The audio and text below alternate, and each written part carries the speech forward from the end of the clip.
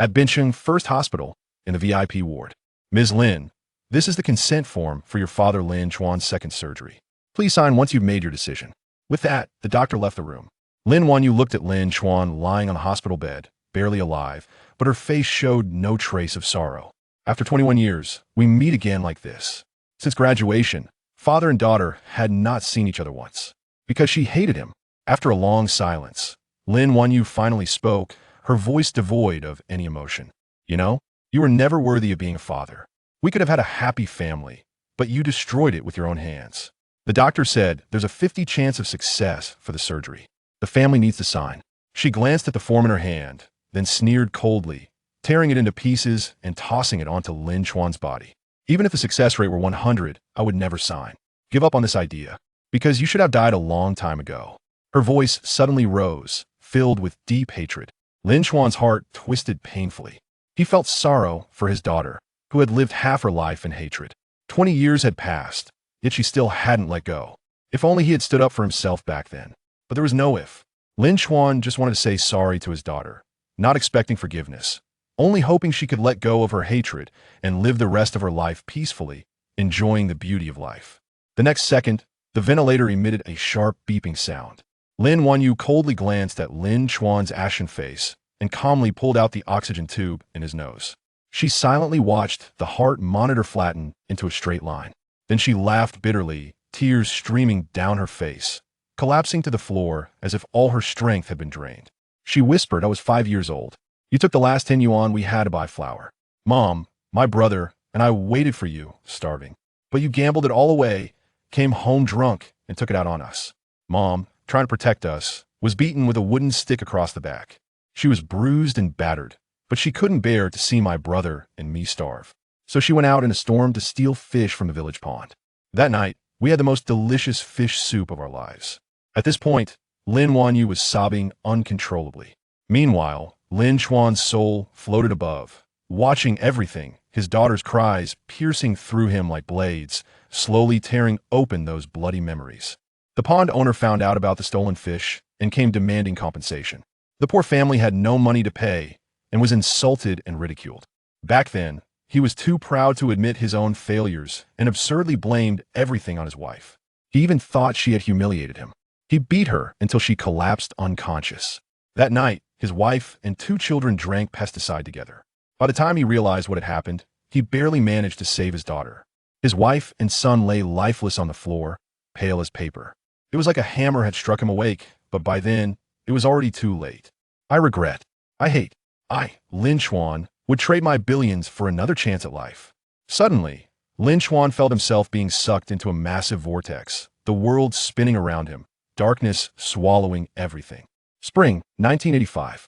Lin Chuan, hey, raise the last 10 yuan we have. Go to town and buy 2 bags of flour. There should be over a yuan left. Buy the kids some notebooks too. In a daze, a distant, familiar yet strange voice echoed in his ears. Lin Chuan's heart skipped a beat. Wasn't he dead? How could he still hear voices?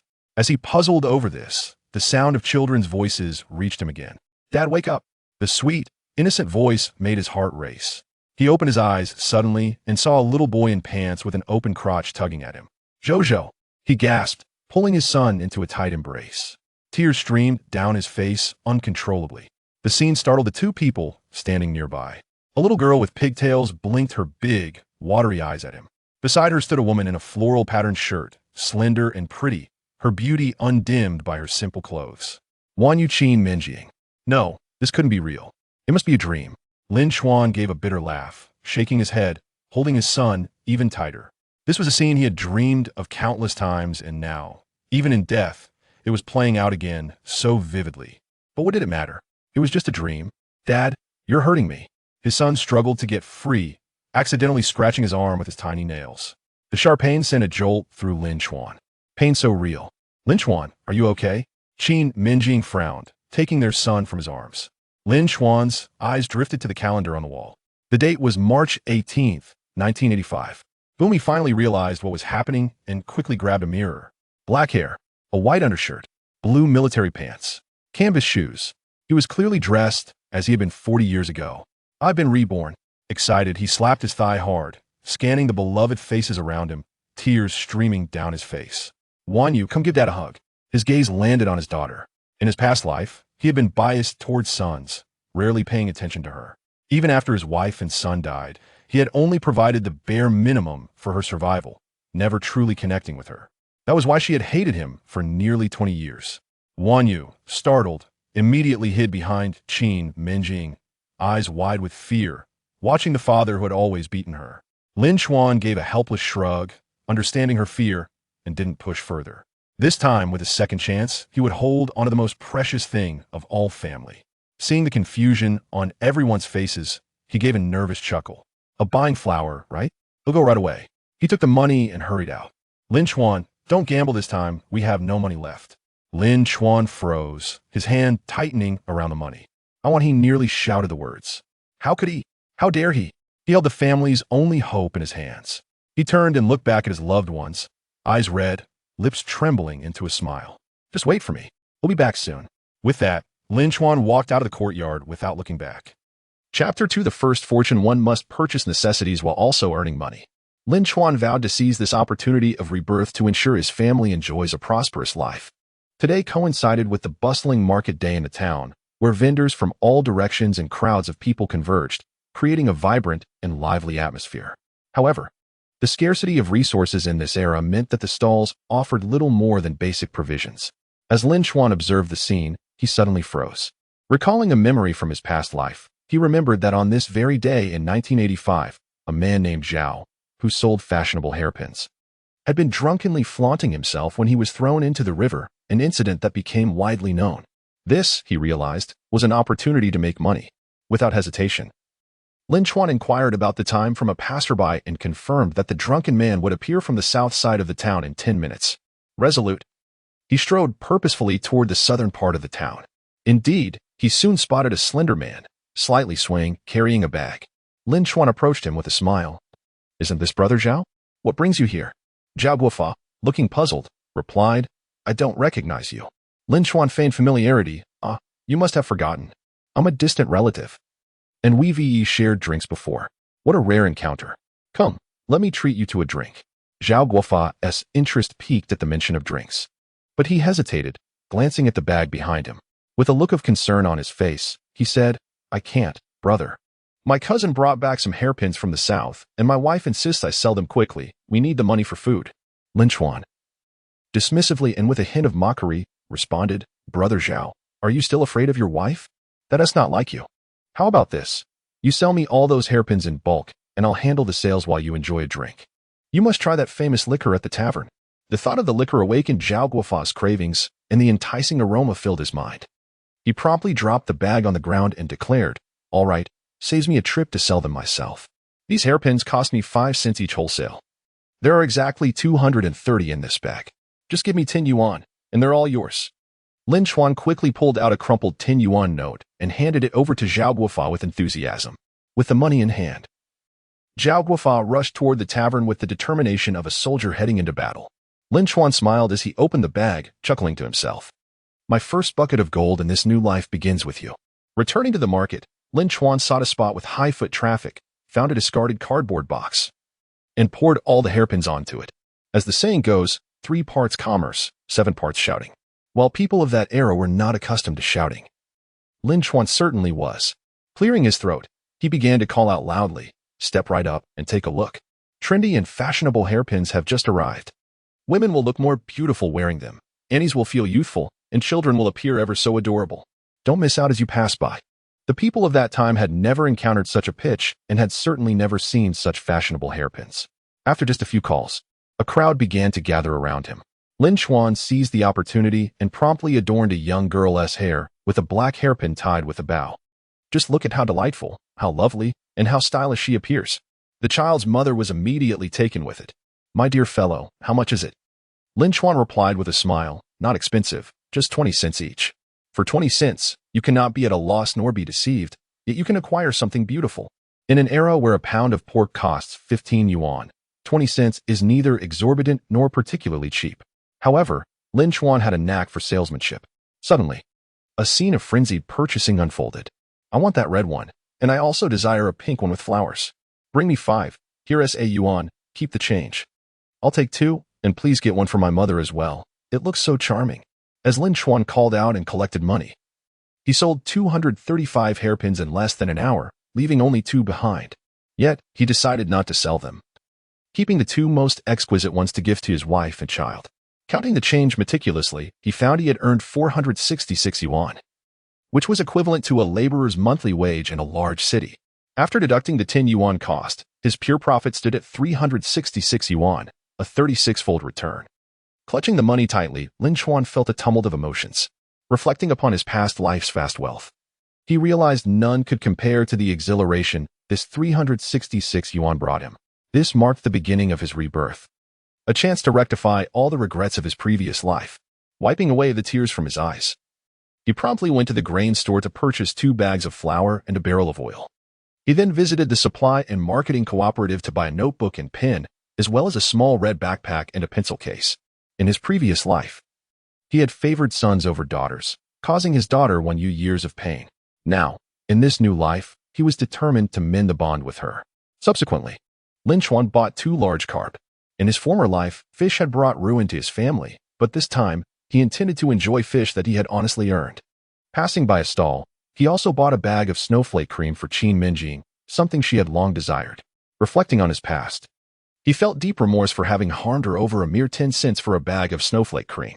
As the sun began to set, in the dilapidated and chaotic yard at the edge of the town, Qin Mengying, carrying Zhou and holding Wanyu's hand, anxiously awaited at the door. Pacing back and forth, her gaze fixed on the road that stretched forth, filled with her hopes and worries. Each time footsteps echoed, she would stretch her neck to see if Lin Chuan was returning. Qin Mengying regretted giving that 10 yuan to Lin Chuan. The children had not eaten all day, and Wanyu's stomach was growling with hunger. Yet, Lin Chuan's figure remained absent, likely off gambling or drinking with the only 10 yuan they had. How were they to survive? The passing female neighbor could no longer bear to witness it. Has your Lin Chuan gone gambling again? Why doesn't heaven strike him down with lightning? Mengying, wait a moment. I have a few corn cakes at home. I'll bring them for the children to eat. Tears welled up in Qin Mengying's eyes as she gently declined. Sister Zhang, there's no need. I still haven't returned the 5 kilograms of flour I took from your home last time. How can I take more of your things? Lin Chuan will be back soon with the flour, and I will make noodles for the children. Sister Zhang felt a deep sympathy for Qin Mengying. She softly grasped her hand and urged, why do you continue with him? What meaning does this life hold? Son Danian from the east end of the town has cherished you for so many years. Why not accept his feelings? Instead, you cling to Lin Chuan, that useless wretch. What are you thinking? A pang of unease gripped Qin Mengying's heart. She dreaded hearing son Danian's name. With resignation, she replied, a chicken follows a chicken. A dog follows a dog. How can I possibly face Danian now? No sooner had she spoken, than Zhou chimed in with a sweet voice. Daddy is back. Chapter 3. Aspiring to become a wealthy individual as Lin Chuan's figure gradually grew larger, Qin Mengying found herself reminiscing about the man he once was. However, a self-deprecating smile escaped her lips. Time could not rewind, and Lin Chuan could not change. Life must continue. Yet, as Lin Chuan approached with flour in hand, a fish dangling from his grip, and a brand new backpack slung over his shoulder, Qin Mengying was taken aback. Surely 10 yuan could not procure such an abundance? Had he perhaps struck a lucky bet? Fish. Daddy bought fish. Zhou exclaimed, leaping from the ground to run towards Lin Chuan. Sister Zhang shot Lin Chuan a cold glare, her voice dripping with sarcasm as she remarked, look at this. The sun must be setting in the west today. Even a good-for-nothing like you knows to bring home some food. Looks like your luck is quite favorable today, huh? Lin Chuan remained unperturbed, smiling as he replied, Sister Zhang. Have you eaten yet? I bought fish today. Come home with us to enjoy a meal. Sister Zhang was momentarily taken aback. Was this truly Lin Chuan? The same man who, upon arrival, was either drunken or belligerent, returning home to berate his wife and scold his children? Had he truly turned over a new leaf? Or had he simply hit his head against a tree? Qin Mengying assisted him in unloading the flour from his shoulder, cautiously inquiring, how did you manage to buy so much? Where did you get the money? Sister Zhang interjected, where else could it have come from? It must have been won in a gamble. Just look at him. He's not the sort to earn a living. If he were capable of making money, even the pigs we raise would be flying to the rooftops. Lin Chuan, if I were you, I'd simply perish and make way for someone worthy. What meaning does your existence hold? You might as well die for the good. Regardless of Sister Zhang's scornful words, Lin Chuan maintained his silence. a smile lingering on his face. He was grateful to Sister Zhang for her past kindness during times of hardship, when the pot was empty and the children were hungry. She had always lent a helping hand. Let her curse. After all, he had indeed been a shadow of a man in the past.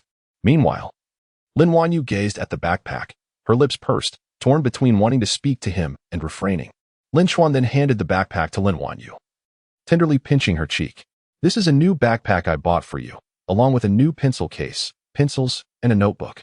From now on, we won't have to use the pencil's eraser to write on the front of the notebook. At merely 8 years old, Lin Wanyu exhibited a maturity beyond her years compared to her peers.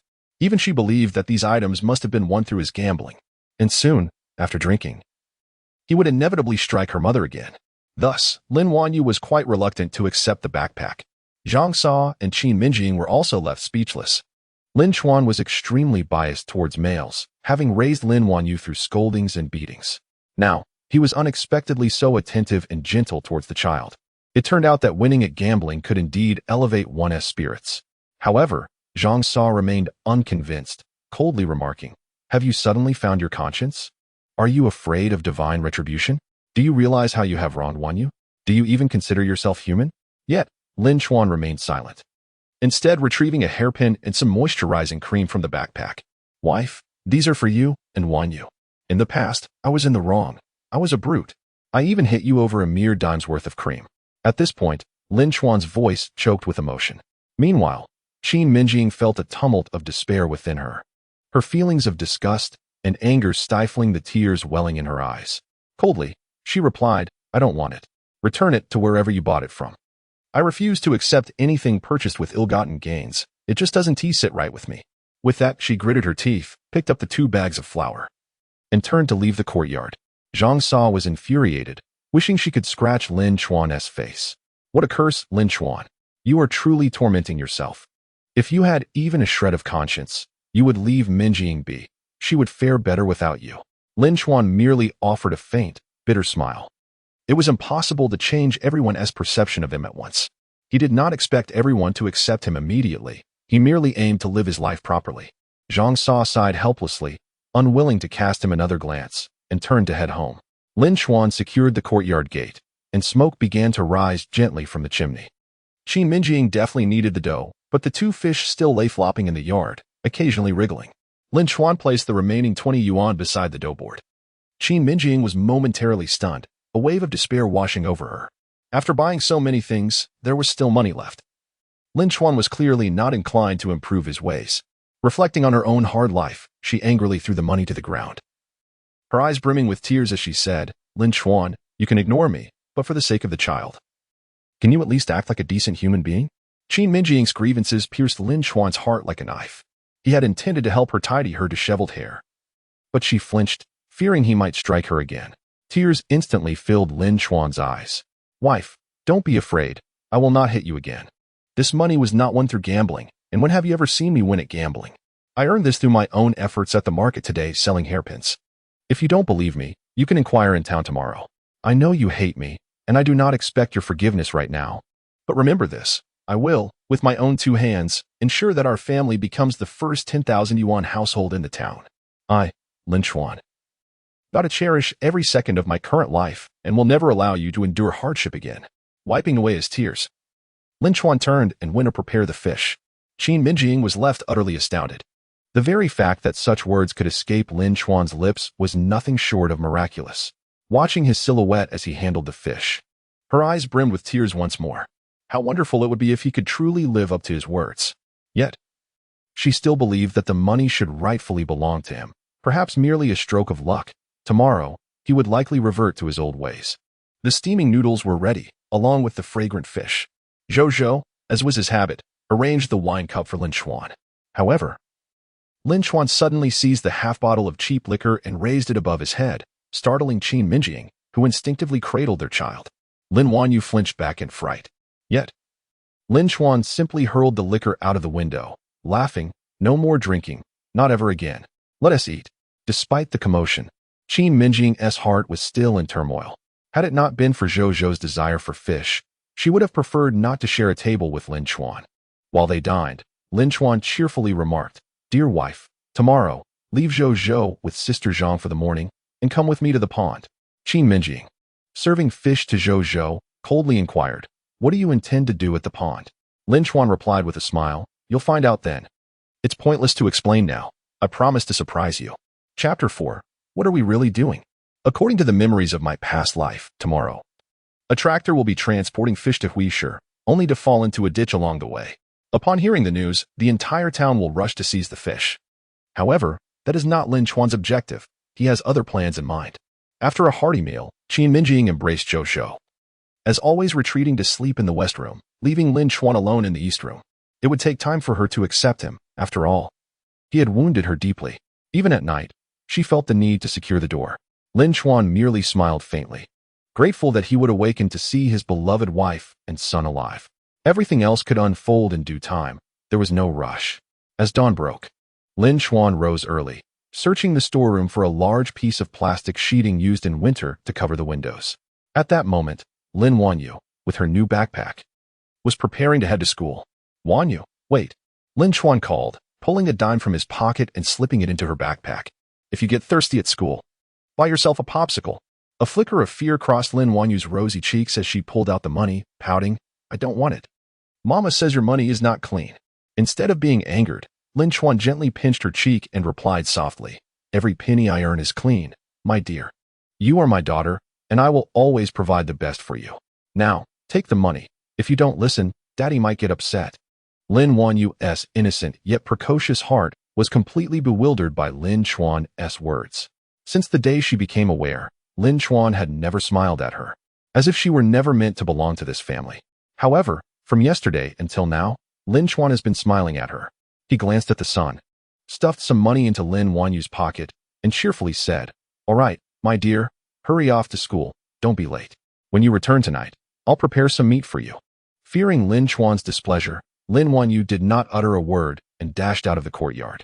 At that moment, Qin Mengying entered the yard and, seeing Lin Chuan handling some plastic sheets, curiously inquired, "What are you doing with those?"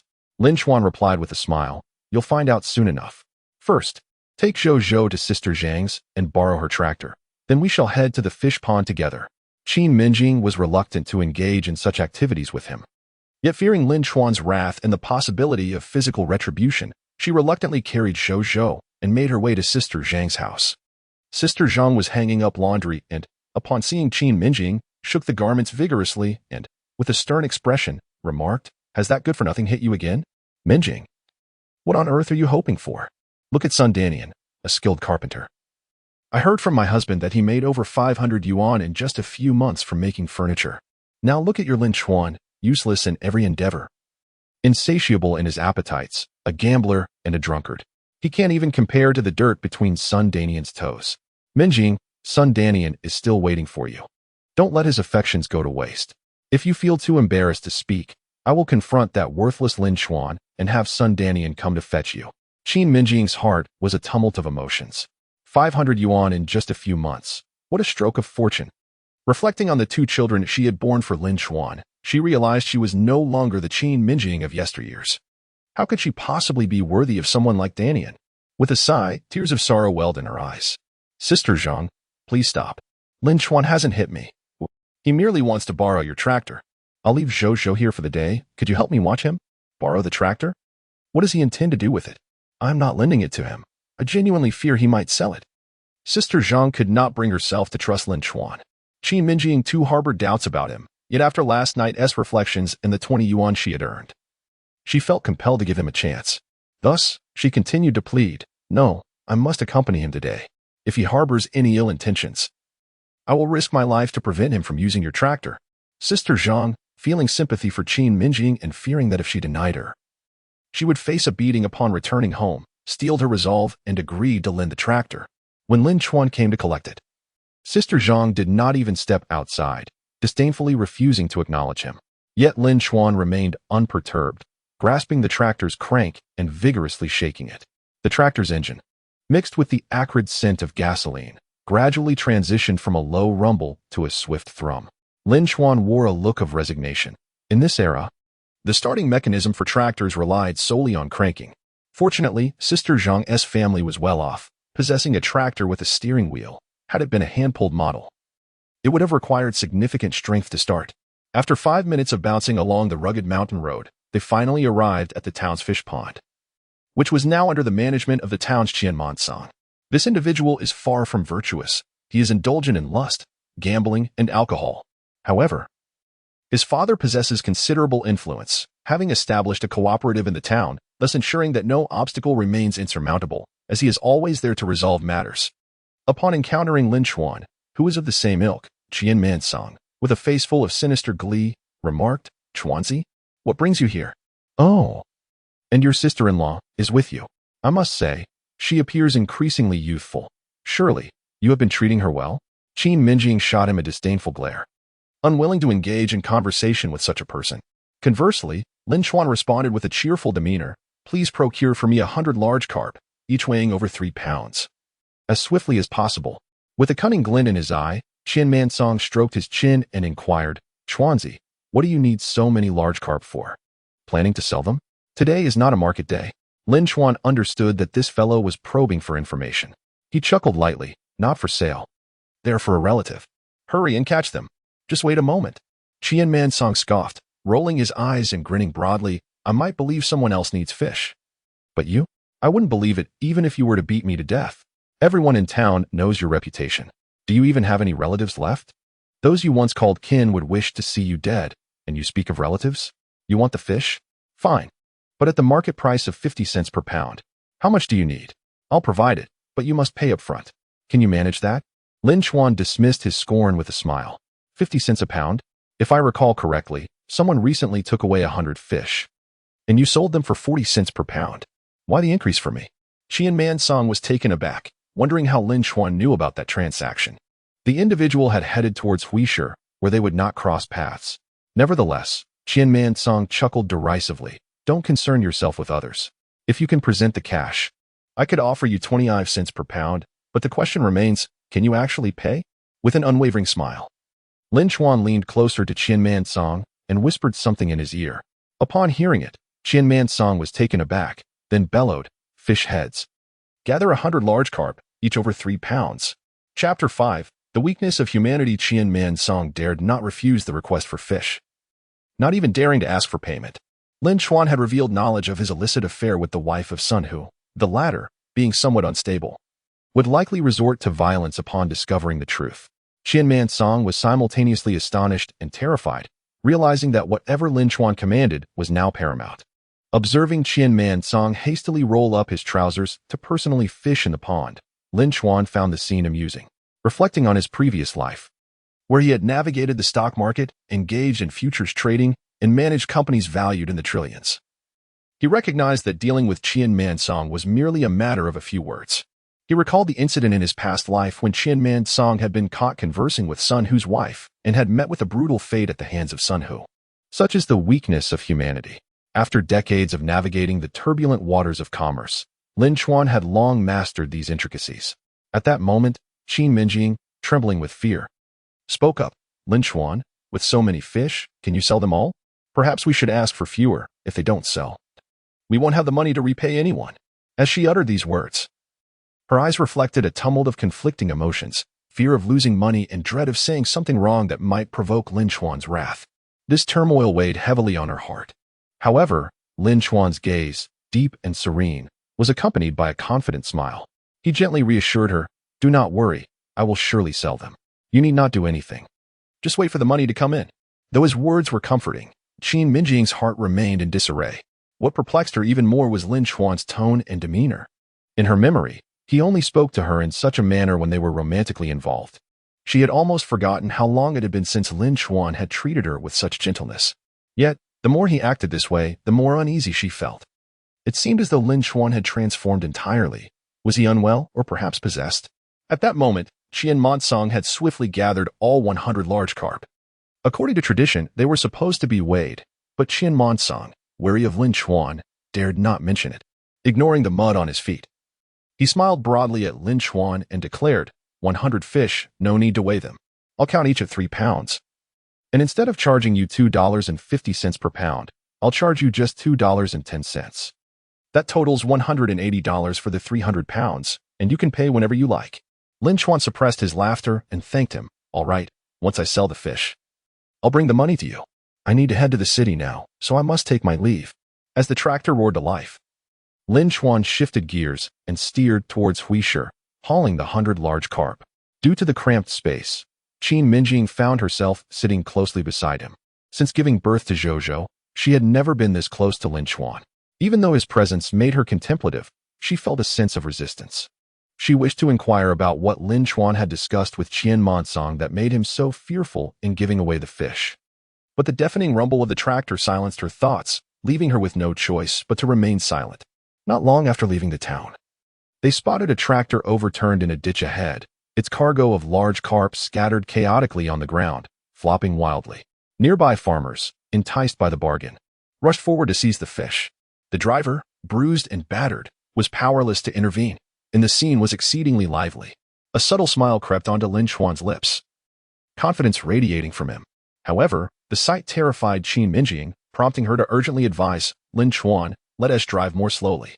Lin Chuan turned, and the closeness of his warm smile contrasted sharply with Qin Mengying's panicked expression. She quickly averted her gaze, feeling fear and even a tinge of aversion. The 25-kilometer journey from the town to Huisher took 2 hours, and soon the tractor entered the city limits. Qin Mengying initially assumed that Lin Chuan was heading to the market to purchase fish, which seemed reasonable given the potential profit from such splendid carp. However, to her astonishment, Lin Chuan drove the tractor directly to a grand hotel instead, navigating with ease through the streets. The hotel was adorned with balloons and festooned with auspicious symbols, preparing for a wedding banquet. Glancing at the clock, Lin Chuan noted it was precisely 9:30. His immediate intention was to take a brief respite, awaiting customers to approach. Qin Mengying, observing Lin Chuan's nonchalant demeanor, felt a surge of anxiety. "Lin Chuan, what are you doing bringing the fish here? It's sweltering outside. Shouldn't you rush to sell them before they spoil?" Yet, Lin Chuan merely smiled confidently. "Why go to the market? There are management fees to pay, and prices are low with fierce competition. We can sell them right here." "Here? Lin Chuan, are you being serious? Who would come here to buy fish?" But Lin Chuan remained silent, a knowing smile upon his lips. As Qin Mengying contemplated further protests, Lin Chuan turned and strode towards a nearby convenience store. Meanwhile, in the hotel kitchen, the chef, in a flurry of urgency, addressed the boss. "Boss, the banquet is about to commence, yet the fish has not arrived. What is going on?" The boss, equally distressed, frequently checked the time, lamenting, "I trusted old Du to deliver 100 fish before 9, and now it's nearly 10. Could you see if there are any alternative fish available?" The chef chuckled. "Boss, are you joking? It's a wedding. They require carp for its auspiciousness and celebration. Where am I to procure 100 fish on such short notice?" Just then, a frantic server rushed into the kitchen, breathless with excitement. "Boss, the fish is here." The boss, who had been wearing a frown, instantly brightened and hurried outside with the chef. Indeed, they spotted a tractor parked at the entrance. However, the person delivering the fish was not old Du, but rather a modestly dressed woman. The boss approached the tractor, inspecting the fish. The lively carp appeared enticingly vibrant. Yet Qin Mengying was taken aback by their inquiry. "Are you here to sell fish?" the boss asked, puzzled. Aren't these fish delivered by old Du? Where is he? Who are you to old Du?" Qin Mengying, perplexed by his questions, replied impatiently, "I don't know anyone named old Du. These fish are for sale, not for delivery." "Why is that?" The boss was momentarily bewildered. At that moment, Lin Chuan's voice resonated from behind. "My wife is correct. They are for sale only." As he spoke, Lin Chuan handed Qin Mengying a bottle of soda and some bread, gently expressing his concern. "Darling, you haven't eaten breakfast. Have some bread and a soda, then watch your husband earn some money." Chapter 6, Abundant Happiness. Qin Mengying was taken aback by the affection shown. Usually indifferent to her hunger, Lin Chuan had remembered her missed breakfast and had gone out of his way to buy her refreshments. However, in front of so many people, it was difficult to refuse. He could only accept it for the time being. Lin Chuan then turned to the boss with a smile and said, "If you do not wish to purchase, I shall take my wares elsewhere." The boss could not possibly let him leave. Relying on old Du was out of the question. If he allowed Lin Chuan to take the fish away, the wedding could very well ruin his restaurant. "Young man, how much are you selling the fish for?" 15 yuan per Jin. Upon hearing this, the boss immediately grimaced, exclaiming, "What? 15? That is far too expensive. The market only sells it for 8. Yet Lin Chuan responded nonchalantly, "You won't find fish of this quality in the market. nor in such quantity. The price of 15 is for the entire lot. If you only wish to buy a few, it will be 18. No negotiations. He had firmly established the price. After some contemplation, the boss realized that Lin Chuan was indeed correct. Such quality fish could not be found in the market, and they simply did not have the time to procure them. With a heavy sigh, the boss nodded, conceding, "All right then, 15 it is. Chef, please weigh it." Lin Chuan turned to the astonished Qin Mengying, winking at her with a grin. "Darling, jot down how many, Jean. I will assist them with the weighing." Only then did Qin Mengying snap back to reality, hastily nodding and pulling out paper and a pencil to begin noting the details. Nevertheless, her heart was still filled with immense shock. Selling fish worth 2 mao for 15. And the boss actually agreed. Lin Chuan was making a profit of 13 per Jean. How did he know the restaurant required so many fish? Watching Lin Chuan busily working on the tractor, Qin Mengying was overwhelmed with mixed emotions. How wonderful it would be if Lin Chuan could maintain such diligence. Yet, she feared that this might merely be a dream, and dreams inevitably come to an end. After weighing, 100 fish totaled 415 Jean. At 15 per Jean, that amounted to 6,225 yuan. When the boss handed Lin Chuan a thick stack of cash, Lin Chuan smiled and said, "Give it to my wife. She manages the finances at home." The boss chuckled, turning to give the money to Qin Mengying. 6,225. Qin Mengying's hand trembled slightly as she grasped the cash. In her lifetime, she had never held so much money at once. The tangible sensation of counting the bills made all her anxieties and inner turmoil vanish completely. If this were truly a dream, she wished it would never end. Lin Chuan understood Qin Mengying's sentiments perfectly. That was why he had her count the money. To let her experience her transformation and the profound sense of happiness that accompanied it. As the boss departed with the fish, leaving just the two of them, Qin Mengying still extended the money to Lin Chuan. 6,225. Just right. Here, take it. Lin Chuan did not even glance at the money, but gently lifted Qin Mengying's chin. His sincere and tender gaze made her instinctively want to shy away. Suddenly, Lin Chuan declared, "You are my wife, the woman I cherish most in this life. Every penny I earn will be entrusted to you, as is my duty as your husband. Regardless of how I treated you in the past, what matters is how I will treat you moving forward. I understand that you still harbor resentment towards me, even I despise myself for not having cherished you. I do not seek your forgiveness at this moment, for I am not worthy of such a request. However, I will persist in my efforts to ensure that you become the happiest woman in the world. The past Lin Chuan has perished, and a new Lin Chuan begins from this moment." Qin Mengying was taken aback, deeply moved by Lin Chuan's sincere gaze and heartfelt farewell. She found herself uncertain whether to believe him, yet she could discern the guilt reflected in his moist eyes. She recognized that he was speaking truthfully. Just yesterday, he had sold hairpins, and today he had sold fish, earning 6,225 in a single transaction, more than a city worker's salary, which typically amounts to only a few dozen. He had earned in one go what others might make in 6 months. As the saying goes, poverty brings sorrow to couples. They had once lived in abject poverty. But now that fortune had smiled upon them, it was only natural that Lin Chuan's good spirits translated into kindness towards her. Yet, whether he could sustain this newfound prosperity remained known only to the heavens and himself. Thus, Qin Mengying sighed softly and replied nonchalantly, "I hope you will keep your word." Lin Chuan nodded firmly and smiled. "Come, my dear, let us go to the mall. I will buy some clothes for the children and for you.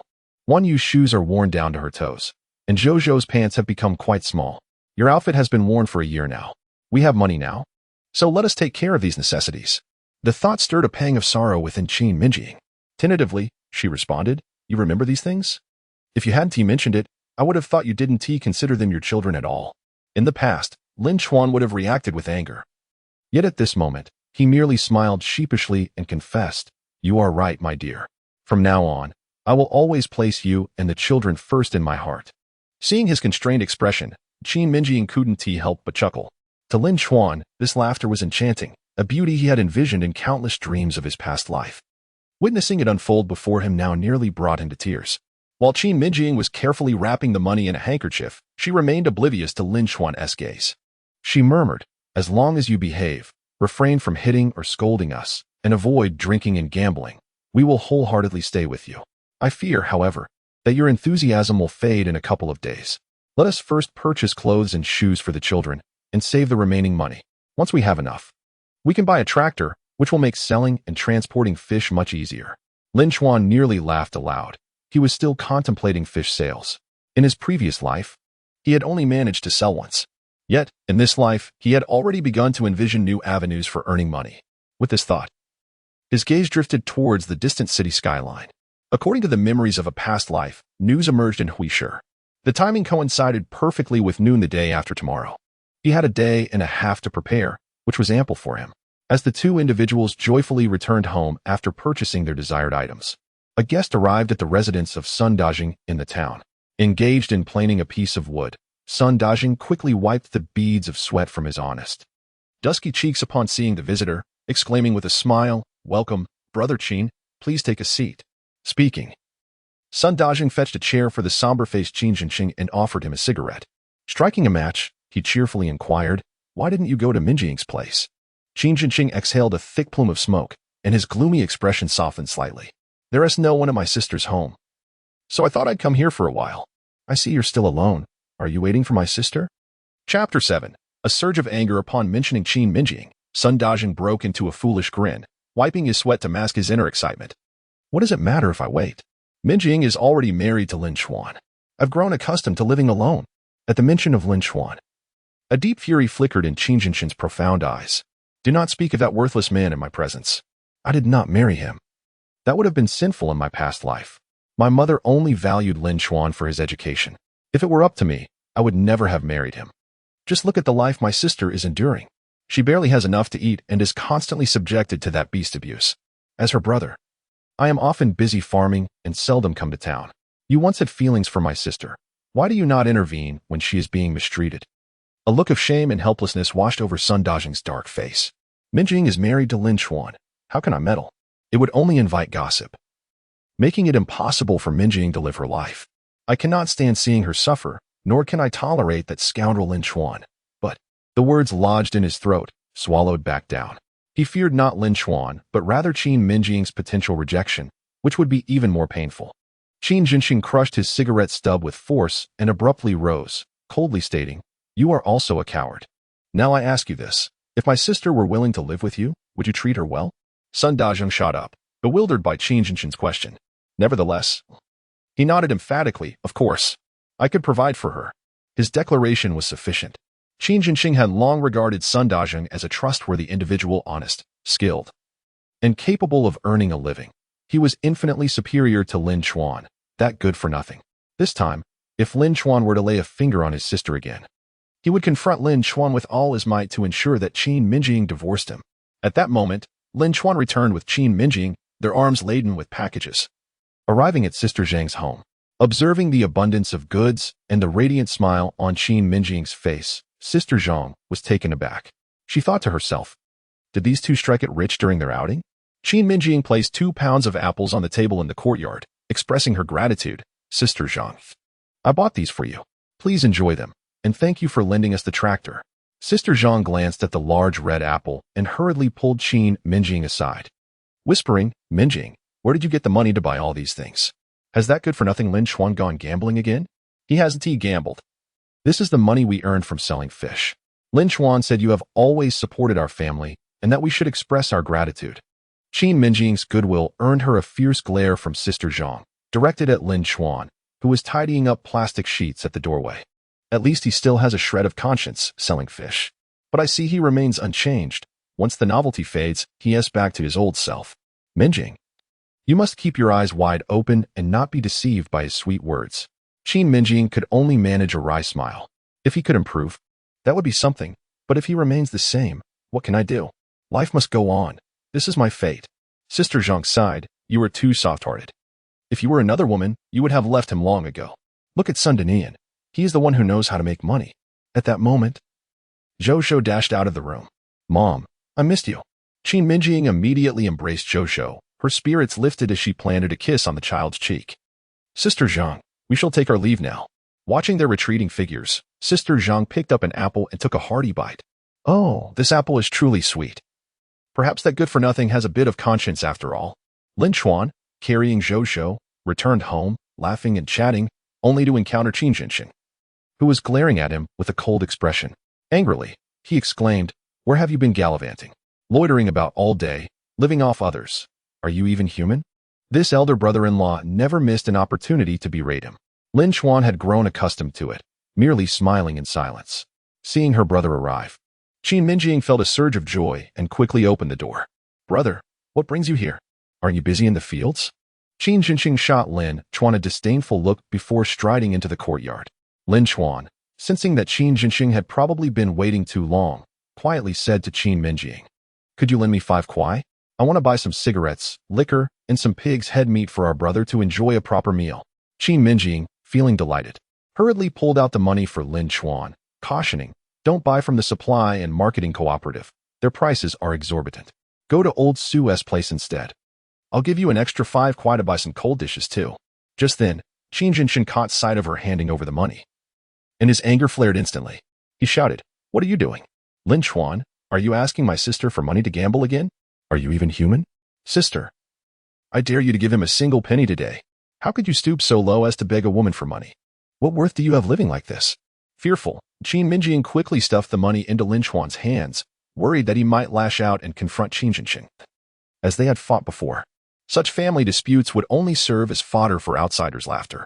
Yet, Lin Chuan was not angered. Instead, he leaned closer to Qin Mengying and whispered, "You know, if your brother had time, he could seek out the village widow at the end of the lane and engage in deep conversations about life, which would save him from this furious disposition." Qin Mengying, both exasperated and amused, pushed him playfully and laughed, "You should hurry along. Stop talking so much." Lin Chuan was pushed away by Qin Mengying, who then led Qin Mengying to a cooler spot in the yard to sit down. She casually placed the items she had bought on the table.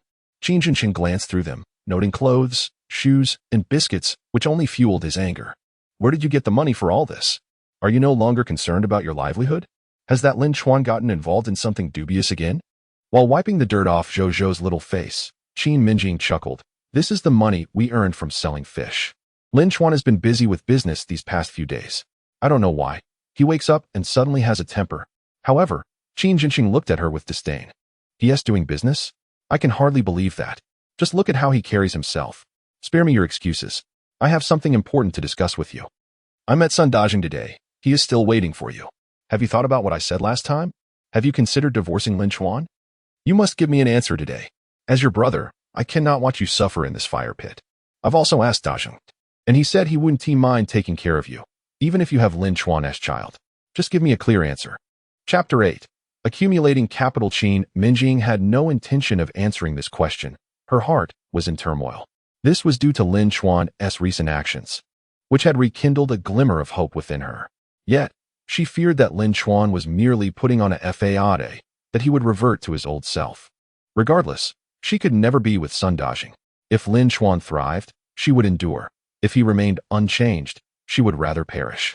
This notion had lingered in her mind for quite some time. Just then, the front door creaked open. Sun Dajing entered the yard, carrying a roast chicken and 2 bottles of white wine, a broad grin illuminating his face. Qin Mengying's typically stern expression finally softened into a smile. "Dajing, you've come. Please, take a seat." Sun Dajing stole a glance at Qin Mengying, his heart fluttering with joy. However, Qin Mengying maintained her usual impassive demeanor. She bore no annoyance towards him, yet felt no affection either. She had no feelings for this simple-minded man. It was merely Qin Mengying and Aunt Zhang who believed Sun Dajing was a suitable match for her. Nevertheless, Qin Mengying fetched him a stool. Sun Dajing placed the items on the table, grinning foolishly.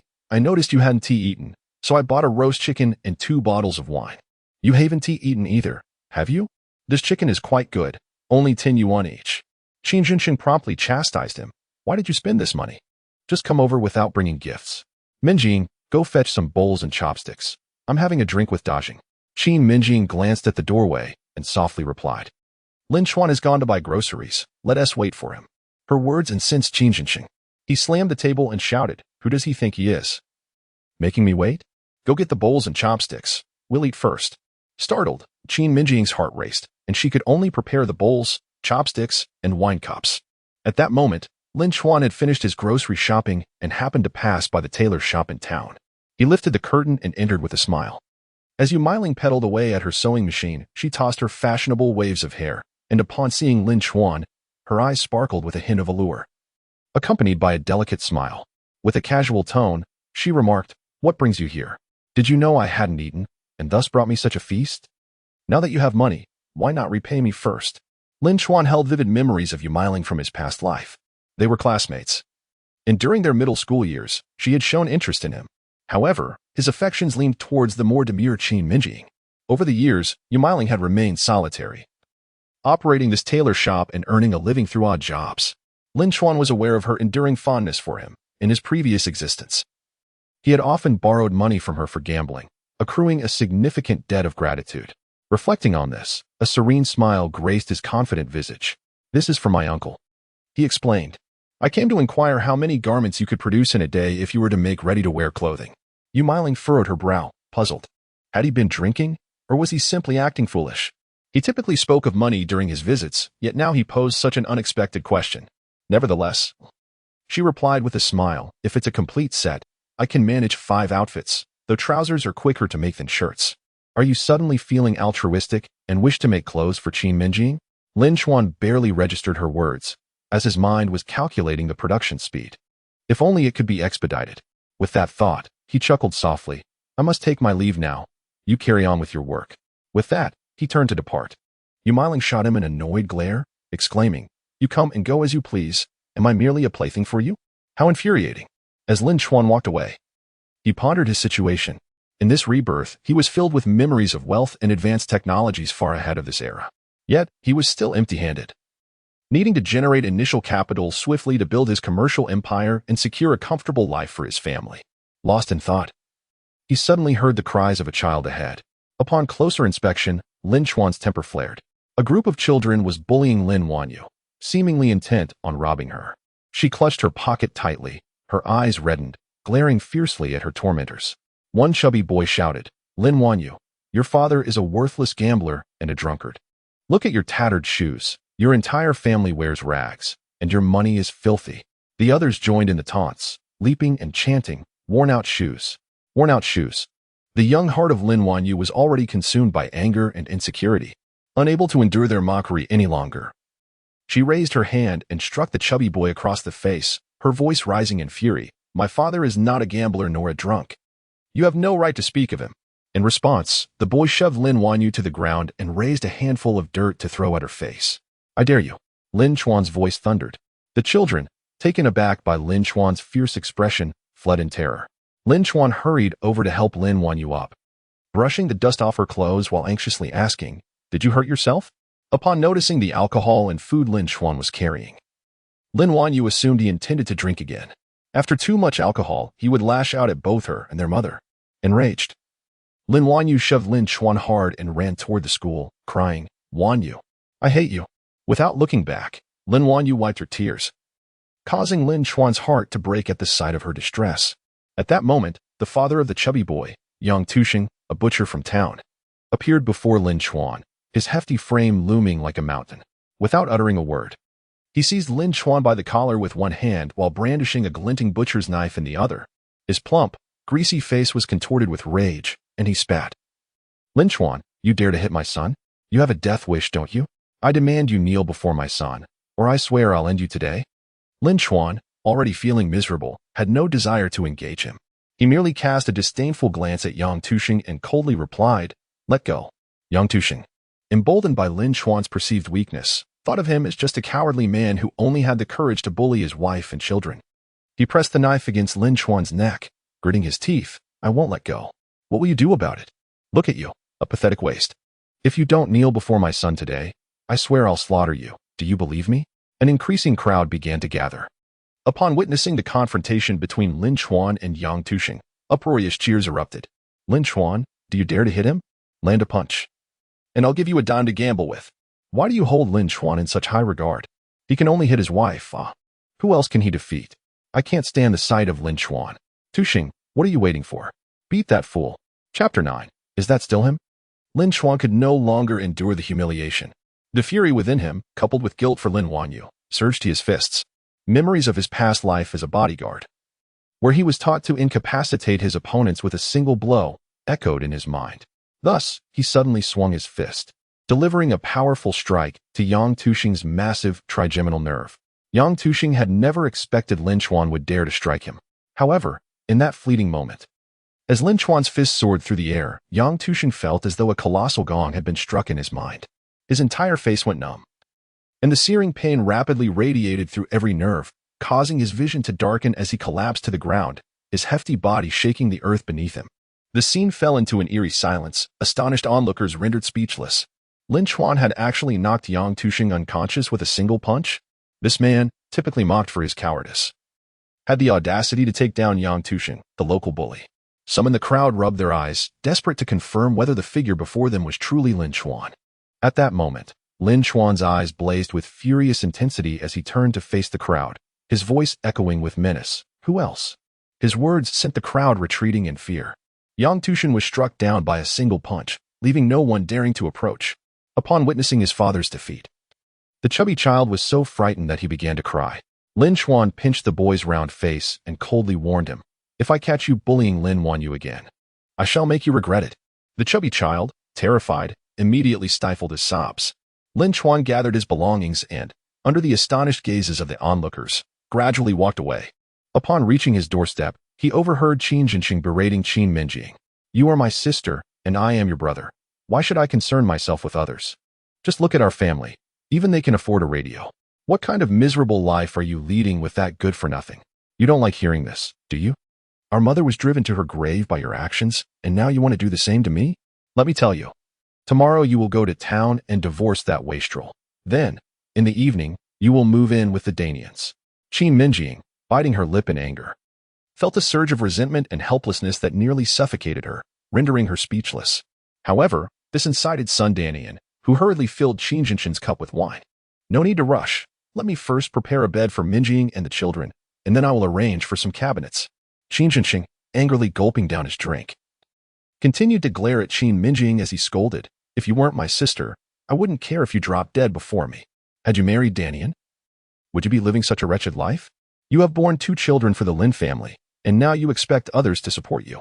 Do you owe Lin Chuan from your past life, or is it this life?" Qin Mengying could no longer bear to listen.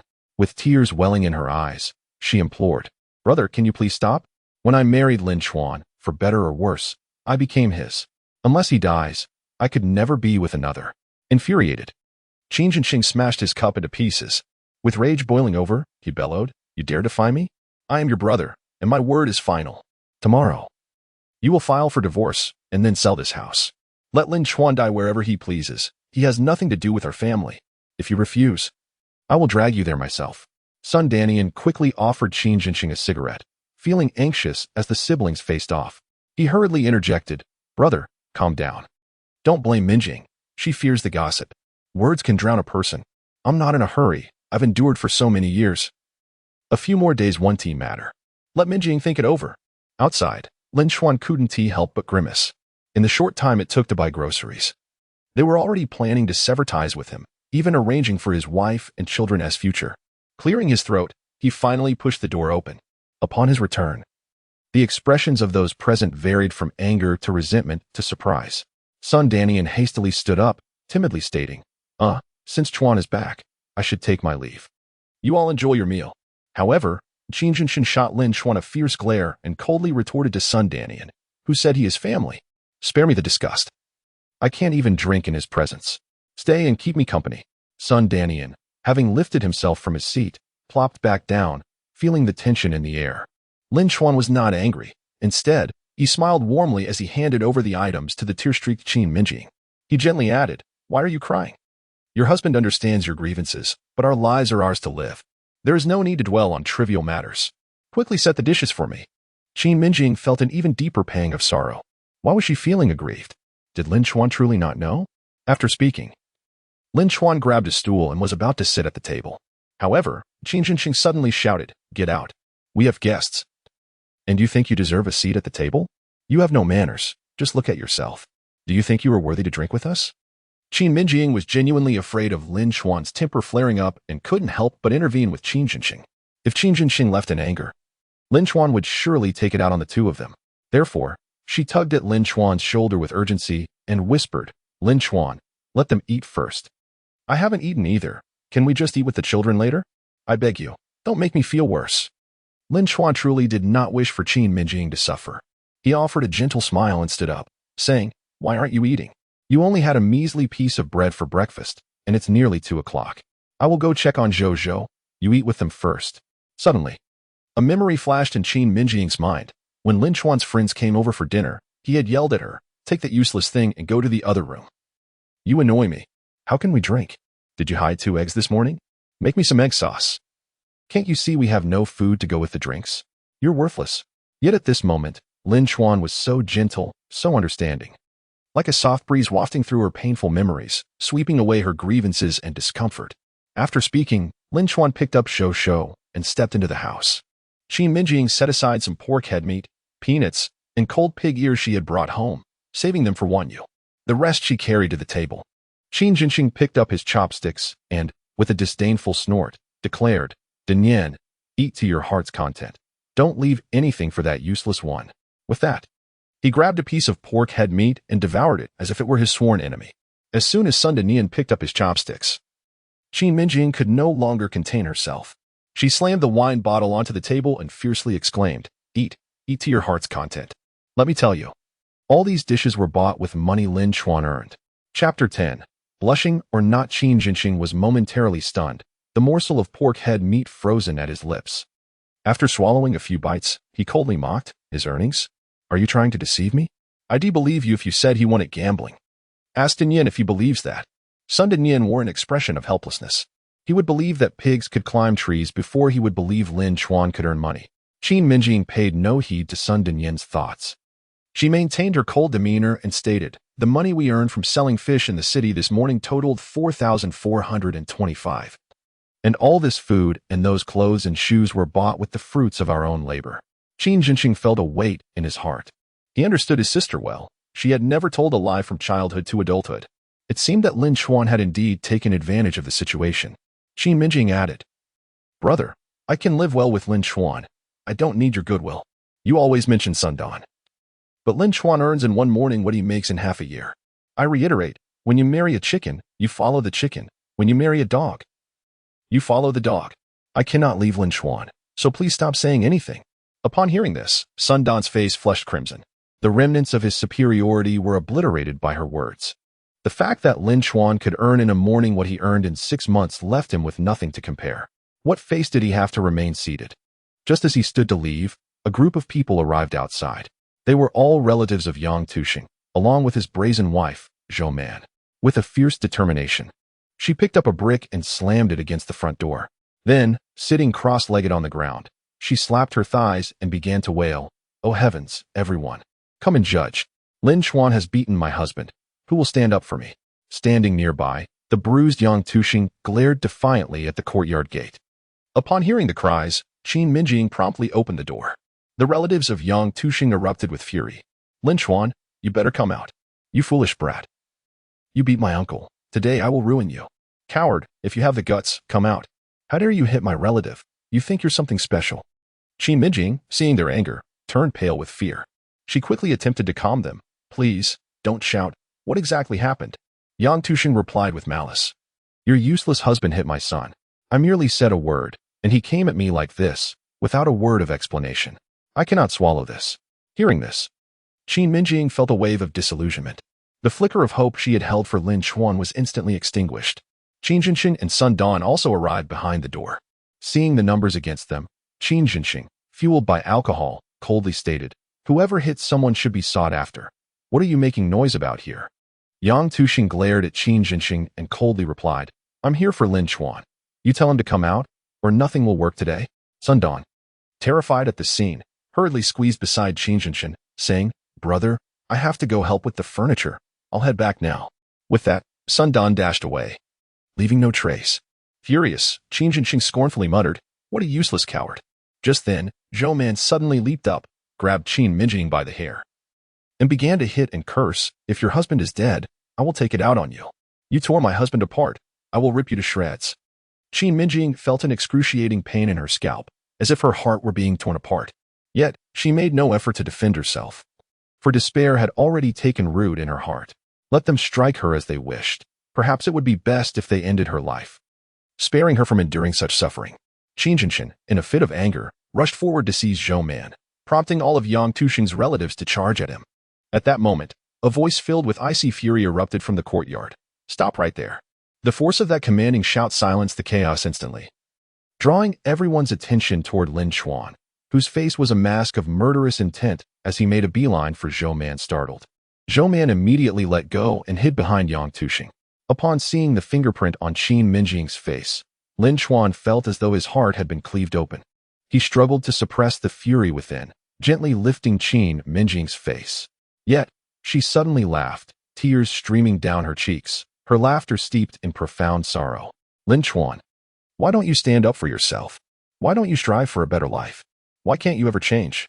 Her voice, filled with despair, carried the chill of a frigid winter, piercing Lin Chuan's heart like a dagger.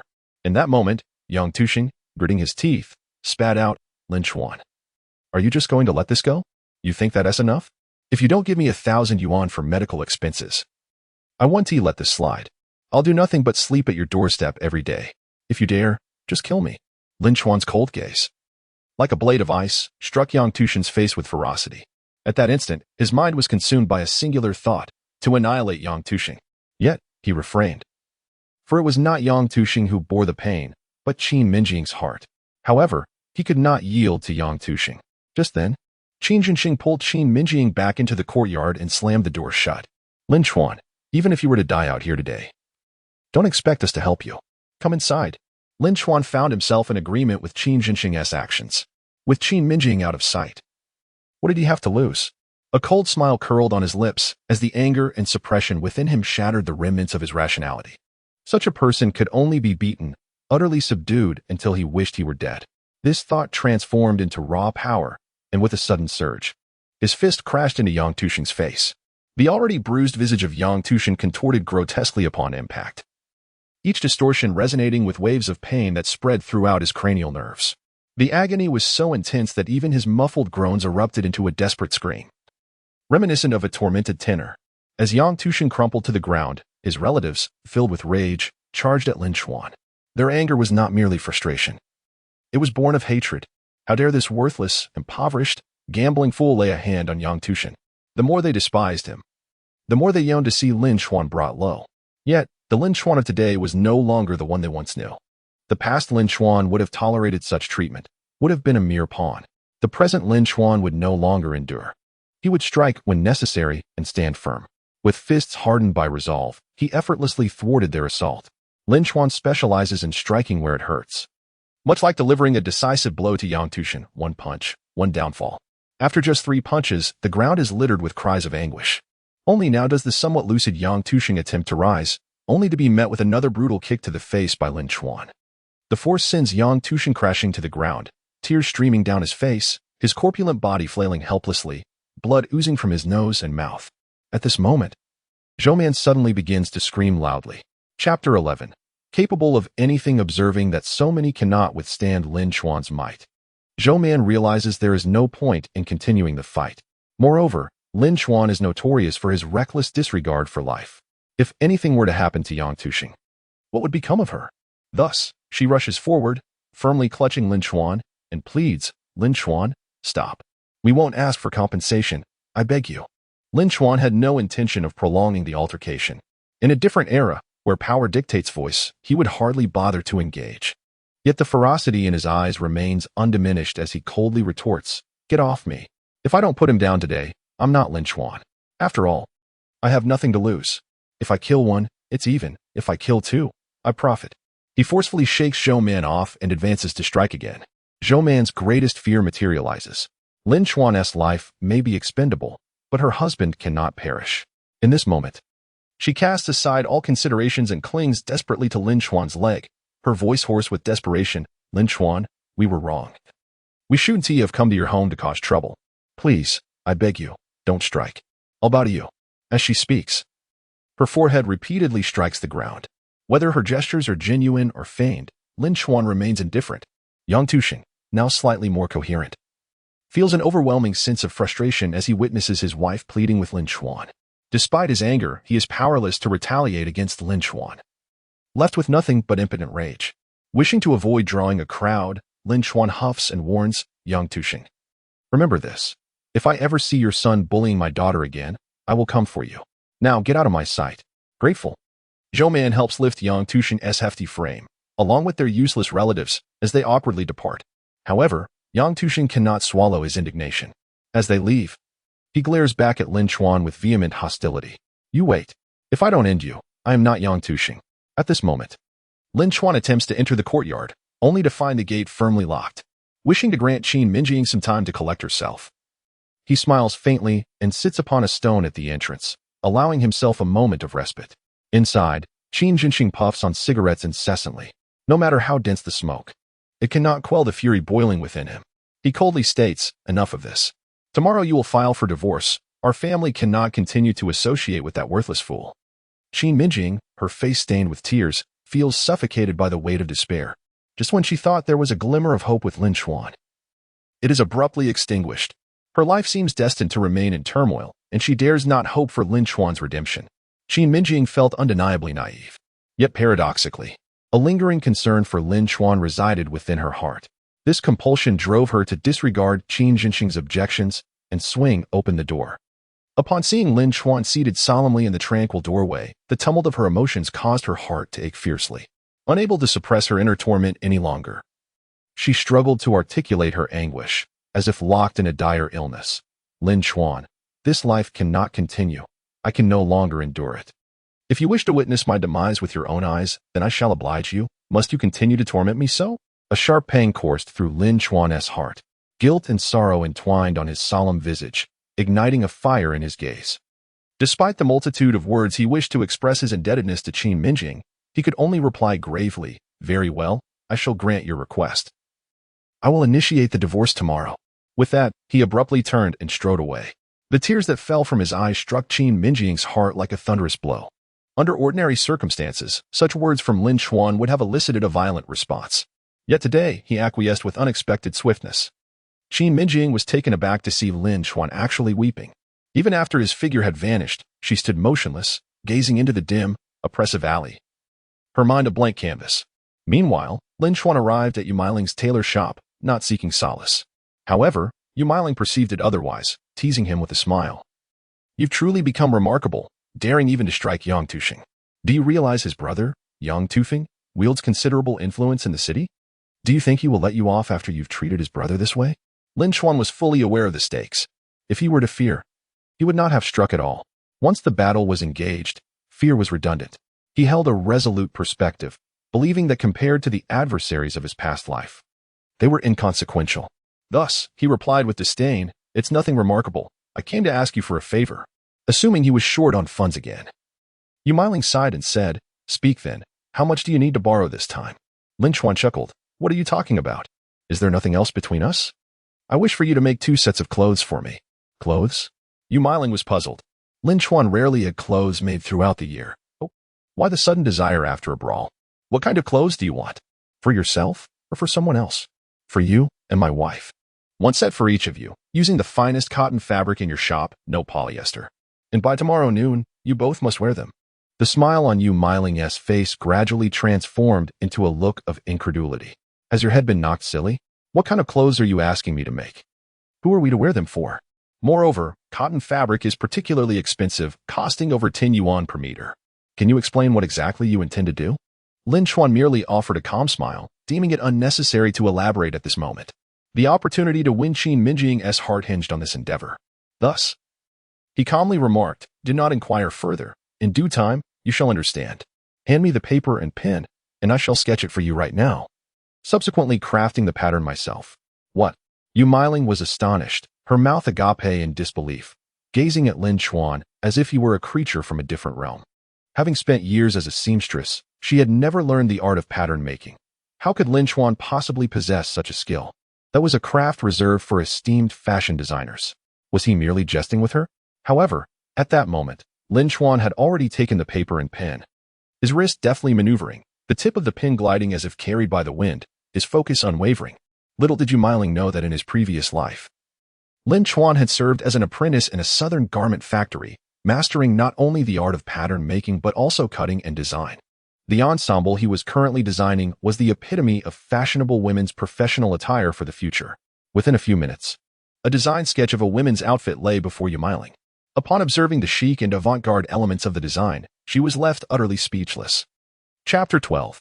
A 50-year longing. Yu Meiling felt that despite her studies in fashion design, she could not match Lin Chuan's professionalism, filling her with doubt.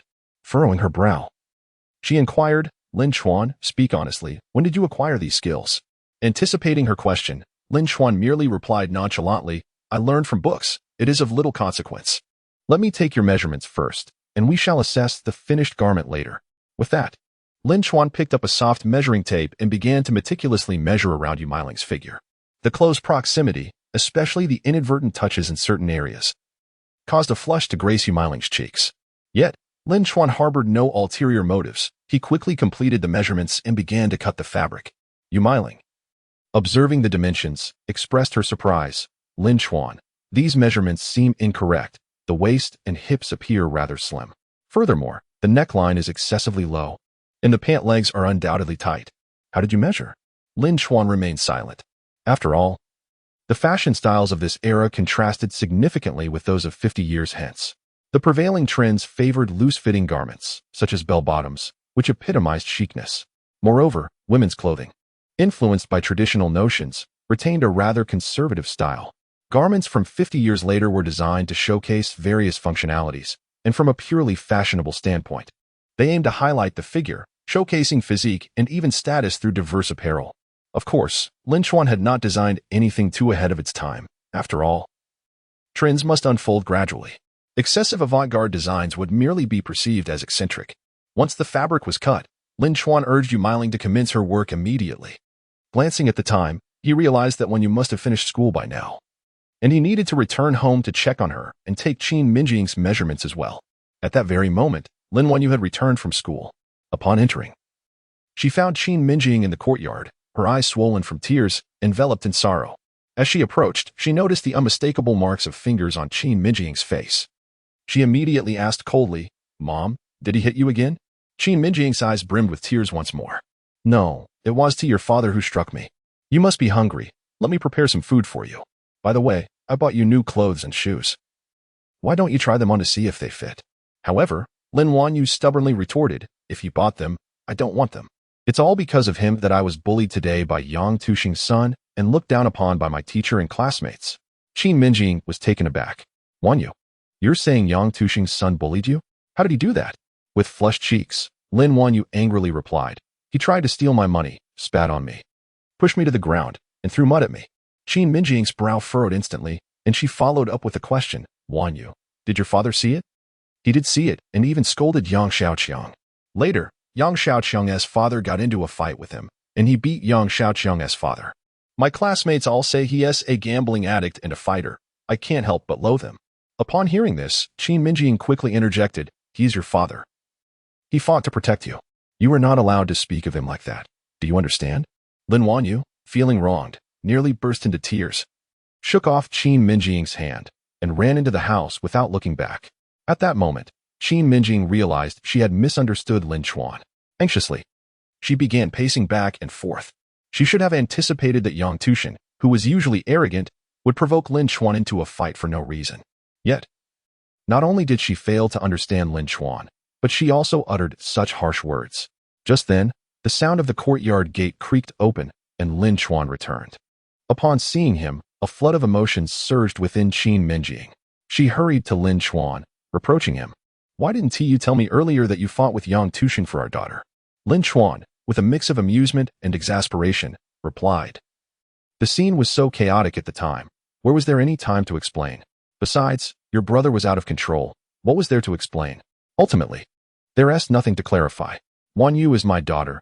It's my duty as a father to protect her. Not just Wanyu, but also you and Jojo. If anyone bullies you, I will fight them to the bitter end. Qin Mengying threw herself into Lin Chuan's embrace, overwhelmed with emotion and guilt. It felt as though her strong arms were tightly wrapping around him. Lin Chuan was momentarily stunned. After 50 years of remorse and longing, Qin Mengying's warmth brought him back into her embrace. Fearing this might be a fleeting and fragile dream, he held her tightly in return. Their hearts intertwined like their tears, gently merging together. Mengying, I truly miss you. Although Qin Mengying found this somewhat puzzling, as they saw each other every day, how could he still miss her? Was he perhaps referring to something else? She immediately pushed him away, her cheeks flushed, playfully declaring, You're not allowed to miss me. I'll allow you to miss me when I say you can. Lin Chuan was utterly bewildered. What? I said I miss you. Just then, Jojo dashed out of the house, exclaiming, Mom, I'm hungry. Qin Mengying shot Lin Chuan a glance and smiled. Hurry and wash your hands. It's time to eat. Your brother has returned home, so we can enjoy a peaceful meal. Lin Chuan chuckled and said, All right, let us hasten to our meal, and afterward, I shall take you to Yu Miling's tailor shop to craft a suit for you. Make clothes? What for? It's neither a holiday nor a festival, and besides, it can be quite expensive. I already have clothes to wear. This outfit is for making money. It is imperative that we create it. Upon hearing the prospect of earning money, Qin Mengying ceased her refusals. She was weary of poverty. As long as Lin Chuan was genuinely earning, she would undoubtedly support him.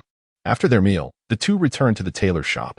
Yu Miling greeted Lin Chuan warmly, yet her demeanor towards Qin Mengying was indifferent. Had it not been for Qin Mengying, she and Lin Chuan might have been together long ago. Thus, they exchanged a few brief words before each resumed their tasks. Qin Mengying observed Lin Chuan measuring and cutting fabric. Her initial astonishment now transformed into sheer terror. After years of close companionship, when had Lin Chuan acquired such skills? As she watched him expertly operate the sewing machine with intense focus, Yu Miling took a sip of water and whispered, Qin Mengying, do you not also feel that Lin Chuan seems a bit different from the past?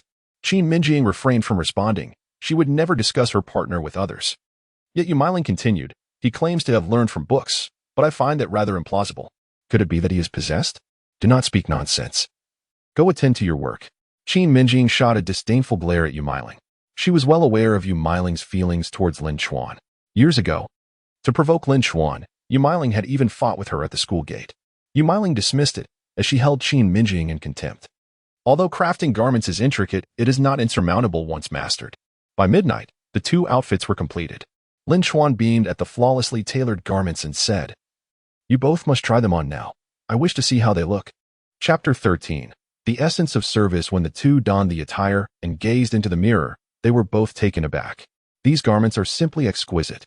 Although they were merely a singular shade of black, they accentuated the feminine form to perfection, particularly the fitted waist and the lapel design, which was both chic and contemporary.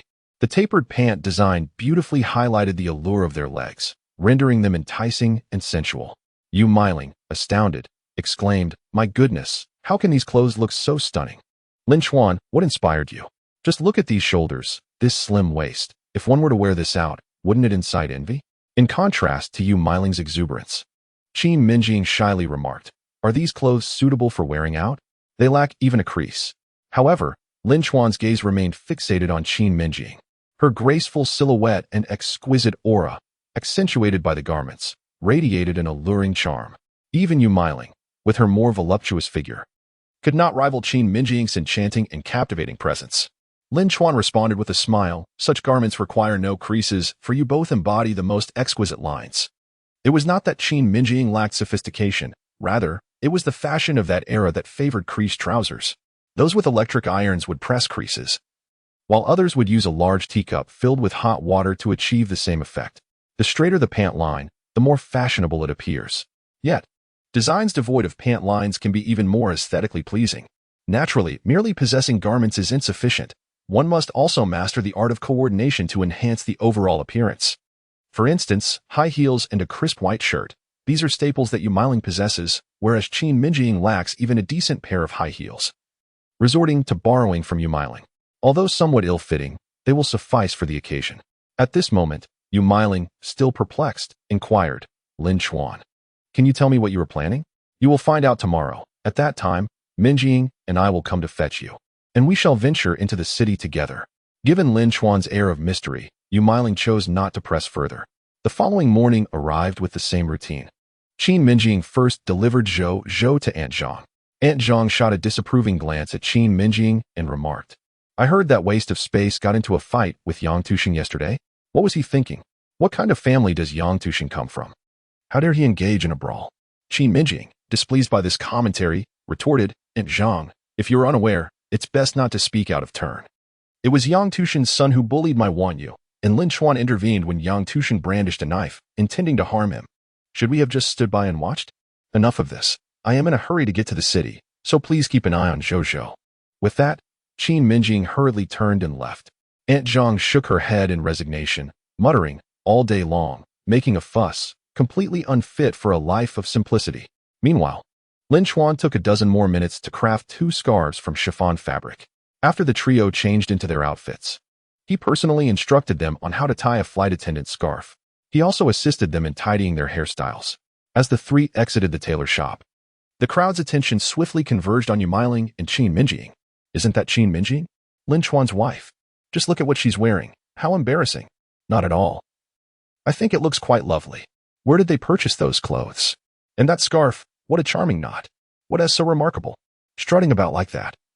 Just look at Yumiling, dressed so provocatively, one might think they are out to attract attention from men. Opinions flew in all directions, both favorable and disparaging. Yumiling, however, remained unfazed, relishing the attention, feeling particularly proud of their trendy attire, which others would envy but could not easily acquire. In contrast, Qin Mengying kept her head down. Her cheeks flushed. Were it not for Lin Chuan's encouragement, she would never have dared to showcase herself so boldly. The trio hailed a taxi and set off for the city. The driver, glancing at the 2 beauties in the rearview mirror, felt a thrill of excitement and asked, "Where are you headed?" Lin Chuan replied with a smile, "To the Times Hotel." The driver chuckled, "Given your stylish attire, you surely won't be heading to a cheap place." Lin Chuan, uninterested in banter, remained silent. An hour later, the 3 stood before the entrance of the Times Hotel. Yumiling gazed up at the towering multi-story building before her. Although it bore a sign, it was still undergoing renovations. Curiously, she inquired, "What brings us here?" Lin Chuan chuckled, "You'll find out shortly. Just follow me." Indeed, the hotel was in the midst of refurbishment and would officially open in a matter of days. In his memories from a past life, he recalled that the grand opening had garnered significant media attention, making quite a spectacle. Amidst the workers' astonished glances, the trio arrived at the door of the hotel office. Lin Chuan whispered, "You 2 wait here. I'll call for you shortly." With that, he knocked on the door. A middle-aged woman's voice promptly responded, "Please come in." Upon entering, Lin Chuan was met by a woman in her 30s, exuding elegance as she focused on her documents. Manager Shi, hello. My name is Lin Chuan. May I take a few minutes of your time? Manager Shi Xiaolei slowly raised her head, perplexed by the unfamiliar visitor. What can I do for you? She queried. Lin Chuan succinctly smiled. I understand your esteemed hotel is set to open in 2 weeks. As the largest international hotel in the city, your image is paramount. I believe you must be contemplating ways to enhance your corporate image. And I have an idea I would like to share. Shi Xiaolei was taken aback. She was indeed mulling over this very issue. Yet how did this stranger know? Nonetheless, her interest was piqued. Please, have a seat and continue, she invited. Lin Chuan gracefully took a seat before her, the aura of a trillion-dollar CEO emanating from him. A company thrives on its people, with management at its core. Image transcends mere operational philosophy. It is an immediate impression. Your goal should be to ensure that every guest who visits your hotel remembers its unique characteristics, deeply etched in their minds. Renovations may be static, but personnel are dynamic. Service is the heart of any establishment. With a staff of 200, if you can provide them with a unified uniform that complements the hotel's stature and class, your corporate image will be elevated instantly. Shi Xiaolei found Lin Chuan's insights compelling. However, her curiosity deepened as she asked, "Unified uniforms? Could you elaborate?" A subtle smile played at the corners of Lin Chuan's mouth. "Before I delve into that, I would like you to see something." He then stood and opened the office door, allowing Qin Mengying and Yumiling to enter. Upon seeing their attire, Shi Xiaolei's eyes widened in surprise. Chapter 14. Such confidence. Shi Xiaolei was inherently a lover of beauty. Yet in that era, how far could beauty truly extend? However, upon witnessing the uniforms worn by the 2 women, admiration and longing were unmistakably etched on her face. Qin Mengying struck a pose reminiscent of Yumiling, showcasing the grace of femininity and the elegance of their figures with striking clarity. Shi Xiaolei approached the 2 individuals, meticulously observing every detail with increasing admiration. She realized that her figure was quite similar to Yumiling's and promptly expressed her desire to try on a uniform herself. However, Lin Chuan chuckled and rose to leave the office. The deal was practically sealed. Half an hour later, a highly satisfied Shi Xiaolei invited Lin Chuan back to the office. And with enthusiasm, she remarked, "I currently have 200 employees, with 150 being female attendants and 50 male workers, including myself. That's a total of 151 individuals. Can you produce 151 sets within half a month? We must formalize a contract." Yumiling gasped in fright. It was utterly impossible for her and Lin Chuan to produce that many sets in such a short time. Qin Mengying anxiously glanced at Lin Chuan. Business is feasible only if one stays within their limits. Failing to deliver could result in a breach of contract. Yet, Lin Chuan's confident smile remained unchanged. With a profound and assured tone, he replied, "Of course, it's not an issue, but we must first agree on a price, and I will require a 50 deposit." Shi Xiaolei sensed that Lin Chuan had come well prepared. He seemed to have discerned her strong fondness for the uniforms and recognized her earnest efforts to enhance the corporate image. Thus, she smiled and inquired, "What is the cost of each uniform?" Yuan had already calculated the expenses. He utilized machine-spun cotton fabric, which was twice as expensive as ordinary coarse cloth. Yu Meiling's procurement price was 13 yuan per meter. Each uniform required 2 meters of fabric, amounting to 26 yuan. Additionally, costs for accessories such as zippers, shoulder pads, pocket fabric, and thread could bring the total to 35 yuan. Furthermore, the scarf would cost 2 yuan. The white shirt could be disregarded, as they could procure that themselves. Consequently, the total cost would be 37 yuan. Lin Chuan then stated, "The total cost, including design fees, amounts to 85 yuan per set. For 151 sets, that totals 12,835 yuan." Upon hearing this price, not only Shi Xiaolei but also Qin Mengying and Yu Meiling were left in astonishment. Shi Xiaolei felt the price was somewhat steep. She smiled and remarked, "A server's monthly wage is only 50 yuan. One set of clothing is equivalent to 2 months' salary, which is a bit hard to accept." However, Lin Chuan maintained his confident demeanor and replied, "You are correct, but have you considered the unique value this uniform will bring to your hotel? I can assure you that this attire is unmatched nationwide. It transcends mere clothing. It embodies a trend, a culture, and depth. Just like Manager Shi, as an educated woman, you should express your beauty and your insights on work, life, and career through your attire. It will leave a profound impression on others, enhancing your confidence and beauty. That is the true value of my uniforms." His words struck a deep chord within Shi Xiaolei, igniting a profound excitement in her heart. She found Lin Chuan's words profoundly insightful and rich in meaning. No one had ever spoken to her with such compelling eloquence, which inadvertently sparked a glimmer of admiration for him on her face. After a moment of calm, Shi Xiaolei crossed her arms, the gentleness in her beautiful eyes softly resting upon Lin Chuan's face. "Very well, 85 it is. I shall provide you with the full payment at once. But my stipulation is that you must complete all 151 outfits within 2 weeks, without impeding the opening of my hotel. You are also required to provide me with the address and phone number of your clothing factory, along with a stamped introduction letter from the management department. Is that acceptable?" Her demands were indeed numerous, and Lin Chuan had nothing to offer in that regard. However, he did not perceive this as a significant issue. He responded with a nonchalant smile, "I have no factory, no phone number, but I can attempt to provide you with an introduction letter.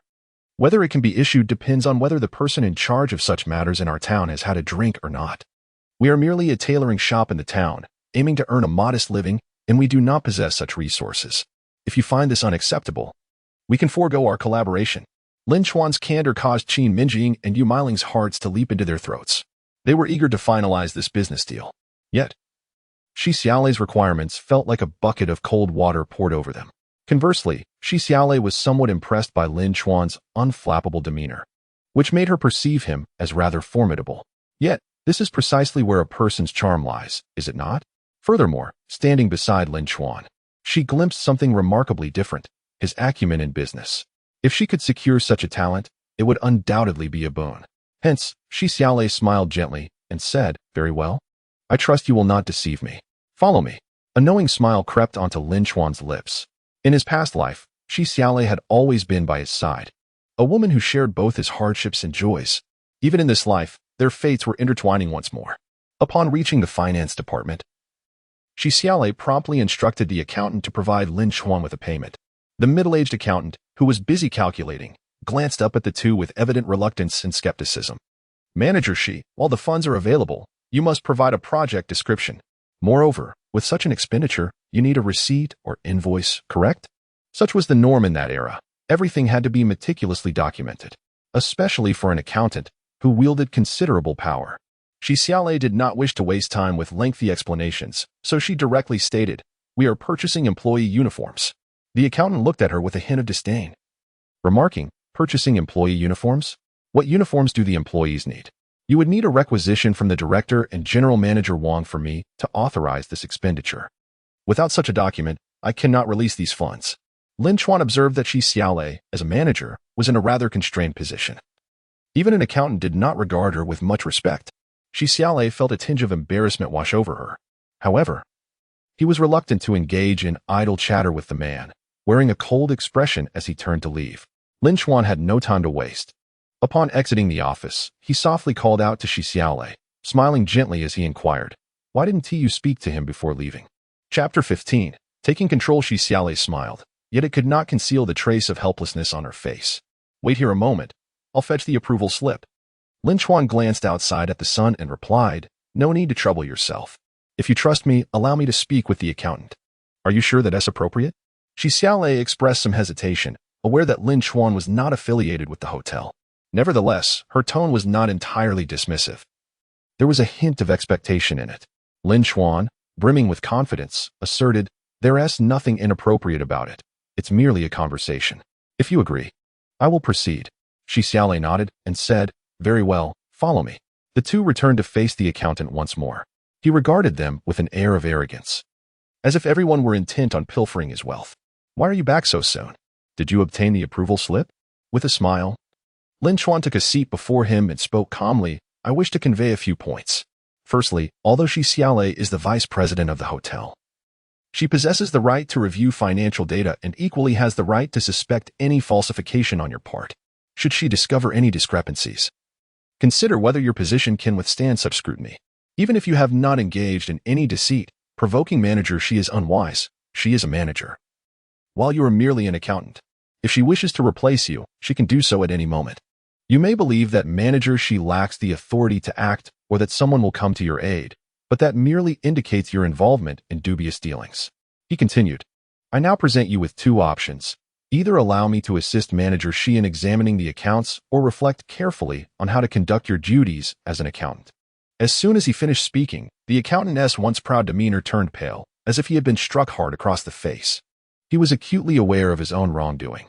If Shi Xiaolei were to investigate the accounts, his manipulations would be laid bare in an instant. From the accountant's wretched expression, Lin Chuan discerned that the man was indeed frightened. Even Shi Xiaolei noted the accountant's embarrassment, realizing the complexities involved in financial matters. However, Shi Xiaolei felt a sense of vindication. The accountant wiped the cold sweat from his brow, appearing as if he were being choked by an unseen force, and stammered, "Manager Shi, let us expedite this. If you could just sign here, I will arrange for the funds immediately." Even so, Lin Chuan cast him a disdainful glance. Such individuals were the most contemptible. To call them financial officers was flattering. In truth, they were little more than thieves. His tricks were far too simplistic to work in his presence. If he truly desired to deal with the accountant, he could easily bring him down. However, he had to consider Shi Xiaolei's position, so it was wise to temper his approach. Shi Xiaolei had no interest in meddling in matters that were not her concern. After signing on the slip, the accountant promptly opened the drawer and counted the bills, subsequently stamping the slip with his seal. With a humble demeanor, he remarked, "Manager Shi, actually, this expenditure does not adhere to protocol. Perhaps you should have the director and manager Wang sign as well." Observing his subservient attitude, Shi Xiaolei felt a sense of satisfaction. "Very well, I shall have them sign later." With that, she handed the money to Lin Chuan and continued, "Now, I will draft a contract, and we must both sign it." In truth, this was merely a formality intended for the accountant's benefit, to prevent him from making any unfounded claims later. Once the contract was signed and submitted to the accountant, the two departed the finance office. Shi Xiaolei stifled a laugh, saying, "How did you know he was preparing a shadow slip?" Lin Chuan chuckled foolishly. "I guessed, and it turned out to be correct. Regardless, I must express my gratitude for standing up for me. How about I treat you to dinner tonight?" Despite Shi Xiaolei's heartfelt invitation, Lin Chuan declined. "I must hurry to purchase fabric. Time is of the essence. After I deliver the garments, we can dine later." Shi Xiaolei felt a tinge of disappointment, but still shook Lin Chuan's hand and smiled. "All right, we must have that meal when the opportunity arises. Here's to a pleasant collaboration." Their handshake signified a bond that could last 50 years. Outside the hotel, Qin Mengying and Yuan were anxiously waiting. Upon seeing Lin Chuan emerge, they rushed to greet him. Qin Mengying, possessing a reserved nature, spoke slowly, while Yuan, unable to contain her excitement, inquired, "So, how did it go?" Did you sign the contract? Did you receive the money? Lin Chuan promptly revealed the cash, grinning. There is no project I, Lin Chuan, cannot secure. Here it is, every single cent. Qin Mengying and Yu Miling gazed in awe at the thick stack of bills, their eyes widening in disbelief. Having lived for over 20 years, they had never encountered such a sum. Everyone dreams of becoming a millionaire, yet how many have actually seen 10,000 yuan? Especially for Qin Mengying. At that moment, she felt as though she were in a dream. She struggled to believe that the money was real, let alone that it had been earned by Lin Chuan. The more she doubted, the more tangible it became, and the more real it felt, the greater her astonishment grew. Lin Chuan, looking into Qin Mengying's dark eyes, gently took her hand and placed the money in her palm. Darling, this is today's earnings. Every single yuan is entrusted to you. From now on, you shall be my accountant. Every penny I earn will be under your care. Qin Mengying clutched the hefty bundle of cash tightly, tears streaming down her cheeks. Lin Chuan had changed. He had indeed transformed. He had become successful, capable of earning money, and more affectionate towards her, now brimming with ambition. As the couple exchanged tender words, Yu Miling, standing nearby, felt a surge of resentment. Jealous of Qin Mengying. She loathed her even more. Had it not been for her entanglement with Lin Chuan back then, she believed she should be the one holding that money now, not Qin Mengying.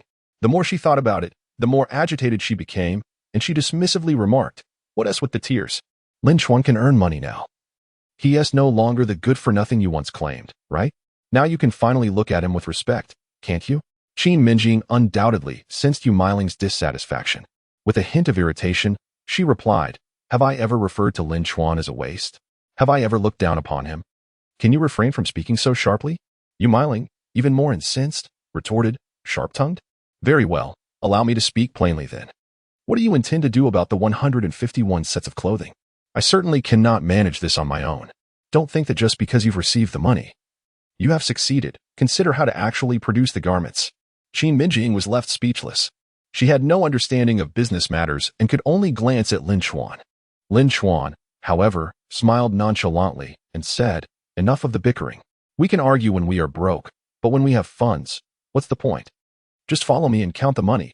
There is no need for you to worry about anything else. Now, let us head home and discuss this tomorrow." As they returned to the town, Shi Xiaolei was being reprimanded by the office director. Chapter 16. Too expensive. The office director, surnamed Sun, was a middle-aged woman clearly experiencing the turmoil of menopause. Her already slightly crooked face was now filled with fury. She forcefully struck the note provided by the accountant, exclaiming, "Xiaolei, I did not say you lacked the authority to spend this money, but this contract lacks an address, a phone number, and even a letter of introduction. How can you allow the accountant to disperse the funds? What if he turns out to be a fraud? That is over 10,000 yuan. Who can bear that responsibility? And what is this about uniforms? We are merely a hotel, not some organization requiring uniforms. Even if you wish to elevate our corporate image, this is excessively costly.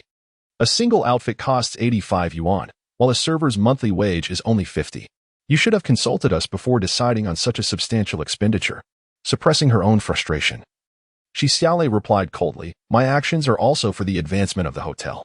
As the vice president in charge of hotel operations, I believe I have the right to invest in enhancing our image. When President Wang hired me, he granted me this authority. As for whether Lin Chuan is a fraud, that is not for you to worry about. If he is indeed a scammer, I will personally cover the loss." Director Sun, recognizing that Shi Xiaolei had invoked President Wang's name, felt a twinge of caution. It was well known that President Wang had an interest in Shi Xiaolei. Otherwise, he would not have lured her from another hotel to serve as vice president. With Wang as her backing, she felt emboldened. Sun, however, subtly hinted, "President Wang has indeed mentioned this, but he has not stated that you can make unilateral decisions regarding hotel management. Moreover, this involves over 10,000 yuan in financial expenditure, which I must report to President Wang. If the hotel operates in this manner, can we even continue?" Shi Xiaolei disdainfully curled her lips and stood up, stating, "Do as you wish, but remember to have him sign as well when you see President Wang." With that, she departed. Director Sun narrowed her eyes ominously, muttering to herself, "Let us see how long you can maintain this arrogance." At that moment, Lin Chuan had already returned to the town, leading Qin Mengying to the tailor's shop to retrieve his clothes. Meanwhile, Yu Miling remained preoccupied with the issue at hand. "Lin Chuan, do enlighten us on how to deal with these 151 garments," she urged. Lin Chuan chuckled softly, responding with an air of nonchalance, There are plenty of women in town, and many are adept at operating sewing machines. Simply invite them to bring their machines to your courtyard, provide a bit of guidance, and that should suffice. Tomorrow, you should place an advertisement offering 5 yuan per person per day, with an additional 5 yuan for any night shifts. Indeed, that is a splendid idea. Yu Meiling chimed in. I know many who can operate sewing machines, and at 5 yuan a day, they'll be clamoring for the work. After all, it's hard to earn even that in a day. But what about the fabric? And the sizes? People come in all shapes and sizes. Lin Chuan promptly replied. I will procure the fabric tomorrow, and it will be delivered by evening. As for the sizes, we can establish 5 different measurements, each progressively smaller. I'll consult with Shi Xiaolei tomorrow for the specific sizes needed for the attendants, and then we will have clarity. Yu Meiling found this plan quite reasonable. Many garments imported from the southern regions are tailored in such a manner. Although they may not fit perfectly, they are usually satisfactory. As the clock approached 5 o'clock, it was nearly time for Wanyu to finish school. Qin Mengying tugged at Lin Chuan's sleeve, whispering, we must return home to prepare dinner. Zhou has been with Sister Zhang all day. Let us hurry home. We can discuss further tomorrow, as it is getting late. Yu Meiling, displeased, retorted. If you wish to go back, then do so. Are you incapable of finding your way home without someone guiding you? We are in the midst of strategizing on how to earn money, and you are concerned only with cooking and eating. Isn't Lin Chuan your husband? Qin Mengying. Taken aback by the remark, shot back in frustration, I can speak to my husband as I please. Why does it anger you? Yu Meiling was about to respond. But Lin Chuan intervened. Enough of this. Let us cease the quarrel. Meiling, you have worked hard today. Rest early, for you will have a busy day tomorrow. We shall head home to prepare dinner for the child. In a fit of vexation, Yu Meiling flung her scarf onto the sewing machine. While others returned home to cook together, she would be left to gnaw on cold steamed buns. The thought alone infuriated her. Yet, for Lin Chuan's sake, she could only muster her irritation while still needing to contact those skilled seamstresses. Before long, they arrived at Sister Zhang's home, where she was playing with Zhou in the yard. Upon seeing Qin Mengying, Sister Zhang's expression darkened. Mengying, why are you rarely home these days? Busying yourself with that good-for-nothing? I heard you went to the city today with Yu Meiling, who dressed flamboyantly. That Meiling is in her 20s and still unmarried. Always preening herself, she has no good. Why are you associating with such people? Qin Mengying picked up Zhou and planted a hearty kiss on the child's cheek. Sister Zhang, it's nothing. We were merely discussing business. What business can you possibly have? It seems you have been led astray by that good-for-nothing. Qin Mengying, aware of her situation, felt no need to elaborate. Lin Chuan was right. Life is lived for oneself, and others may say what they will. Nevertheless, she still pulled out the 50 yuan she had prepared in advance and handed it to Sister Zhang. Previously, I often borrowed money from you. But now that I can earn money alongside Lin Chuan, I will return this 50 yuan to you. Oh, there's no rush. Although she said so, Sister Zhang still tucked the money into her pocket, thinking to herself that Qin Mengying and Lin Chuan had indeed found a way to make money. Qin Mengying then added, by the way, Sister Zhang, don't you also know how to operate a sewing machine? Lin Chuan has taken on a job that requires a sewing machine operator, offering 5 yuan a day. If you're interested, you can report to the tailor shop the day after tomorrow. I must hurry back to prepare dinner for the children. Sister Zhang was left astonished, her mouth agape. 5 yuan a day? Her husband earned only 2 yuan a day working as a carpenter. Were these two planning to become their own bosses? Upon returning home, Qin Mengying found Lin Chuan just arriving back from grocery shopping, having bought a plethora of snacks for the children. What are you buying all this for? Just wasting money. Lin Chuan chuckled. I also bought roasted chicken and your favorite trotters. We're celebrating today, so let's indulge a bit. Though Qin Mengying pretended to be displeased, her heart was filled with joy. After putting the children down, she wrapped the money in a red cloth and tucked it away in the cupboard. With money in the house, her heart felt lighter. Just as the couple busied themselves in the kitchen, a voice boomed from outside. Lin Chuan, come out for a word. Chapter 17. No more gambling. Upon recognizing the voice of Qin Mengying, Qin Mengying's expression immediately darkened. He was here to either gamble or drink. There was no other reason for his visit. Before Lin Chuan could respond, Qin Mengying stood at the door and coldly declared, he is not home. Don't come looking for Lin Chuan again. She was determined not to allow Lin Chuan to revert to his former ways. However, Lin Chuan stepped into the courtyard. Smiling calmly, what brings you here? What do you want? Qin Mengying stamped her foot in frustration. All her good spirits had evaporated. Qin Mengying's pockmarked face twisted into a sinister grin. There's a game tonight? Want to join us for a few rounds? Indeed. He had come to entice him into gambling. Qin Mengying wanted to interject but felt helpless and anxious. Fearing Lin Chuan would agree, she was relieved when he firmly declined, saying, "I'm not going. I don't find gambling enjoyable anymore, so don't invite me to such gatherings in the future." Upon hearing this, Qin Mengying felt a warm surge of emotion, as if a fire had ignited within her. In the past, he would have asked her for money the moment someone invited him to gamble, and if she refused, he would resort to violence. Qin Mengying, however, did not believe that Lin Chuan was serious about declining. He scoffed, "I might believe that from others, but can a dog truly change its nature?" Lin Chuan remained unperturbed, responding calmly, "If I say I'm not going, then I'm not. I also want to avoid making my wife angry." Ha ha ha. Qin Mengying let out a laugh that was utterly grating. "You, Lin Chuan, still fear your wife? It's a miracle she hasn't been driven to the brink by you. Besides, you've made several hundred yuan selling fish. What do you intend to do with the money? Why not enjoy it a little? Let us go. The games have already started." Slowly, Lin Chuan's smile faded away. The fellow seems to have indulged himself far too much. Despite his protests of not wanting to participate, he lingers here idly. Lin Chuan coldly remarked, "I shall tell you this for the last time. Do not come to me for gambling again. Do not blame me for my lack of courtesy when the time comes. Just leave." Qin Mengying was momentarily taken aback. He scrutinized Lin Chuan's furious visage, confirming his genuine anger. Qin Mengying was utterly astonished. Had Lin Chuan truly changed? No. He was even refusing to gamble. Is this still Lin Chuan? Without further ado, Lin Chuan forcefully shoved Qin Mengying out of the courtyard and slammed the door shut with great force. A flicker of malevolence crossed Qin Mengying's countenance. He thought to himself, "If you wish to learn properly, it won't be so easy. Just wait." Upon returning indoors, Qin Mengying wiped away the tears of gratitude from her eyes.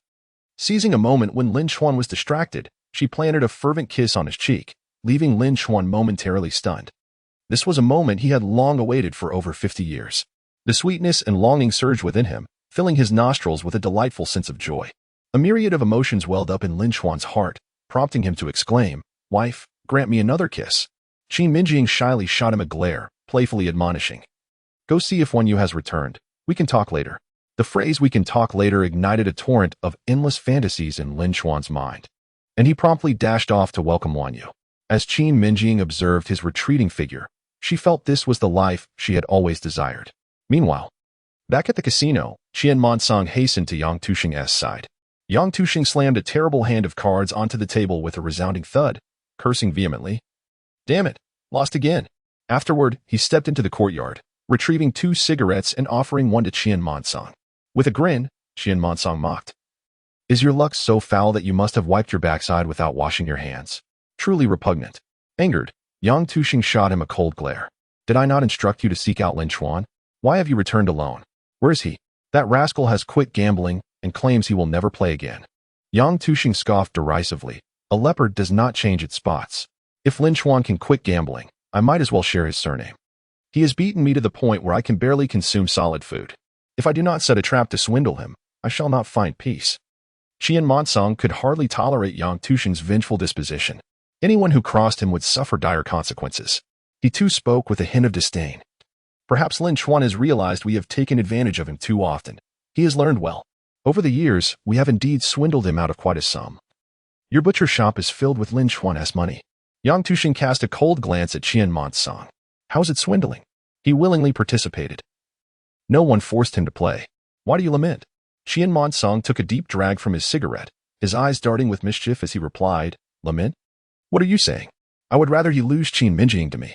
However, he has become clever and refuses to play with us. We must devise a plan."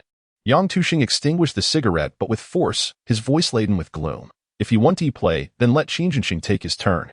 That fellow is also quite a restless soul. You should go and stir things up with him tomorrow."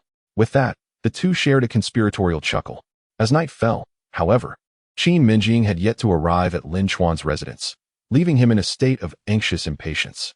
Seeking to quell his agitation, he filled a basin with water and stepped into the courtyard. Inside, Qin Mengying overheard the sound of Lin Chuan bathing and couldn't help but chuckle softly to herself. This was intentional on her part. She wished to ascertain whether Lin Chuan could truly suppress his desires now, rather than behaving like the beast he once was. Ultimately, Lin Chuan did not disappoint her. After his bath, he retired to his room to sleep.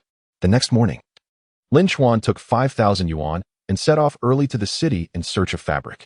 The city lacked a wholesale market for such materials. Purchasing from a store would yield exorbitant prices. Nevertheless, this challenge posed no obstacle for Lin Chuan. He drove Zhang Sa's tractor directly to a fabric factory. After a round of haggling, he secured 350 meters of fine-spun cotton at the price of 7 yuan per meter, along with the necessary accessories such as zippers and spools of thread. The tractor was filled to the brim with these supplies. Upon returning to the town's tailor shop, he found Yumiling and Qin Mengying busily engaged in their tasks. Yumiling demonstrated remarkable organizational skills, gathering over 20 women, including Zhang Sa, in total 27. To earn 5 yuan in wages, they brought their sewing machines from home, filling the courtyard with them, alongside a substantial amount of fabric. Initially, the atmosphere was chaotic as the women chattered incessantly, but Lin Chuan's management skills soon came into play. Standing in the center of the courtyard, he raised his voice. "All right, everyone, quiet down and listen. Your only responsibility is to operate the sewing machines. You need not worry about cutting the fabric. Yumiling will instruct you on the sewing techniques. Your daily wage is 5 yuan, with an additional 5 for overtime. And I will provide lunch with both vegetables and meat. However, let me make this clear. I will inspect the finished garments, and any that do not meet my standards will forfeit their payment." At that moment, Zhang Sa interjected. Chapter 18. A few words to resolve it. Zhang Sa shot Lin Chuan a sideways glance. Her expression one of disbelief that this inept man could assume the role of a boss. With a sarcastic tone, she remarked, "Here we are, with food, drink, and money to earn, but what about our men at home? Who will cook for them? They could starve. If we are to work here, we must bring home food for our husbands and children." Her words echoed the sentiments of the crowd, prompting a chorus of agreement. Zhang Sa is right. My husband and 3 children will starve if no one cooks. I also have in-laws to feed. The whole family depends on me. Lin Chuan, you've made a fortune now, so what's the harm in this bit? Qin Mengying could no longer remain silent. Immediately, one asserted, "That is not how the matter stands. We are offering 5 coins as wages, which surpasses the city workers' earnings. Providing meals is merely to expedite the process. While you may dine here without concern, bringing your families to eat, what does that signify? Furthermore, you have several mouths to feed at home, which we simply cannot afford." At that moment, a disheveled woman expressed her dissent, stating, "If that is the case, we shall not continue. It is not worth it to earn a pittance while causing discontent among our families. We refuse to partake. If you could add 2 coins to our wages, then we would agree to work for a total of 7 coins a day. 2 coins would suffice for a meal at home." Yumiling found the demands of these women rather excessive. With an air of indignation, she remarked, "Sisters, we had an agreement before we came here, 5 coins a day for each of us. Now you seek to increase the payment? This seems rather unreasonable, does it not?" This wage was set by Lin Chuan, considering we all reside in the same town, providing everyone with a generous salary and meals. Even city factories do not offer such favorable conditions. Zhang Sa, unfazed by the discourse, interjected, "Yumiling, if you feel this way, why not seek work in the city? Why implore us? We are not eager to work either. If it were others, we might consider, but for Lin Chuan, I have my doubts. What if we toil all day and receive nothing? Then we would come to you for our wages?" Lin Chuan, however, perceived their demands as quite reasonable. They were a group of uneducated women, unfamiliar with the world, fixated on trivial matters. Yet, he could not allow himself to be swayed by their pleas. For who could predict what further demands they might impose? With a smile, Lin Chuan calmly declared, "Everyone, listen to my words. The rules are immutable. If you wish to work, then work. If not, you are free to leave at this moment. Do not presume that I am merely posturing. I employ you out of respect for Yumiling, and because you possess the skill to operate sewing machines. Beyond that, there is little else. If you believe I cannot manage without you, you underestimate me, Lin Chuan. It is not hard to find 4-legged pigs. 2-legged individuals are abundant. If need be, I shall seek others to replace you. 5 coins as wages, with meals provided, others will clamor for this opportunity. I shall not linger on this matter. This is the offer. And if you wish to accept, then do so. If not, make haste to vacate so I may hire others." Upon concluding, Lin Chuan withdrew 200 coins and, in front of everyone, handed them to Qin Mengying. "Wife, this is the payment. Whoever works for us shall receive it." The crowd, already feeling uncertain from Lin Chuan's words, was now thoroughly swayed by the sight of the money. 200 coins in Lin Chuan's past life would scarcely suffice for a meal. However, in this era. It represented a considerable fortune. Who would not desire to pocket such wealth? At that moment, one woman exclaimed, 5 coins it is, then. It is better than remaining at home with nothing. With her encouragement, the other women acquiesced, agreeing to work as well. Qin Mengying and Yu Miling exchanged a look of profound respect for Lin Chuan. It was indeed Lin Chuan who, with just a few words, managed to pacify this group of formidable women. Who else could achieve such a feat? With the price agreed upon, it was time to commence work at once. Lin Chuan began by cutting a sample for each pattern, subsequently delegating the bulk of the cutting to Qin Mengying and Yu Miling, gifted with remarkable talent. Qin Mengying quickly mastered the technique after just a few attempts. The sewing machine soon began to hum with activity. The rhythmic clattering of gears resonating in Lin Chuan's ears, akin to the sound of wealth flowing in.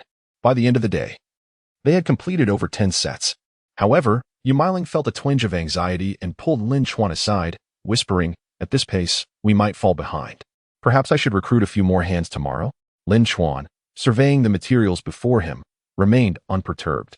With a calm demeanor, he replied, "There's no need for that. We will soon pick up the pace. Let us instill some confidence in them. It's only the first day, and we've already made great progress." Seeing Lin Chuan and Yu Miling whispering together made Qin Mengying feel uneasy, prompting her to approach them. "Lin Chuan, you must be out of school by now. Please go pick her up and grab some groceries on your way home." Without hesitation, Lin Chuan headed to the school. By the time he arrived, Wanyu had already been dismissed, yet she stood at the shop's entrance, peering curiously at the television inside, her face alight with fascination. At that moment, a group of classmates approached to mock Lin Wanyu. "Lin Wanyu, are you sneaking a peek at the TV? How shameless." However, Lin Wanyu shot an indignant glare at those who taunted her. "Your family doesn't even own a television. What right do you have to laugh at me?" One classmate retorted with smugness, "But my family has a cassette player. My dad said we'll buy a television during the new year, and a color one at that. Your family can't afford anything." Another chimed in, "It's because your dad is a gambler, always hitting your mom and you. There's no way you can buy a television." Those words pierced Lin Wanyu's heart like needles, igniting her anger and humiliation. She wished to distance herself from the conversation and turned to leave, only to catch sight of Lin Chuan. She didn't even want to speak to him. Lowering her head to walk away, but Lin Chuan caught her arm. Feeling embarrassed, Lin Wanyu struggled and shouted, "Don't pull me." Lin Chuan, still smiling, responded, "Sweetheart, Dad wants to take you to buy a color television and a cassette player. Choose whatever you like. If you don't come with me, how can I buy them?" Lin Wanyu momentarily froze. However, upon recalling that Lin Chuan's money likely came from gambling, she was reluctant to accept. She attempted to pull away once more. Lin Chuan, having sensed the weight of her troubled thoughts, simply lifted her into his arms. Lin Wanyu fought back desperately, shouting, "Put me down. Don't carry me. Let me go." Yet Lin Chuan maintained his cheerful tone. "Darling, I know you're upset with me, but I swear that every penny I have now is earned alongside your mother. If you don't trust me, can you not trust her? My father treated you that way in the past, and I acknowledge my fault, but you must give him a chance to demonstrate his love for you." Lin Wanyu, feeling aggrieved, pouted her lips and suddenly embraced Lin Chuan tightly. Chapter 19. If you like it, buy it. The heart of a child is pure. Her resentment stemmed from Lin Chuan's past guilt. The emotion she felt was also rooted in the fact that Lin Chuan was her father. He had never spoken to her with such kindness and gentleness before. Since she became aware of her surroundings, Lin Chuan had never held her. Lin Wanyu recalled vividly the time when Qin Mengying had gone to the countryside to borrow grain, leaving her alone at home. She had asked Lin Chuan for 2 cents to buy a pencil, only for him to tear her backpack and books apart, angrily scolding her, "You little brat. What use is buying pens and notebooks? In the future, you'll just marry, have children, and serve a man. Get out of here, or I'll beat you to death." Yet now, Lin Chuan was so affable. For the first time, Lin Wanyu felt the warmth of her father's embrace, soothing her battered heart. He then took her into a store, where her classmates curiously peered through the glass windows. Upon entering the state-owned shop, Lin Chuan immediately spotted a 21-inch color television. "How much is this television?" he inquired. The clerk, seated at the counter and casually eating sunflower seeds, lethargically replied, "This is a sample model, not for sale. Even if you wanted to buy it, there's no stock available." Such was the demeanor of clerks in that era, lacking a sense of competitive urgency and business acumen. Earning a meager monthly salary of 20 to 30 yuan, indifferent to whether they worked or not. It was entirely normal for televisions not to be sold in those times. They were indeed luxury items, especially color televisions, which could only be afforded by the most affluent families. In that town, the number of households with black and white televisions could be counted on one hand, and not a single family owned a color television. Even if one existed, no one could afford it.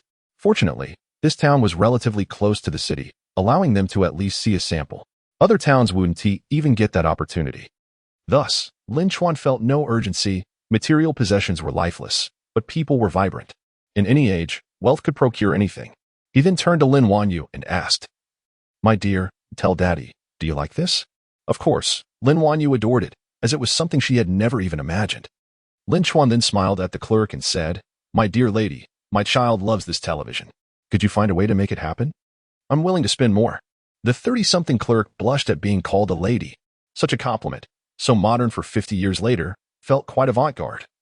Even a bit flirtatious, but certainly effective. The clerk shot Lin Chuan a playful glance and replied with a smile. "It's not that we want to sell it to you. This is merely a promotional display from the city store. You can go there tomorrow to purchase it. They have stock." If they didn't buy it now, Lin Wanyu's classmates, who were watching with keen interest, would surely look down on her. This television had to be bought today. Moreover, the clerk was not as difficult to negotiate with as one might think. Lin Chuan produced a 20 yuan note and chuckled. "The child is eager to watch. Let us think of a way. This small token is for you to buy some sunflower seeds." The back door opened, filling the server's heart with joy. Her monthly salary was merely 20 yuan, and Lin Chuan's generosity equated to her entire month's earnings, not to mention purchasing a television. She would not hesitate to spend a night with Lin Chuan. Fearing others might see, she quickly tucked the money away and smiled warmly. "If the child wants to watch, we must devise a plan. Please wait a moment. I will call the store manager and discuss this." With that, the server picked up the phone on the table and deftly dialed a sequence of numbers, for at that time, phones had rotary dials instead of buttons. "Manager, a relative of mine has taken a liking to that 21-inch color television and wishes to buy it for their child. They are good relatives. Could you possibly sell it to them first and later bring in another unit?" She continued, "Indeed, they are genuine relatives. Otherwise, I wouldn't trouble you with this call." "Thank you, manager." After hanging up, the server turned to Lin Chuan with a smile. "All set. It's 1580. You can pay and take it home." 1,580 yuan represented several years of an ordinary worker's wages. Yet, for Lin Chuan, it was merely a trifling sum. Without hesitation, he handed over the amount. The server, having benefited from Lin Chuan's generosity, displayed an exceptional attitude. She even turned on the television to instruct Lin Chuan on its use and assisted him in packing it. Lin Chuan then pointed to a dual cassette recorder displayed on the counter and inquired, "What is the price for this?" The server replied, "This is a pure imported dual cassette recorder, priced at 570 yuan. If you wish to purchase it, I can sell it to you as well. They are sample units of impeccable quality. And I will throw in 2 boxes of popular music tapes." "Very well, wrap it up," Lin Chuan replied without a moment's hesitation. The server was astonished. She had truly encountered a wealthy client that day. Countless individuals had come to view the dual cassette recorder, yet few could afford it. The color television was even more unattainable. In the city, only a handful could purchase such an item. To buy both was indeed remarkable. Lin Chuan's primary concern was Lin Wanyu. To atone for past grievances, he was willing to spend any amount of money, and it was only fitting. After all, Lin Wanyu was just a child, with the television and recorder newly acquired. She was already filled with joy. She even glanced at the envious faces of her classmates outside the store, letting out a proud huff. Meanwhile, her classmates refrained from speaking ill of Lin Wanyu, trailing behind Lin Chuan as they made their way home. Even the neighbors, witnessing Lin Chuan's burden of packages, were left in awe and envy. "Look, that SA color television. Someone in our town can truly afford one," they whispered. "Has Lin Chuan struck it rich? That television costs over 1,500 yuan, and the dual cassette recorder is over 500. That's more than 2,000 yuan. Goodness, did this gambling fool win? Otherwise, how could he have earned so much money?" When Qin Mengying saw Lin Chuan unexpectedly carrying a television and a radio, the neighbors gathered outside their door, astonished. She voiced her discontent, saying, "What do you need these things for? They must have cost a fortune." Lin Chuan gently placed the television on the table, smiling as he opened the box. "Who cares about the cost? Wanyu enjoys watching, so we bought it. Making money is just for spending, isn't it?" Although at that time the television offered only 3 channels, the moment the picture and sound came to life, Qin Mengying found herself captivated as well. This was a significant household item. Witnessing the envious gazes of their neighbors filled her with a sense of pride. This was the essence of living well. In that era, the television and radio were the sole sources of entertainment. People naturally sought amusement. It was an intrinsic pursuit. A household with a television became a social hub, packed with visitors every evening, relishing even the commercials. Qin Mengying feared that the crowd might topple the courtyard wall, urging, "Everyone, don't crowd, come into the yard to watch." Lin Chuan, however, remained undistracted, fixated on a news segment playing on the television. Chapter 20. Seizing the opportunity. Lin Chuan's purchase of the television was not solely for US enjoyment or for the sake of appearances. To him, appearances held no value, not even a dime's worth. He was eager to watch the news and, from these broadcasts, recall memories from his past life. For instance, at that moment, the news was promoting the advancement of cultural and educational standards. This broadcast sparked in Lin Chuan a realization that an opportunity to earn money would soon arise in Huishi. Such opportunities were rare and must be seized. His current aim was to capitalize on these moments to earn quick money and accumulate capital, laying a foundation for future development. At this point, he turned to call for Wanyu, only to be startled by the scene behind him. The over 100 square meter courtyard was filled with people, even climbing the walls. Children were calling out, adults were scolding, creating a lively atmosphere. Some were even examining the color television. "I think the colors are too smooth. They're not as true as black and white. You're nearly blind. How can you discern colors? Just look at that girl's dress on the screen." Indeed. How did they invent such a machine that can cut images? It's incredible. Lin Chuan found their reactions both amusing and exasperating. In an age of scarcity, people had limited knowledge, and encountering something novel elicited such astonishment. Meanwhile, Lin Wanyu remained inside, quietly focused on her homework, undisturbed by the outside commotion. Lin Chuan appreciated this about her. He softly entered the room, cleared his throat gently, and with a smile said, "Sweetheart, what would you like to eat? Dad will go buy it for you." Lin Wanyu slowly looked up, pointed to the snacks on the table, and replied, "There's plenty left, don't buy more. You should go watch television. I still need to finish my homework." This was her character. Yet, Lin Chuan felt a sense of relief. At least the likelihood of her being deprived of oxygen was no longer so high. At this moment, Qin Mengying had already prepared dinner. "Lin Chuan, you really shouldn't have bought the television. Just look at those people. Letting them watch is not only a waste of electricity but also disrupts the children's studies. If we don't let them watch, they'll start gossiping." However, Lin Chuan merely chuckled. "What is there to fear? We'll be moving to the city soon anyway. How many people in this town will we still know then?" Qin Mengying was taken aback. "Moving to the city? Is this place not good? The food and drink are affordable here. Where will we live in the city?" Lin Chuan gently explained, "Of course, we will move into an apartment. My business will develop in the city, and only there will I find greater opportunities. This place holds little promise. We'll come back occasionally just to change our mood." Suddenly, Qin Mengying felt that Lin Chuan's perspective had broadened considerably. As long as he was genuinely pursuing business, she would wholeheartedly support him. Lin Chuan then inquired, "By the way, is there any overtime at the tailor shop?" Qin Mengying shook her head, exclaiming, "No overtime. It's not time yet." They all went home to cook and even took the leftover dishes from lunch. These women had such a mindset. Moreover, they were merely playing guerrilla tactics now, as they lacked sufficient funds to establish a factory. Without a factory, there are no rules, no management. For now, they could only manage as best as they could. Once their capital accumulated, they would be able to work more freely. The people in the yard were unbothered by fatigue, only returning home after the television programs had ended at 10 o'clock. Not a single word of thanks was uttered, as if it were expected. Qin Mengying did not want them to continue watching. It truly disturbed their lives. Thus, she decided that the television would be moved indoors and would not be taken out again. Lin Chuan simply smiled in response. Qin Mengying's current mindset had yet to fully unfold. In the future, when she becomes a person of great renown, she would surely find her present thoughts amusing. Meanwhile, in a secluded room in the town, Qin Mengying, Yang Tuxing, and a host of gamblers were colluding to swindle Qin Jinxing's money. Qin Jinxing was not typically a gambler. He would only occasionally play a little mahjong for entertainment. However, today he had been lured to the casino to gamble on a larger scale. Qin Mengying dealt the cards, allowing Qin Jinxing to win a few hands to give him a taste of success. Qin Jinxing genuinely believed his luck was favorable. Excitedly, he remarked, "This isn't much. I've won over 20 in just a few hands. I'm curious how Lin Chuan could have lost so much money. Isn't that foolish?" Qin Mengying slyly interjected. "Who knows? Lin Chuan plays the same game, yet he never wins. You mustn't be superstitious. If you play, you win, but he doesn't. As he spoke, Yang Tuxing signaled to Qin Mengying. Understanding the cue, Qin Mengying immediately resumed dealing.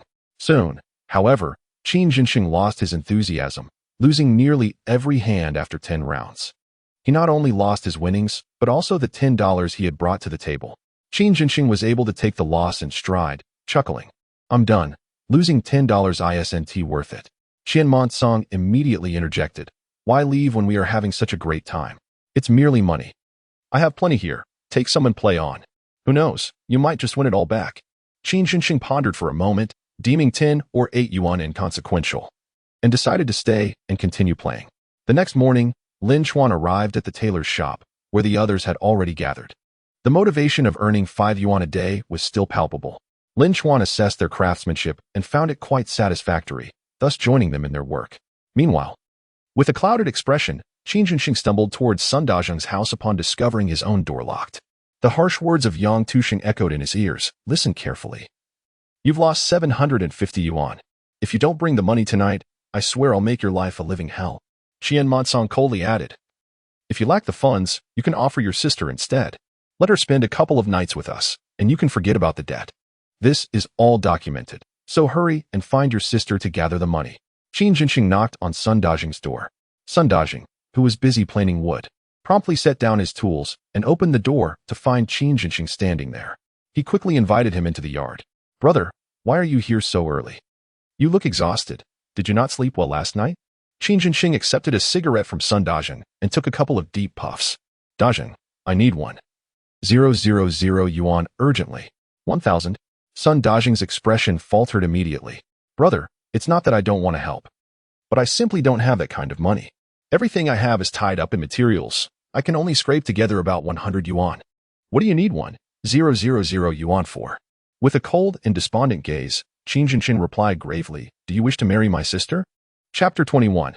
Absolutely not. Sun Dazheng had long dreamed of marrying Qin Mengying. There was no question about that.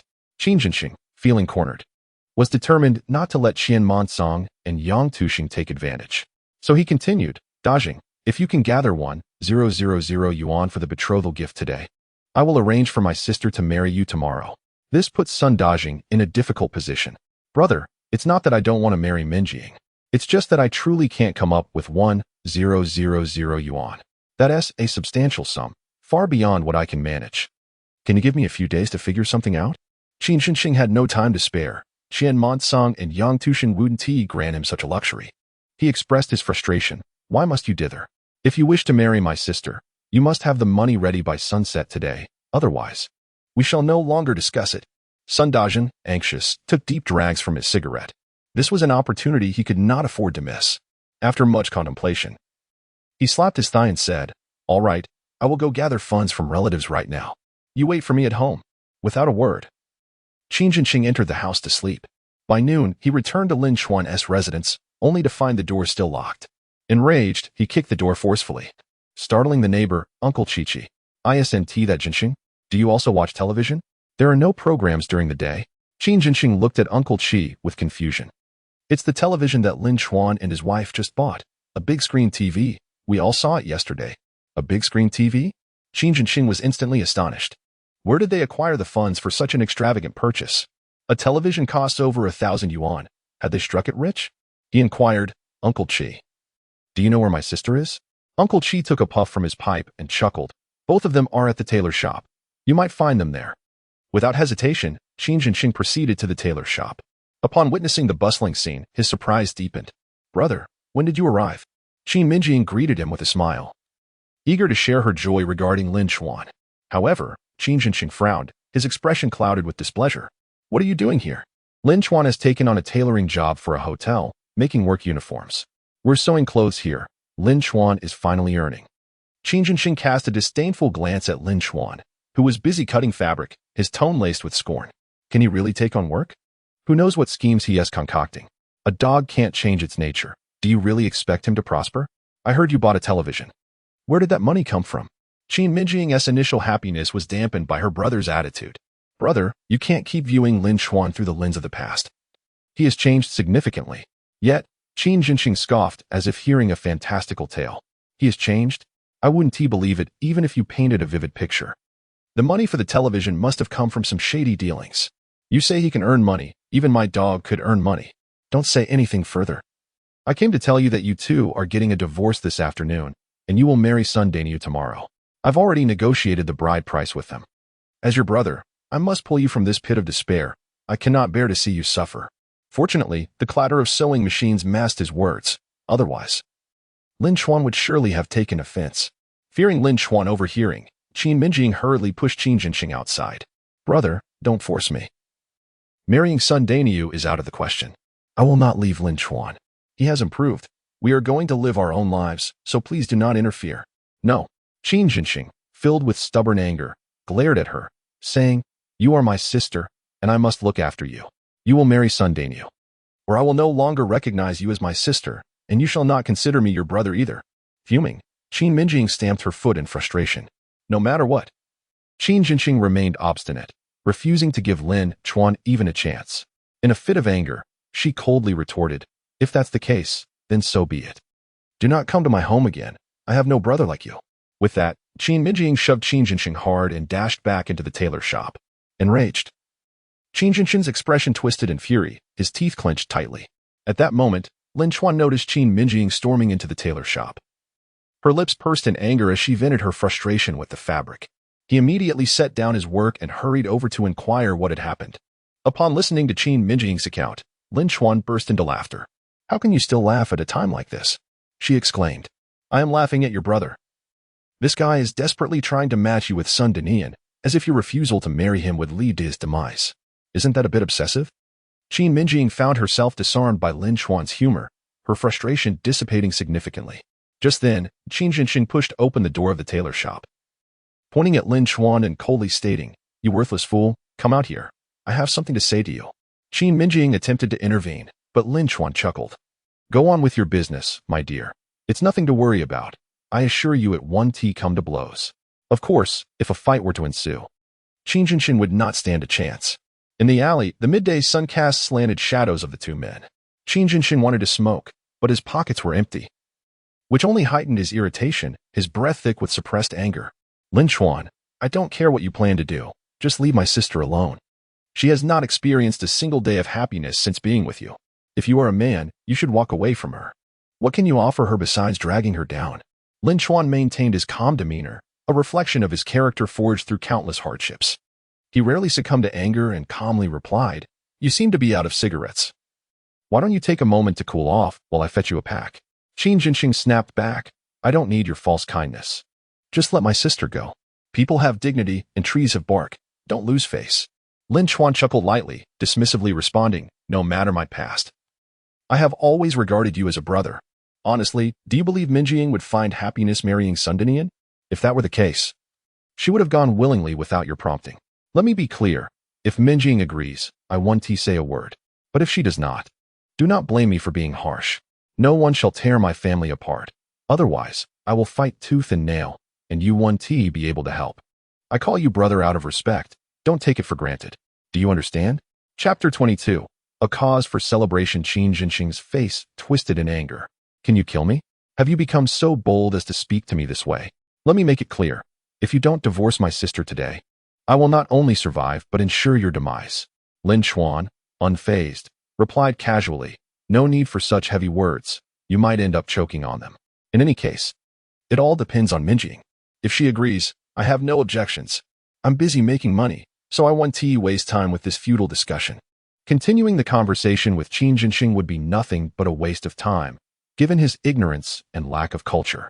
Qin Jinxing's anger felt like a heavy door slamming shut, shaking him to the core, his vision flashing with stars.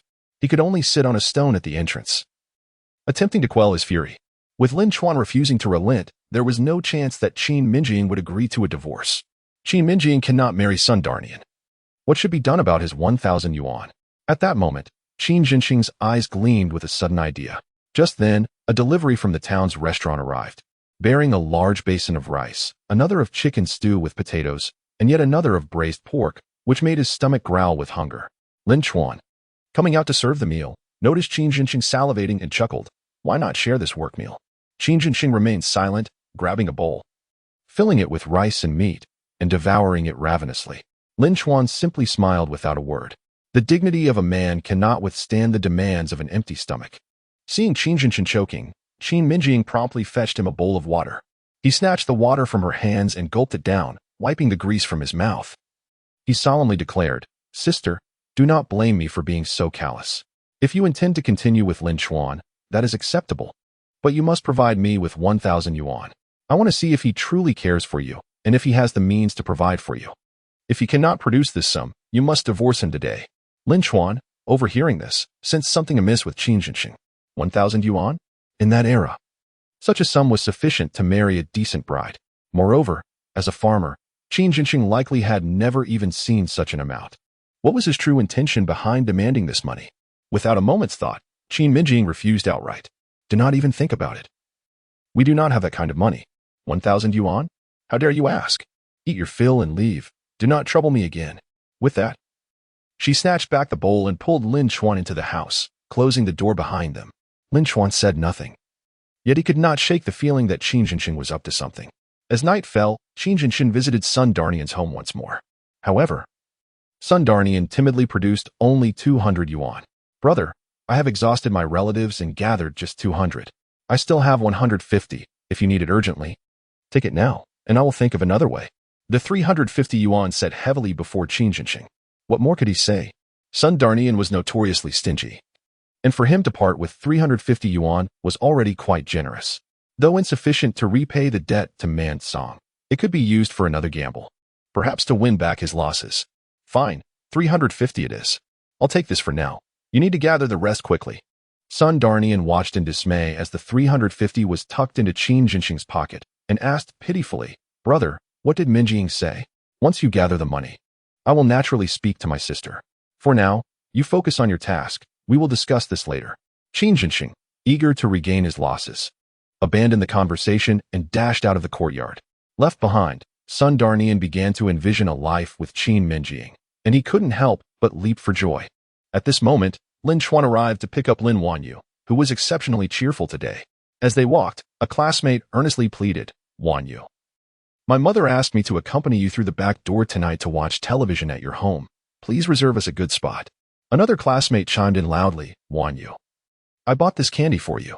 Please save us a good position." However, Wanyu did not accept the candy. She simply smiled and replied, "You should head over early. My dad is here to pick me up." The mention of her father left Lin Chuan momentarily stunned. A warm current surged through his heart, urging tears to well up in his eyes, accompanied by a painful pang of sorrow. In all his lifetimes, he had never heard Lin Wanyu call him dad. He was all too familiar with the act of removing his oxygen tube. Overcome with emotion, Lin Chuan scooped Lin Wanyu into his arms and planted a fervent kiss on her rosy little cheek. Lin Wanyu squirmed in response, exclaiming, "No, no." With tears brimming in his eyes, Lin Chuan pleaded, "Just call me dad once more." Blushing, Lin Wanyu hesitated for a moment, then shyly uttered, "Dad." In that instant, Lin Chuan's tears flowed freely. They were so hot and intense. He owed this child a lifetime of happiness. In this life, he vowed to ensure her daily joy and happiness, resolutely preventing any thoughts of removing her oxygen tube again. Motivated by her words, Lin Chuan carried Lin Wanyu into the supply store, ready to indulge her every desire. He joyfully purchased pig's head meat, a braised pork knuckle, and even made an exception for 2 bottles of beer and 5 bottles of soda. However, when Lin Wanyu saw the beer, her smile instantly vanished. "Why did you buy alcohol again?" Lin Chuan was initially taken aback, then playfully brushed his finger against her nose, laughing, "Don't worry, Dad isn't drinking alone. I'm having it with Mom to celebrate.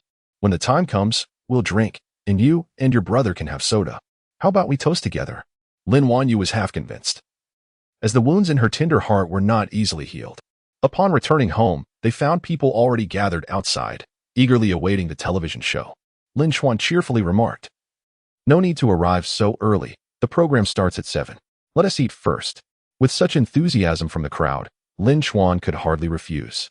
As Qin Mengying finished preparing the rice and saw the abundance of food and beer Lin Chuan had brought, her expression mirrored Lin Wanyu's. Cautiously, she inquired, "Why did you buy beer again? Didn't you promise never to drink?" Lin Chuan understood her fears of him reverting to his old self, so he chuckled, "It's just beer. And I won't be drinking alone. We will share it. one bottle each. I'm particularly joyful today. Leaning close to Lin Wanyu's ear, he whispered, Wanyu called me dad. And that has made my heart swell. Upon hearing this, Lin Chuan's eyes glistened with moisture again. Observing Lin Chuan's excited demeanor, Qin Mengying felt a bittersweet pang in her heart. Since she became aware, Wanyu had never called him dad. This was indeed a moment worth celebrating. She quickly wiped the corner of Lin Chuan's eye and smiled. Look at you, all emotional. All right, wash your hands and let us eat. I'll join you for a drink. As this family joyfully dined together, Qin Mengying had already lost 350 on his end. Nevertheless, he was determined to continue playing. However, Qin Mengying scoffed. What will you play with? In Chapter 23, Prosperity, Qin Mengying exchanged a glance with Yang Tushing. Yang Tushing disdainfully remarked, Mengying, stop acting like that. Jinxing has played with us since childhood. Lend him some money. Qin Mengying blinked his beady eyes, expressing dissatisfaction. He already owes me 1,500. Can he repay that? That's the cost of a color television. Meanwhile, Qin Mengying silently fumed while smoking. He felt as if he were risking his life. Initially, he only intended to have some fun, yet he had already lost nearly 2,000. Where would he procure such a sum? Yang Tushing, however, dismissed the concern, saying, What's wrong with 1,500? With gambling, one cannot lose forever. Perhaps Jinxing's luck will change. Lend him another 1,000 to recoup his losses. Qin Mengying seemed entranced, convinced by Yang Tushing's words. After losing so much, what was another 1,000? Gritting his teeth, he extinguished his cigarette and declared loudly, Bring the money. I want to play. Qin Mengying chuckled. All right, to honor Brother Yang, I'll lend you another 1,000. Let us continue. Meanwhile, Lin Chuan and his family raised their glasses in a toast. Lin Chuan joyfully announced, My dear wife, my beloved children, I have wronged you in the past. From this moment on, I shall create the best life for you, ensuring you become the happiest and most joyful people in the world. Cheers. Qin Mengying also raised her glass with a cheerful smile. All right, little ones. Let us toast to Daddy. The atmosphere was something this family had never experienced before. At this moment, they could finally grasp the essence of joy and happiness. With good food, good drink, and a harmonious family, that was happiness. That was a good life. Just as the family was enjoying their meal, voices from outside called out. Lin Chuan, can you let us in to watch television? Ji Gong is about to start. Qin Mengying, visibly displeased, retorted, Ignore them. They come every day to watch television and disturb our lives. However, despite her words, she and Lin Chuan moved the television outside. As the door swung open, dozens of people surged into the yard, reminiscent of a rush for seats in a cinema, all vying for a prime position. Lin Chuan, fearing they might fall, shouted repeatedly, Don't shove, take your time. But it was futile. In the blink of an eye, the yard was packed with people. While they watched their show, Lin Chuan's family continued their meal. Observing the spread on the table, the crowd whispered among themselves, Look at what they're eating. Pig head meat, pork knuckles. They're truly prospering. What is there to say? Lin Chuan now works for a hotel in the city, making quite a profit. I've heard. He pays 5 yuan a day and has hired over 20 women to operate sewing machines. Who would have thought that the former gambling addict could earn so much? As the theme song of the television drama began, the crowd fell silent, their attention riveted to the screen. At that moment, Qin Mengying's face flushed with a rosy hue, enhancing her delicate beauty. Lin Chuan was filled with a surge of fervor, were it not for the onlookers outside. He would have been tempted to steal a kiss from her. Just as tranquility enveloped the scene, the front door was suddenly kicked open with a resounding force. Following that, Yang Tushing and Qin Mengying shoved the bound Qin Mengying into the courtyard. Yang Tushing boisterously announced, Lin Chuan, Qin Mengying, come out. This call drew everyone's gaze toward them. Upon seeing the bruised and battered Qin Mengying, the crowd hurriedly retreated to the sidelines. Qin Mengying dashed out of the room, her voice laced with anxiety as she shouted, Brother, what has happened to you? Yang Tushing, what do you intend to do? She rushed to untie the ropes. With a smirk that barely concealed malice, Qin Mengying replied, Sister-in-law, we don't wish for this either, but your brother, Qin Mengying, lost 5,000 yuan to me, and we are here to collect. What? Qin Mengying staggered back in shock, nearly falling had it not been for Lin Chuan's timely support. 5,000 yuan, a sum so immense that it could marry a wife, build a modest villa, and still leave some change. The audacity of Qin Mengying was staggering. How could a mere farmer dare to gamble such a fortune? At that moment, Qin Mengying merely hung his head, resigned to his fate. He had lost, and he accepted it. But Qin Mengying could not accept it.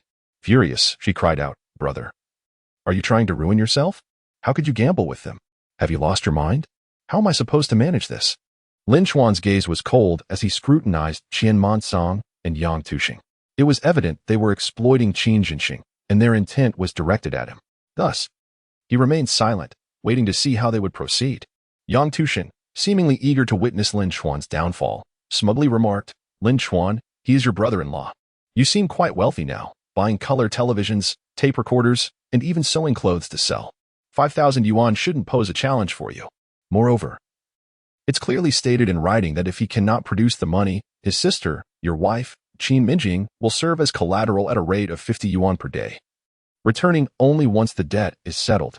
Before Lin Chuan could respond, Qin Mengying delivered a resounding slap across Qin Jinxing's face.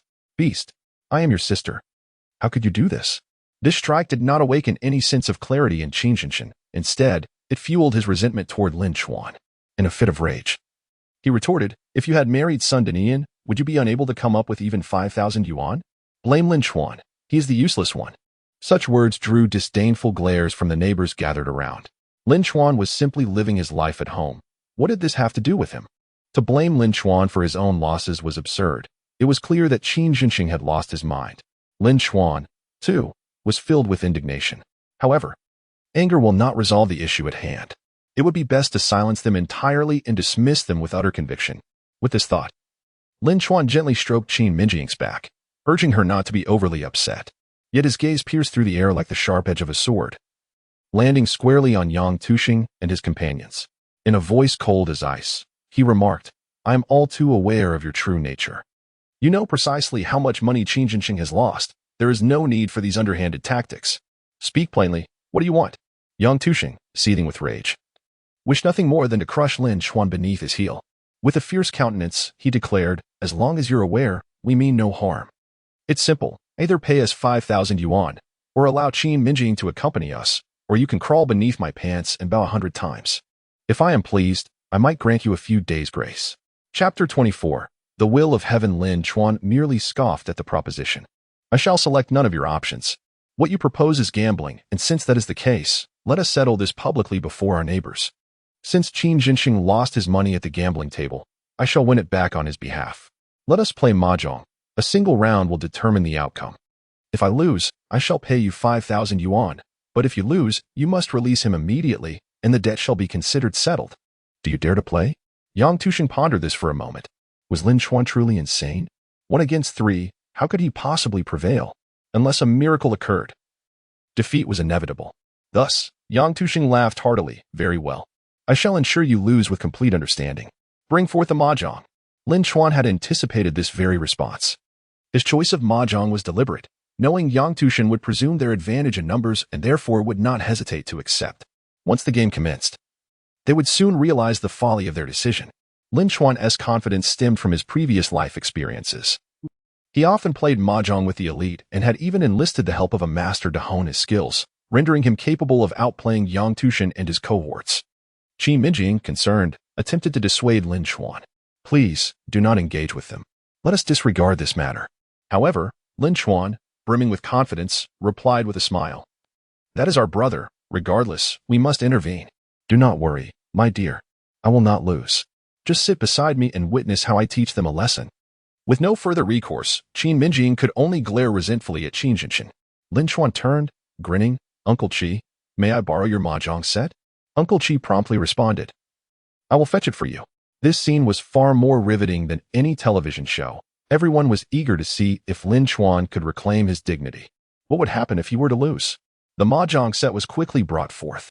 Lin Chuan, Qin Mengying, Yang Tushing, and the gambler gathered around the table. As they shuffled the tiles, the three exchanged knowing glances. Lin Chuan remained silent, calmly arranging the tiles before him.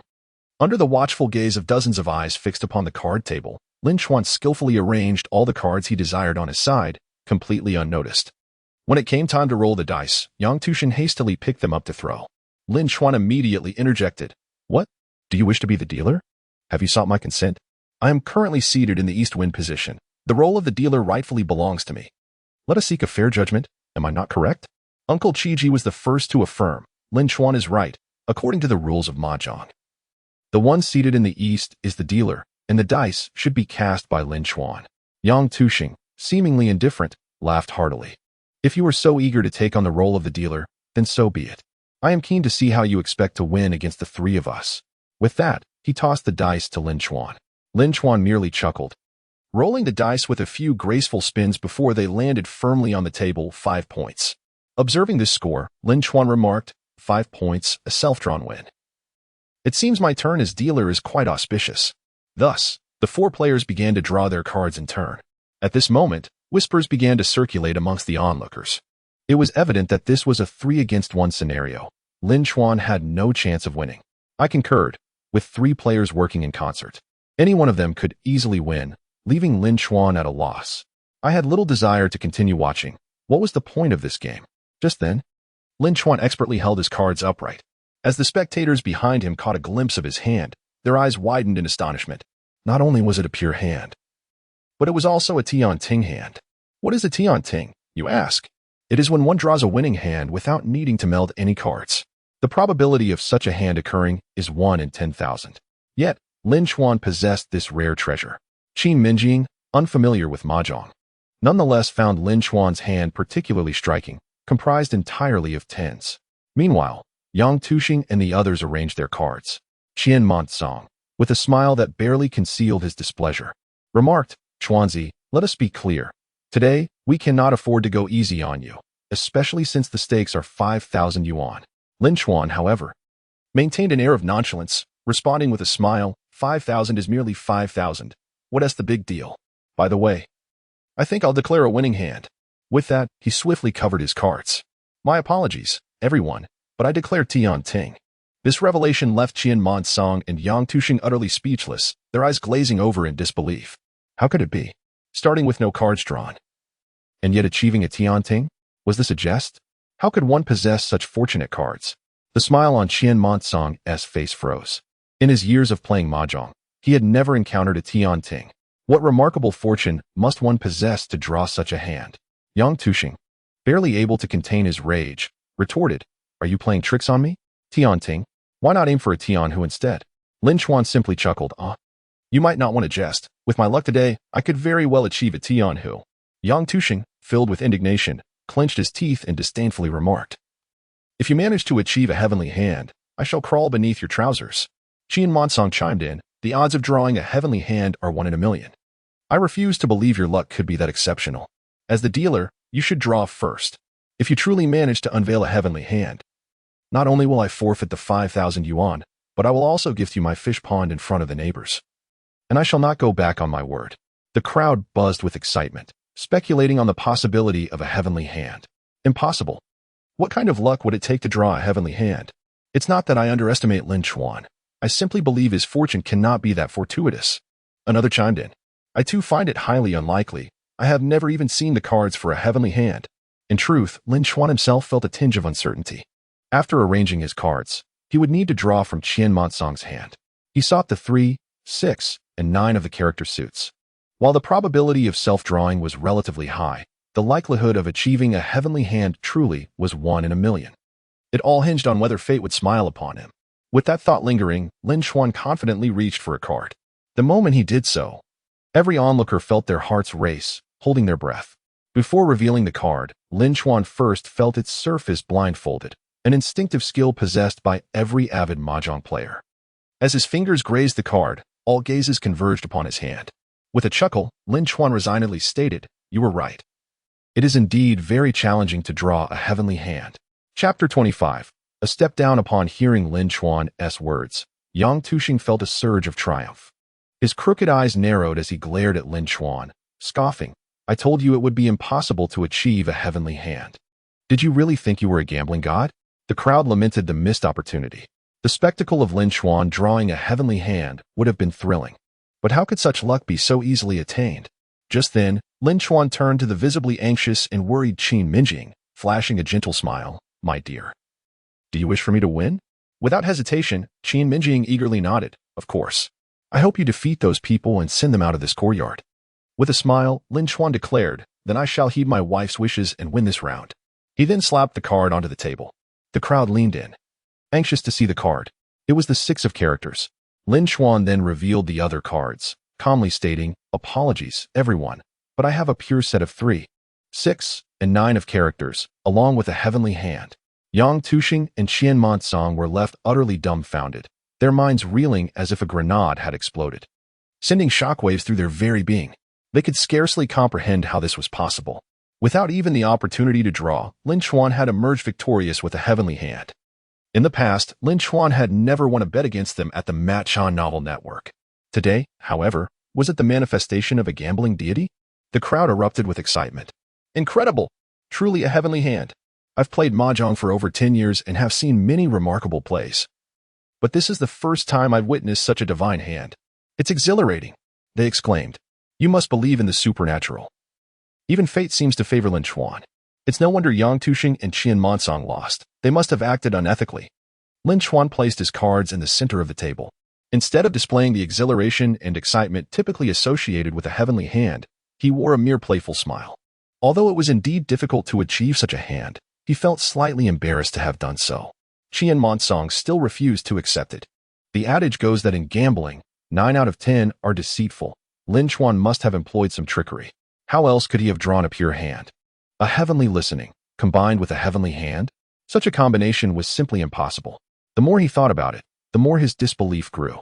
Through gritted teeth, Qin Mengying declared, Lin Chuan, you must have cheated or manipulated the game. I refuse to believe your luck could be this extraordinary. Yang Tuxing, seizing the moment, vehemently pointed at Lin Chuan and shouted, so you've resorted to cheating? Then this gambling match is invalid. Lin Chuan found their accusations utterly ridiculous, their shamelessness beyond measure. How dare they accuse him of cheating?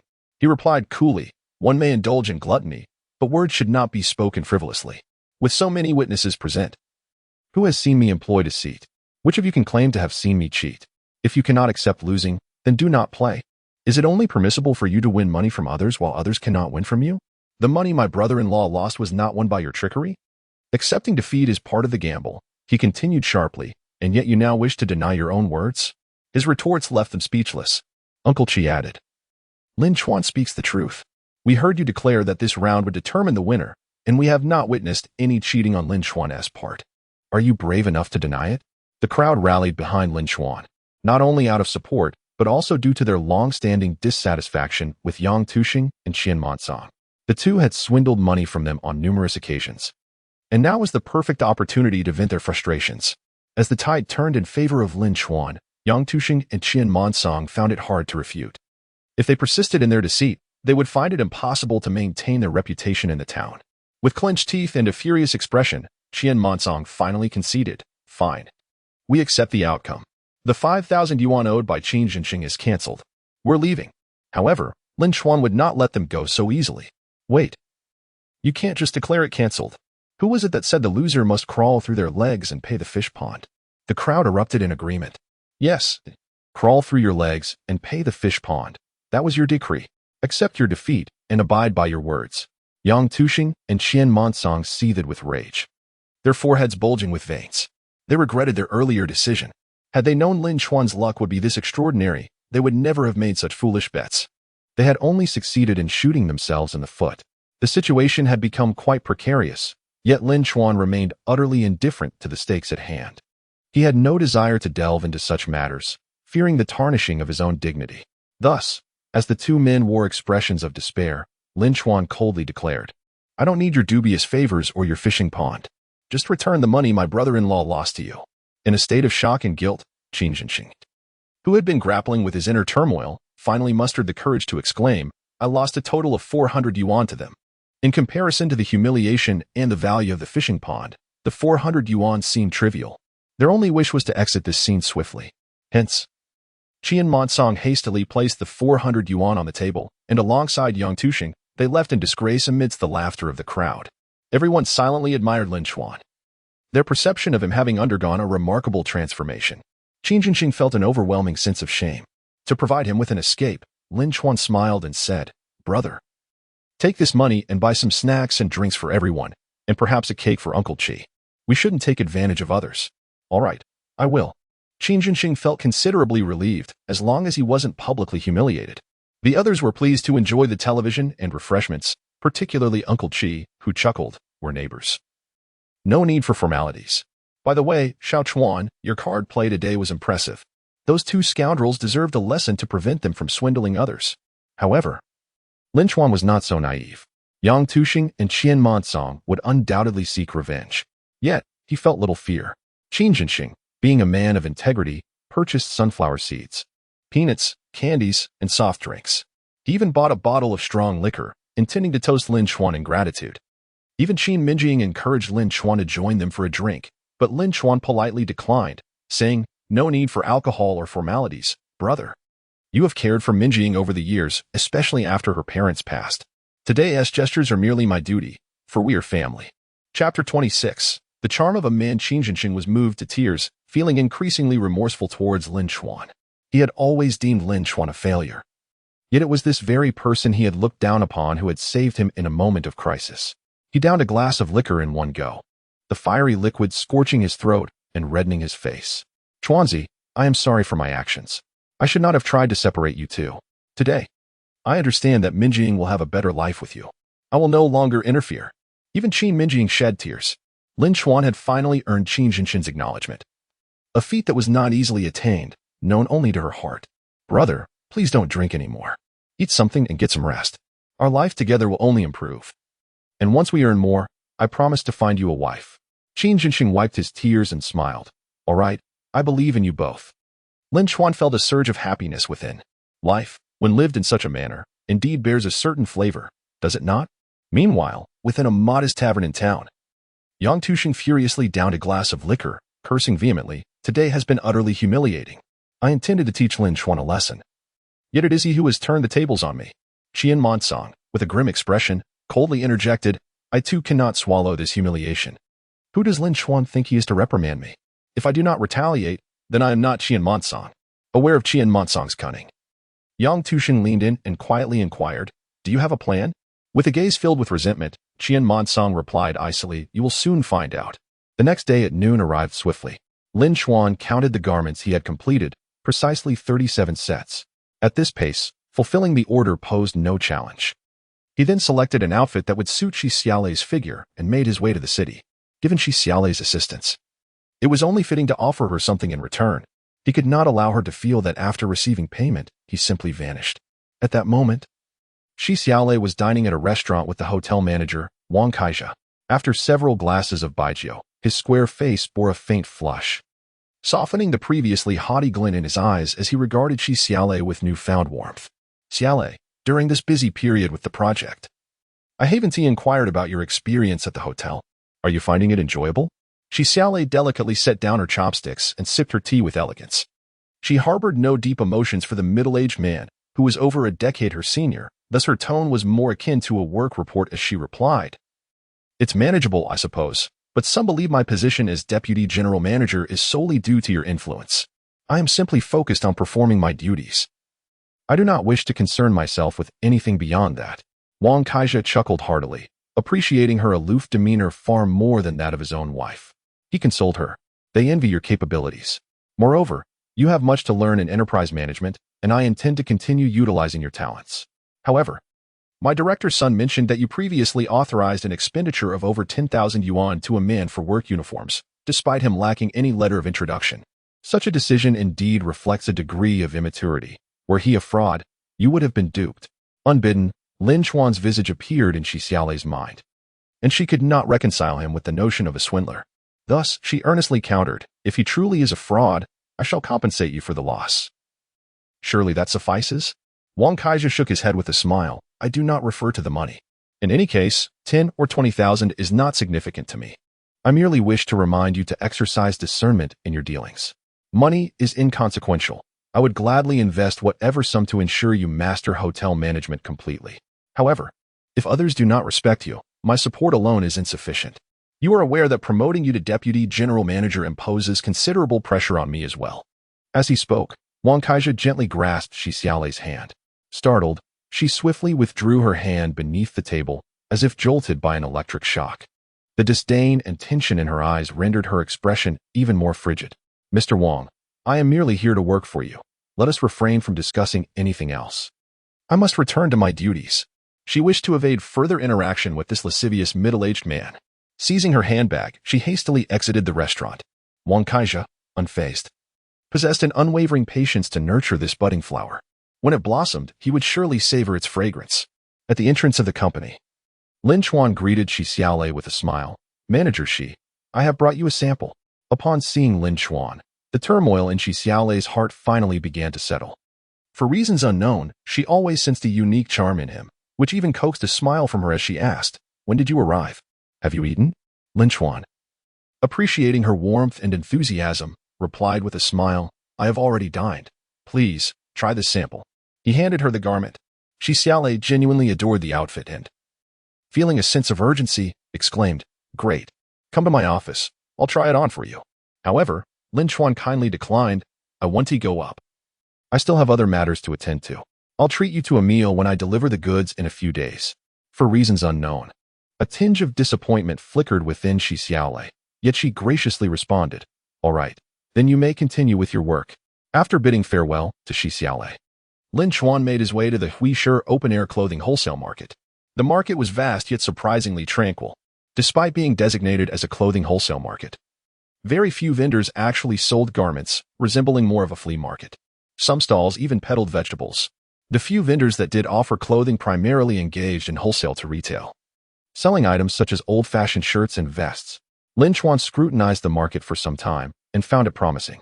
Despite the current lackluster business, the market's geographical position was exceptionally advantageous, promising immense investment potential for the future.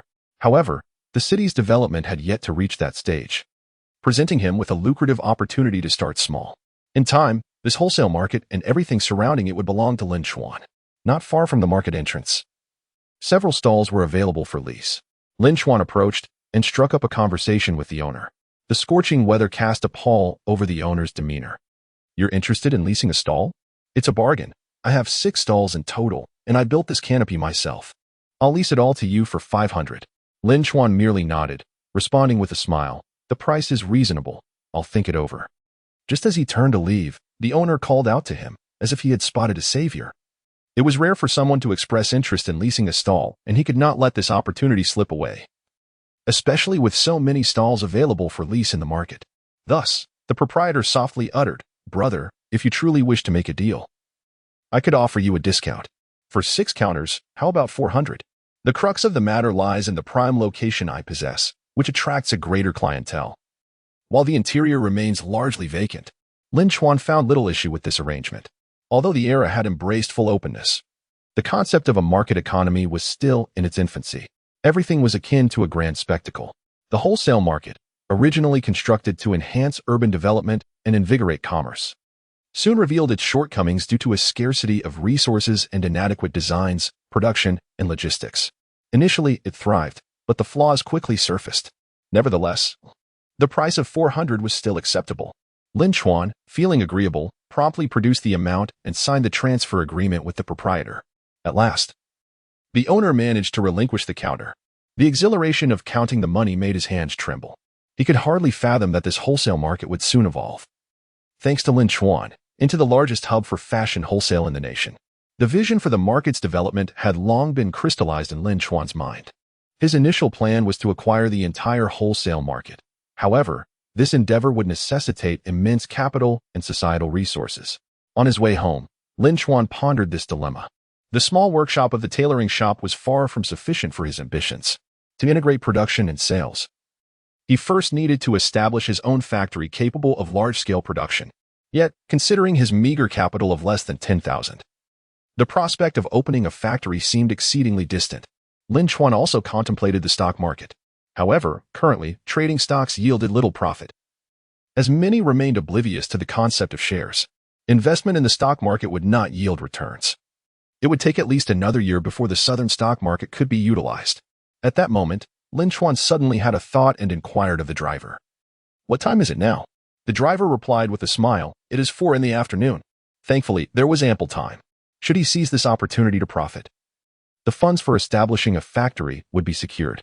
Upon returning to the town, he was met with urgency as someone exclaimed, "Chuanzi, you must hurry to the tailoring shop." "What is it?" Lin Chuan asked, astonished. "You'll find out if you go see for yourself." The individual appeared hesitant, seemingly reluctant to divulge too much.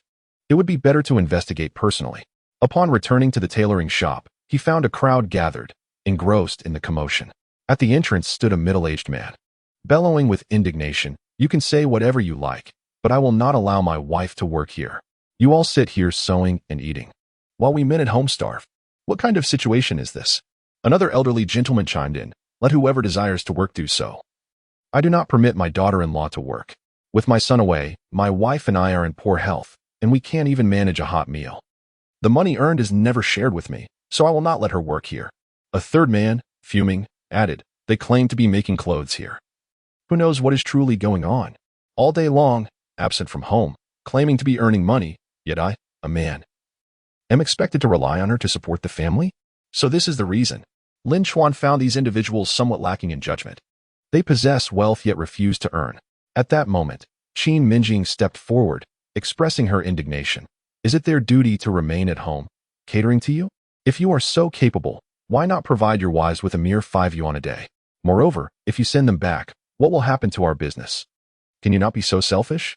The man associated with Sui Hua was displeased, sneeringly retorted, "What does your business have to do with us? It's not our enterprise. When your family profits, indulging in color televisions and tape recorders, do we see any of it?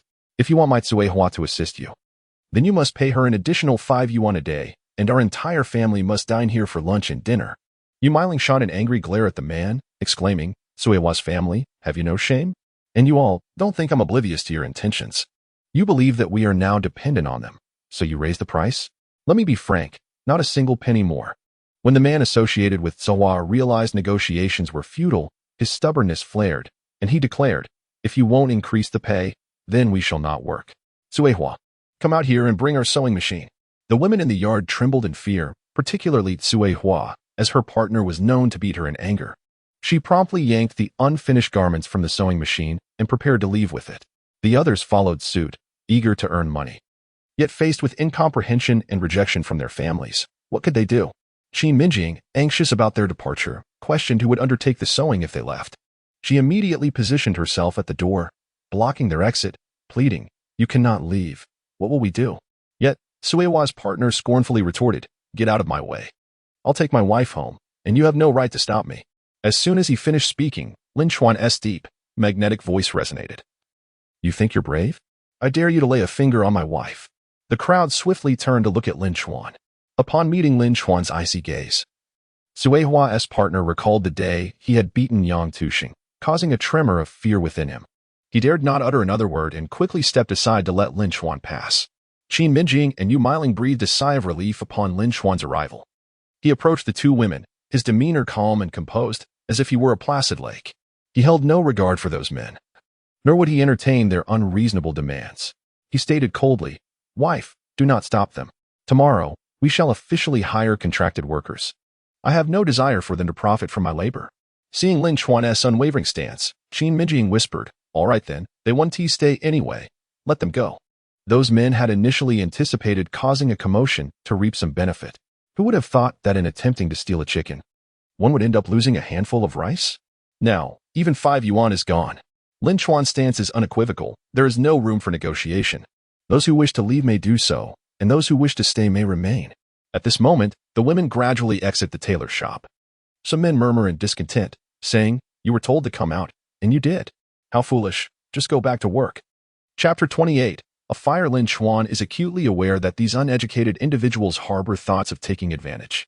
By acquiescing to their demands this time, he knows they will soon make even more outrageous requests. The capital rests in his hands. How could he allow these people to hold sway over him? Although Lin Chuan harbors a deep disdain for capitalists, their methods can prove effective at times. The majority of the women have pushed their sewing machines back. Sui Hua wishes to return, but Lin Chuan stops her. "Sui Hua, you should head back. I have sufficient manpower here, and there is no need to incur additional expenses by hiring more." This puts Sui Hua in a difficult position. The loss of that 5 yuan weighs heavily on her heart. She hastily glances at her husband. Sui Hua's husband, feeling anxious, had initially hoped to gain some advantage. Instead, they found themselves providing Lin Chuan with an opportunity to set an example. That 5 yuan a day is enough to buy anything. How could he bear to forego such earnings? Disregarding any semblance of pride, he quickly approaches Lin Chuan with a humble smile. "Chuanzi, what is this all about? I was merely upset. Let my Sui Hua continue working. I fully support her." Lin Chuan, However, merely smirks coldly and dismissively replies, "No thanks, I can't afford it. Please take her home. Wife, give Tsuewa her wages for today, and nothing more needs to be said." Qin Mengying promptly produces 5 yuan and hands it to Tsuewa. Tears well up in Tsuewa's eyes, for no amount of pleading will change Lin Chuan's mind. Angrily, she scolds her husband through her tears. "This is all your fault. I told you it wouldn't work, yet you insisted on showing off. Now, look at you, still trying to show off." Tsuewa's husband, feeling increasingly frustrated, retorts angrily. "Don't shout at me. I gave you some face, and this is how you repay me? If you don't want it, then fine. We won't bother working for him. Come home with me." Watching the despondent figures of the couple, the other men withdraw their heads and return to their own affairs, relieved that their women can still earn that 5 yuan. That alone is quite satisfactory. Lin Chuan's strategy of setting an example was executed with precision, effortlessly resolving a crisis. Yu Meiling steals a glance at Lin Chuan, who is inspecting the fabric, her heart swelling with admiration. However, upon seeing Qin Mengying wiping the sweat from Lin Chuan's brow in their intimate exchanges, a wave of discomfort washes over her. It is now time for Lin Chuan to pick up Wanyu from school, so he instructs Qin Mengying to distribute the wages before they both head home. Yu Meiling, feeling discontented, promptly sends the other women away. She locks the tailor shop's door, intending to return home to visit her parents and unwind. At 10 o'clock that night, the streets lie in silence. Several shadowy figures stealthily approach the tailor shop, swiftly severing the door lock before entering one by one. The individuals remain silent, producing pre-prepared white liquor and pouring it into the storeroom and over the sewing machines. Subsequently, they ignited a match and tossed it onto the flammable liquid. At that moment, Lin Chuan was engrossed in watching television, conversing with Uncle Chi-Chi about the show. Suddenly, a voice exclaimed, "What the hell? Is that fire?" Lin Chuan turned sharply to see flames rising from the direction of the tailor shop, illuminating the sky with a fiery glow. Without a moment's hesitation, he dashed towards the tailor shop in his slippers. The others followed closely behind, racing towards the inferno. Qin Mengying, cradling Zhou Zhou and pulling Lin Wanyu along, locked the door and hurried towards the tailor shop as well. By the time Lin Chuan arrived, the fire raged ferociously, reminiscent of a demon cloaked in hellfire, crackling ominously. His thoughts were not on the garments but rather on Yu Meiling. Ignoring the peril, he kicked open the blazing door, intent on rushing into the flames. Qin Mengying grasped him tightly, crying out, "Lin Chuan, what are you doing? Do you wish to perish?" Yu Meiling is inside. "I must save her," he responded.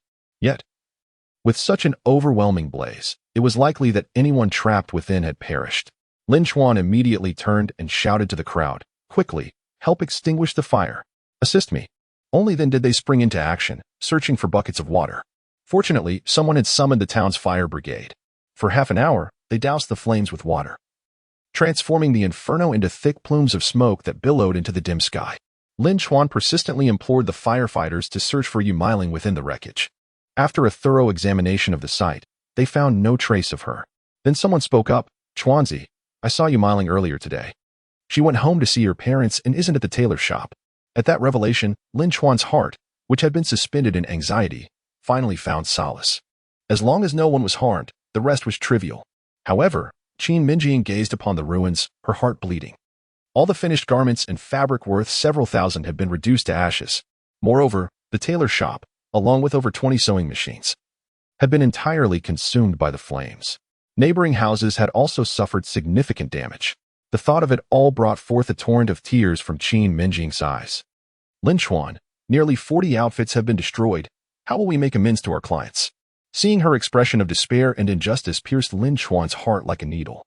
He gently embraced Qin Mengying, softly reassuring her, "Do not weep. Fear not. It is not insurmountable. I am here."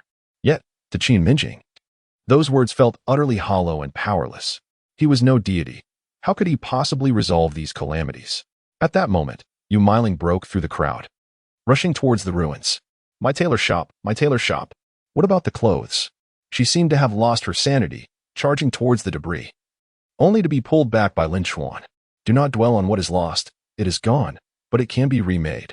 I will help you rebuild your shop." Nevertheless, the heart-wrenching sight of Yu Meiling weeping in Lin Chuan's embrace was undeniable. Lin Chuan refrained from intervening. At that moment, Yu Meiling was the most distressed individual, deserving of solace. Even Qin Mengying did not overthink the situation, fully aware of the immense effort Yu Meiling had invested in her business. Meanwhile, the firefighters had come to understand the nature of the fire. It was evidently an act of arson, ignited with flammable alcohol. As for the remaining details, they suggested that the townsfolk should consult the local security team. Upon hearing this, Yu Miling gritted her teeth in anger, exclaiming, "Who is the wretched soul responsible for this? If you cannot endure life, then perish. You heartless beast, may the heavens strike you down." However, Lin Chuan had already deduced the identity of the arsonists. Besides Yang Tushing and Qin Mengying, there could be no other culprits. He had initially anticipated a different form of retaliation, yet they resorted to such malicious tactics. This was intolerable. If he were to endure this once more, it would not align with his character. You two scoundrels, await your reckoning. Chapter 29. The nature of humanity. At that moment, the neighbors of the tailor shop were far from pleased. Families gathered, fuming with indignation. A male neighbor, his face contorted with rage, declared, "Yu Miling, your fire has consumed my house as well. What do you propose we do about this?" A female neighbor chimed in. "You must compensate us. Otherwise, this is far from over." Yu Miling was angrier than anyone else. It was her tailor shop at stake. She retorted vehemently, "Are you deaf? Did you not hear the firefighters say it was an intentional act? If you seek compensation, you should pursue the arsonist, not me." Nevertheless, the male neighbor was unyielding, sarcastically responding, "If not you, then who? Someone set the fire, and it has affected you as well. If you had not provoked others, this would not have happened. Ultimately, you are to blame and must pay." Lin Chuan, uninterested in their futile bickering, felt the need to take charge. Thus, he calmly stated, "Compensation is warranted. Miling, do not engage with them further. I will decide. Each household shall receive 200 yuan. Yu Miling protested vehemently. Why should they receive 200 yuan? They should only get 100 yuan. It was merely a few pots of flowers that were burned. Yet, Lin Chuan produced 400 yuan for the neighbors. They were individuals who were easily swayed by money. 200 yuan was more than sufficient to satisfy them, as their losses could be resolved with a mere 10 or 20 yuan. The two families, feeling adequately compensated, finally ceased their complaints. However, at that moment, Zhang emerged from the crowd, her brow furrowed with concern. "Lin Chuan, what about my sewing machine? We were working for you, and now our sewing machine has been destroyed. You must replace it." Lin Chuan did not refuse to compensate, prompting the other women to join in the outcry. "Yes, replace our sewing machine. We won't accept anything less. Your fire is not our concern, but our belongings must not be destroyed. You must buy us a new sewing machine by tomorrow." In the midst of the crowd, the man known as Tsue Hua chuckled sarcastically. "Today, I brought home a sewing machine. It seems I've struck a fortune. I always said some money isn't meant to be earned. Look at this. All the sewing machines have been burned. Yet mine remains intact. Such is fate." Lin Chuan shot him a disdainful glare, as he had no time to engage with his frivolity. He turned to Sister Zhang and the others, assuring them, "You needn't worry. I shall purchase sewing machines for you tomorrow." However, Sister Zhang merely smirked, her skepticism palpable. "You'll buy them? What will you use to pay for them? Don't just talk us into believing you.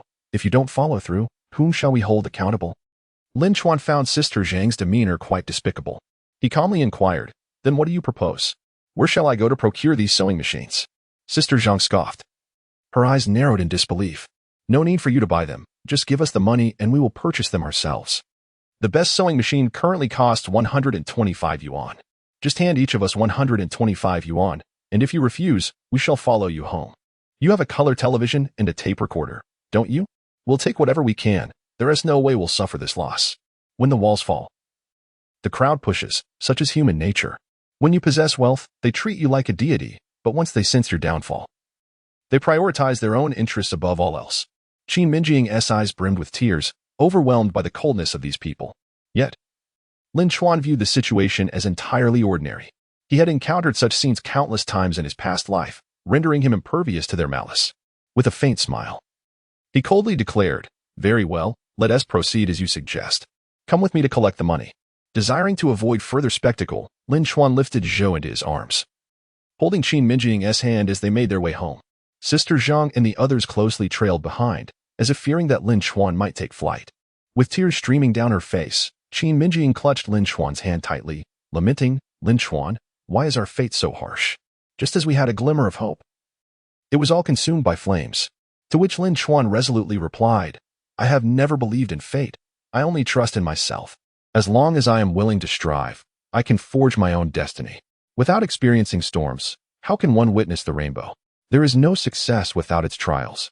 These are merely the foundations for future achievements. Nothing to despair over, my dear. The money lost shall soon be regained. Qin Mengying had faith in Lin Chuan. Yet she could not quell her heartache over the loss of their funds. Meanwhile, in Yang Tuxing's home, he reveled in the company of Qin Mengying. Delighting in the aftermath of their scheming, Mengying, I must commend you. Your strategy is truly remarkable. The fire was perfectly executed. Now let us see how Lin Chuan maintains his arrogance. Qin Mengying nodded, tossing a peanut into his mouth with an air of triumph. This is merely the beginning. I won't rest until Lin Chuan is at my feet. If he doesn't tea, then I, Qin Mengying, will write my name backwards. The more Yang Tuxing listened, the more elated he became.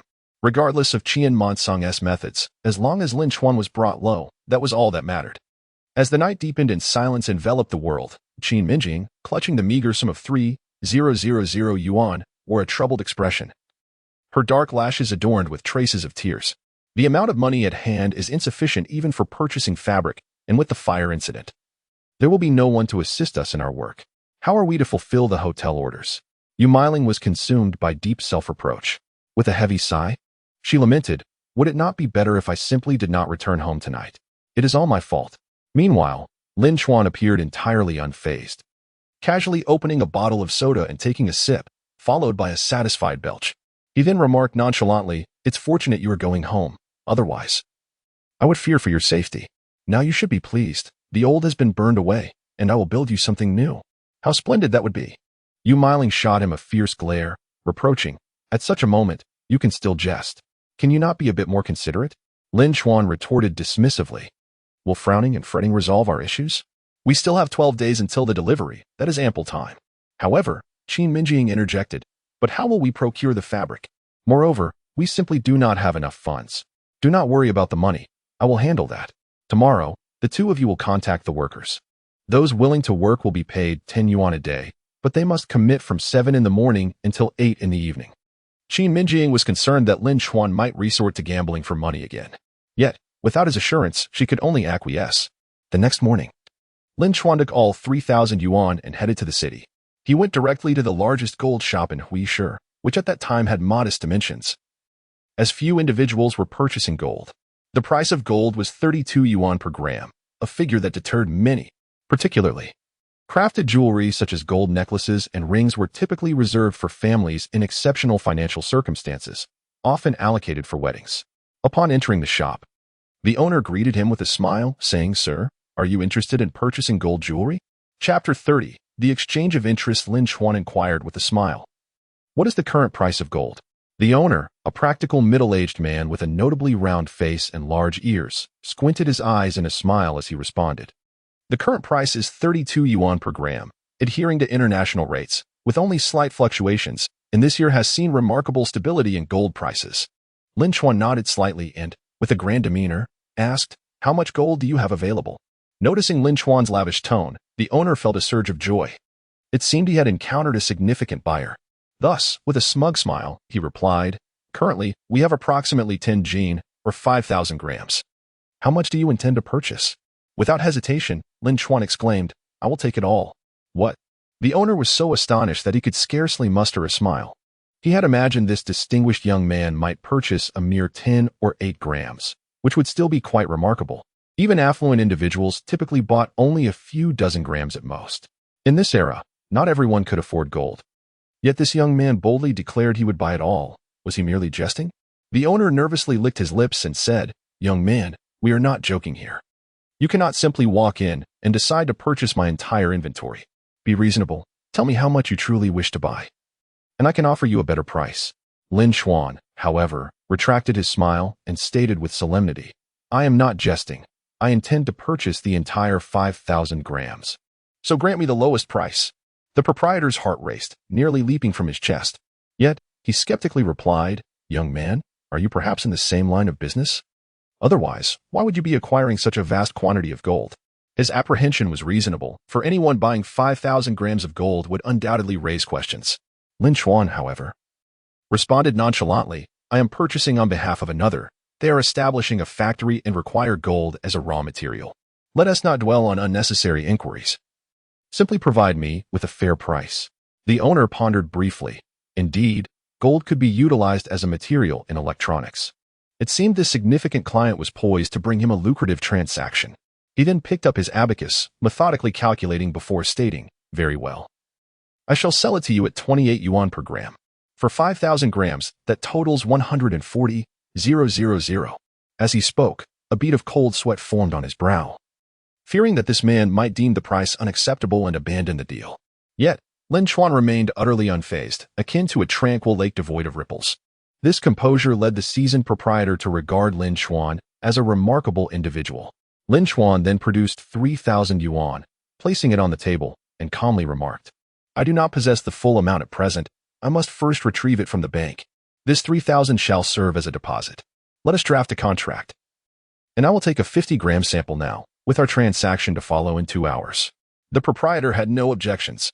With the deposit secured, the deal was already half accomplished. The contract was swiftly drafted, stipulating the sale of 5,000 grams of gold at 28 yuan per gram, with a deposit of 3,000 yuan and a 50-gram sample. Breaching the contract would incur a penalty. Both parties signed and sealed the document, thus rendering it official. Lin Chuan departed the gold shop with a copy of the contract and the 50 grams of gold, promptly heading to the only Western restaurant in Huishi. Lacking even a wristwatch, he quickened his pace, preferring to arrive early rather than late. Opportunities are fleeting. He must seize this moment. Upon arriving at the restaurant, he glanced at the wall clock and was relieved to find he was 10 minutes early. The courteous waiter approached, saying, "Good afternoon, sir. Do you have a reservation? I am expecting someone. Please find me a table and bring me a glass of complimentary water." The waiter promptly escorted Lin Chuan to a window-side table. 10 minutes swiftly passed, coinciding with the arrival of 2 individuals at 10 o'clock. One was a foreign man, accompanied by a female translator. In this era, foreigners were a rare sight, turning heads wherever they went. Fortunately, being a Western restaurant, it frequently welcomed foreign patrons, and the staff treated them accordingly. From Lin Chuan's memories of a past life, he recognized the foreigner as Brooke, a representative of an American overseas investment firm. Today, he intended to leverage the time difference to profit from this encounter. Brooke settled down and had just taken a sip of his coffee when Lin Chuan seized the opportunity to rise and approach him directly. The sudden appearance of this stranger aroused a hint of caution in Brooke, yet he managed to smile and nodded at Lin Chuan, assuming he was merely an enthusiastic visitor unfamiliar with foreigners. Just as the female translator was about to speak, Lin Chuan interjected with a fluent smile, "Hello, Mr. Brooke. My name is Lin Chuan. May I borrow 2 minutes of your time to discuss a business proposition?" Upon hearing his words, the translator, adorned with heavy makeup, was momentarily taken aback. Lin Chuan's command of the language surpassed even that of her formal training. Brooke, recognizing that someone who spoke a foreign language so proficiently must possess a certain stature, was favorably impressed. In that era, few possessed such linguistic prowess. Thus, Brooke responded with a smile and a nod, "I am uncertain what business can be discussed in 2 minutes, but I am indeed interested to hear your proposition. Please, take a seat." Lin Chuan gracefully occupied the chair and, in an effort to save time, endeavored to convey his message in the simplest and most straightforward manner. He stated plainly, "An hour ago, you should have received news of a significant surge in international gold prices, escalating from 32 to 56 per gram. Your company has tasked you with acquiring all the gold in this city before this information becomes widely known. I currently possess 5,000 grams of gold, which I am willing to sell to you at 50 per gram. Following this, you can continue to acquire gold here at the previous price of 32, making this a lucrative deal for you." Brooke was taken aback, his hand trembling slightly as he held his coffee. His freckled face was etched with disbelief. Indeed, an hour ago, he had received an overseas call from his company instructing him to procure gold. Frowning, he softly inquired, "Mr. Lin Chuan, how did you know I received this order? How did you become aware of my intent to acquire gold?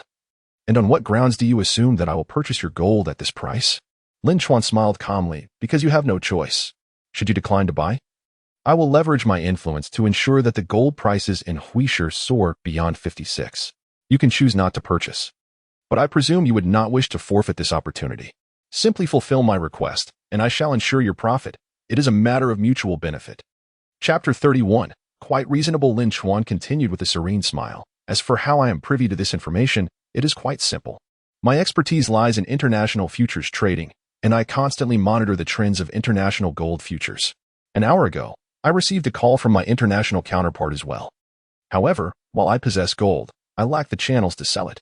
Mr. Brook, over the past 2 years, you have capitalized on the wave of our market opening, amassing considerable wealth. I have long heard of your esteemed reputation as one of the few who have profited in our country. So you should now grasp the essence of what I am conveying. Brook found Lin Chuan's reasoning to be quite sound. Yet he struggled to accept the offer of 50 yuan per gram for his gold. Despite the turmoil within, Brook, a seasoned individual, quickly regained his composure and remarked with a smile, "Mr. Lin Chuan, I must admit, you are indeed a business prodigy. However, I cannot possibly accept your price for the gold. If you could consider a rate of 35 yuan per gram, I might entertain the idea." What significance does 35 yuan hold? Brook had not only mastered the art of negotiation but had also underestimated Lin Chuan's intellect. The subsequent words from Lin Chuan left him utterly subdued. "Mr. Brook, you still fail to grasp my point, or perhaps you have not calculated your benefits correctly. If you insist on acquiring my gold at 35 yuan per gram, I will be compelled to align the city's gold prices with international rates. I assure you, you will completely forfeit the opportunity to benefit from this transaction. Bear in mind, the speed at which news travels via telephone surpasses that of traditional media." Brook was certainly aware of this advantage. Even if he abandoned this city, he could not reach the next one in a short span of time. Once the news aired at 7 in the evening, he would irrevocably lose the chance to profit from the time differential. In light of the broader implications, Lin Chuan's terms were indeed acceptable. With this realization, Brook smiled once more. "Mr. Lin Chuan, you are the most formidable adversary I have encountered. You have made it impossible for me to decline. Shall we proceed with the transaction?" Lin Chuan returned the smile, stating calmly, "A worthy opponent brings forth lucrative opportunities. I merely wish to leverage your channels to earn some capital. If you have no further concerns, we can initiate the trade now." In those times, there were no means of transferring money over the phone. The most convenient method was via checks, with bank cards being a rarity for transactions of such magnitude. The first step was to inspect the goods. Lin Chuan led Brook directly to the Tongfu gold store. Upon seeing Lin Chuan accompanied by a foreigner, the proprietor's eyes brimmed with admiration.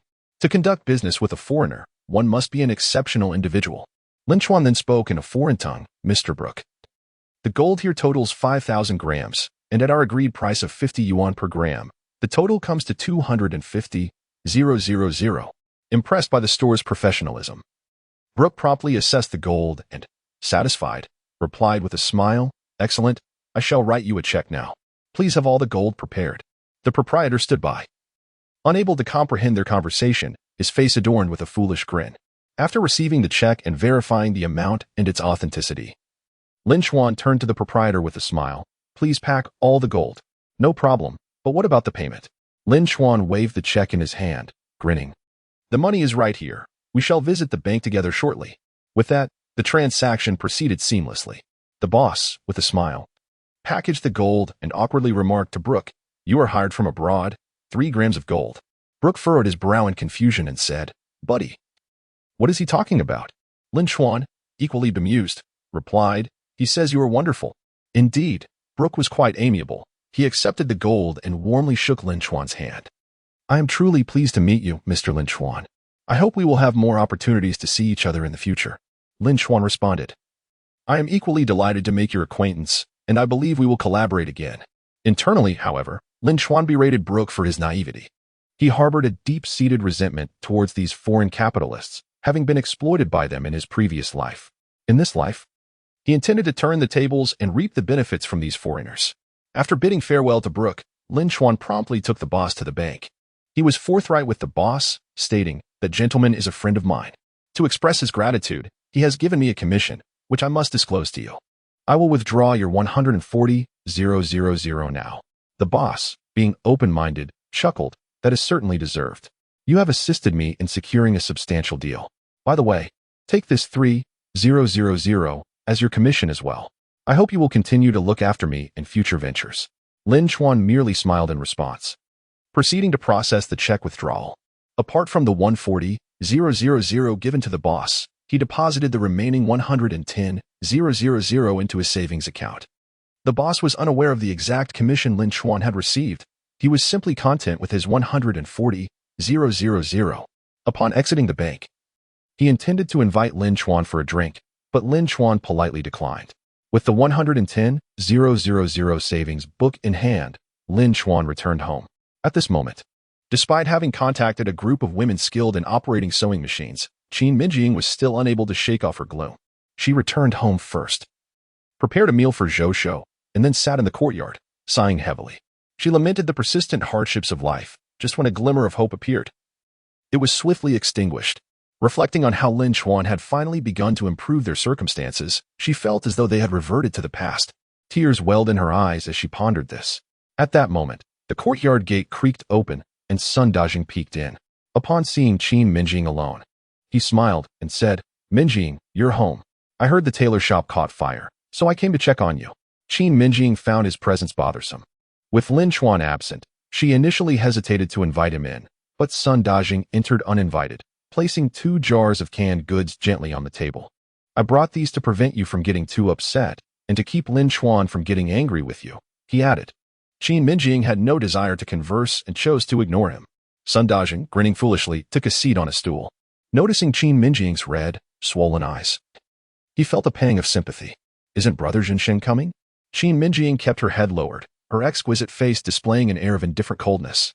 Seeing her silence, Sun Dajing timidly pulled out 500 yuan from his pocket and discreetly placed it beneath the jars of canned goods. "Mengying, I am aware of your financial struggles. Here, take this 500 yuan to spend as you wish. It is all I can offer. My concern primarily lies with Lin Chuan and your well-being. You understand my intentions. Should you truly wish to part ways with Lin Chuan, I would gladly take you as my wife. I am far more capable than he." Qin Mengying cast a frigid glance at Sun Danian, responding curtly, "I do not wish to see you. Leave." Chapter 32. She is a formidable fighter. Sun Danian, taken aback by her response, felt a wave of helplessness wash over him. He could not fathom what made Lin Chuan so appealing to Qin Mengying, compelling her to endure a lackluster existence by his side. Lacking the courage to provoke her further, he began to rise to leave. However, Qin Mengying coldly interjected, "Take your belongings with you. I have no need for them." Though his character was inherently timid, a flicker of resolve ignited within him. "Mengying, I understand your difficulties. Keep this money for yourself, perhaps to buy something for the child. You may return it to me later when you are able." Enraged, Qin Mengying hurled the money at Sun Danian, the bill striking him like a heavy brick, causing him to tremble. This act unleashed the pent-up frustration that had been simmering within him for years. Gasping with indignation, he exclaimed, "Mengying, do you truly not comprehend my feelings? What does Lin Chuan possess that is so admirable? He constantly berates and strikes you. Do you genuinely enjoy being mistreated?" With fiery eyes, Qin Mengying retorted without hesitation, "Yes. I derive pleasure from his reprimands. He is my man. I relish his treatment of me. You should abandon any hope, even if every other man were to perish. I would not turn to you. Let go of that desire." Sun Danian felt his dignity being torn asunder by Qin Mengying's cold-heartedness. As a man, he could not understand the depth of her disdain for him. This internal conflict clouded his judgment, igniting a blaze of fury in his eyes. In a venomous tone, he declared, "Indeed, when that Lin Chuan meets his demise, may you follow him to the grave along with your entire family."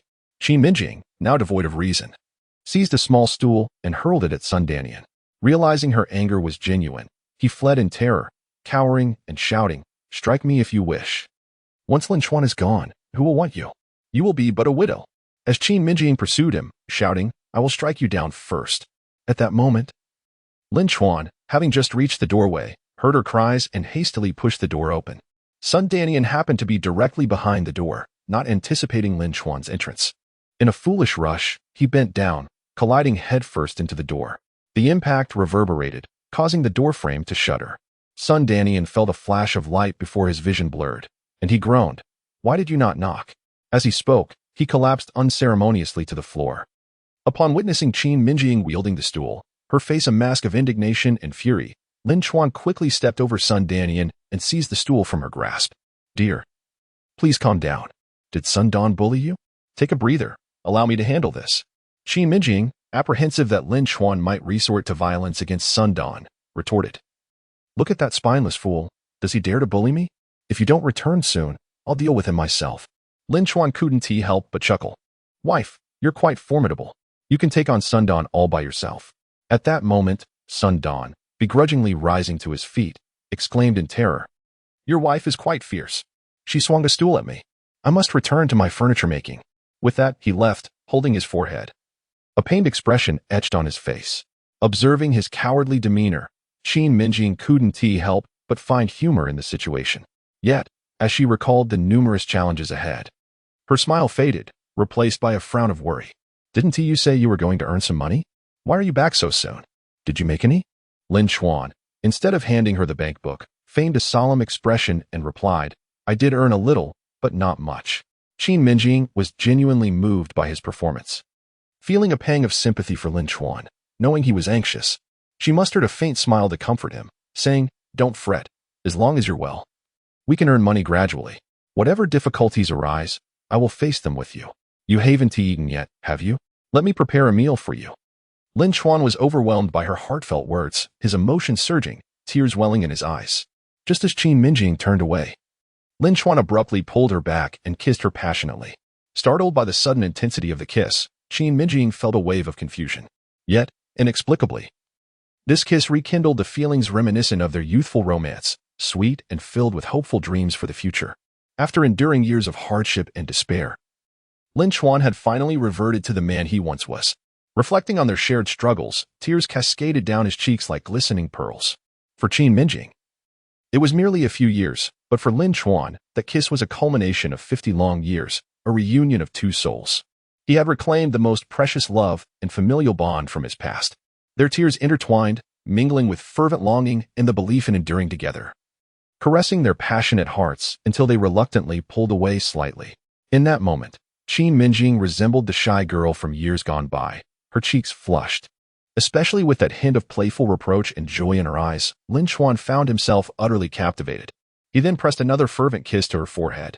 Just then, Lin Wanyu returned from school, pushed open the door, and upon seeing the couple embraced, she covered her mouth and erupted into laughter. How embarrassing! Lin Chuan, releasing Qin Mengying, laughed heartily. What is there to be embarrassed about? I'm your father, and she is your mother. It's perfectly normal. Come here, my precious daughter. Let Dad have a hug. With that, Lin Chuan lunged to embrace Lin Wanyu. No, no, she giggled, darting away. Lin Chuan pursued her, and their laughter filled the air, leaving Qin Mengying in a state of both amusement and exasperation. Yet, her heart brimmed with joy.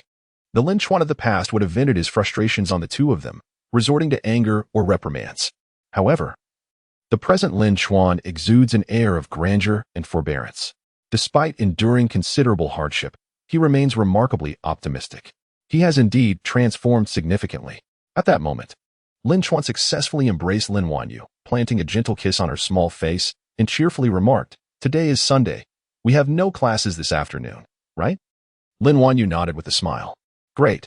Come on, Dad will take you to the city. We'll dine out and shop at the mall. Whatever you desire. We shall procure it. Today, your father has earned some money. However, the smile vanished from Qin Mengying's face. Where will we find the money to dine out and shop? That 3,000 yuan is barely enough for materials. Lin Chuan, undeterred, replied, Let us head back inside. I have something to show you. With that, he took Qin Mengying's hand and returned to the room. As Qin Mengying wore a puzzled expression, Lin Chuan produced a bank book and handed it to her. This is the money I earned today. Chapter 33, Capital Harvest. Qin Mengying received the red bank book, which she had seen but never possessed, with astonishment. Upon glimpsing the long string of numbers within, she was utterly taken aback. For someone like Qin Mengying, who had long struggled in poverty, those figures elicited not only shock but also a sense of dread. A staggering 11,000. The number reverberated in her heart like a comet colliding with Earth, causing immense astonishment. In an era where a typical worker earned 30 yuan a month, 11,000 was an astronomical figure, far surpassing the concept of a 10,000 yuan household. Yet, Qin Mengying, filled with trepidation, inquired, Lin Chuan, where did this money come from? Lin Chuan, with a calm smile, replied, I assure you, it was not acquired through dubious means. This is the fruit of my own labor. However, Qin Mengying remained skeptical. The clothing order from the hotel had already exceeded her expectations, yet it was still within the realm of acceptance. But to earn 11,000 in just one morning? How could such a rapid accumulation of wealth be possible? I don't believe you. Tell me the truth. Where did this money truly originate? Lin Chuan had no intention of deceiving her, yet he could not divulge that he had earned it through memories from his past life. Thus, he slowly explained. This money was earned through networking. I accidentally met a foreigner today who wished to purchase gold. I assisted him in finding a seller. And through the method of buying low and selling high, I profited from the difference. Here is the contract I signed with Tongfu Gold Store. After presenting the contract to Qin Mengying, she examined it closely and found no discrepancies. Before Lin Chuan could utter another word, Qin Mengying suddenly enveloped him in a tight embrace. She could no longer contain her joy, excitement, and exhilaration. Even while holding Lin Chuan, she bounced about like a child, shouting in delight. This is wonderful. We have money now. We are truly a 10,000 yuan household. Overcome with joy, Qin Mengying showered Lin Chuan's face with kisses. Fearing this might be a dream, glancing again at the bankbook, she joyfully stomped her feet in exuberance. Lin Chuan wore a smile of sheer happiness. While the sum of 110,000 meant little to him, for he knew he would earn countless times that amount in the future. Yet, all of this was for his family, Qin Mengying, Lin Wanyu, and Zhou. As long as they were joyful, every penny earned would be worthwhile. Qin Mengying gazed at the savings book repeatedly, each glance prompting tears of joy to flow. Lin Chuan was genuinely concerned she might faint from excitement. He quickly said, "Dear, please calm down. Our earnings will only increase from here on. Quickly change into something nice. Let us take the children to the city for an enjoyable afternoon." Qin Mengying nodded vigorously, promptly donning the dress she had long coveted. The family of four joyfully set off for the city. It was a profoundly joyful afternoon. They not only took the children to the amusement park they had long wished to visit but also shopped at the mall, buying numerous clothes and shoes for Qin Mengying and the children. Subsequently, Lin Chuan treated Qin Mengying to two exquisite watches worth over 4,000.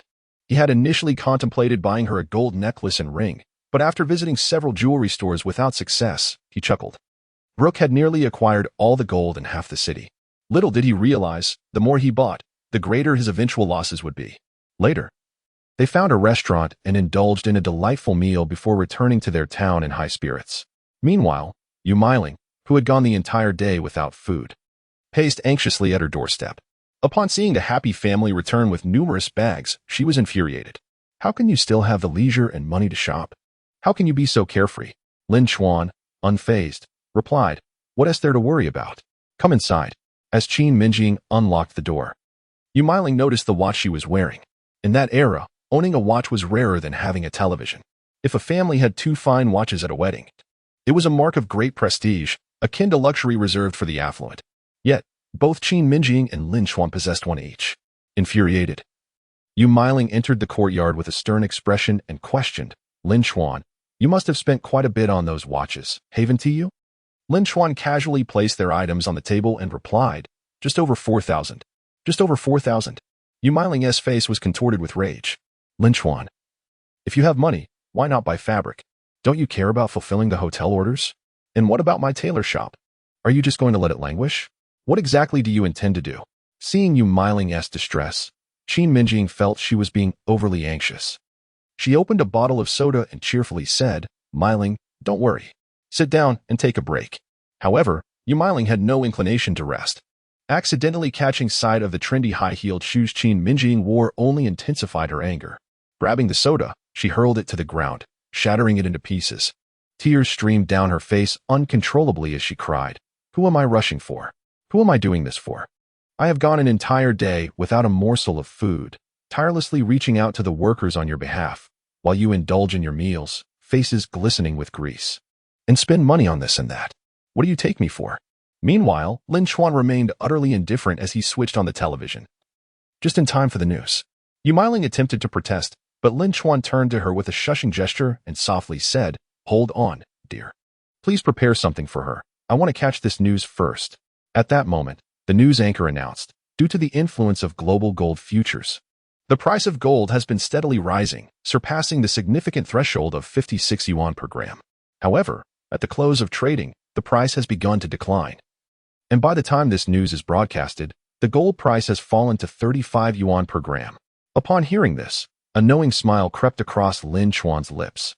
Simultaneously, the owner of Tongfu Gold Store, who was watching the same news, broke into a cold sweat as he realized why Lin Chuan had assisted that deceased foreigner in purchasing gold. Understanding this, the owner chuckled heartily, muttering to himself, "Well done. Lin Chuan, you are indeed a talent." Meanwhile, in a hotel, Brooke sighed helplessly after receiving a call from an American company. The wretched fluctuations in gold prices had cost him hundreds of thousands. Merely the time lost due to Lin Chuan's delay had resulted in an 110,000 yuan loss. Yet, this opportunity was merely a harvest game played by the capitalists. If blame were to be assigned, it would fall upon those greedy capitalists. There was no one else to blame. Now, all he could think about was how to offload the gold. At this very moment, Lin Chuan smiled at Yumiling and announced, "I am planning to acquire a clothing factory in the city. I will investigate the prices tomorrow." Chapter 34. Acquiring the factory. Yumiling felt as if Lin Chuan had thrown her into a vortex of ice and fire, leaving her somewhat dazed. What astonished her even more was not this revelation, but rather, where will you find the funds to acquire a clothing factory? Lin Chuan exchanged a knowing smile with Qin Mengying. "You need not concern yourself with the finances. Just await my good news tomorrow." Seeing the two of them in their secretive exchange, Yumiling chose not to pry further, sparing herself from their affectionate displays. The following morning, Lin Chuan arrived at the entrance of a clothing manufacturing factory in the city named Guyue. Though termed a factory, it consisted of merely a few rows of single-story buildings, a courtyard of approximately 1,000 square meters, and a two-story small building. Lin Chuan chose this factory because its owner, upon acquiring some wealth, had succumbed to gambling. According to memories from a past life, the owner, Guyue, would leap to his demise the following evening after losing the factory. Thus, this clothing factory, which had barely been operational for 3 months, was essentially in a state of neglect. Lin Chuan easily met the factory owner, a haggard middle-aged man with dark circles under his eyes from sleepless nights of gambling, smoking, and drinking. His gaze mirrored the dimness of the office that lacked even drawn curtains. Guyue did not recognize Lin Chuan and, slightly irritated at being disturbed from his slumber, grumbled, "Who are you?" Lin Chuan could hardly be bothered to engage in further trivial conversation. "Let us discuss a business matter. May I enter your premises to converse?" Upon hearing the mention of business, Guyue mustered a semblance of energy and allowed Lin Chuan to enter. As Lin Chuan stepped inside, he was greeted by the sight of scattered liquor bottles and cigarette butts, the air thick with an atmosphere of despondency that nearly rendered him unable to open his eyes. The very thought of lingering here for another moment was unbearable to him. Guyue finally managed to produce half a pack of cigarettes, lighting one for himself. However, Lin Chuan graciously declined his offer and promptly stated, "Boss Gu, let me be succinct. I am offering 30,000 yuan to acquire your factory. Will you accept or not?" Guyue was momentarily taken aback, then scoffed derisively, 30,000? To purchase my factory? Am I intoxicated? Or are you? I have no intention of selling my factory. Its profitability is exceptional, with an overwhelming number of orders. Why on earth would I sell it to you? This man was so pretentious that he didn't even blink. Lin Chuan responded with a disdainful huff, retorting, "I have come here with sincerity, and I lack the luxury of time for idle chatter. I am well aware of your circumstances. You are on the brink of losing everything, including this factory. Others are offering you merely 20,000. While I am willing to pay you 30. If you refuse my offer, do you wish to lose it all and walk away with nothing?" Guyu's brow furrowed suddenly.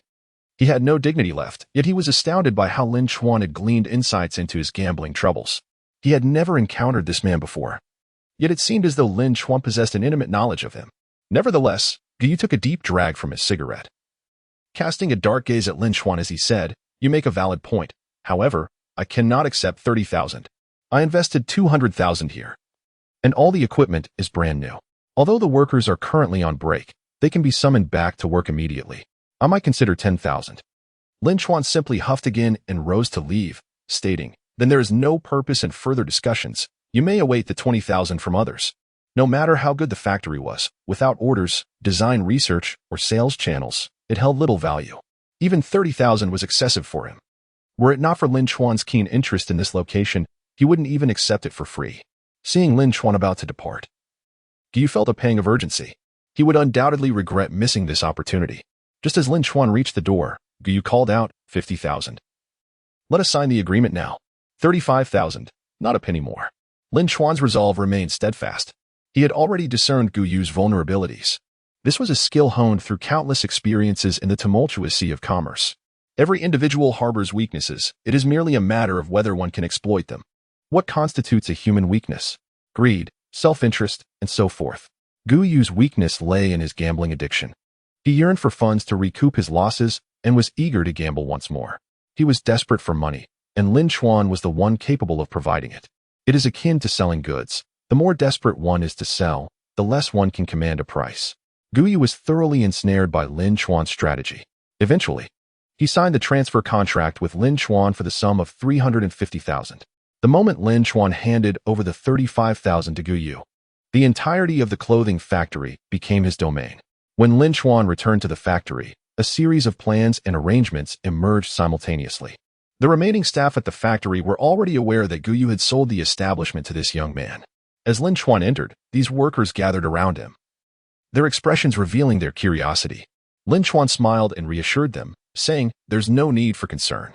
Although I have purchased this factory, it will continue to operate as a garment factory, merely under a different name.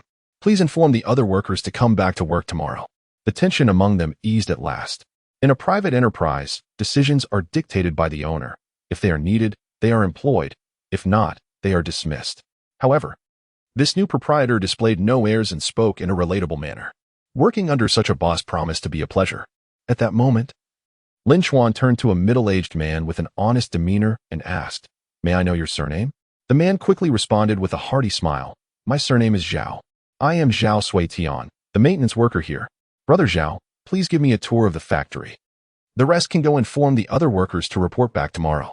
Under Zhao Sui Tian's guidance, Lin Chuan thoroughly inspected the factory. Currently, there were 60 sewing machines, 20 in each workshop, 50 skilled workers, 2 equipment maintenance technicians, and 2 fashion designers. There was also a storage space of 500 square meters. The 2-story building comprised 12 rooms, 6 on the first floor designated as design studios and for sample displays, while the second floor housed offices. Additionally, there was a telephone and various other equipment. As Zhao Sui Tian led Lin Chuan to the sample display room, he expressed his grievances, saying, "Director Lin, this factory has been operational for over 2 months, but has only produced some cushions. Nothing else has been made. The previous owner was a gambler, a spendthrift, who paid us only 1 month's wages before sending everyone on leave. We all have families to support. This cannot continue." Lin Chuan understood Zhao Sui Tian's concerns and smiled, assuring him, "Do not worry, Master Zhao. If you work with me, I promise you will have plenty to eat." Although Zhao Sui Tian responded with a smile, he remained skeptical about this young man's capabilities. In the afternoon, Lin Chuan returned to the town to bring Qin Mengying and Yu Meiling to the factory. Chapter 35. Saving time. When Qin Mengying and Yu Meiling learned that Lin Chuan had acquired the garment factory for merely 350,000, they were left astounded. Their mouths agape. Suddenly, it dawned on them that Lin Chuan seemed to possess an extraordinary fortune, encountering one stroke of good luck after another. Qin Mengying felt a surge of excitement as she touched the pristine sewing machines, her smile blooming like a flower. Never in her wildest dreams had she imagined they could own such a large factory, nor that Lin Chuan could become its owner. The thought seemed almost magical. Diligent as ever, Qin Mengying did not wander about excitedly like Yu Meiling. Instead, she quietly began tidying up Lin Chuan's office. Everything here now belonged to them, and she wanted even a single chair to be spotless. However, Lin Chuan pulled her into another room and smiled, saying, "The tasks of cleaning are not for you. From now on, you will be the financial accountant here, and eventually you will become my financial director. Every penny I earn will be entrusted to your management." Qin Mengying, however, shook her head nervously. No. With my high school education, I know nothing about finance." Lin Chuan, however, replied with unwavering conviction, "But I can teach you. Do you really wish to entrust our finances to outsiders?" Absolutely not. Not only would Qin Mengying not agree to such a notion, but neither would Lin Chuan. Thus, she ultimately acquiesced to Lin Chuan's arrangement. At this moment, Yu Meiling also arrived at the office, unable to contain her excitement, and exclaimed, "With the productivity here, those 151 sets of clothing can be completed in less than 2 days. Lin Chuan, you are now a big boss. What position will you assign me?" Lin Chuan had already contemplated this.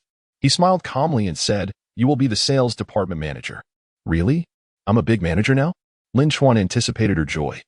For in that era, sales was a particularly coveted profession.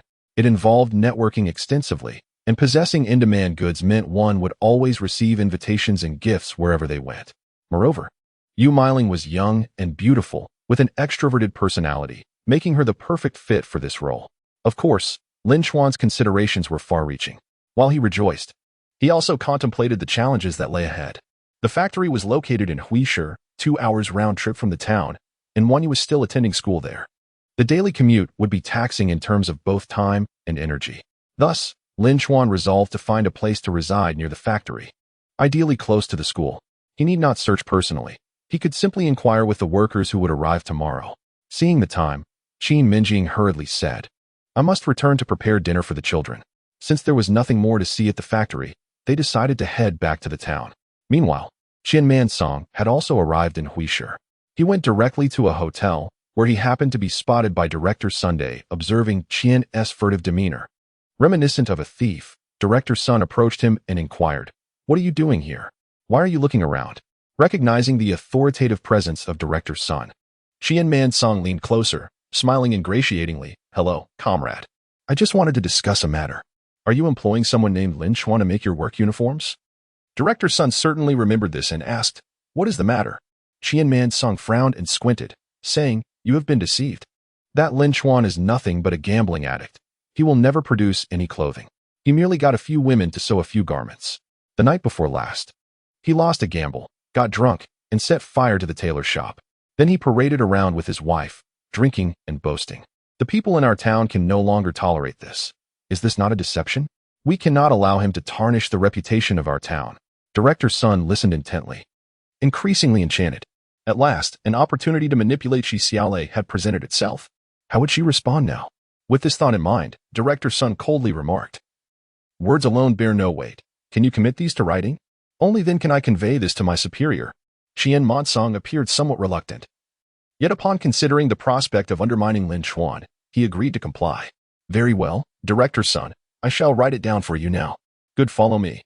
At that moment, Lin Chuan and his companions had returned to the town. Qin Mengying, who was caring for Zhou Shou, was anxious when they burst through the door. Lin Chuan glanced at the time. Picking up Wanyu and shopping for groceries had consumed over 2 hours. Such time wastage was unacceptable. Moreover, Qin Mengying had returned without resting, immediately diving into the kitchen to prepare a meal. Lin Chuan, feeling sympathetic towards Qin Mengying, assisted her in cooking while saying, "The day after tomorrow, we shall move to the city. Let us not squander time traveling back and forth." Ultimately, Qin Mengying was concerned about finances and reluctantly responded, "Everything in the city is expensive. Money is required for everything. And what about Wanyu's schooling?" Lin Chuan softly reassured her, "These matters are not a concern. I will handle them." Naturally, Qin Mengying felt compelled to heed Lin Chuan's words, for she could not manage the arrangements herself. Before long, the clock struck 8 the following morning, and the factory gates swung open, with workers gradually returning to report for duty. As the concept of a human resources department was still non-existent, only a labor management section existed, overseeing all aspects of the workers' needs. Thus, Lin Chuan had to take the initiative himself. Prior to commencing operations, Lin Chuan needed to convene a meeting. As the new owner, he had certain protocols to establish. Aside from Zhao Sutian and another male maintenance worker, the remaining staff were all women. Standing on the staircase, Lin Chuan proclaimed, "I am Lin Chuan. And from this day forth, I am your boss. Today marks the first day of my stewardship over this factory. I expect everyone to work diligently. Your wages will increase from the previous monthly sum of 20 yuan to 30 yuan, with an additional 10 yuan bonus for exemplary performance, plus a 10 yuan welfare allowance. Thus, if you perform well, you will each earn 50 yuan monthly." The courtyard erupted in excitement, with one robust woman exclaiming, "Boss, you are magnificent and so handsome. I am quite taken with you." This elicited hearty laughter from the crowd. Lin Chuan, both amused and exasperated, responded, "You may jest with me, but the factory rules must be adhered to, otherwise, fines will be imposed. Most importantly, the quality of work must meet our standards. We thrive on quality, and there is no room for negotiation. Now, let us begin with cleaning, and we shall commence formal work in the afternoon." With such a wonderful boss, the workers were naturally invigorated. Meanwhile, Lin Chuan needed to promptly procure fabrics and other supplies. At the same time, in a hotel office, Director Sun forcefully slammed the letter written by Qin Mengying onto Shi Xiaolei's desk. Chapter 36. Why so wealthy? Shi Xiaolei gazed perplexedly at Director Sun's face, which appeared somewhat contorted, and inquired with a hint of confusion, "What is this?" Director Sun elevated his tone, as if he finally had the upper hand over Shi Xiaolei, and retorted, "What do you think this is? Just look at the mess you've created." Despite her refined demeanor, a flicker of disdain sparked in Shi Xiaolei's eyes. She then opened the letter and scrutinized its contents from beginning to end. The correspondence was detailed and explicit, causing her to furrow her brow slightly. Director Sun's cold stare bore into Shi Xiaolei, as though she had committed a grave transgression. With an air of authority, he declared, "Shi Xiaolei, I opposed your decision to order those uniforms from the very beginning. Now, how do you intend to explain this to us? My nephew appointed you as the hotel's vice president to generate profit, yet here you are, not only benefiting from the situation but also colluding with outsiders to deceive him. To be frank, I have already shared this letter with the other managers and President Wang. We demand that you either compensate for the losses or leave the hotel. We cannot allow someone like you, a detrimental presence, to continue siphoning funds from our establishment." Fuming from the reprimand, Shi Xiaolei found herself questioning whether Lin Chuan was indeed as the letter suggested. However, she recognized that she could not concede. To do so would be to tacitly accept Director Sun's accusations. Thus, she furrowed her brow and responded coolly, "If your reaction is this extreme based solely on a letter, what more can I say? However, before confirming the authenticity of this letter, I need you to understand that there are still 10 days until the delivery date. During this time, I will not leave the hotel, nor will I compensate for any losses unless the delivery date arrives and Lin Chuan fails to provide the uniforms. If that occurs, I shall cover the hotel's losses and depart. Now, please leave my office. I have no desire to continue this conversation." A hint of cold amusement flickered across Sun Meili's plump face. "Very well, I shall have President Wang speak with you shortly."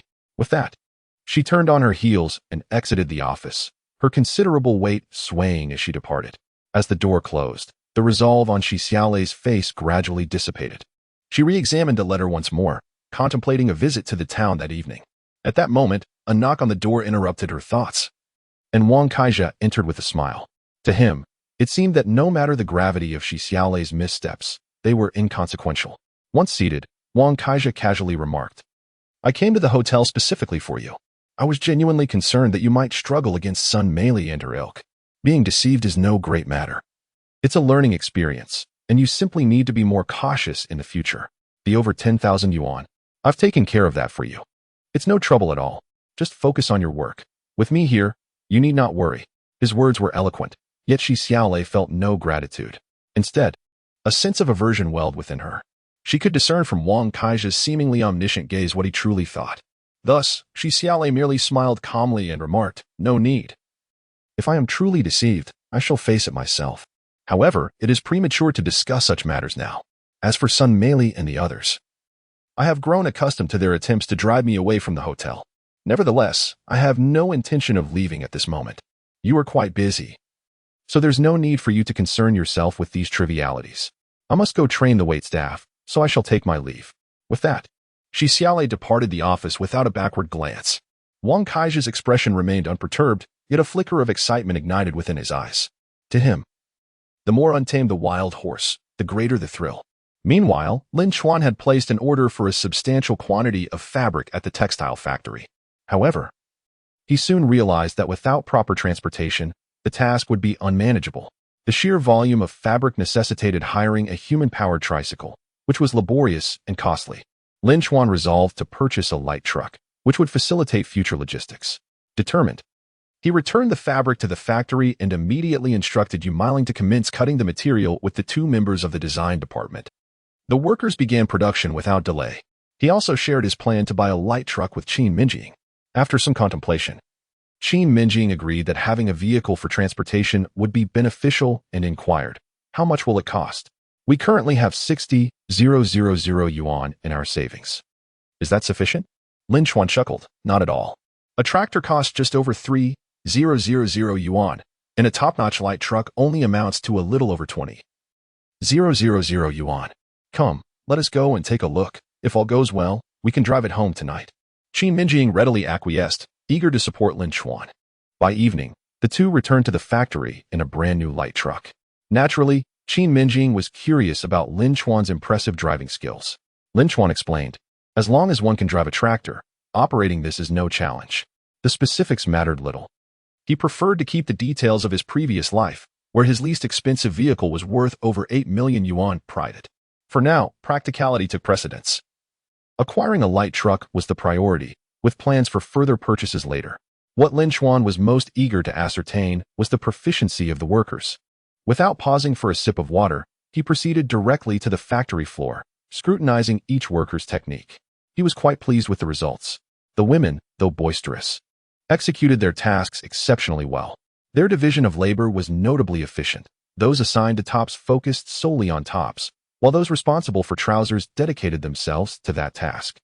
In just one afternoon, they produced over 20 finished outfits, each meeting the required standards. Yet, Lin Chuan's thoughts were already drifting to the next design. The profitability of a garment factory hinges on design. Without quality design, even the most skilled workers would be of little use. As the sun dipped below the horizon, Lin Chuan drove the new light truck, accompanied by Qin Mengying and Yuan, back to town. In the area, tractors were the most common vehicles, with the occasional delivery truck making an appearance. However, the sight of a light truck was rare, and the entire town erupted in astonishment upon seeing Lin Chuan behind the wheel. Goodness, am I seeing things? Is that really Lin Chuan? How on earth did he manage to get a light truck? Why has he suddenly become so wealthy? Has he stolen it or robbed it?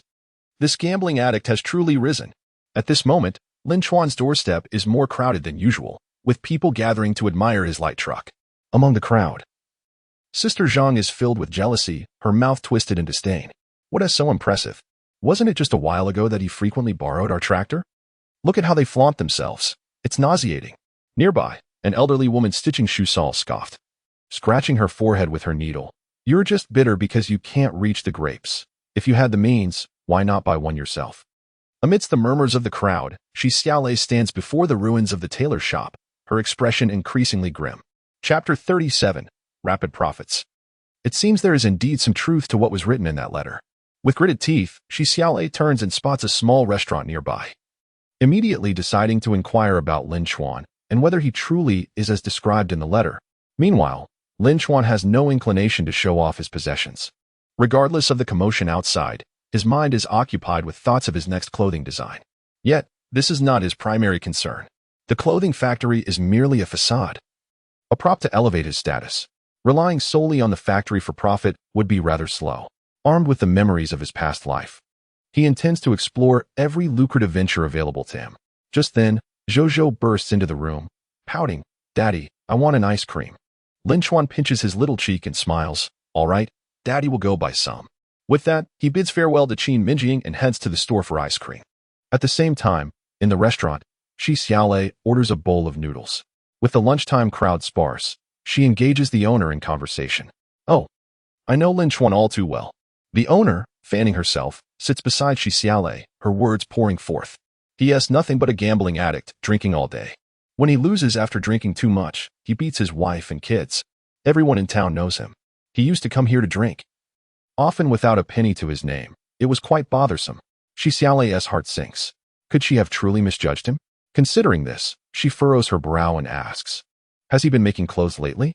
The owner smirks, disdain evident on her face. Making clothes? He is always surrounding himself with a bunch of women. And that hussy named Yu Miling from the tailor shop is always fawning over him. Just the other day, he came here to buy fish and meat. I have no idea where his money comes from. A few days ago, the tailor shop burned down, and we haven't seen him since. At this point, Shi Xiaolei is now entirely convinced that the letter was indeed truthful. She has misjudged Lin Chuan. Just then, Qian Monsong and a few of his unruly companions enter the restaurant. Upon entering, Qian Monsong's shifty eyes land on Shi Xiaolei. He thinks to himself, "This woman is truly something special." Her petite figure, delicate face, and fair skin exude a quiet charm that is undeniably enticing. After taking a seat, Qin Mengying called out for the proprietress. "Madam, haven't you seen anyone come in for a meal?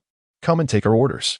The proprietress, caught up in her own excitement, shot him an impatient glare and retorted loudly, "I see them. I see them. You old rascal can order whatever you wish. Why must I come over?" Despite her words, she swayed her curvaceous figure and approached Qin Mengying, the esteemed guest. As Qin Mengying casually eyed Shi Xiaolei, he leaned in and whispered, "Madam, that young lady is quite lovely. Is she a relative of yours?" The proprietress, recognizing the lecherous glint in his eyes, bared her teeth in a scowl and snapped, "She's from the city, so don't get any ideas. Take a good look at yourself in the mirror. You look like a wandering ruffian. Now, hurry up and place your order." Unfazed, Qin Mengying ordered a few appetizers and several bottles of beer. He then filled 2 glasses, grinning impudently as he sat across from Shi Xiaolei. "My dear, I am the owner of the fish pond here, a man of wealth. Eating alone is rather dull. Why not join me for a drink so we can get acquainted?" Upon realizing Qian Monsong's unsavory nature, Shi Xiaolei ignored him completely and called for the proprietress to bring her the bill. However, Qin Mengying chuckled and said, "Madam, I will cover this young lady's bill. Bring her some hearty dishes to accompany our drinks." Shi Xiaolei quickly placed a bill on the table and attempted to leave. Yet, Qin Mengying lewdly blocked her path, his eyes brimming with lascivious intent. "My dear, don't be in such a hurry. Join me for a drink. I have money. For one drink, I'll give you 10 yuan, and for a night, 50. Rogue. Shi Xiaolei spat in disgust, trying to evade him. But Qian Mensong's rowdy friends obstructed the entrance, crossing their arms and leering at her. "What do you want?" she demanded. "Madam, aren't you going to intervene?" Panic surged within Shi Xiaolei as she hoped the proprietress would come to her aid. Yet, the proprietress disdainfully replied, "You young lady, what's the harm in having a drink with them? If you gave me 10 yuan, I'd join them myself." This remark plunged Shi Xiaolei into despair. In this unfamiliar town, what could she possibly do? Just as she felt hopeless, Qin Mengying reached out with his lecherous hand to touch her face. Shi Xiaolei forcefully swatted his hand away, shouting, "You bunch of ruffians, let me go." Qin Mengying laughed lewdly. "You can leave, but first show me your pants. Shameless, vile." She cried in anger, preparing to charge out. However, Qin Mengying seized her arm, pulling her into his embrace with the intention of harassing her.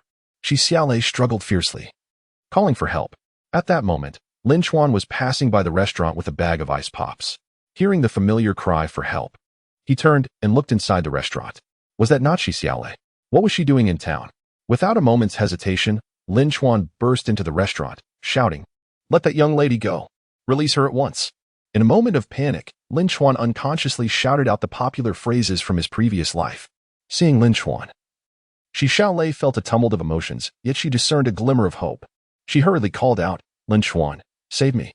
When Qin Mengying noticed that Lin Chuan was acquainted with Shi Xiaolei, jealousy surged within him. Why did all the beautiful women in the world seem to know this Lin Chuan? The more he thought about it, the more he refused to relent. He viciously shouted, "Mind your own business and get the hell out of here." Lin Chuan had endured this man for long enough. Without uttering a word, he charged toward them. Before Qin Mengying could speak, Lin Chuan's fist struck his face, leaving him momentarily disoriented, as if everything around him was a blur. The impact made his head throb, and his grip weakened, granting Shi Xiaolei the opportunity to slip behind Lin Chuan. After shaking off the daze, Qin Mengying finally regained his composure, gritting his teeth as he glared at Lin Chuan. "You dare to hit me, you gambling fool? Today, I'll settle this with you. Brothers, get him." A group immediately surrounded Lin Chuan, causing Shi Xiaolei to cling tightly to his arm, igniting a warmth within him. However, there was no time for such feelings. Qin Mengying's face twisted with rage. Yet, Lin Chuan remained composed, dismissing the confrontation with indifference. "Listen closely, you're acting like a thug. If I call the security team, think about the consequences for yourself. I'm leaving with her now, and I dare you to stop me." Qin Mengying was no fool. He understood that Lin Chuan could indeed follow through on his threat.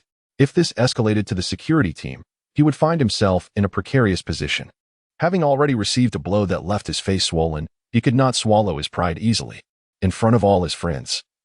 Allowing Lin Chuan to leave the restaurant unscathed would tarnish his reputation in town. Narrowing his eyes, Qin Mengying growled, "You think you can just walk away after hitting me? Not a chance. Brothers, what are you waiting for? Hit him." Lin Chuan recognized that Qin Mengying was filled with malice. Lacking the courage to reclaim his honor himself, he urged others to do his bidding. And those foolish enough to comply were indeed ready to strike. Lin Chuan decided not to hold back. He aimed a punch at the nearest assailant, delivering a blow that sent the man sprawling to the ground, utterly dazed. The sight of this left the remaining group intimidated, none daring to advance further. With a dismissive snort, Lin Chuan took hold of Shi Xiaolei's hand and strode confidently out of the restaurant. Qin Mengying, infuriated, stomped his feet in frustration, cursing, "You useless fools. You can't even handle one person. How did I ever associate with such a bunch of cowards?" The crowd glared back at him, their dissatisfaction palpable. If he wasn't a coward, why didn't he take action himself? As Shi Xiaolei departed from the restaurant, she forcefully shook off Lin Chuan's hand. She channeled all her pent-up anger and resentment onto him. With palpable fury, she exclaimed, "Lin Chuan, I believed you to be a respectable person. I trusted you so much that, despite the pressure, I advanced the payment for the work uniforms. Yet, you deceived me." Lin Chuan, bewildered, responded, "Wait a moment. You claim I deceived you. How did I do that?" Shi Xiaolei promptly retrieved the letter from her pocket and tossed it onto Lin Chuan's chest. He caught the letter and opened it, only to break into laughter. This unexpected reaction left Shi Xiaolei momentarily stunned. With disdain, she remarked, "How can you still find this amusing?" Not only was Lin Chuan laughing, but he also took out an ice pop, eating it as he spoke. "What's written here is even more detailed than my own experiences, and it's accurate. I did indeed have a gambling problem, drank excessively, and even mistreated my wife and children. I was so enraged at times that I even struck my brother-in-law. But what does this have to do with our collaboration? Moreover, you never inquired about my past, yet you accuse me of deceit? And who wrote this letter? Qin Mengying. Do you know who he is? He is the very person who just harassed you. Can you truly believe the words of such a man?"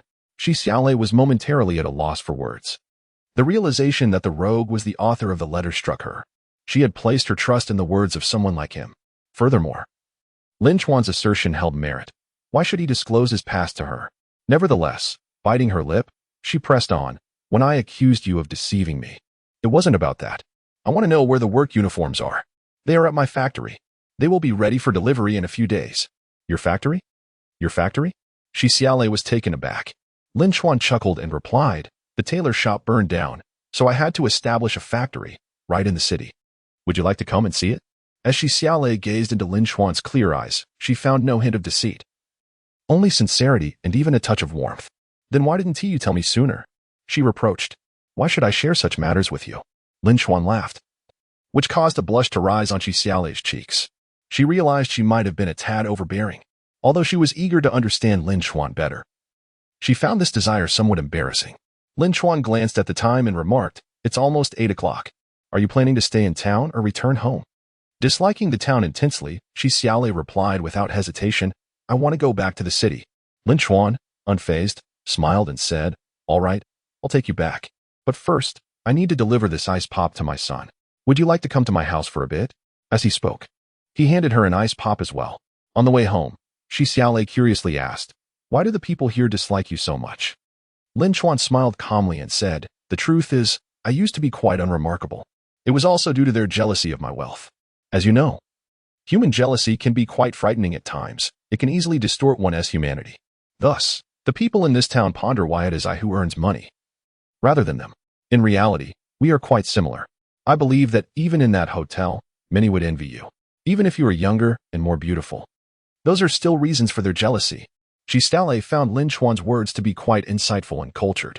She was particularly fond of men who possessed culture, depth, and substance. However, she still inquired, "Then why were you like that in the past?" Lin Chuan replied candidly, "Honestly, I'm not quite sure how to answer that. Perhaps during that time, my mind wasn't as sharp. Now that I've become wiser, I no longer resemble my former self." Shi Xiaolei couldn't help but chuckle at his somewhat silly demeanor. This laughter served to bridge the distance between them. Upon returning home, Shi Xiaolei encountered Qin Mengying and Yuan, only to discover that one of the models from earlier was Lin Chuan's wife. Despite greeting everyone with a smile, she felt an unsettling sensation in her heart. At that moment, Lin Chuan turned to Qin Mengying and said, "Dear, you should go to bed with the children. I'll take Xiaolei back to the city." Qin Mengying immediately frowned, clearly reluctant. Yuan, having noticed the peculiar glance Shi Xiaolei cast at Lin Chuan, interjected, "It's quite late. It wouldn't be convenient for the two of you. Mengying, why don't you go along? I'll look after the children. I'm not leaving tonight anyway." Lin Chuan merely smiled in silence, fully aware of the concerns Qin Mengying and Yuan harbored. However, Shi Xiaolei then expressed her refusal. "There is no need for so many to see me off." Her words caused Qin Mengying and Yuan's expressions to darken momentarily. Yet, Shi Xiaolei continued with a smile. "I wish to stay here tonight and return tomorrow. This way, you won't waste time on my account." Understanding her intent, Qin Mengying quickly replied, "That works. Although my house isn't large, it can accommodate a few people." Lin Chuan had no objections. After all, the women could share one room while he stayed with his daughter and son in another, ensuring no one would disturb the other. Meanwhile, Qin Mengying, who was still brooding in the restaurant, was increasingly unable to swallow his anger. The stinging pain on his face only intensified his hatred for Lin Chuan. His so-called friends, noticing his silence, began to vent their frustrations. "That fool Lin Chuan is still flaunting himself. We should have taught him a lesson back then. It's infuriating to think that such a gambling fool has so many women surrounding him." This remark sparked an idea in Qin Mengying's mind. He immediately exclaimed, I heard that Lin Chuan seems to have purchased a light truck, parked right at his doorstep. Whoever goes and burns it for me, I'll give you $100. However, despite his words, the prospect of actually committing such an act left several individuals trembling in fear, rendered mute. Qin Mengying glared at them menacingly and scolded.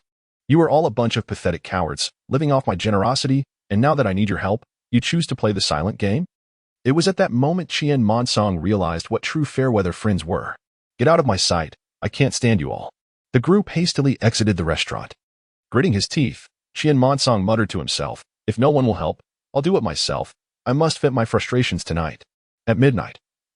Shi Xiaolei suddenly felt the need to relieve herself, hesitant to wake Yu Meiling and Qin Mengying. She quietly made her way to the outhouse in the backyard. On her return, a gentle evening breeze carried an acrid scent of alcohol, seemingly emanating from outside the front door. Intrigued, she wondered how there could be such a smell at this late hour, so she crouched down and peered through the crack in the door. To her astonishment, she spotted a shadow pouring liquor onto the light truck.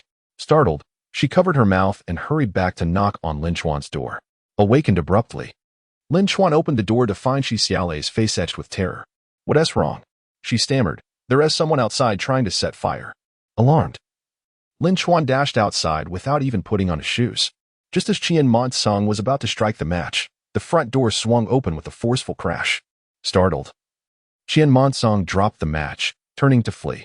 However, Lin Chuan had already maneuvered in front of him and delivered a swift punch. Qin Mengying let out a pained scream, staggering and collapsing to the ground. Upon recognizing him as the culprit, Lin Chuan felt a surge of rage, both old and new grievances flooding his mind, causing his fists to crack ominously as he approached. Without uttering a word, he unleashed a flurry of punches and kicks upon Qin Mengying, whose cries echoed like that of a slaughtered pig, alarming the neighbors who rushed out with flashlights. Meanwhile, Qin Mengying and her companions arrived in the yard, their flashlight beams illuminating Qin Mengying's battered face. Ashamed of his bruised countenance, Qin Mengying instinctively shielded his head, fearing Lin Chuan might accidentally kill him. Qin Mengying hurriedly pulled Lin Chuan back, who was itching to deliver a few more blows. As more people gathered, the beams of the flashlights converged upon Qin Mengying as if he were under the spotlight on stage, leaving him utterly exposed. Uncle Chi furrowed his brow and asked, Chuanzi, what is going on here? Lin Chuan coldly retorted, this scoundrel attempted to set my light truck ablaze, and I caught him in the act. A wave of astonishment rippled through the crowd. Was Qin Mengying truly so audacious? Just then, a voice from the back of the crowd called out, what are you doing here in the middle of the night instead of sleeping? As the crowd turned to look, they discovered it was the town's night security team. Lin Chuan then coldly remarked, you have arrived just in time. Qin Mengying intends to set fire to my gold card. What? He plans to set fire? Several security personnel were taken aback. Two of them immediately stepped forward to firmly restrain Qin Mengying. Shi Xiaolei then approached and stated, I am the manager of the Huishur Hotel. This man has been harassing me in the restaurant tonight. Not only the security team, but everyone else was astonished, including Qin Mengying himself. In those days, a manager held significant stature, especially one from the Huishur Hotel. Qin Mengying regretted his actions deeply. Of all people to offend, it had to be a manager. Infuriated, the security personnel tightened their grip, and Qin Mengying's bones creaked under the pressure. But that was not all. Lin Chuan continued coldly. The fire at the tailor shop a few days ago may have also been set by him. What? The security team gaped in shock. Did Qin Mengying truly wish to court disaster? What kind of society was this, and he still dared to commit such acts? The team leader, filled with rage, commanded, take this man back. The security team immediately directed their ire toward the dejected Qin Mengying, who resembled a defeated rooster, and bellowed, you reckless fool, move. As they departed, Qin Mengying shot Lin Chuan a venomous glare, vowing to make him pay. Lin Chuan could not be bothered to look back, knowing the security would not be able to hold him for long. Nevertheless, it mattered little. Soon, Qin Mengying would amount to nothing, compared to merely beating him up. Lin Chuan possessed far more formidable means. Once the crowd dispersed, Lin Chuan expressed his gratitude to Shi Xiaolei. Manager Shi, I cannot thank you enough for your timely intervention tonight. Otherwise, my light card would have been ruined. Manager Shi replied, still shaken, I stumbled upon it by chance. How could that man be so wicked? Yu Meiling chimed in. He is even worse than you think. Lin Chuan should have given him a few more punches to teach him not to provoke us. Lin Chuan also wished to land a few hits. But he acknowledged that Qin Mengying was right to intervene. Fists would not resolve the issue. Well, it was a false alarm. Let us all get some rest. We need to rise early tomorrow. After securing the gate, Lin Chuan felt increasingly resolute about his decision to move to the city. The shock had kept everyone awake. So they settled in the courtyard to chat. As Lin Chuan washed his hands, he declared coldly, "Tomorrow, I shall go to the city to look for a place. I will not remain here any longer." Shi Xiaolei curiously inquired, "Are you moving to the city?" "Yes, but I am busy and have yet to find a suitable place. I happen to have a house available. If you do not mind, you can stay there temporarily." Lin Chuan had no intention of declining, as this would save him considerable time in searching for accommodation. Only Qin Mengying seemed reluctant, not wanting Lin Chuan to grow too close to Shi Xiaolei. However, since Lin Chuan had already decided to check it out the next day, she could not voice any further objections. The following morning, Lin Chuan first took Shi Xiaolei on a tour of the factory before heading to view her house. In that era, the concept of residential complexes was virtually non-existent. Instead, there existed a cluster of several six-story apartment buildings forming a modest residential district. Shi Xiaolei resided on the second floor of one such building. Her abode spanning 70 square meters, comprising 2 bedrooms and a living room. This space was once inhabited by my parents, who have since relocated abroad for work and rarely return. If you do not mind, you are welcome to stay here, and I shall not charge you a dime. Lin Chuan found the accommodation quite satisfactory. Although the decor bore signs of age, it was considered quite commendable for that period. The furnishings were relatively new, the bed spacious, and the natural light ample. Thus, Lin Chuan chuckled, "I must insist on paying. I cannot take advantage of you. Let us settle on 20 yuan a month. I will pay you for a year in advance." As he spoke, Lin Chuan produced 240 yuan, adamant about giving it to Shi Xiaolei. Although she initially hesitated to accept, she eventually relented under Lin Chuan's insistence, garnering a newfound admiration for his earnestness. With a smile, she remarked, "By the way, you mentioned transferring Wanyu to a new school, right? I have a classmate working at the experimental elementary school. I can have her assist you. And the child can start attending school at any time." Lin Chuan expressed his gratitude with a smile. "That would be wonderful. I will take Wanyu to the experimental elementary school tomorrow. Today, we shall move." Witnessing Lin Chuan's joy filled Shi Xiaolei's heart with warmth, akin to sunlight. However, she noticed that Qin Mengying remained silently by the window, prompting her to feel that it might be best to excuse herself. Therefore, with a smile, Shi Xiaolei said, "No need for formality. We are all good friends. I must head to work now, so please take your time organizing. Let us have a meal together when we find the chance." "All right, I shall not keep you. Take care." After bidding farewell to Shi Xiaolei, Lin Chuan turned and embraced Qin Mengying. "My dear, do you like it here?" Qin Mengying pondered for a moment before responding. "Well, it is still an apartment building, which is far superior to the bungalows in town. Everything is convenient. I'm glad you like it." Lin Chuan gave it little thought and replied with a smile, "Great. Let us move in now."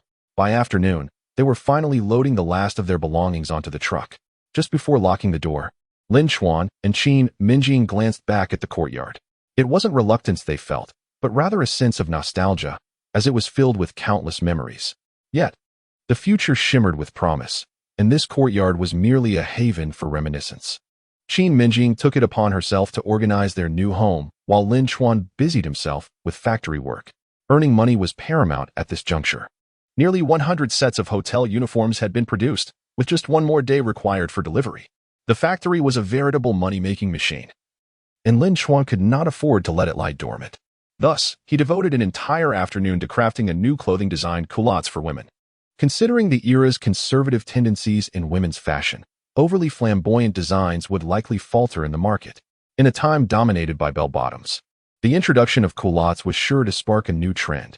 It is not that people are unwilling to wear such attire. Rather, the market lacks such conceptual offerings. Lin Chuan gazed at his meticulously crafted samples, yet a cloud of concern lingered upon his brow. This era's fabric production techniques are woefully antiquated. Ordinary textiles, whether in material or hue, are remarkably monotonous. Color is an essential element of fashion and cannot be overlooked. However, the 2 textile factories in Huishi have made no advancements in this regard, primarily producing polyester and wool-like materials. To expand this venture, one must possess their own textile factory to create the finest fabrics. Lin Chuan approached the window, observing the bustling factory while contemplating long-term strategies. The most pressing issue remains the insufficiency of funds. To establish a textile factory, one must generate profits swiftly. As Lin Chuan glanced at the time and date, a memory of a lucrative venture from his previous life resurfaced in his mind. Seizing this opportunity could yield enough profit to acquire a textile factory. At that moment, Yu Meiling burst through the door, startling Lin Chuan from his reverie. He turned, frowning, and admonished, "Could you please knock before entering? Do you consider this your tailor's shop?" Entering at will? Yet, Yu Meiling, visibly irate, replied, "I didn't have the chance to ask this afternoon. You've moved to the city. What am I supposed to do? Where will I live? The tailor shop has burned down, and I can't possibly return to live with my parents in the countryside every day." Lin Chuan had already devised a plan for her. He replied calmly, "For now, stay at a hotel in the city and quickly find a place to live. I will provide you with the funds." At this, Yu Meiling's expression softened. "All right, I'll look for a place tomorrow. Wherever you go, I will follow. You can't escape me in this lifetime." This left Lin Chuan both amused and exasperated. "You're not a clingy child. Why would I want to shake you off? Since there is still some time before the end of the workday, take the cropped pants I designed to the cutting department. Once this batch of work clothes is completed, start production on these immediately." Upon seeing the samples, Yu Meiling's large, dark eyes widened in astonishment. "How did you come up with this? These cropped pants are simply stunning." However, Lin Chuan, with a hint of resignation, replied, "We face limitations, primarily regarding the fabric. Use what we currently have to produce 10,000 pairs of standard-sized cropped pants, and we'll discuss further steps later." Yu Meiling instantly fell in love with the design and dashed to the design department to begin cutting, eager to create a pair to try on. Fast forward to the afternoon of the next day, in the conference room of the Century International Hotel. Seated at the head of the table, Wang Kaija interlaced his fingers and spoke solemnly, "The hotel opens in 5 days. Does anyone have any concerns?" Sun Meili cast a cold glare at Shi Xiaolei and remarked sarcastically, "Mr. Wang, it's still about the work uniforms." To this day, Vice President Shi has not provided any explanation, which is rather unacceptable, don't you think? The others nodded in agreement. Indeed, just because she is a vice president, she should not be allowed to act with impunity. I believe it is best to share my thoughts with everyone. If such behavior is deemed acceptable, how can hotels be managed in the future? Chapter 41, a most timely interjection. Shi Xiaolei listened intently to the idle chatter of the crowd, remaining remarkably composed. Wang Kaija, wishing to support Shi Xiaolei, hesitated, fearing that his intentions might be misconstrued as favoritism. Thus, he chose to remain silent, opting instead to hear what Shi Xiaolei had to say. Shi Xiaolei had never considered seeking assistance from anyone. With a casual demeanor, she produced the letter and nonchalantly tossed it onto the table. She then coldly stated, "You desire an explanation, do you? Very well, let me clarify. The author of this letter is a nefarious scoundrel, one who has committed unspeakable acts. Do you truly place your trust in such a person?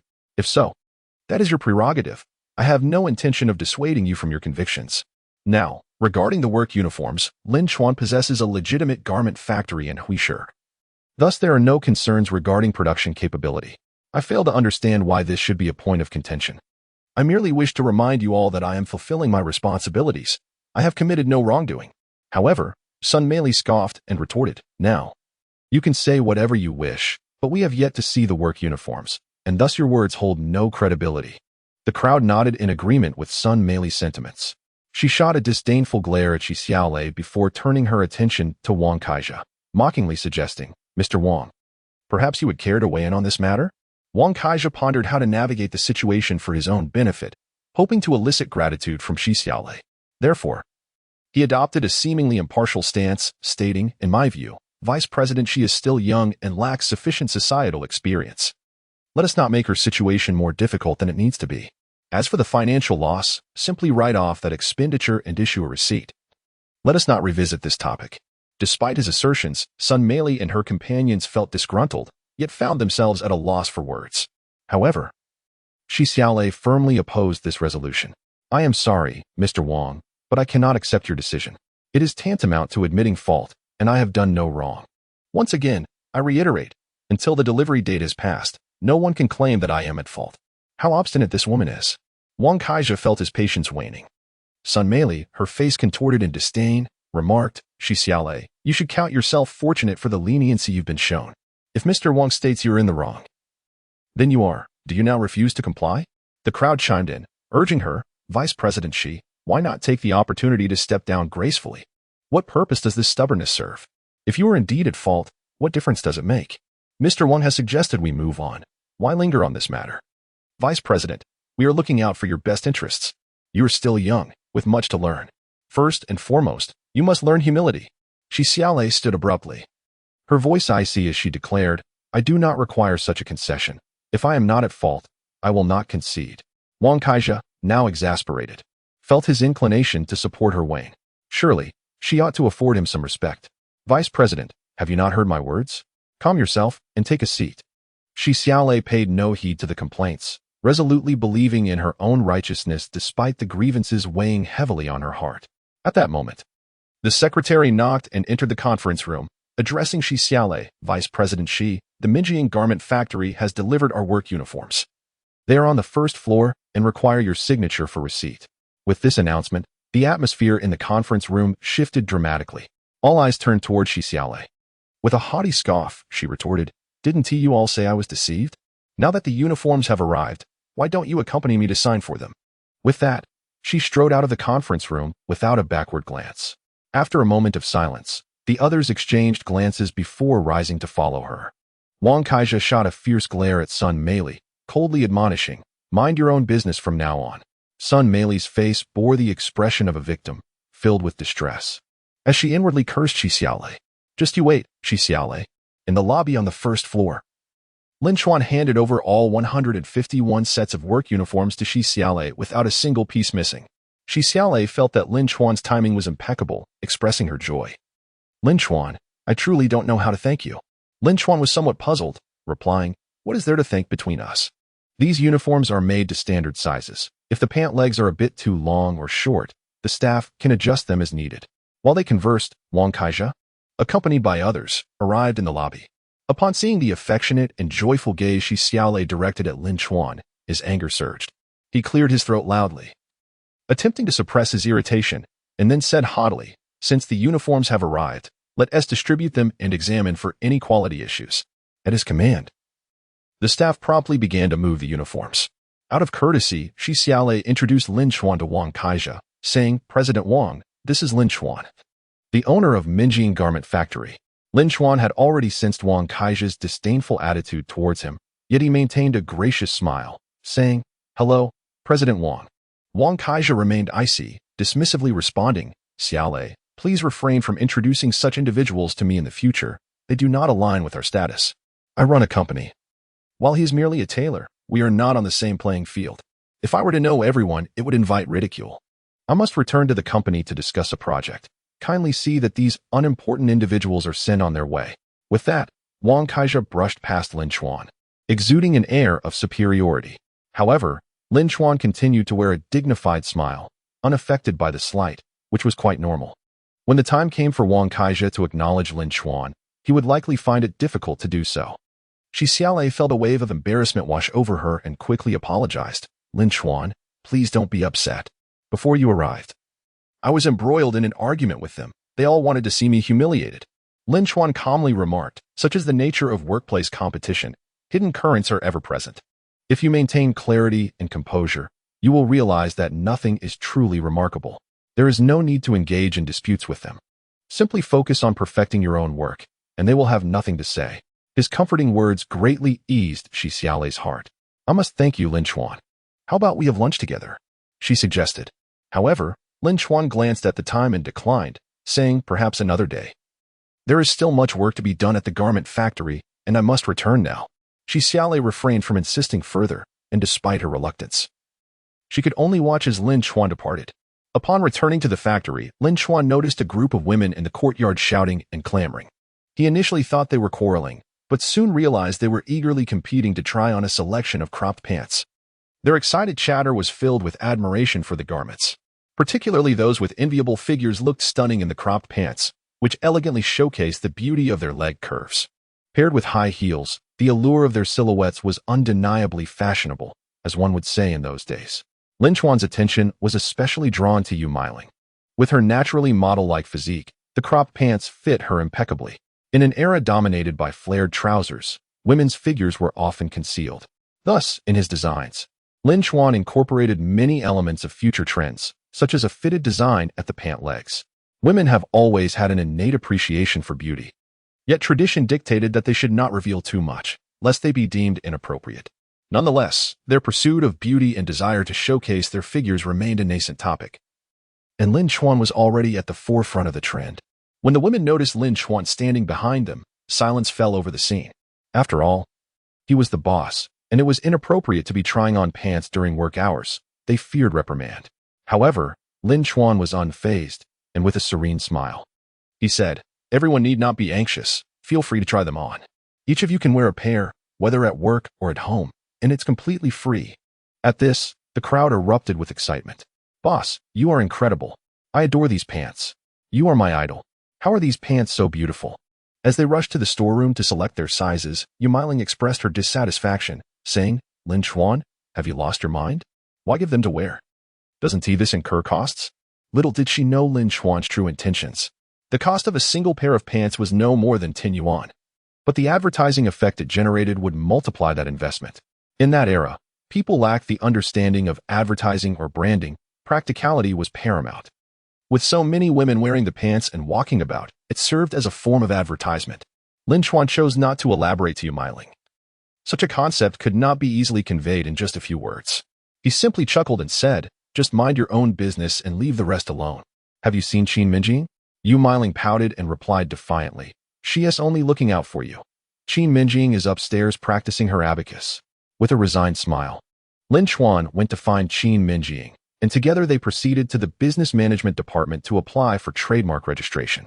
Qin Mengying, entirely unfamiliar with the process, curiously inquired, "Do we really need a trademark for clothing?" Lin Chuan explained with a smile, "Of course. A trademark is essentially the face of a product. Without it, who would know who made it? Moreover, in fashion, some people can replicate designs just by looking at them. With a trademark, the public can discern which brand is superior and which is not. I brought you here so you could learn this. In the future, you'll be able to handle it yourself." Despite Lin Chuan's clear explanation, Qin Mengying remained perplexed, struggling to grasp the concept. However, she quickly learned the entire trademark application process. Holding the registered trademark rights, Lin Chuan explained to Qin Mengying, "See?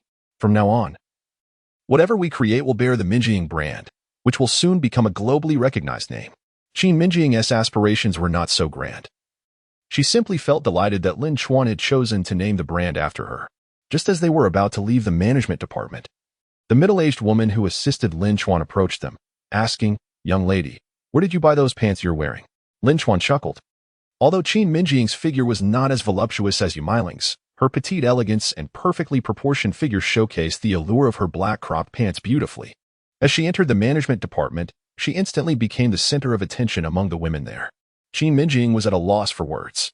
Lin Chuan, however, smiled and said, "These are the Mengying brand cropped pants designed and produced by our factory, available for retail in the clothing wholesale market." The woman examined the pants thoroughly, growing increasingly fond of them. "All right, tomorrow we'll all go buy them. These pants are simply exquisite." Qin Mengying's face flushed with embarrassment. She quickly linked her arm with Lin Chuan's and lowered her head as they exited the management department. Lin Chuan, filled with joy, remarked, "Don't be shy. My dear, from now on, you'll be my exclusive model. Whatever I design, you'll be the first to wear it." Happiness radiated from Qin Mengying's beautiful eyes. In that moment, she was willing to do anything for Lin Chuan, as long as he continued to work diligently. Upon returning to the factory, which was nearing the end of the workday, Lin Chuan first checked the warehouse. In a whole day, they had managed to produce fewer than 100 pairs of pants. The productivity was rather slow. Once this product hits the market, it will undoubtedly create a sensation, and the current production speed will not suffice. Lin Chuan then took a stroll around the factory's vicinity. To the left of the factory was a food processing plant, to the right a sprawling area of single-story buildings. And behind the factory lay approximately 40,000 square meters of vacant land. Lin Chuan immediately set his sights on this plot.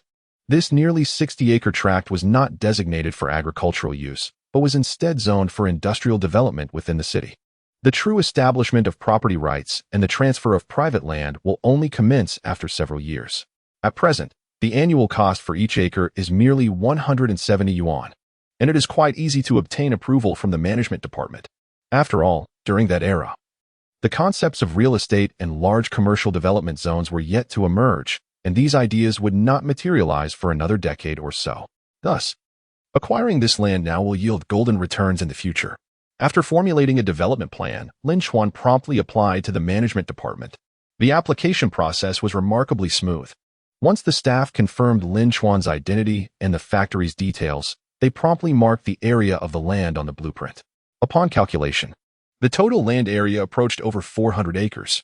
The staff member, Gao Yang, smiled and said, "Boss Lin, why not utilize all 400 acres? Feel free to develop. Our department will definitely support you." Lin Chuan contemplated the 400 acres, but his funding was insufficient. Currently, he had less than 40,000 yuan in hand. And securing 60 acres would already be commendable. He understood the staff's perspective. They could not fathom that in the future, this land would be worth its weight in gold. Their current thought was that even if the land remained unused, they would still earn some profit if someone utilized it. Yet, Lin Chuan cheerfully replied, "Only 400 acres? Very well, I'll take them all." Chapter 43. Longing Gao Yang was taken aback. Did Lin Chuan intend to swallow 400 acres of industrial land whole? Boss Lin, I need to consult my superior first. Please hold on for a moment. Lin Chuan was in no rush and agreed to wait. Gao Yang hurriedly went to the office of the department head. Sheng Xiahong, a man in his 60s, was stuffing tobacco into his pipe. Upon hearing Gao Yang's report, a hint of indifference flickered in the corners of his crow's feet. Nonsense. For 400 acres, the 5-year fee would amount to 340,000 yuan. Let alone a small garment factory owner like him, who could possibly produce that amount at once. With that, Sheng Xiahong swiftly struck a match and lit his pipe, the acrid smell of the dry tobacco irritating Gao Yang's nose. Why did this old man insist on smoking this wretched thing instead of filtered cigarettes? It made one's eyes water. Boss, Lin Chuan wishes to acquire all the land. If he had no capital, he wouldn't dare to say such a thing, right? As Sheng Xiahong puffed on his pipe, an idea struck him. He promptly replied, "Since that land is essentially idle, any profit it generates would be welcome. Tell him he can take it, but he must pay at least 5 years' worth up front. Otherwise, he should not have such grand ambitions." Understood, boss. Please continue smoking. I'll convey the message. After leaving the office, Gao Yang took a deep breath. That old man's dry tobacco was indeed potent. Lin Chuan, upon hearing Gao Yang's words, displayed no hint of surprise. Instead, with an air of certainty, he proclaimed, "All right. For 100 acres, over 5 years that amounts to 340,000, which is not an excessive sum. Here is the deal. Draft the contract. And I shall come to sign it the day after tomorrow." Gao Yang's heart raced. That boss Lin, whom he barely knew, made it difficult for him to voice certain thoughts. After all, this was 340,000, not an insignificant figure. If we agree, we must follow through. It would be meaningless if I prepared the contract only for you to be unable to produce the funds later. Lin Chuan chuckled heartily, responding with unwavering confidence. Who would just with such matters? I will be there at 8 o'clock sharp the day after tomorrow to sign the contract. Gao Yang nodded solemnly, replying, "Very well. Boss Lin, I shall await your timely arrival to finalize the contract." Lin Chuan refrained from further idle chatter and promptly departed from the management office. He had already discussed this project with Qin Mengying during dinner, leaving her nearly dropping her bowl in shock. My heavens, Lin Chuan, have you lost your mind? Why would you acquire such a vast tract of land? 340,000. Where do we have such funds? We are currently left with just a few coins. And our factory incurs daily expenses while the new product has yet to hit the market. How on earth will we procure this 340,000? Yet Lin Chuan remained unfazed, cheerfully serving Lin Wanyu while assuring her, "You need not worry about the money. I will take care of it. If I lack the ability to manage this, what kind of boss would I be? Wouldn't you agree, my precious daughter?" Lin Wanyu laughed heartily, exclaiming, "Daddy is the greatest." Lin Chuan planted a fervent kiss on Lin Wanyu's cheek. Although Qin Mengying remained silent, her heart was undoubtedly heavy with concern. However, considering Lin Chuan's ability to earn substantial sums daily and his confident demeanor, she swallowed her impending admonitions. As night fell, Wanyu and Zhuzhou had drifted off to sleep. Lin Chuan contemplated continuing to sleep on the sofa. After all, he and Qin Mengying had endured so much together, and the shadows in her heart would not dissipate swiftly.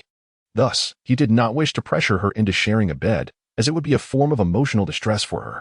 Just as Lin Chuan was arranging the sofa for sleep, Qin Mengying unexpectedly suggested, "Don't sleep on the sofa tonight. Come to bed." Lin Chuan was momentarily taken aback. Was she truly accepting him? He refrained from making any rash movements and gently inquired, "Are you suggesting we sleep together, under one blanket, as we did in our passionate youth?" Qin Mengying's cheeks flushed. Was it not obvious? Inviting him to bed implied just that. Hurry inside, and let us not disturb the children. As he gazed at Qin Mengying's graceful silhouette, Lin Chuan's heart raced. This was a moment he had yearned for over 60 years, now finally manifesting into reality. It filled him with a sense of trepidation. The instant he entered the room, it felt as if he were awakening from a dream. Nevertheless, he stepped inside, gently closing the door behind him. Qin Mengying sat at the edge of the bed, gazing at him with tender eyes. She had witnessed all that Lin Chuan had done during this time. Despite the indelible pain he had once caused her, she remained acutely aware of his efforts. However, Lin Chuan was endeavoring to make amends. As his wife, she felt it was her duty to fulfill her responsibilities towards him. Furthermore, Qin Mengying was also apprehensive about losing Lin Chuan. As someone who had experienced life, she understood all too well that once a man acquires wealth, women tend to flock around him. She could not afford to let Lin Chuan grow impatient with her. Thus, she took the initiative to rise and remove his clothing. Yet, Lin Chuan suddenly embraced her tightly. The 60 years of yearning and waiting, along with the guilt and anguish, led him to kiss the softness of Qin Mengying as shadows of their past and present intertwined. Qin Mengying could distinctly feel the fervent love emanating from Lin Chuan, leaving her astonished. She had given herself to him at the tender age of 18, and over the span of 8 years, she had borne him 2 children. Yet, at that moment, Lin Chuan seemed as if it were their first encounter, taking over an hour to savor her presence. Even then, he appeared somewhat reluctant to cease. Breathless and drenched in perspiration, Qin Mengying inquired, "What has gotten into you today? Is it really that overwhelming? After 60 years, how could it not be?" Lin Chuan replied softly, holding her close. "These past few days have felt as lengthy as decades. You have no idea how elated I am." His words elicited laughter from Qin Mengying. "My dear, you mustn't revert to your old ways.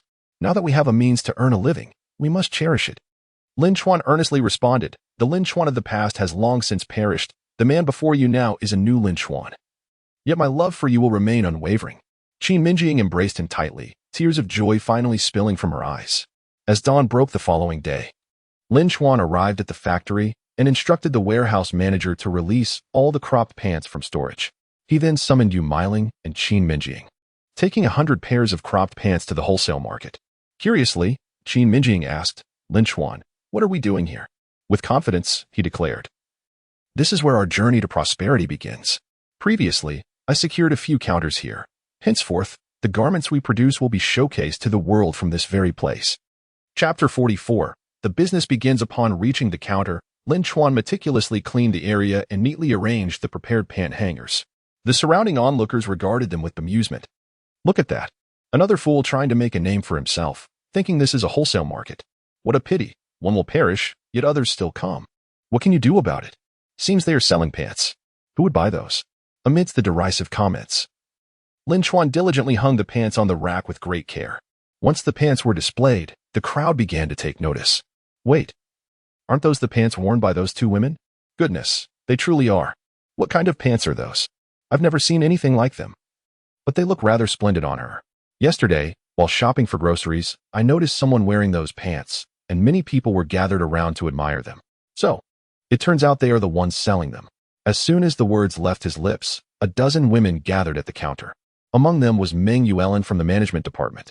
With her fiery temperament, she rushed to Lin Chuan and exclaimed, "So you are really here? Hurry and find me a pair to try on. I can hardly wait.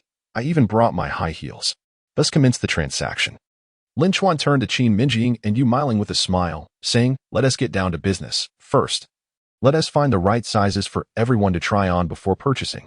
Qin Mengying hesitated and asked, "Where can we try them on?" In that era, the concept of trying before buying was virtually non-existent. While it was manageable for tops, trousers posed a dilemma, especially for women, as trying them on would require disrobing, which felt rather too liberal.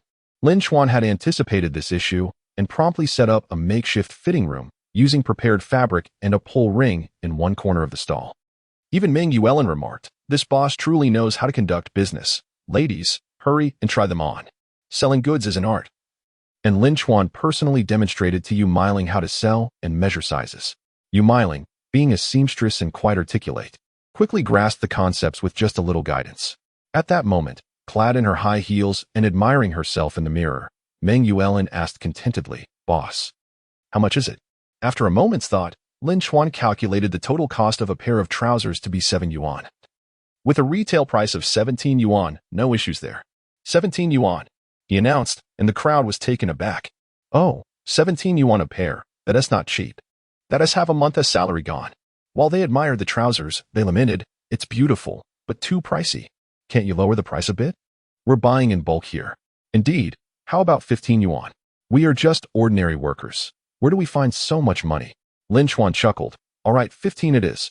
Who can argue when you're buying so many? My dear, collect the payments." With 16 individuals, the total came to 240 yuan.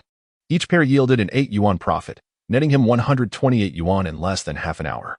As Qin Mengying counted the change, her hands trembled with excitement. Meanwhile, Lin Chuan kept an eye on the time. It was now 9 o'clock in the morning, and an opportunity would arise in an hour. He promptly informed the two. "You carry on with the sales here. I must attend to some other matters. Remember, the retail price is 17, the minimum is 15, and for wholesale, it's 13 yuan for up to 50 pairs, 12 for over 200 pairs, and 10 for over 1,000 pairs." Qin Mengying noted the prices down.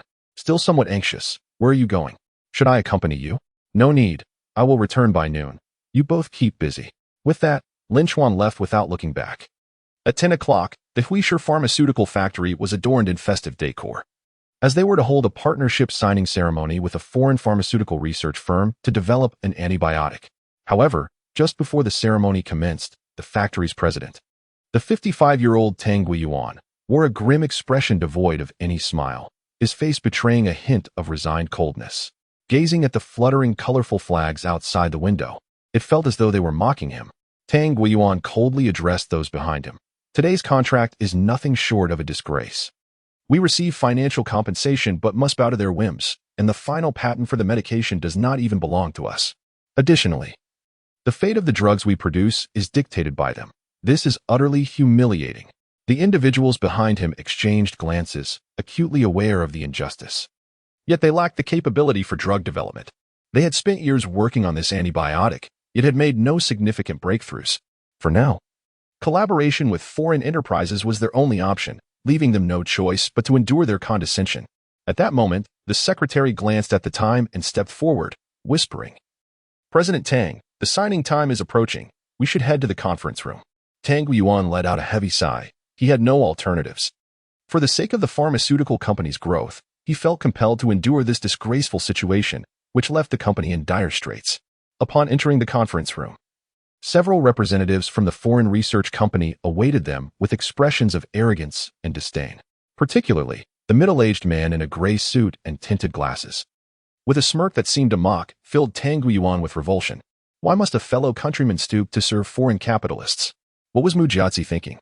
Mujiazi, ever the gentleman, rose and approached Tang Guiyuan with a self-satisfied smile, proclaiming, "President Tang, partnering with us is undoubtedly your wisest decision." Tang Guiyuan had no intention of offering him even the faintest smile. Instead, he replied with an impassive demeanor, "Whether it is wise or not remains to be seen. What I do know is that I cannot accept your terms. Our pharmaceutical company has invested 2 million, yet we gain nothing of equal value in return. Ultimately, you seek to exploit our funds for your own research." However, Mu Jiazi responded with unshakable confidence, "President Tang, I completely understand your feelings. But you must recognize that with our current research capabilities, developing antibiotics requires external support. If you possess this ability, we wouldn't be standing here, would we? Moreover, your pharmaceutical company is not our first choice. If you regret your decision now, it may still be possible to withdraw. Having already invested so much, how could he possibly retract?" Tang Yuan let out a cold snort, unwilling to engage further. Yet Mu Jiazi persisted, stating, "President Tang, our headquarters has added 2 clauses to the agreement. First, after the successful development of the medication, you will only hold production and sales rights for 5 years. Secondly, you will be required to pay us an annual fee of 500,000 for the patent rights." Enraged, Tang Yuan retorted icily, "Do you even have any sincerity in this collaboration?" Mu Jiazi adopted an air of helplessness and replied, "President Tang, please do not be upset. The reasoning is quite simple. You lack the capacity to develop antibiotics and are thus at the mercy of others. If you were capable, would you still need to rely on our approval? His capabilities were inadequate, leaving him to merely acquiesce to their whims. After all, their pharmaceutical research had outpaced ours by over a decade, which was the source of their confidence, leaving no room for dissent. Tang Guiyuan ground his teeth in frustration. Rendered speechless, beneath his anger lay a deep sense of helplessness. The development of intestinal antibiotics had only just commenced in recent years, while overseas research had begun over a decade ago, boasting exceptionally advanced expertise in technology. This was the weaponry wielded by foreign capital to exploit your wealth. And yet he found himself at a loss for words. At that moment, Tang Guiyuan's sentiments mirrored those of many others. Secretary Sun glanced at the time and, with a sense of resignation, stepped forward to say, "General Manager Tang, the time has come. We should proceed with the signing." What choice did Tang Guiyuan have? He could only snort disdainfully and make his way to the conference table. Meanwhile, Lin Chuan had arrived at the factory. Upon entering the office building, he was confronted by security, who obstructed his path. "What do you want? Are you affiliated with the factory?" Lin Chuan glanced at the time. In 10 minutes, the signing was set to commence. He had no time for idle conversation with the guard and stated directly, "I am here to see General Manager Tang. Please relay my message." The security guard shook his head, refusing. "Not possible at the moment. General Manager Tang is engaged in a signing ceremony and cannot meet with you. Please come back another day." Lin Chuan smiled. Here he was, armed with a prescription he had developed in his previous life to shatter a decade-long research impasse. Yet he found himself halted by an inconspicuous guard. However, Lin Chuan was not the impulsive type. Rather, he calmly replied, "Inform General Manager Tang that I have found the prescription he needs. There is no longer a need to bow to those foreign counterparts. If you choose not to relay this message, you shall bear the consequences." The guard was momentarily taken aback. What he said was indeed correct. The entire factory knew this signing was an act of oppression. As a mere security guard, he had no courage to obstruct this matter. Thus, his demeanor underwent a complete transformation as he politely stated, "General Manager Tang is in the conference room. You may proceed up." Lin Chuan merely smiled and strode toward the conference room. By now, the room was filled to capacity. What should have been a grand signing ceremony felt particularly stifling. Tang Guiyuan and Mu Jiazi were seated on opposite sides of the conference table, the agreement laid out before them. Behind Mu Jiazi's tinted glasses lay a glimmer of triumph, while Tang Guiyuan's hand trembled as he held the pen, still unable to summon the resolve to sign such an inequitable agreement. At that moment, Mu Jiazi had already inscribed his name on the document. "General Manager Tang, what are you hesitating for? It is now your turn to sign." Tang Guiyuan shot a cold glare at Mu Jiazi but ultimately placed the pen on the agreement. Lin Chuan, disregarding the surrounding crowd, made his way to Tang Guiyuan's side.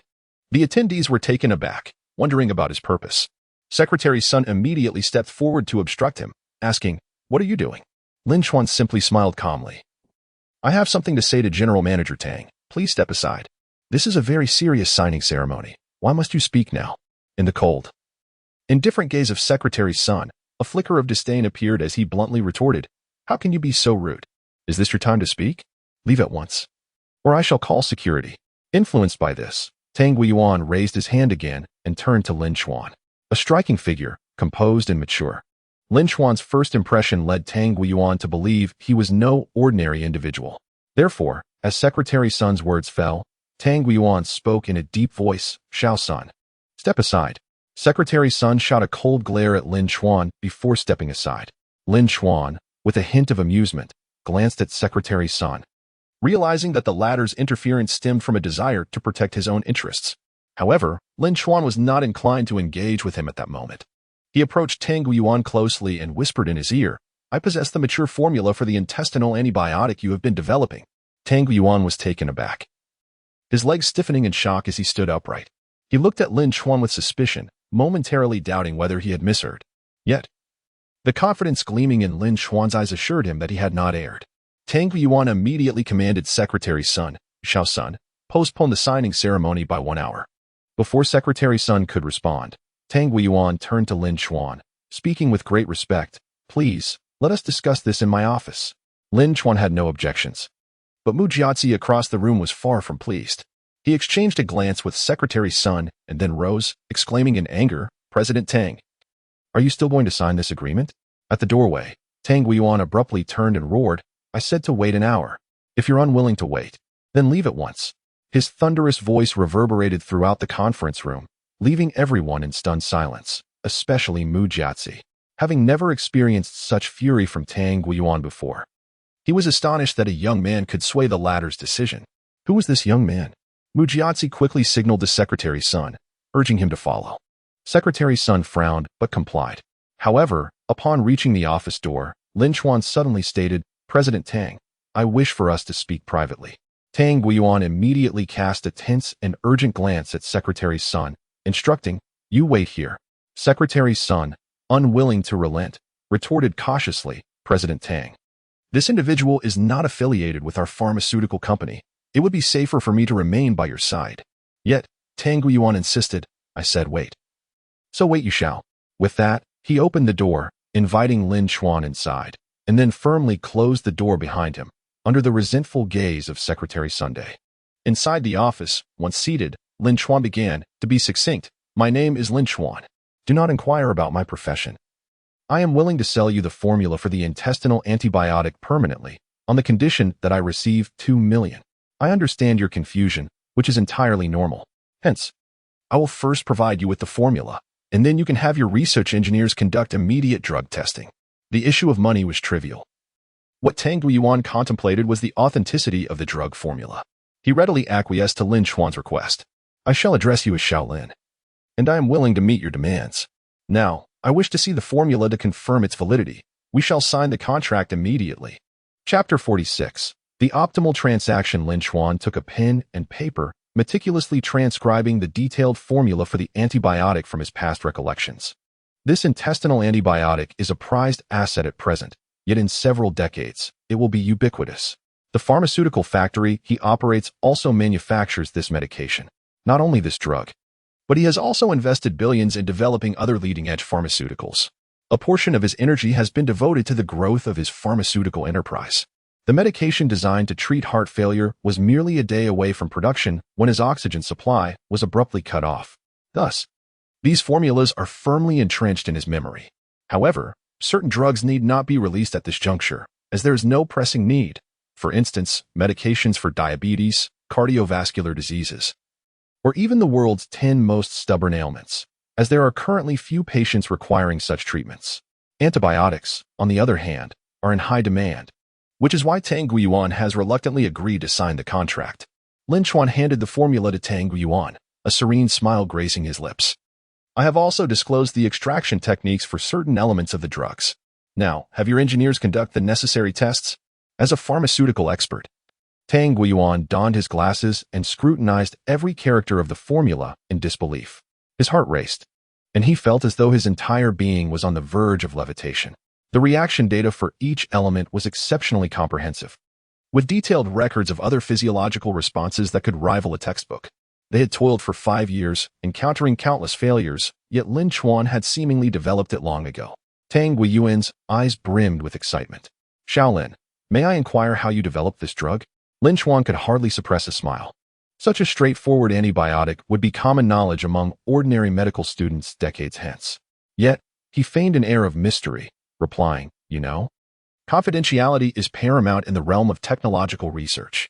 Therefore, it is of no consequence how I came to develop it. What matters is whether this antibiotic aligns with your expectations."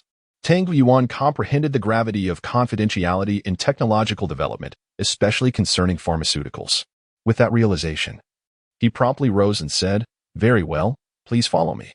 He led Lin Chuan to the laboratory. After undergoing disinfection protocols, they entered the lab, promptly delivering the formula to several engineers. Upon examining the formula, the engineers' eyes widened in astonishment. "President Tang, how did you acquire this formula? It's extraordinary. How can this be possible? The synthesis data for this drug could not be produced even by the world's leading pharmaceutical companies." Tang Guiyuan simply replied, "Do not concern yourself with that. Focus on testing the drug." A dozen staff members promptly commenced testing. At this very moment, in Secretary Sun's office, Mu Jiazi, visibly impatient, remarked, "Secretary Sun, we have invested significantly to secure this pharmaceutical company, yet it seems that Tang Guiyuan is having second thoughts, all due to the emergence of that individual. Have you truly never encountered him?" Secretary Sun took a drag from his cigarette, responding with a sense of resignation, "I genuinely have never seen him. There is no need for me to deceive you. I too wish to profit and certainly do not want anyone to undermine this agreement. However, that person's appearance was quite unexpected, and I am still unaware of what he discussed with Tang Yuan. For now, we can only wait. Mu Jiazi inhaled deeply from his cigarette. The foreign enterprises were leveraging technology to extract resources and benefits from this nation. They must not allow anyone to jeopardize their acquisition plans. Yet, as Secretary Sun stated, they could only bide their time. An hour and a half later, the urgent drug testing was completed. Various data were presented to Tang Yuan, who, after reviewing it, passed it to Lin Chuan. Despite being renowned engineers, they had not developed the drug themselves. Rather, it was the relatively unknown Lin Chuan who had successfully created it, and thus, they had to heed his opinion. However, Lin Chuan was indifferent to the matter, stating, "You can evaluate the test yourselves. I will not provide subjective feedback." Tang Yuan found this reasonable. For the drug was indeed Lin Chuan's creation, and he surely understood its intricacies. Consequently, Tang Yuan and the engineers began exchanging insights. All data met the required standards. With the drug exhibiting no adverse effects on the human body, the suppression of intestinal bacteria was nearly 100%, and it also demonstrated effective degradation of side effects from mature medications. Previous drugs they had developed had exhibited certain side effects on human bones, organs, and so forth. In contrast, the medication proposed by Lin Chuan had zero side effects on the human body. At this juncture, Tang Yuan, filled with excitement, grasped Lin Chuan's hand once more. "Shaolin, I am immensely grateful to you. The current data for this drug aligns perfectly with our requirements and even surpasses similar antibiotics developed by domestic pharmaceutical companies. You have truly aided us tremendously." Such fervent gratitude held no tangible value for Lin Chuan. He had come to purchase the formula, not to give it away. Thus, he responded coolly, "Since you are confident that the drug meets your requirements, shall we proceed with the contract?" "Absolutely, let us sign the contract now." Tang Yuan was even more eager than Lin Chuan. Although the drug's data conformed to the standards, it still required various tests and experiments before officially entering the market, a lengthy process that would take at least 6 months. Tang Yuan was unwilling to wait any longer. He desired to launch this drug as swiftly as possible. Lin Chuan understood Tang Yuan's sentiment, for in that era, food hygiene was far from perfect, often leading to intestinal diseases, indicating a substantial market potential. Upon returning to the office, Tang Yuan immediately produced a check for 2 million and entered into a pharmaceutical transfer agreement with Lin Chuan. This was the agreement Tang Yuan desired, devoid of any unfair stipulations. Lin Chuan accepted the check, his expression remaining inscrutable. He merely glanced at the figure before pocketing the check and rising to say, "As I've stated before, confidentiality is paramount, including regarding the formula I sold to you." Tang Yuan also stood, affirming, "I assure you, this will be upheld. I hope we can collaborate further in the future." Lin Chuan simply smiled in silence. Collaboration was indeed forthcoming, as he intended to acquire the pharmaceutical company as well. Without needing an escort, Lin Chuan departed directly for the bank. Meanwhile, Tang Yuan, brimming with vigor, returned to the conference room. Chapter 47, Enchantment in the Conference Room. The anxious attendees were brimming with anticipation, believing the signing was imminent. Particularly, Mu Jiazi was nearly aflame with urgency. However, upon seeing Tang Yuan's smug and relaxed demeanor, he was taken aback. Tentatively, he inquired, "Mr. Tang, can we proceed with the signing now?" Yet, Tang Yuan coldly scoffed and asserted emphatically, "Signing? That is out of the question. I am here to inform you that the signing ceremony is cancelled." "What did you say?" Mu Jiazi leapt up in agitation, his expression akin to that of a bomb being planted in his trousers. Tang Yuan continued icily, "Indeed, the signing ceremony is cancelled. I have decided to develop our own medication." This declaration stunned the entire room. Each person looked at Tang Yuan in disbelief, their minds racing to recall the appearance of the enigmatic young man. Surely, he was the one who had swayed Tang Yuan's decision. Who was this individual? How could he possess such influence, capable of altering Tang Yuan's resolve? Mu Jiazi, seething with rage, retorted furiously, "Tang Yuan, are you toying with us?" At this, Tang Yuan's gaze turned even colder. "Am I deceiving you, or are you deceiving me? I provide you with funds for research, and the resulting innovations do not even belong to me. Rather, I must pay you a technology usage fee. What do you take me for? If you claim I am deceiving you, then so be it. I shall indeed deceive you." Mu Jiazi was left speechless, his face turning a shade of purple. "Fine. You refuse to sign with us. Do not regret it." Tang Yuan disdainfully snorted, Regretting will not lead to a signature. Little son, show them out. With that, Tang Yuan departed the conference room, not bothering to glance back as he left under the watchful eyes of the gathered individuals. Mu Jiaxi, fuming, tore the agreement into shreds before the audience and stormed out of the conference room. Once outside the factory, he unleashed all his fury upon Secretary's son, menacingly pointing at him and saying, I want to know who that person is, and why that old fool Tang Yuan has reneged. You took my benefits and failed to secure this for me. Return everything you've gained. Secretary's son, filled with confusion and anxiety, shared in the turmoil. With a submissive tone, he said, I will clarify everything, Mr. Mu. Please do not be angry. There will still be opportunities. Opportunities? Unless Tang Yuan is dead. Mu Jiaxi scoffed and decisively entered his Mercedes, leaving in a cloud of dust. Secretary's son narrowed his eyes coldly. He was determined to discover the identity of the young man who held sway over Tang Yuan. He must not be allowed to have it easy. At this moment, Lin Chuan had returned to the wholesale market. 100 pairs of cropped pants had all been sold. Qin Mengying was happily enjoying an ice pop with Yumiling. And upon seeing Lin Chuan's return, she patted her pocket and exclaimed, Everything is sold, and someone even ordered 200 more, with a deposit already given. Such news filled Lin Chuan with confidence. Without a modicum of self-assurance, one should not engage in business. He smiled and remarked, You've worked hard. Let us tidy up and head back first. With mirrors and racks loaded onto the light truck, they departed the wholesale market amidst envious glances, returning to the factory. Upon arriving at the office, Lin Chuan handed the passbook to Qin Mengying. She glanced at it casually, but when she saw the figure exceeding 2 million, she nearly dropped the thermos in her hand, her eyes widening in shock. 2 million. What an astounding sum. A skilled worker's monthly salary barely amounted to 50. It would take over 100 years of frugal living to accumulate such wealth. In that era, possessing 2 million placed one in the ranks of the wealthy. Even having 10,000 was considered modest. Though Qin Mengying's education was limited, she understood the significance of 2 million. Lin Chuan, where did you get this money? Her voice trembled, and Lin Chuan chuckled. Do you remember that deceased foreigner, Brooke, whom I mentioned? He wanted to acquire a batch of medicinal herbs. And I helped him out. This is the commission. Lin Chuan felt compelled to fabricate a reason to placate Qin Mengying. Yet, she remained skeptical. Don't lie to me. Even if it were for medicinal herbs, it wouldn't warrant a 2 million commission. How much herbs would that entail? Lin Chuan replied with a grin, You're quite right. He purchased an immense quantity of herbs, nearly clearing out the Huisher herbal market. But that's not all. He also needs to source herbs from the surrounding villages. I couldn't just help him without compensation. Thus, this commission is justified. Those foreigners have plenty of money. 2 million is but a trivial sum for them. Qin Mengying, being inherently naive, observed that Lin Chuan spoke with conviction, leading her to believe him. She was astonished and exclaimed, Lin Chuan, you're truly making a fortune now. If only you had earned this much earlier. It's never too late to start earning, he replied. The production speed at the garment factory is still too slow. I plan to expand the factory immediately. We need to reach a production capacity of over 1,000 pieces daily. Tomorrow, I will secure the land. Qin Mengying was an unwavering supporter, gently grasping Lin Chuan's hand and softly murmuring, Now that you have money, you must not forget about us three.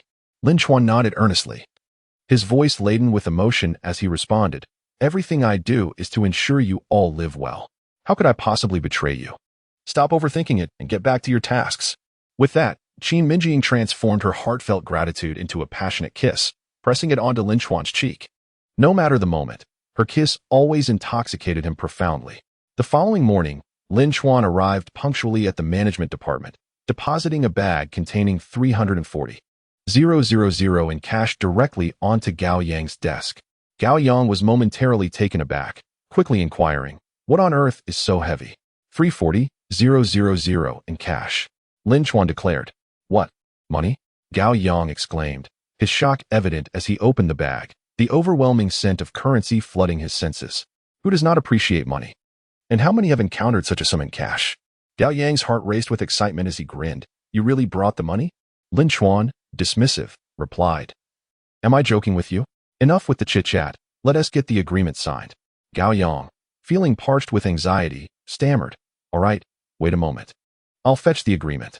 However, after reviewing the document, Lin Chuan shook his head, stating, I cannot accept this. Chapter 48, a 50-year lease. Gao Yang, with a furrowed brow, questioned, Isn't this agreement written according to your specifications? 400 acres of land, leased to you for 5 years at 170 per acre annually? What's wrong? Lin Chuan countered. What happens after 5 years? By then, the factory will have expanded, and if they refuse to renew the lease, it would render my efforts futile. They're the management department, and their word will prevail. Lin Chuan was determined to avoid laying such a landmine. Although he could secure land rights in a year's time, making the 400 acres his, it was still a significant expanse, approximately 270,000 square meters. Should the management department pursue other development plans, they must negotiate based on the actual value of the land. Calmly, he stated. I recall our agreement was for a 10-year lease, with payments made every 5 years. However, you have only documented a 5-year usage right. How am I meant to proceed? After 5 years, if you lease it to someone else, I would be left in despair. Gao Yang grasped Lin Chuan's intent and responded. Is it merely a matter of wanting a longer usage period? The management department has agreed to your terms and will not change their minds. Yet Lin Chuan insisted. That is still unacceptable. A contract signifies fairness, and every clause must be explicitly stated within it. Otherwise, what distinguishes it from a mere receipt? The contract must stipulate a 50-year lease, with payments every 5 years. I can accept that. Gao Yang, unable to make such a decision, knew he had to consult his superior. Sheng Xiahong. Sheng Xiahong took a drag from his cigarette, squinting as he inquired, You truly brought the money? It appears that there is a certain level of capability here. Do you know where his money comes from? This question left Gao Yang momentarily speechless. He could only respond with impatience, saying, How can I ask him how he earned his money? Even if I did, he wouldn't tell me. Just let me know if you agree to his terms. If so, please affix your seal and sign the contract. After contemplating for a moment, Sheng Xiahong realized that the current usage regulations were unlikely to change in the foreseeable future. 50 years would indeed be 50 years. Since Lin Chuan dared to take on the contract, he would grant it to him. Thus, Sheng Xiahong promptly produced his red seal and firmly stamped it onto the contract. When Lin Chuan received the contract, he was genuinely satisfied this time. All right. Take your time counting the money. That 400 acres of land will be mine for the next 50 years at 340,000 every 5 years. Excellent. Gao Yang, carrying the money bag, happily remarked, I wish you prosperous business and abundant profits. Lin Chuan found Gao Yang rather foolish. He failed to consider that future economic development would inevitably spur the growth of land value. Within 10 years, that 400 acres would become invaluable, its worth multiplying exponentially. However, such profound economic principles were beyond Gao Yang's comprehension. He was preoccupied with counting money and pondering how much bonus he might receive this month. With the contract in hand, Lin Chuan did not linger. He proceeded to the textile factory where he intended to purchase fabric. His motives were twofold, to procure materials and to establish a rapport with the factory manager. Yet, the owner of the textile factory, Xie Hongqian, dismissed Lin Chuan entirely. Upon hearing from his secretary, Yu Zhan, that Lin Chuan wished to see him, he scoffed. Who is this Lin Chuan? I've never heard of him. Yu Zhan cast a disdainful glance at Xie Hongqian's balding head and replied, He frequently purchases fabric from the factory, accumulating orders worth tens of thousands. He is also the owner of a garment factory. Xie Hongqian lifted his teacup, expressing his contempt. Those who wish to meet me are all bosses. And I know their intentions all too well. They merely want to obtain more fabric. Several garment factories from different provinces source fabric from my factory, each order exceeding 100,000. Do you think I have time to meet everyone? Someone who orders only 10 or 20,000 thinks they are impressive. Tell him I have no time for him. He should refrain from coming to our textile factory for materials in the future. I recently received a substantial order from the south, where every inch of fabric needs to be meticulously calculated for sale. A small client like him can be disregarded. Yu Zhan felt somewhat helpless. Xie Hongqian was indeed quite pretentious. After hearing such words, Lin Chuan was not angered. Rather, he smiled calmly and said, Very well. I appreciate your assistance, Secretary Yu. A hint of guilt crossed Yu Zhan's delicate features. She sincerely apologized. I'm truly sorry. The fabric we are producing must be allocated to larger clients. I hope you can understand. Lin Chuan replied with a smile. I completely understand. Please, carry on with your work. I shall take my leave. As she watched Lin Chuan depart, Yu Zhan sighed deeply. She could not fathom Xie Hongqian's reasoning. He neglected local factories while supplying such scarce materials to others. However, Lin Chuan found this behavior entirely reasonable. In this era, resources are exceedingly scarce, and anything that can be produced is in high demand, devoid of competitive pressure. This is particularly true for fabrics, Even the most basic cotton polyester is a coveted commodity. While plush woolen materials are regarded as luxury items, it is understandable that Xie Hongqian carries himself with such arrogance, as he currently holds the fate of numerous downstream enterprises in his hands, compelling them to regard his favor. Those who initially considered collaborating with him to develop new fabric lines now realize that Xie Hongqian has failed to seize this opportunity. Since his textile factory shows no intention of advancing, it is prudent to explore the other textile factory in Huishi. Huishi is home to 2 textile factories. Xie Hongqian's is thriving, while the other is considerably smaller and barely surviving. Although this smaller factory appears more suitable for acquisition, the investment needed post-acquisition would be substantial, surpassing the costs of collaborating with Xie Hongqian. Given that Xie Hongqian is currently unyielding, the only option is to settle for the lesser factory. Moreover, should he choose to proceed, immediate action is required. The fabric procured will not last long, and before it is exhausted, he must finalize arrangements with this factory. Upon returning to the factory with the fabric, Lin Chuan arrived directly at Meiqing Textile Factory. In stark contrast to Xie Hongqian's bustling establishment, this factory was notably quiet. Its scale was considerably smaller, encompassing approximately 50,000 square meters, with 750 workers and 57 managerial staff. The owner of the textile factory is Yuan Meiqing, a figure Lin Chuan does not recall well in his past life. This factory succumbed to closure a year later due to inadequate technological development and an inability to keep pace with market changes. At this moment, Lin Chuan pressed the intercom, and the gatekeeper, displaying courtesy, opened the door for him, mistakenly assuming Lin Chuan was there to collect goods. The factory grounds were tidy, adorned with various slogans promoting production on the surrounding white walls. However, this cleanliness rendered the factory even more desolate. As Lin Chuan found a spot to park his light truck and stealthily approached the office building, a group of individuals emerged from the entrance. Chapter 49. Not even eating. The group was clad in suits, carrying briefcases, conversing with a southern accent as they made their way towards the factory. Surprisingly, a staff member mistook Lin Chuan for one of them, smilingly gesturing, "Sir, this way, please." Amused, Lin Chuan chose to remain silent, seizing the opportunity to observe. Leading the group was none other than Yuan Meiqing. In his previous existence, Lin Chuan had heard her name and seen a few news reports about her. Now, encountering Yuan Meiqing in person, she appeared to be in her 30s, with delicate skin and an appealing figure. Her long hair, cascading over her shoulders, added to her femininity. Although she was dressed in the factory's work attire, her demeanor and appearance remained commendable, particularly her oval face and elegant features, which exuded a certain allure. In Lin Chuan's past memories, after the factory's closure, she too tragically took her own life. Upon entering the factory, the atmosphere was bustling with activity. Workers were diligently engaged at the spinning machines, waves of heat emanating from their labor.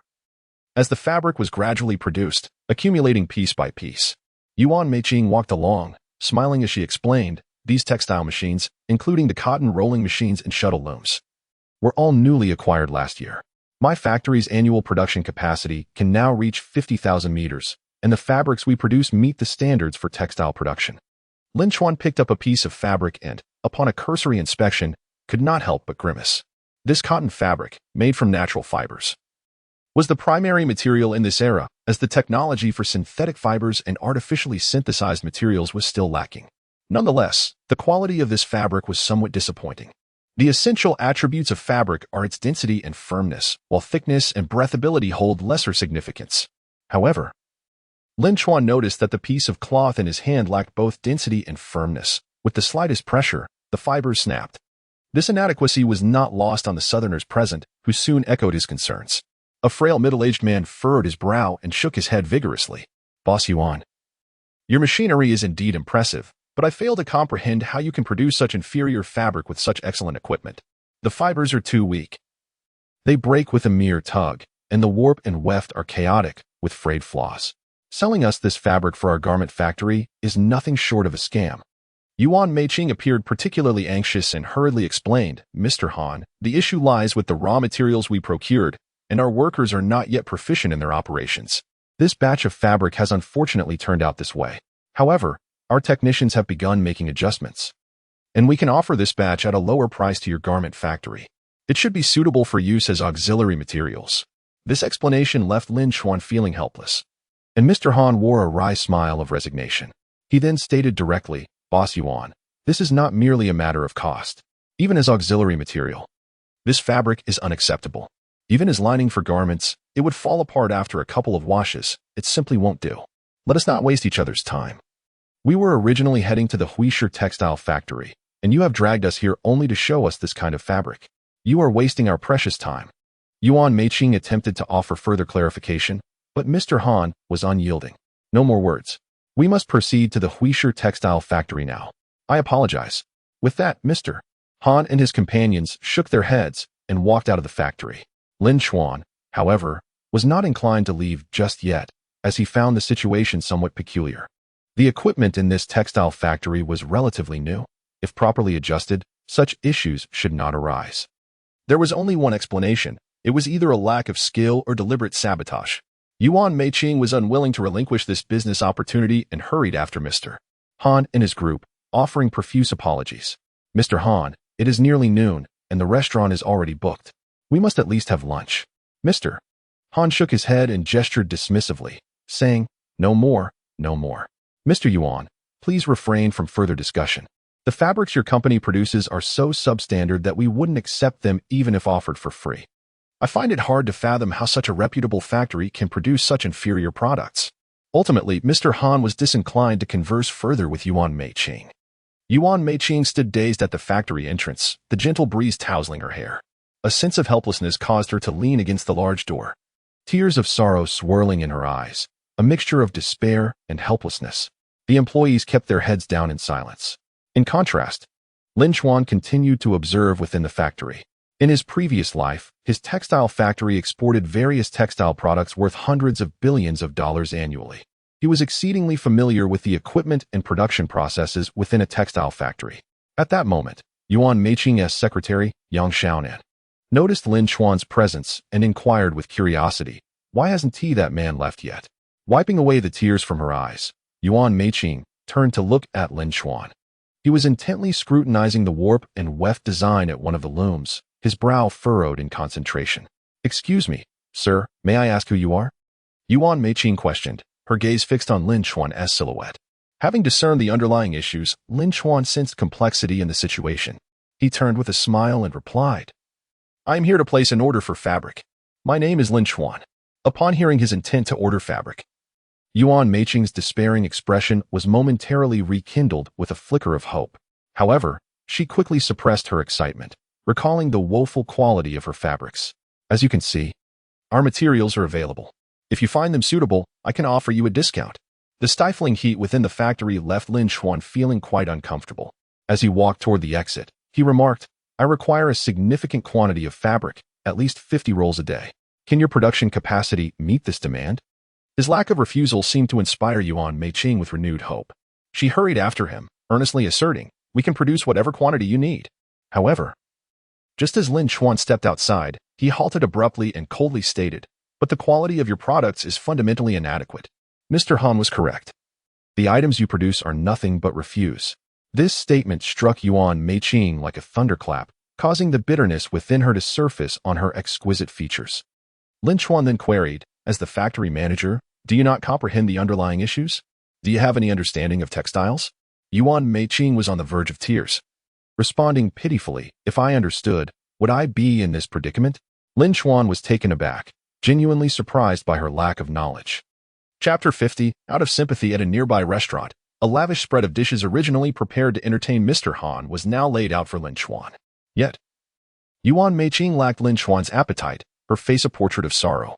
I had just taken over the textile factory less than a month ago while still attending university. This enterprise is a family legacy, passed down from my grandfather to my father, and then to me. I possess little understanding of the factory's operations and am entirely unfamiliar with the production processes and principles of fabric. My studies have been focused on agricultural development, which is completely unrelated. Although I am the owner of the textile factory, most of the management is handled by my uncle. My only objective is to enhance the factory's business, yet I find myself utterly incapable of doing so. Lin Chuan, while savoring a piece of pig liver, inquired, Your uncle manages it? Does he not understand, just as you do? Yuan Meiqing replied with a wry smile.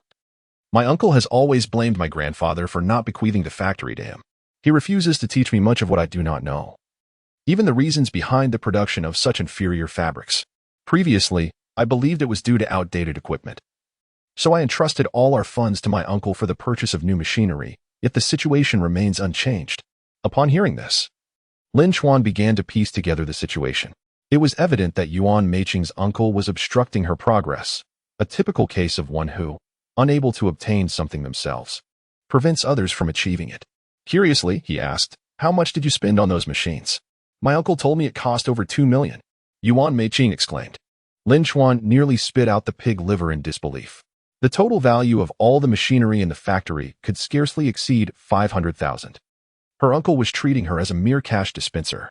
"What about the raw materials you procure? Is that also managed by your uncle?" Lin Chuan inquired. Yuan Meiqing nodded. "Yes, my uncle buys the cotton and other materials." Lin Chuan chuckled.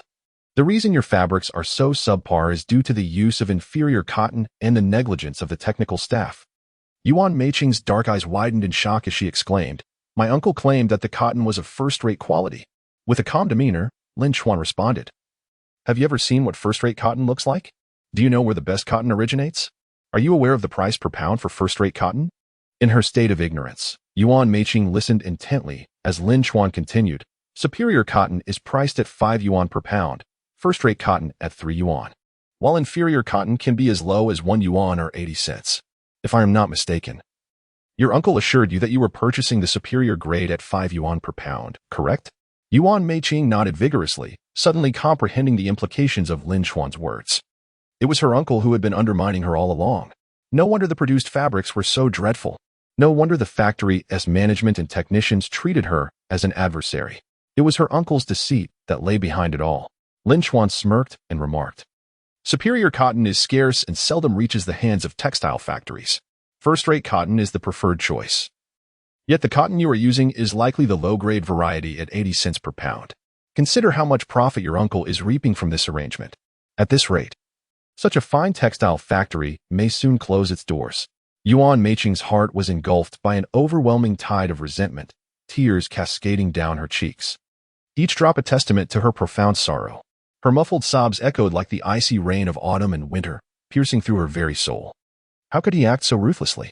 "At this moment, I am unable to even pay the workers' wages, let alone afford the electricity bill. Yet he continues to drain the factory's lifeblood, like a vampire. This is a family enterprise. Why would he do such a thing? What advantage does he gain from the factory's demise? Clearly, it is for profit. Is that not evident?" Beneath Yuan Meiqing's beautiful visage lies a naivete that renders her an easy target for exploitation. Lin Chuan was also contemplating his own interests. Initially, he had intended to collaborate with this textile factory, but it now appeared to be a vortex of complications. His aim was to earn money, not to meddle in familial affairs. Once he had satisfied his hunger, he calmly remarked, "Thank you for today's hospitality. The meal was delightful. I must take my leave now." However, just as Lin Chuan rose, Yuan Meiqing suddenly lifted her head, her tears splattering onto his arm, leaving him momentarily taken aback. With a gaze full of desperation, she implored, "You cannot leave. You are the only one who can save this factory. I beg you, please help me." Without a moment's hesitation, Lin Chuan shook his head. "Please do not put me in a difficult position. I lack the time, energy, and resources to assist you. I truly cannot help."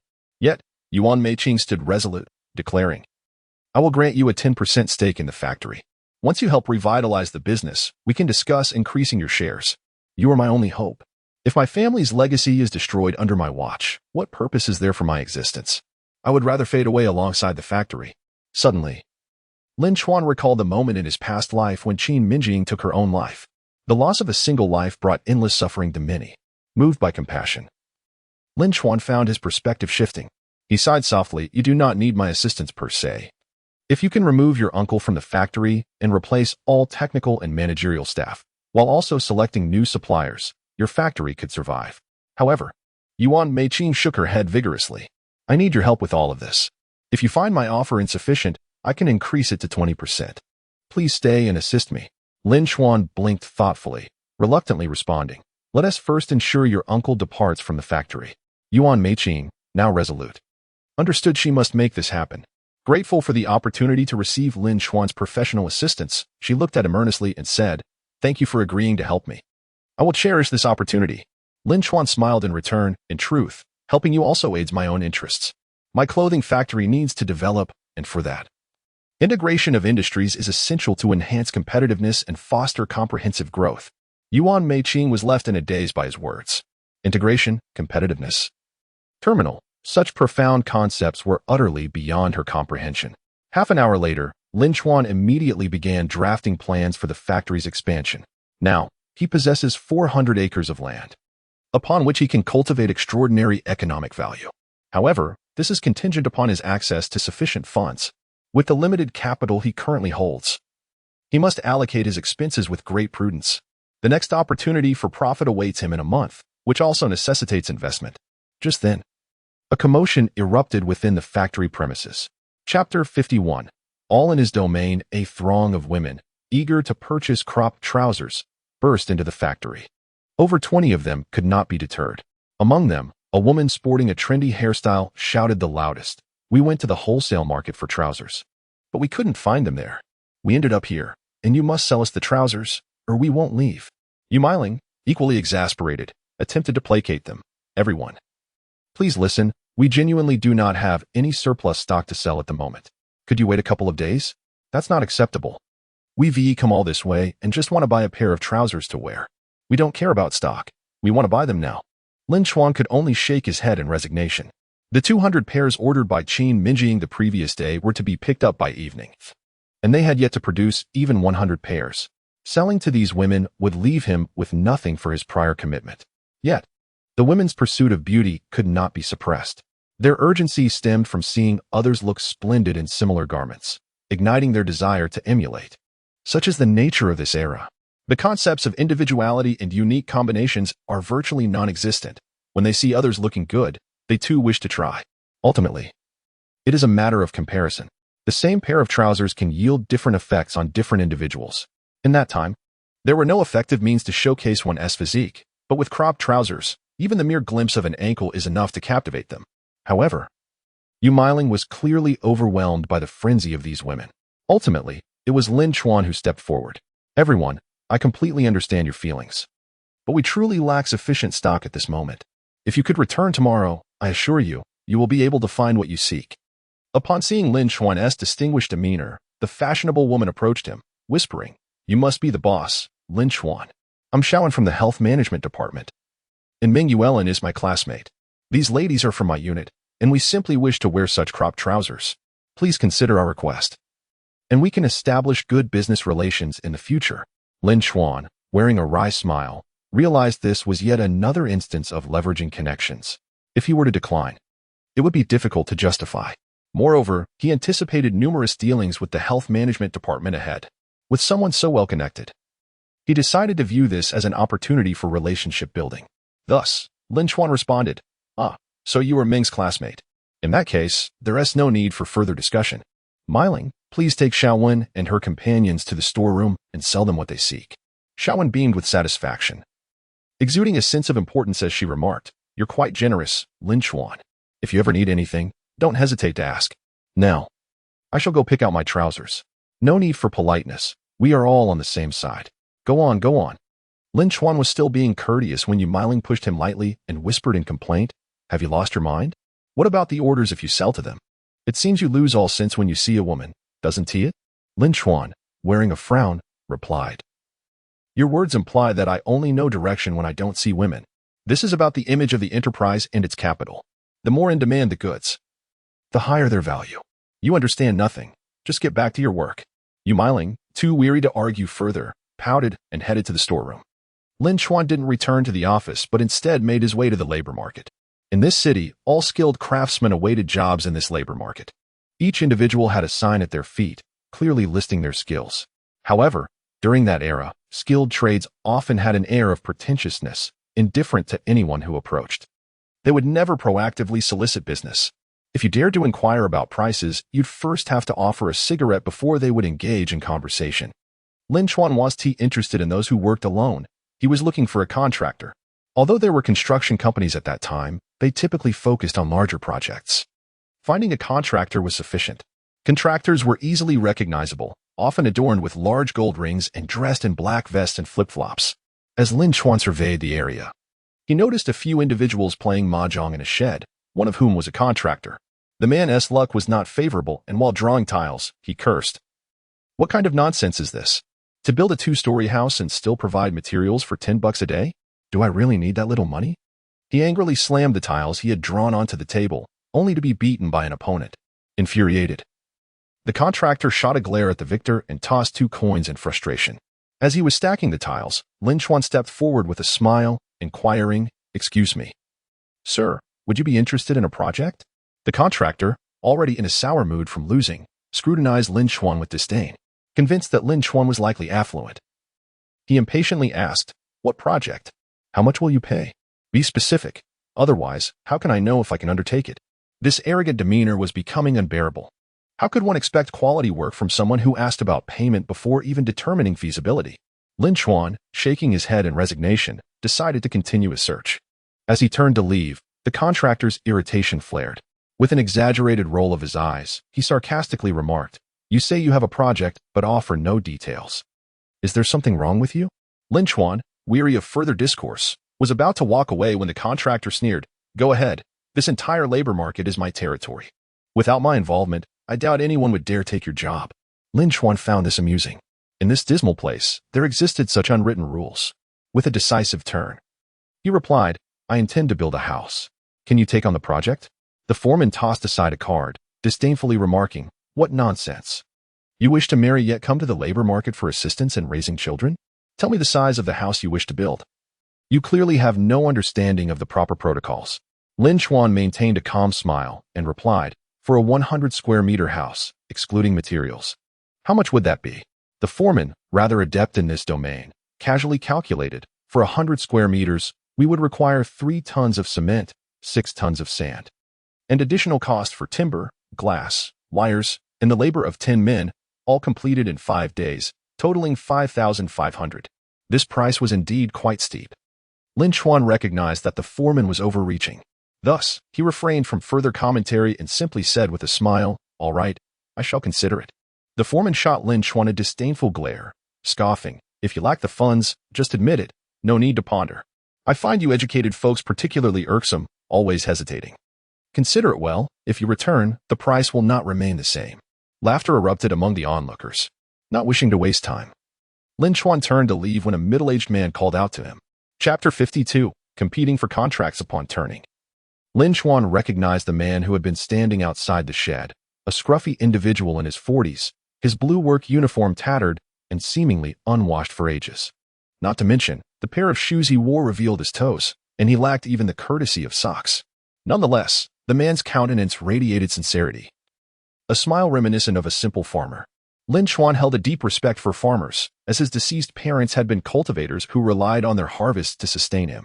With a smile, Lin Chuan inquired, "What can I do for you?" The man grinned foolishly and earnestly replied, "We can build houses too. We can construct any kind of dwelling." At this, the foreman slammed his card down onto the table in frustration, his face contorted with disgust as he exclaimed, "In this day and age, anyone dares to take on a job, even a beggar, thinking they can build a house. How absurd." Lin Chuan chose to ignore him, and the man did as well. It seemed the foreman, aside from his insults, had little else to say. The man, undeterred, continued, "We have a construction team, and a considerable number at that. We possess both strength and skills. We have masons and carpenters."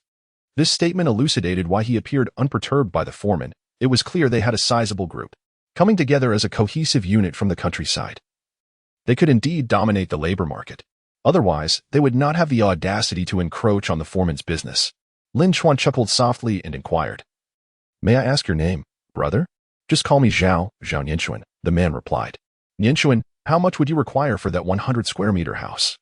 Zhao Nianchuan seemed quite familiar with the market dynamics as he pulled out a small abacus, clicking away while he articulated, "For a 100 square meter house, a minimum of 15 tons of cement is required. However, certain areas necessitate leveling, which would demand an additional 2 tons of cement. The highest grade costs 8 yuan per bag, thus 2 tons equates to 80 bags, amounting to 640 yuan. The current price for bricks stands at 2 for each, and for 100 square meters, 6,400 bricks are needed, totaling 128 yuan. Sand is relatively inexpensive at 3 yuan per ton, so 12 yuan's worth of sand suffices. As for the foundation stone, it costs 15 yuan per ton, requiring 150 yuan. Timber is slightly pricier, approximately 500 yuan. This brings the total to 1,430 yuan. Adding in the tiles, glass, wiring, and wall coatings, we can manage the construction for around 1,600 yuan. We can work as a team of 5, each earning 5 yuan per day, completing the house in 5 days, which totals 125 yuan. Altogether, that sums up to 1,725 yuan, a far cry from the 5,500 yuan quoted by the contractor. Upon hearing this, even the contractor scoffed disdainfully, remarking, 5 yuan a day? That's utterly worthless. If they continue at this rate, they'll surely starve. Lin Chuan, however, was indifferent to the contractor's remarks and was solely concerned with whether Lin Chuan found the price agreeable.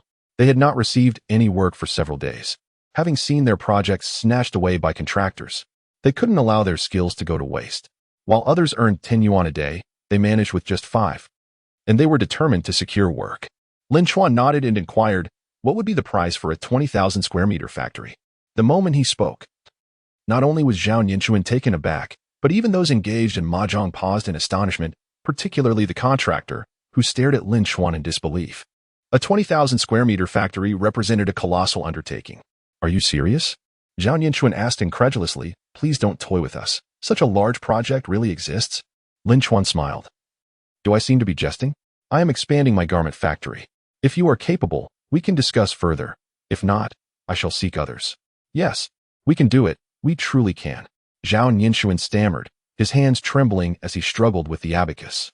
The contractor could hardly remain seated, contemplating the immense profit such a project would yield. He berated himself for appearing foolish, realizing that he had underestimated the significance of this business opportunity. He could not allow this rural simpleton to usurp the project. The contractor promptly retrieved a pack of cigarettes, plastering a smile on his face as he approached Lin Chuan. Boss, would you care for a smoke? Someone, hurry and fetch the boss a chilled soda and some ice cream. Lin Chuan found his demeanor quite laughable and, brushing aside the offered cigarettes, replied coolly, no, thank you, I don't smoke. It's quite warm outside. Please, let us sit indoors. That's unnecessary. I still wish to hear his quotation. The foreman cast a fierce glare at Lin Chuan, disdainfully remarking, look at him. Dressed in a cotton coat and tied with a hemp rope, buying a kilogram of soy sauce to patch up his shanty. He doesn't even know to return the bottle for his soda. What kind of quotation do you expect from him? I can provide you with a satisfactory offer immediately, undoubtedly more advantageous than his. Let us sit down and discuss this leisurely. Lin Chuan, sensing that the foreman aimed to usurp his business, grew agitated. What do you intend to do? This deal was struck by me, and the boss communicated it to me as well. Have you no shame? The foreman retorted. Go to hell. Who do you think you are? Do you even know who holds dominion in this labor market? You dare to negotiate? Go home and converse with your mother about it. I advise you to leave at once. You are nothing but an eyesore here. Lin Chuan would not be cowed by such bullying, and he shouted back angrily, Boss, do not heed his words. Everyone knows that the houses he constructs either collapse or deteriorate, and he cuts corners. Otherwise, why would he spend his days here without business? He lacks even the integrity to conduct business. The foreman, having been struck at his vulnerable point, became even more incensed, charging towards Lin Chuan with the intent of violence. Lin Chuan, initially wanting to mediate, was interrupted as Lin Chuan bellowed, Our people, come here. In mere seconds, over 100 individuals surged forth, armed with hammers, axes, large saws, and mud knives. Among them were a few women brandishing bricks. The scene was so formidable that even Lin Chuan couldn't help but wince. The foreman found himself in a precarious position. Should he engage in a fight, his numbers paled in comparison to Lin Chuan's. Yet refraining would mean relinquishing Lin Chuan's substantial project. Ultimately, the foreman resorted to a cunning ploy. He turned to Lin Chuan, bowing obsequiously, and said, Isn't he offering you 17.25 per 100 square meters? I can provide you with 1,500. What do you think? Lin Chuan interjected loudly, You are talking nonsense. 1,500 won't even cover the materials, unless you intend to skimp on quality again. The boss's large project requires concrete and metal structures. The cost per square meter is at least 21 yuan, and labor must be calculated additionally, at 15 yuan per square meter. You are merely spouting absurdities. Lin Chuan began to regard Lin Chuan with newfound respect. Although he was a farmer, he possessed remarkable expertise in the construction industry. His previous disdain for the foreman was only solidified by this revelation, making it even less likely that he would consider employing him. Thus, Lin Chuan made a prudent decision, declaring, "Enough of this. Lin Chuan, let us discuss this elsewhere." It was evident that Zhao Nianchuan had earned Lin Chuan's trust, while the foreman seethed with frustration, his insides churning with regret. He berated himself for his arrogance, cursing his own folly. At a small eatery near the labor market, Lin Chuan ordered 2 dishes and 2 bottles of beer and began conversing with Zhao Nianchuan as they dined. Pouring him a glass, Lin Chuan smiled and asked, "Nianchuan, how long have you been in the construction business? You seem to possess extensive knowledge." Zhao Nianchuan first savored a glass of beer, relishing the taste as he smacked his lips and chuckled. "I am now 47 years old. When I was 20, I accompanied my father to build houses across villages, which allowed me to acquire this skill. During the off-season, I would collaborate with my old comrades to seek out projects." "Boss Lin, are you truly intending to construct a factory?" He still harbored a hint of disbelief. Lin Chuan smiled and nodded, affirming, "Indeed, I have already drafted the blueprints. You may take a look." As he spoke, Lin Chuan presented the plans to Zhao Nianchuan, inviting him to review them before providing a detailed quotation. Zhao Nianchuan was able to comprehend the drawings, calculating as he examined the plans. "Based on your design, Boss Lin, the cost per square meter will be at least 440,000. This price encompasses our labor and all expenses. While we can earn some profit, the net amount will be modest. Currently, materials such as sand, cement, and timber are in high demand.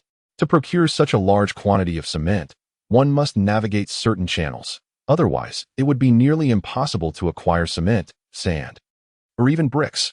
Of course, I can assist with this. I have made a few connections over the years, but it will require additional expenditure." Zhao Nianchuan's words were both candid and astute.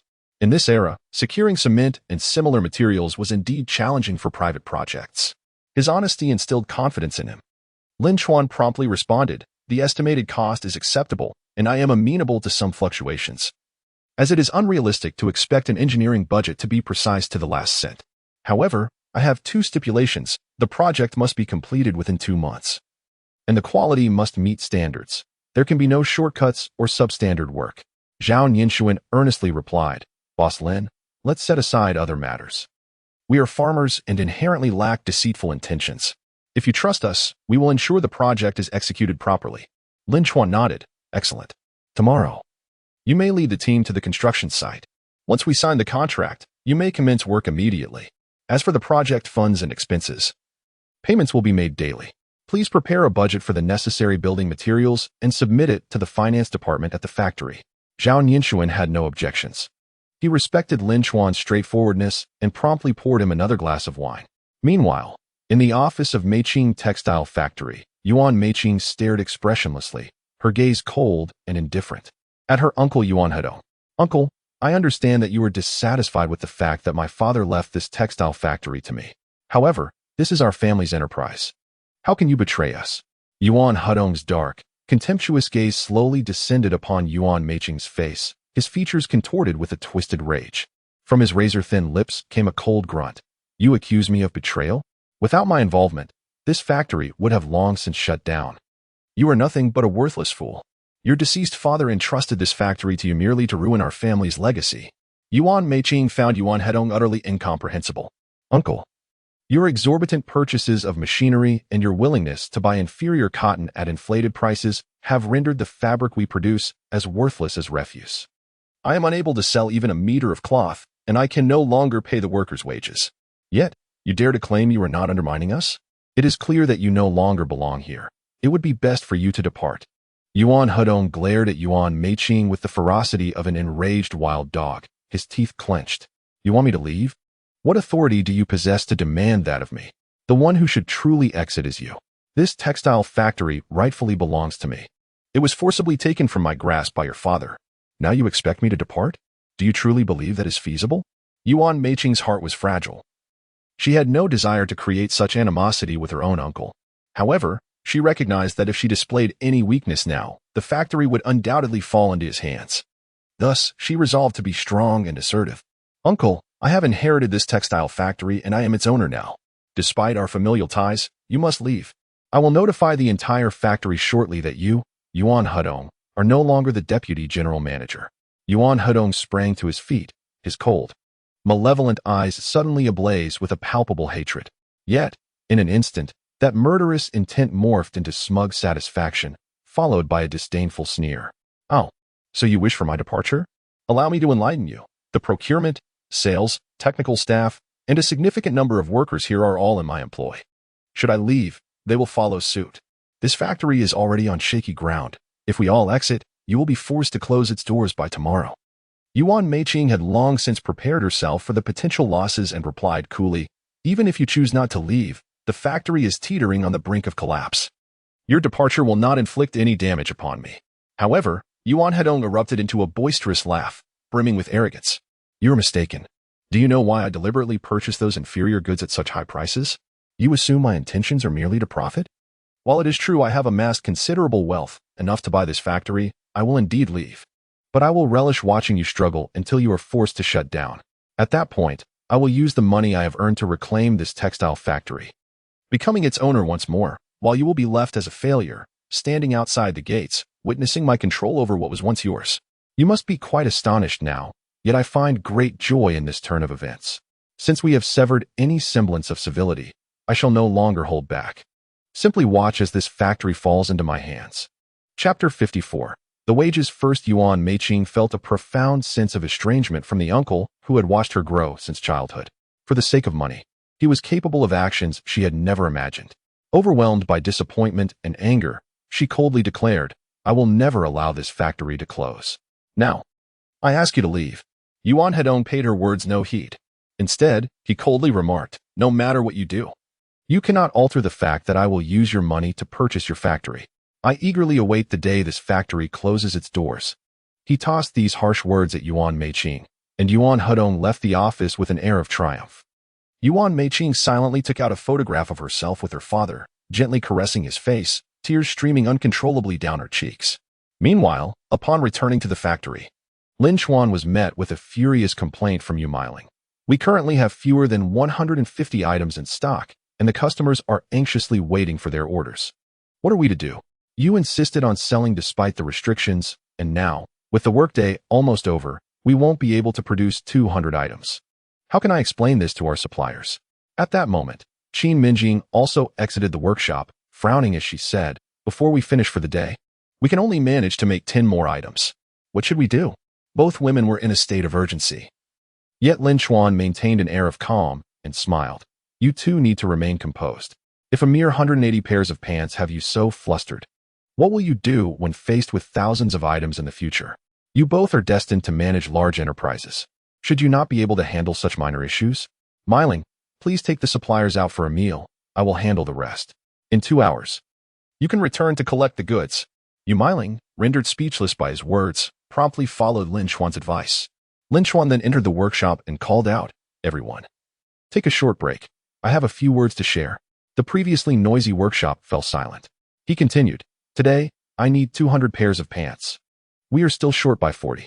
If anyone is willing to work overtime, I will pay each of you an extra 2 yuan. If you prefer to leave on time, I will not force anyone. The majority agreed to work overtime. After all, 2 yuan could buy a pound of pork, so why not earn that money? However, a small number of individuals, particularly those with children, were unwilling to stay late, eager to return home after their shift. Thus, as Lin Chuan exited the workshop, he quietly instructed Qin Mengying, please make a note of those who do not wish to work overtime. Qin Mengying looked puzzled and asked, why? It's not wrong for them to refuse overtime. Indeed, they were not at fault, but employees who cannot generate profit or value for their employer are ultimately unproductive. The competitive edge of employees is built upon expanding the company's worth. They often fail to comprehend the significance of a job opportunity. As times change, such mindsets will soon become obsolete. Tomorrow, you should place an advertisement for recruitment at the television station. We will implement both day and night shifts. Those sewing machines must never cease operation and should be in constant motion. Upon hearing Lin Chuan's words, Qin Mengying expressed her surprise. We need to recruit more workers? I believe we have enough people already. If we hire so many without sufficient work for them, won't that mean paying them for nothing? Lin Chuan chuckled lightly and replied nonchalantly, there will always be work available. No number of workers is too many. This recruitment will not only include seamstresses, but also positions in cutting, maintenance, human resources, administrative management, office management, financial accounting, public relations, secretarial assistance, marketing direction, and more. Qin Mengying felt a wave of dizziness as she listened. She was familiar with a few positions, but most were entirely foreign to her. She hurriedly began jotting down notes, asking Lin Chuan to confirm everything, fearing she might overlook something important. Subsequently, Lin Chuan discussed the decision to expand the factory with her. When he mentioned that the budget would require at least 440,000, her heart leapt into her throat. How could such a substantial amount be necessary? Lin Chuan. While we may earn quickly at ISNT without difficulty, shouldn't we proceed cautiously, step by step? Lin Chuan shook his head, a hint of helplessness in his eyes. The market compels me to act this way. From the moment I awakened to the idea of becoming a businessman, I have had to adapt to and conquer this market, ultimately aiming to build a commercial empire. Every step is essential, and this factory expansion is no exception. It must be done. It is imperative. Although Qin Mengying did not fully grasp Lin Chuan's perspective, she resolved to support his decision. Within 2 hours, 200 pairs of trousers were crafted and successfully delivered to the client. The next morning arrived swiftly. Lin Chuan, accompanied by over 200 people, several tractors, and 2 concrete mixers, grandly arrived at the garment factory. Lin Chuan personally welcomed Lin Chuan and confirmed the contract details, leading both parties to sign with satisfaction. Following this, Lin Chuan issued a command, and his team promptly entered the construction site to commence preparations. Lin Chuan decided to leave these matters in others' hands, planning to make an appearance only at the groundbreaking ceremony. Upon returning to his office, the phone rang. Dreaming Garment Factory, hello? Is this Mr. Lin? This is Yuan Meiqing. Lin Chuan smiled and replied, this is Lin Chuan. Please, go ahead. Yuan Meiqing spoke, her voice tense and subdued. I have sent my uncle away from the factory. He left with many managers and technicians, along with a large number of workers. The textile factory can no longer continue production. Lin Chuan absorbed this information calmly. It's nothing to worry about. I'll come over shortly, and we can discuss it further. All right, I'll be waiting for you.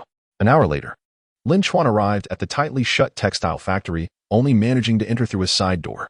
Meeting Yuan Meiqing, he directly inquired as they walked towards the factory floor. How many workers are still here? Yuan Meiqing responded. There are currently 175 workers remaining. They were all long-time employees from my father's time. The rest have left with my uncle. Entering the factory, the workers who were unable to produce spent their time either cleaning machines or sweeping the floors, creating a scene both oppressive and desolate. Upon seeing Yuan Meiqing, they gathered around her, eager to understand her thoughts. They wished to persevere, yet the factory was entirely non-operational. They sought her perspective on the situation. If the factory were indeed to close, they had no objections. Ultimately, their presence was a tribute to their former manager. Yuan Meiqing gazed upon the vibrant faces and expressions of the aged workers, her heart swelling with emotion. At that moment, Lin Chuan unexpectedly remarked, Meiqing, let us distribute the wages to everyone first. As his words resonated, astonishment swept through the crowd, although the identity of this youthful man remained unknown. His composed demeanor and confident gaze instilled an overwhelming sense of trust. Under the control of Yuan Hedong, the textile factory had not paid its laborers for 2 months. Some workers were on the verge of hunger, scarcely able to afford rice. The news of impending wages was electrifying, eliciting a wave of excitement. Alongside her joy, Yuan Meiqing felt a sense of security that she had only previously experienced from her father. In that moment, Lin Chuan appeared to her as a savior, an embodiment of her father's spirit. She promptly introduced him with great reverence. This is our new chairman, Mr. Lin Chuan. Henceforth, he will oversee the operations and management of the textile factory. We must adhere to his directives and under his guidance. We shall surely restore Meiqing Textile to its former glory. The applause of 175 individuals resounded, reverberating throughout the factory. That moment of fervor washed away the prevailing gloom and despair. I see great potential in this young man. His immediate decision to distribute wages speaks volumes. Our factory requires someone of such decisive character to lead. A renewed sense of hope for the textile factory blossomed within her. Though Lin Chuan felt the weight of financial concerns, he recognized the necessity of expenditure. Primarily, it was crucial to uplift morale and foster unity. Most importantly, these seasoned workers were the backbone of the textile factory's capabilities. Talent begets profit. With the arrival of new workers under the tutelage and influence of the veterans, they would swiftly attain the requisite production standards. Thus, Lin Chuan smiled and declared, you are all seasoned workers, and your willingness to stay embodies the spirit of ownership, enhancing the cohesion of our enterprise. Moving forward, We shall not only resume production, but also strive to craft the finest textiles. Let us join forces and create wealth together." As applause erupted, Lin Chuan couldn't help but chuckle inwardly at the simplicity of his words. Yet, in that era, such sentiments resonated deeply, akin to the slogans adorning the exterior walls. Upon returning to the office, Yuan Meiqing personally calculated the wages. This task fell solely to her, as even her secretary had departed alongside Yuan Hedong. The office building felt desolate, with only a few individuals remaining, primarily the cleaning staff. After tallying the expenses, which included salaries, utilities, and other miscellaneous costs, a total of 20,000 yuan was required. Lin Chuan handed Yuan Meiqing the cash he had prepared in advance. In a hushed tone, he remarked that wages were of little consequence. The factory urgently needed to resume production. The first step was to procure quality textile raw materials. This opportunity could also be utilized to expand the factory's design scope, adding a dyeing workshop and sourcing other textile materials. I have devised several new fabric fibers, including dyeing techniques, but cotton has become a highly sought-after commodity, necessitating orders from other cities. Prepare yourself for the possibility of a business trip in the coming days. You also need to post job advertisements, as workers are in high demand. Yuan Meiqing nodded fervently, her excitement swelling. Entrusting Lin Chuan with the management of the textile factory was undoubtedly the wisest decision she had ever made. She promptly produced the share transfer agreement and softly stated, "Previously, we agreed on a 20 share for you. Let us sign the agreement now." Lin Chuan glanced at the document and chuckled. This was hardly a share transfer agreement. It scarcely qualified as a contract. With a wry smile, he replied, "Let us set this aside for now. A legitimate share transfer agreement must begin with an assessment of the factory's total assets, followed by calculating my investment proportion, and finally determining the exact number of shares I hold, including annual profit distributions and management structure, among other details." This is rather amusing. Yuan Meiqing felt her cheeks flush. She was completely unfamiliar with these matters and merely feared that Lin Chuan might backtrack on his commitment to her. She wished for him to sign the agreement swiftly, hoping it would bind him to her. Little did she expect to be met with his laughter. Lin Chuan, not wanting her to feel embarrassed, stood up and said, "I will take the leftover fabric from the warehouse to my clothing factory for repurposing." Yuan Meiqing had no objections and immediately busied herself with disbursing wages to the workers. Meanwhile, in a yard on the outskirts, Yuan Hedong, trimming vines beneath the grape arbor, abruptly turned, casting a cold glare at the man behind him. "Did you say that Yuan Meiqing has found investors and is disbursing wages to the workers?" The man, unblinking, replied, "Yes, it appears this new chairman, Lin Chuan, is the owner of Mengying clothing factory. The exact amount he invested is still unknown. But Yuan Meiqing's secretary mentioned that Lin Chuan acquired a 20 stake in the textile factory." Upon hearing this, Yuan Hedong angrily plunged the scissors he held into the grape trellis, gritting his teeth as he muttered, "So that's why Yuan Meiqing has suddenly changed. She has someone influential guiding her." This revelation jeopardized his plans to acquire the textile factory. What was once under his control was now threatened by an unexpected rival.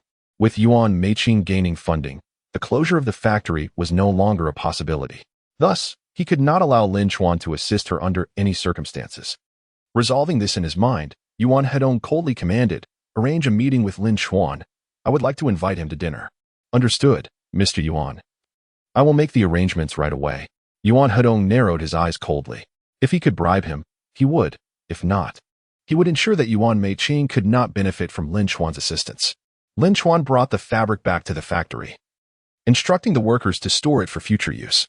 Despite the seemingly inadequate quality of these fabrics, they can still be repurposed as scraps. At that moment, Yu Miling arrived in a flurry, breathlessly exclaiming, "Lin Chuan, the supplier called yesterday. Those 200 pairs of trousers sold out in just one morning. He wants to place an order for another 2,000, taking 200 daily. I've already promised him." Lin Chuan furrowed his brow and looked at Yu Miling with a hint of irritation, stating, "So what if it's 2,000? Why the rush? This is a garment factory. Do you really think 2,000 pairs of trousers is a lot? This city has nearly 5 million inhabitants and the entire province over 40 million. If we exclude half the men and a third of the elderly and children, there are still over 15 million women. If each one bought just one pair, that would amount to 15 million pairs. Of course, not everyone has the same taste, so let us calculate with half, leaving us with 7 million pairs. And you're in a tizzy over 2,000? As a woman, who seems quite capable in many respects. Why can't you remain calm? Yu Meiling playfully punched Lin Chuan, chiding, I'm only doing this for your sake, and yet you scold me? Just then, a commotion erupted at the construction site behind the factory. Chapter 56. Fearless at the site, Zhao Ninshuan, accompanied by hundreds of workers, was locked in a standoff with a rival contractor and his own band of hundreds. Tensions were high, with both sides brandishing tools, neither willing to back down. Zhou Changfa, what do you intend to do? Zhao Ninshuan demanded, wielding a large wooden stick in anger. Zhou Changfa, axe in hand and a fierce expression on his face, retorted, You've taken my business. Today, I intend to reclaim it. Zhao Ninshuan was unfazed by his threats, shouting defiantly, I dare you. If others fear you. Zhao Ninshuan does not.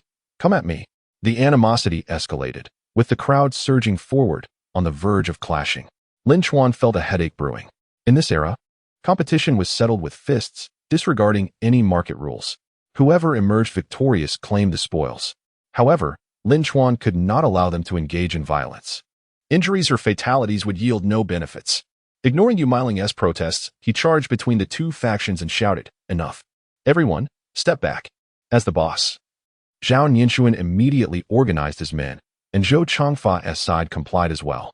Lin Chuan then turned to Zhou Changfa, coldly stating, I believe I have made myself abundantly clear. This project has been contracted to Zhao Ninshuan. What is your intention in bringing such a crowd today? Zhou Changfa, drenched in sweat and seething with rage, replied through gritted teeth, The labor market is my territory. This bunch of beggars encroaching on my business is unacceptable. Unless you hand the project over to me, we will fight. If I can't profit, then neither will anyone else. Zhao Ninshuan fired back, Have you no shame? We earned this project through our own efforts. Why should we give it to you? Emotions flared as both sides clamored for their share of the pie. Lin Chuan, now genuinely enraged, radiated an aura of fury. Silence. If you dare to raise your voices again, I suggest you leave. I do not require anyone's assistance. If you wish to resolve this matter, then sit down and discuss it. If you desire conflict, I will summon security to engage with you. Upon witnessing Lin Chuan's fury, Zhao Ninshuan and Zhou Changfa ceased their chatter. The table and chairs were swiftly arranged. Once seated, Lin Chuan calmly addressed Zhou Changfa, I understand your discontent, but I cannot assign the project to you. I have already signed a contract with Zhao Ninshuan. I have no desire to meddle in your disputes, however. If anyone impedes my project's progress and incurs losses upon me, I shall not tolerate it. Zhou Changfa, if you fail to secure the project, do not blame others. If you could reflect calmly on why you are not profiting, you would not behave in this manner. Zhou Changfa had no intention of listening to such words. His sole desire was to make money, and that was that. Thus, he disdainfully retorted, Do not waste my time with your empty rhetoric. This project must either be handed over to me or divided equally. Otherwise, they shall not proceed. I will be here daily to oversee, and if I go without food, no one shall eat. This man was impervious to reason. Lin Chuan merely chuckled disdainfully and replied, Zhou Changfa, I have no wish to engage in futile discourse with you. Since you are intent on obstructing my project, then so be it. However, I must inform you that this project is a development initiative from the management department. I shall call them now to ascertain their stance. Zhou Changfa coldly scoffed, Indifferent, I am not easily intimidated. If you possess the capability, summon the management department. If I blink, I shall no longer be in the labor market. Lin Chuan nodded and promptly stood, saying, Very well, I will make the call. Ninshuan, do not engage with them. Wait for my return. Zhao Ninshuan immediately complied. Lin Chuan returned to his office and retrieved Xiao Wen's number to make the call. As soon as the connection was established, Lin Chuan smiled and said, Sister Xiao, I need your assistance. A rogue contractor named Zhou Changfa has brought over 100 people to my factory and is causing a ruckus. What should I do? Xiao Wen's straightforward nature immediately flared up, and she exclaimed, What? They have gone too far. Don't worry, I will handle it. Hang up the phone. Lin Chuan ended the call, realizing that Xiao Wen was indeed a person of action, genuinely believing he was afraid. He was not intimidated by Zhou Changfa. He could easily overpower him with fewer people. However, with both sides totaling 500 to 600 individuals, should a fight ensue, it would be chaotic, and casualties would be regrettable. He was in the business of enterprise, not street gangs. Why resort to violence when a resolution could be achieved without it? In less than 15 minutes, Xiao Wen arrived at the construction site in a black sedan, accompanied by a middle-aged man. The atmosphere instantly became intriguing. Xiao Wen introduced the man to Lin Chuan, This is Liao Qingyang from the Labor Market Management Department. You can call him Brother Liao. He's also an old classmate of mine. Hello, Brother Liao. Lin Chuan greeted warmly, and Liao Qingyang, exuding calmness with a steady smile, made a very favorable first impression. Liao Qingyang, with utmost politeness, took the initiative to shake hands with Lin Chuan, expressing his sincere apologies. I truly regret this incident. It is my negligence in management that has emboldened individuals like Zhou Changfa to act unruly here. As they spoke, Zhou Changfa's cold sweat trickled down his neck. He feared nothing more than Liao Qingyang, the true master of the labor market. To provoke him would mean the end of his career in construction and a dire struggle for sustenance in the labor sector. Lin Chuan's words proved to be true. He had indeed found someone capable of handling Zhou. At that moment, Liao Qingyang's gaze turned icy as it fell upon Zhou Changfa's face. Without uttering a word, he gestured towards himself as if summoning a dog. Zhou Changfa trembled in fear, hastily wiping the cold sweat from his brow as he hurriedly approached. Mr. Liao, greetings. It's all a misunderstanding. I was merely jesting. Liao Qingyang shot a piercing glare at Zhou's weathered face, reprimanding him. Jesting, you say? Accompanied by over 200 people and armed, you claim this is mere jest? It seems you have grown wings. No longer wishing to earn your keep in the labor market. Very well, then, bring me your permit. Zhou Changfa nearly wept. Had there not been so many onlookers, he would have knelt before Liao Qingyang. Please, Mr. Liao, I was wrong. I truly apologize. I vow never to return here again. Do not utter such words to me. Liao Qingyang was there to support Lin Chuan, and it was imperative that Lin vent his frustrations. Zhou Changfa hastily bowed and apologized to Lin Chuan. Boss Lin, grant me another chance. I truly failed to recognize the gravity of the situation today. It was entirely my fault. Please, speak to Mr. Liao on my behalf and let me off this time. I beg you. In Chapter 57, Zhou Changfa exemplified the type of individual who forgets pain once the wound is healed. Although he had been subdued for the moment, it was likely he would resort to underhanded tactics again in the days to come. Lin Chuan did not wish to put Liao Qingyang in a difficult position. Liao knew Zhou Changfa well. His bravado in the labor market was likely tolerated through a convenient blindness to his antics. If Liao were to deny Zhou any favor, it would be tantamount to disrespecting himself. Thus, Lin Chuan simply smiled serenely and replied, "It's nothing. From Liao's perspective, we are all on the same side." Let us consider this chapter closed. Zhou Changfa was filled with gratitude. Thank you, Boss Lin. I shall leave at once and promise never to return. Thank you.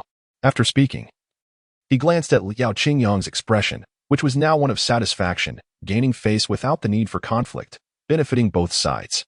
Yet, Liao still coldly admonished, "If I catch wind of any further unruliness from you, you shall see how I handle it. Now, be gone." Zhou Changfa nodded vigorously, hastily leading his entourage away. Liao Qingyang's demeanor shifted remarkably. One moment, he bore a mask of indifference, and the next, a warm smile graced his features. "Chuanzi, if he dares to return, just give me a call, and I shall deal with him." Lin Chuan chuckled heartily, expressing his gratitude. "I truly appreciate Brother Liao and Sister Xiao. If it weren't for the factory being so busy, I would have definitely treated you both to a meal today. I promise to make it up to you another time." Liao Qingyang silently gave Lin Chuan a thumbs up, impressed by his eloquence and perceptiveness. Xiaowen cast an appreciative glance at Lin Chuan. Although Lin Chuan was not very familiar with Liao Qingyang, he understood the importance of building deeper connections rather than merely offering meals for favors. Their relationship was one of camaraderie, not a transactional exchange. Thus, Xiaowen chuckled, "It's just a small favor. Why bother with a meal? You should get back to your work, and we shall head back." Despite his words, as Lin Chuan shook hands with Xiaowen, he discreetly pressed 500 yuan into her palm. Upon feeling the money, Xiaowen was momentarily taken aback, but soon accepted it with a natural ease. Lin Chuan added, "I truly appreciate Sister Xiao today. Let's get Sister Meng involved next time we gather." "That's a good idea. When I have time, I'll call Lao Meng. Now hurry along." Watching them depart, Lin Chuan turned to Mei Ling with a smile. "Did you see that? If we hadn't sold her those pants yesterday, who would have helped us today?" Unsettled by the thought, Mei Ling could hardly fathom such implications. "All right, let us hurry back. My heart is still racing." "Then why do you insist on following me?" Lin Chuan retorted dismissively. "If you're here, how could I not follow you?" "Stop talking nonsense." Frustrated, Mei Ling stomped off towards the factory without looking back. Lin Chuan could only smile helplessly, fully aware of her feelings. Unfortunately, it was a possibility he could not entertain. He intended to use this opportunity of rebirth to redeem himself, and he could not allow any other woman to enter his heart. Meanwhile, on their way back to the management department, Lao Qingyang remarked with a smile, "This Lin Chuan is quite remarkable, a person worth getting to know." Shaowen replied proudly, "Do you really need to say that? Do I know anyone mediocre? Lin Chuan is extraordinary. The pants I'm wearing were designed by him." Glancing at the hem of Shaowen's pants, Lao Qingyang chuckled. "You mentioned your sister-in-law wanting to buy some cropped pants recently, but hasn't been able to find any. So, this is what she meant. If she wants to wear them, why didn't you say so earlier? I'll give Chuan a call and arrange a pair for her." "That would be splendid. Please do so." Just as Lin Chuan returned to the factory, the security guard approached him, saying, "Boss, someone named Song Hua wishes to see you." Not recognizing the name, Lin Chuan approached the gate and scrutinized the man outside. The man appeared to be in his 30s, dressed plainly, with a thin face and a long neck, adorned with a disingenuous smile. "And you are?" Song Hua replied with a smile. "Hello, Boss Lin. I am the secretary of Yuan Hedong, the vice president of Meiqing Textile Factory. Our president Yuan holds your talents in high esteem and would like to invite you to dinner, hoping you would honor us with your presence." Lin Chuan instantly understood. He spoke coldly. "All right, let's meet at noon. I haven't had lunch yet. You handle the arrangements at Quanwei restaurant nearby, and let us meet promptly at 11. His investment in Meiqing Textile Factory would surely disrupt Yuan Hedong's plans. Let us see what he intends to do. At noon, in the restaurant's private room, Lin Chuan and Yuan Hedong exchanged a handshake. Song Hua stood behind Yuan Hedong, arms crossed, wearing a forced smile that made him appear almost like a bodyguard.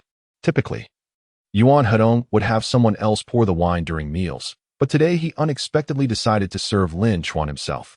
However, Lin Chuan gently covered his glass and replied with a calm smile, "I apologize, but I do not drink. Let us stick to tea instead." Yuan Hedong's eyelids twitched slightly with disdain. To refuse his offer of a drink was rather audacious. "Mr. Lin, it's just a glass of wine. On our first meeting, surely you wouldn't deny me this small courtesy?" Lin Chuan chuckled lightly and said, "It's not about courtesy. I genuinely cannot drink. Moreover, my alcohol tolerance is quite poor. After a drink, I tend to become unruly, punching people, smashing things, and barking at dogs. So let us just enjoy tea instead. As long as the cinnamon is there, any drink can be regarded as wine, can't it?" As he spoke, Lin Chuan set the wine glass aside. Yuan Hedong curled his lip and poured himself a glass instead. With a somewhat indifferent tone, he remarked, "Mr. Lin, to achieve such success at a young age is admirable. I genuinely respect your talent. If we were to join forces, we could surely create something remarkable. For instance, the textile factory, though Yuan Meiqing is my family. She knows nothing about management or business, and she has turned the factory into a chaotic mess. I wish to take over the factory myself. If you are interested, I can offer you a 30 stake, provided you do not assist Yuan Meiqing against me. There are advantages for you in this." So that was his intention. Lin Chuan found Yuan Hedong's demeanor rather deranged. How could someone like him be a suitable partner? Thus, Lin Chuan maintained his calm demeanor and replied, "Your enterprise is so vast. How could you possibly regard my modest capital? A 30 stake holds no actual value. You cannot be unaware of the current state of the textile factory. My 20 investment equates to a 70 actual stake in the factory. Are you suggesting I should accept the factory as a gift? That I cannot accept, can I?" Yuan Hedong could no longer maintain his forced smile. His features hardened as he retorted fiercely, "So you intend to oppose me to the end?"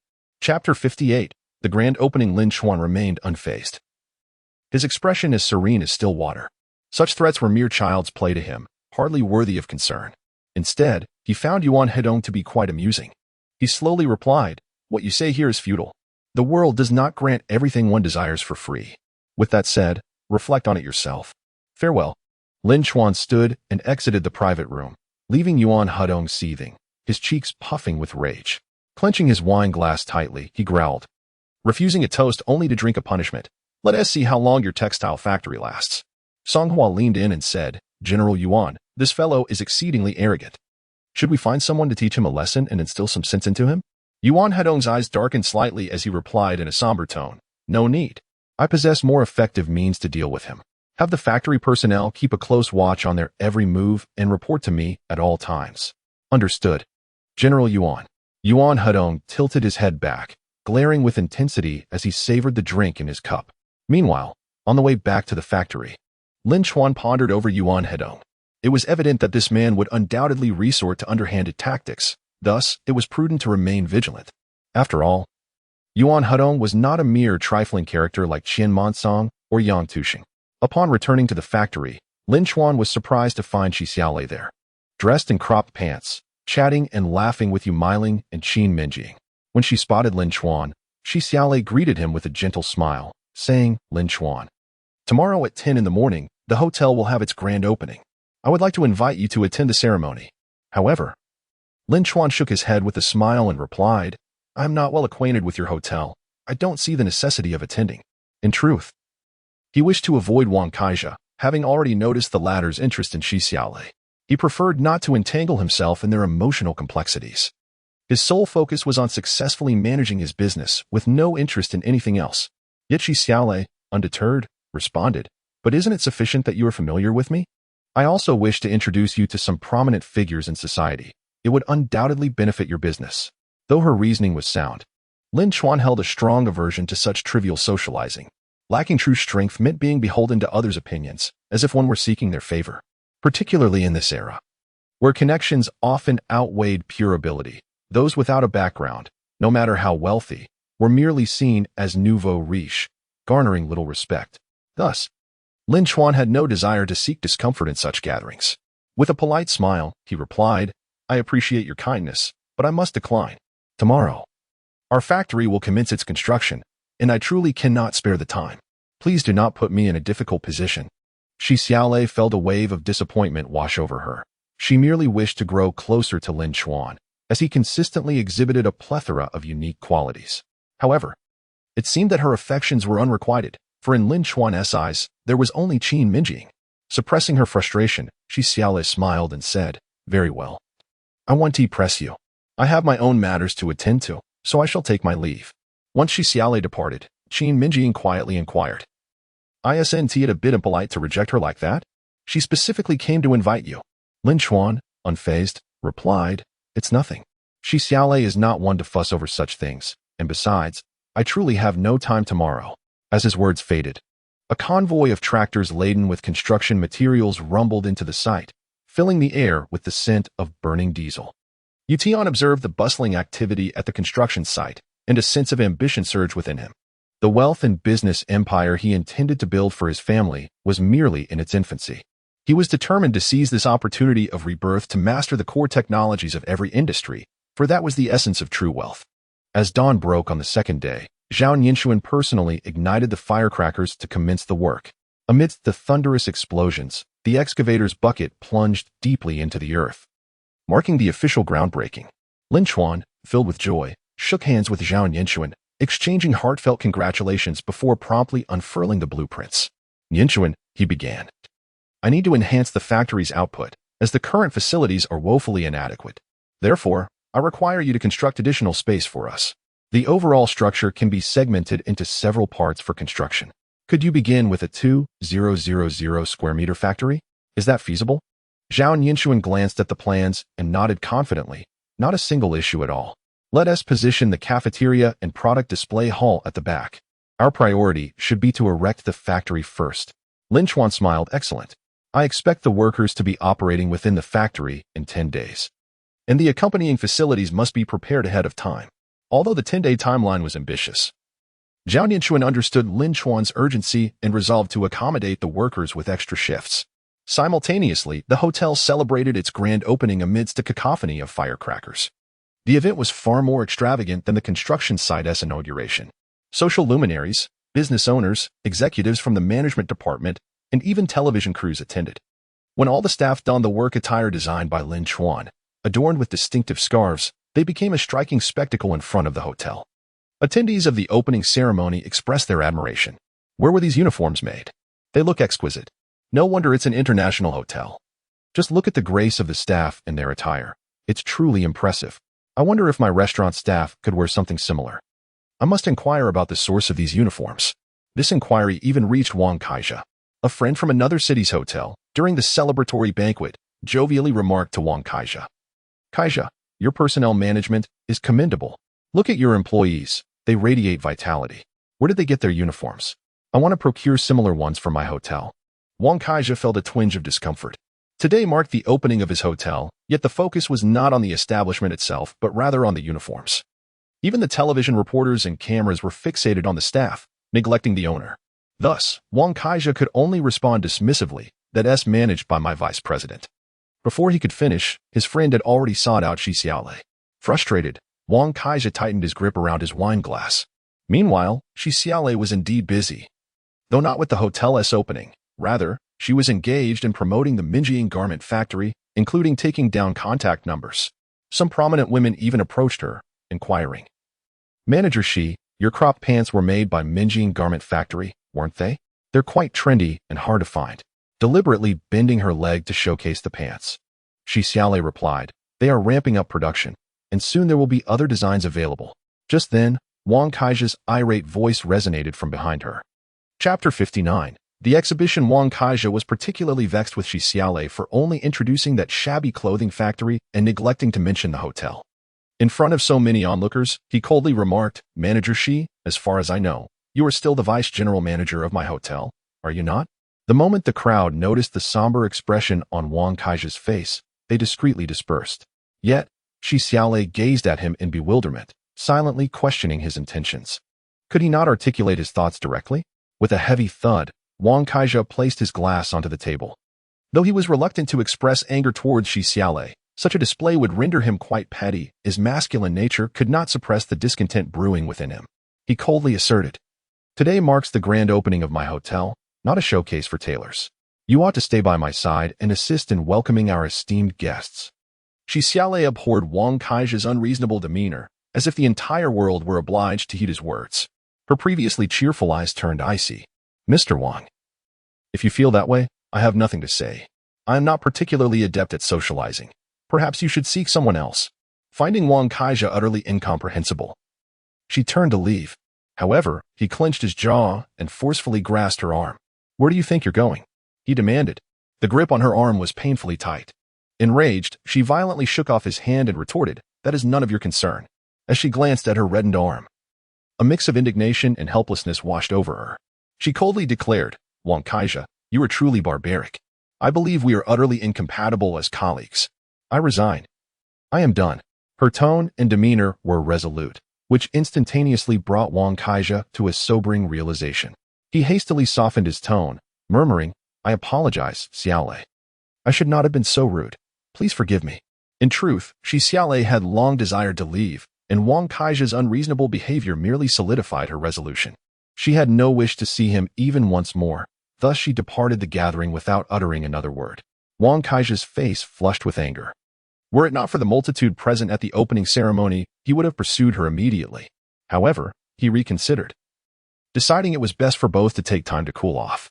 Meanwhile, on Lin Chuan's side, the office phone incessantly rang, inundated with inquiries regarding work uniforms.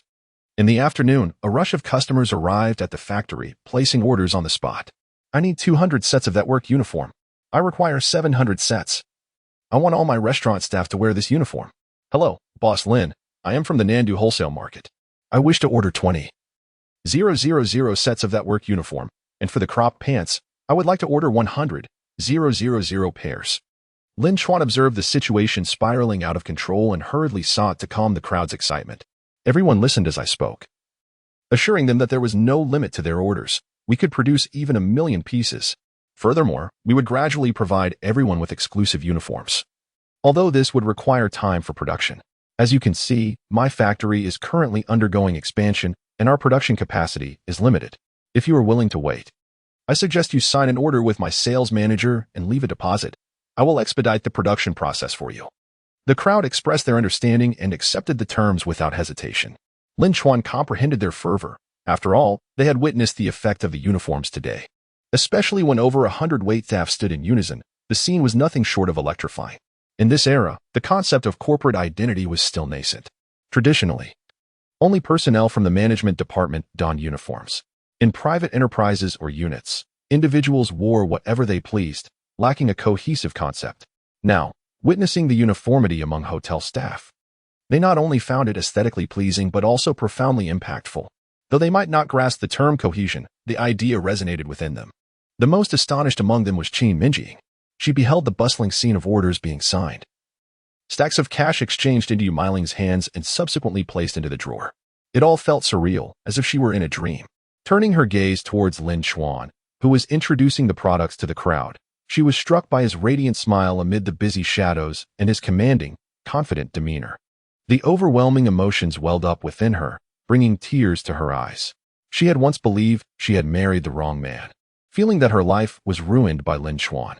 Countless times, she contemplated leaving him, even considering the unthinkable. But Lin Chuan had changed, truly transformed.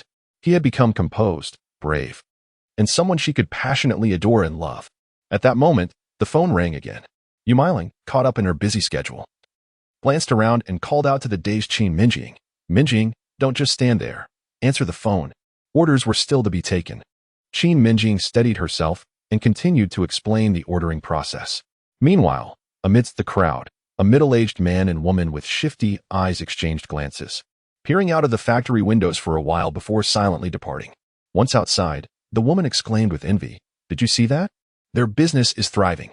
With the items they produce, as a seamstress, can't you replicate them?" The man lit a cigarette, his eyes gleaming with greed, exhaling heavily as he replied, "Of course. I could replicate those uniforms and pants with just a glance, but they have a trademark. If we were to make them, it would be counterfeiting." The woman snatched the cigarette from him, taking a deep drag before dismissively stating, "In this day and age, the bold thrive while the timid perish. He has a trademark. We can create one too. Who says only Lin Chuan can produce those garments? We just need to be slightly less adept than him." The man considered this a viable idea. With a determined bite of his teeth, he declared, "Fine, I shall partake as well. I too wish to earn this money." As dusk descended, after bidding farewell to the last client, Yu Mengying's lips were chapped from exhaustion, and Qin Mengying felt parched. Despite their fatigue, the desire to count their earnings remained insatiable. Lin Chuan, however, was not focused on the money, but rather on the client's information. Such data would prove invaluable for future sales and needed to be meticulously safeguarded. Once Qin Mengying neatly arranged all the money and stowed it away, she wearily smiled and remarked, "Lin Chuan, today we collected over 70,000 just in deposits." Lin Chuan, however, calmly handed over the client's information to Qin Mengying, emphasizing its significance, declaring that it was far more important than the money, which he suggested should not be deposited in a bank, but rather kept at the factory for daily expenses. No sooner had he spoken than the elderly doorman entered, announcing, "Boss, there is a man named Wang Kaija outside who wishes to see you." Chapter 60. Merely admiration. Stepping outside, Lin Chuan was greeted by the sight of a Mercedes, with Wang Kaija leaning against the hood, arms crossed, glaring at him with a cold fury that seemed to challenge Lin Chuan to a duel. Yet, Lin Chuan maintained a serene smile. He had encountered many pretentious individuals, and Wang Kaija barely ranked among them. Wang Kaija slightly lifted his chin, a gesture that enhanced his air of arrogance and disdain towards Lin Chuan. Coldly, he inquired, "Do you know how much this Mercedes behind me is worth? Are you aware of its top speed? Do you know which country it hails from? Do you grasp what sort of person can afford a Mercedes? This vehicle could replace how many of your clothing factories?" Lin Chuan merely smiled in silence. The number of individuals capable of affording a Mercedes was exceedingly rare. Likely, he was the sole owner in Huishur. The Mercedes first entered the Eastern market a year later, and even those with wealth had no means to purchase it. Currently, only those overseas could acquire such vehicles, shipping them across oceans to this location, a true emblem of power and status. Regrettably for Lin Chuan, even his bodyguards in a past life would not deign to drive such a car. Thus, he could only feel a sense of resignation regarding Wang Kaija's attempt to assert his superiority. Wang Kaija then shifted his tone, coldly stating, "So, what do you intend to contend with me? Do you not know your place?" Unable to contain himself, Lin Chuan burst into laughter. "Wait a moment, Mr. Wang. You operate a hotel while I run a clothing factory. It seems we have no competitive overlap, do we?" Wang Kaija found Lin Chuan's calm demeanor infuriating. As if he were dismissing him entirely, he eschewed further pleasantries and directly confronted the crux of their conflict. "I am referring to Shi Xiaolei. I have pursued this woman for quite some time, and your interference incites my ire. You are merely a seamstress, yet you aspire to something beyond your reach. Given your capabilities, do you truly believe you are a match for someone like Shi Xiaolei?" Lin Chuan finally grasped his intent. Ah, so he viewed him as a rival in love. Wasn't he that rather amusing? His feelings towards Shi Xiaolei, at best, could be described as admiration.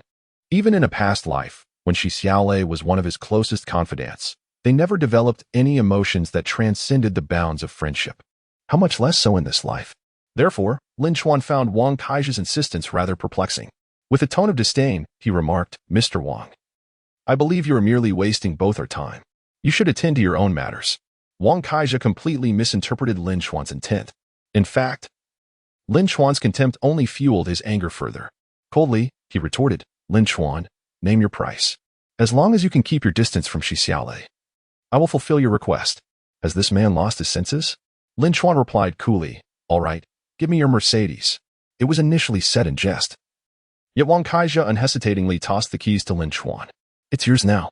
From this moment on, you shall never see Shi Xiaolei again, or I will ensure you vanish from this world, just as expensively as this Mercedes." Lin Chuan was taken aback. This man was truly obsessed. He cared for nothing in pursuit of Shi Xiaolei. However, Lin Chuan disdainfully returned the keys to Wang Kai, having no desire for his possessions. With an air of pride, he declared, "Listen well, my beloved wife, the one I shall cherish for a lifetime, is Qin Mengying. I shall never love another woman. Shi Xiaolei does not reciprocate your feelings. Perhaps you should reflect on your own shortcomings. The Mercedes may be fine, but I have no interest." As Lin Chuan turned to leave, he could see the astonishment in Wang Kai's eyes. Is that truly the case? Wang Kai pressed on. "You ponder it yourself." Lin Chuan firmly shut the door without looking back. Wang Kai clenched his teeth, yet felt a surprising lightness in his heart. As long as Lin Chuan did not contest him, Shi Xiaolei would ultimately be his. It seemed this visit had indeed been fortuitous. Wang Kai promptly decided to purchase a bouquet of flowers and apologize to Shi Xiaolei, perhaps hoping for a romantic evening. However, for Lin Chuan, the most romantic night was one spent holding his child, enjoying a dinner prepared by his wife, while watching their recruitment advertisement on television. Lin Wanyu pointed to the screen where her mother's name appeared alongside their phone number, jumping with excitement. Mom's name is on TV. And our phone number too." Lin Chuan laughed heartily. "Look at you so joyful. Our family will often be on television, and nationwide at that. I will ensure that you, your mother, and our family become figures as renowned as stars." "Daddy, I want to be on TV too. I want to be a star." Lin Wanyu chimed in, clinging to Lin Chuan's arm playfully. "All right, if my darling wishes to be a star, then I shall make it happen." He would go to any lengths to fulfill her wishes. This was his obligation as a father and his own redemption. At that moment, Zhou climbed onto the sofa, exclaiming, "Daddy, I want an ice pop." "You look like an ice pop," Lin Wanyu teased. "Let us eat this chubby ice pop together." Watching her husband and children share such lively moments filled Qin Mengying's heart with happiness. The sound of her abacus grew even more pronounced in her hands. Once the children were sound asleep, Qin Mengying stretched her arms and chuckled softly, "Darling, after removing the budget and the investments in the textile factory, we still have 1.23 million on hand. Our inventory remains insufficient. All 100 pairs of trousers produced today have been taken. Our productivity is still too slow. I hope that after the advertisements go out tonight, we will have applicants by tomorrow." Lin Chuan, however, was not focused on that. He slowly replied, "Now I must impart some management insights and knowledge to you. Please listen attentively." Qin Mengying immediately sat up straight like an eager student, ready to absorb his teachings. Though she was unsure of where Lin Chuan had acquired this knowledge, she believed his words to be infallible. Thus, Lin Chuan began discussing human resources. Meanwhile, Wang Kai stood outside Shi Xiaolei's door, holding a bouquet of fiery red roses that mirrored his tumultuous emotions. He knocked on the door with a countenance as festive as a spring couplet. Before long, Shi Xiaolei's voice echoed from within. "Who is it?" "It's me, Wang Kai. Please open the door." But Shi Xiaolei did not open the door. Instead, she coldly replied, "It's late, and I'm already in bed. It's inconvenient to open the door. Let us talk tomorrow. Please leave." Wang Kai persisted, "I came to apologize for my rudeness today. Could you please open the door? I do not require your apology, nor can I return to the hotel for work. Kindly leave. Don't disturb the neighbors." Shi Xiaolei's demeanor was resolute and frigid. Yet Wang Kai remained undeterred, saying, "Do you truly believe our dispute over a tailor warrants such severity?" As soon as he finished speaking, Shi Xiaolei abruptly flung the door open and retorted coldly, "His name is Lin Chuan, not the tailor." Wang Kai was no fool. Her refusal to open the door when he knocked spoke volumes. The moment Lin Chuan was mentioned, however, Shi Xiaolei opened up. This revelation made him acutely aware that Lin Chuan's indifference towards Shi Xiaolei was likely genuine, but her affection for Lin Chuan was undeniably real. Initially filled with hope, Wang Kai now felt a chilling despair. He coldly remarked, "It seems you are quite partial to that tailor. Don't you think you are being foolish, Shi Xiaolei?"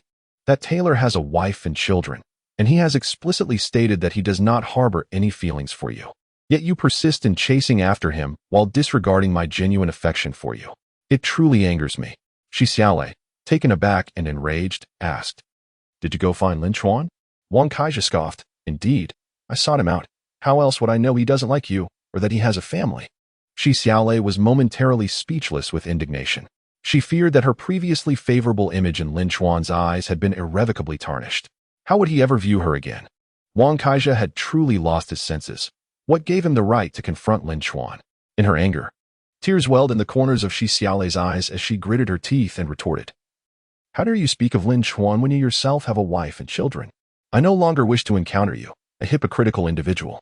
I must make it abundantly clear that even if Lin Chuan does not harbor feelings for me, I would prefer to endure his indifference rather than gaze upon your insincere countenance." With that, Shi Xiaolei forcefully pushed Wang Kaizha out of the room and slammed the door shut behind him. Wang Kaizha, in a fit of rage, cast the roses onto the ground, trampling them viciously. The shattered petals mirrored his current emotional state, desolate and filled with resentment. As the night deepened, Lin Chuan engaged in an extensive discussion with Qin Mengying, transitioning from human resources to financial management. Qin Mengying listened with rapt attention, demonstrating an impressive ability to draw parallels and extrapolate ideas. This revelation struck Lin Chuan. He recognized her innate talent for business management. There were aspects he had not even considered, yet she had already grasped them. Overwhelmed with affection, Lin Chuan swept Qin Mengying into his arms, carrying her back to the bedroom. The following morning, a throng of applicants filled the factory gates in response to the advertisement.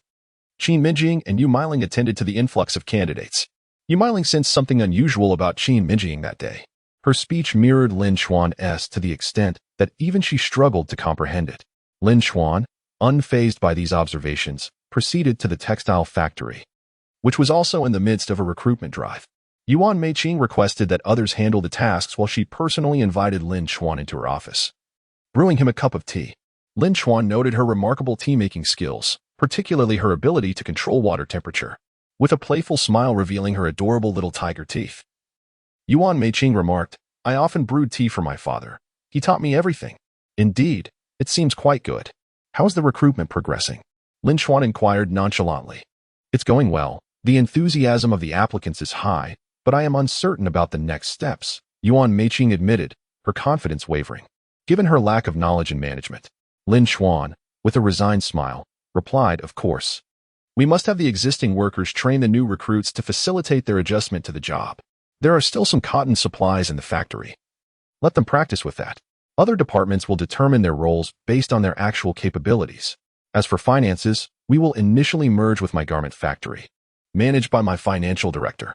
Once the textile factory generates profit, we can establish an independent financial system." Yuan Meiqing expressed no dissent. The entire textile factory relied on Lin Chuan and his resources, and she simply needed to follow his instructions. "Then prepare for our departure to Fan City tomorrow morning. We may need to stay a few days, so ensure you pack sufficient clothing and essentials," Lin Chuan instructed. Yuan Meiqing promptly nodded. "Is there anything else we need to prepare?" As he conveyed these words, Lin Chuan felt akin to a father guiding his daughter, as if he had to inform her of everything. He could have undertaken this trip alone. But considering he would lack the energy to manage the textile factory's affairs in the future, he opted to bring her along to familiarize herself with the operations, hoping she would eventually become self-sufficient. Upon returning to the garment factory, recruitment efforts continued unabated. However, there is no need for them to come to work at the moment, as there is simply not enough space. Once the second factory is completed, I will write to them, inviting them to join us.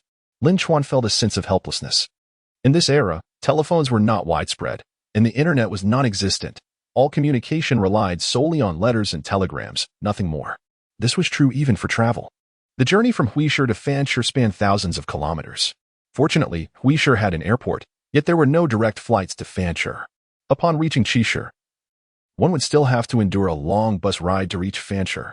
Qin Mengying glanced at the map, astonished, and asked, "Why must you go to Fanshur? Aren't there plenty of cotton-producing areas?"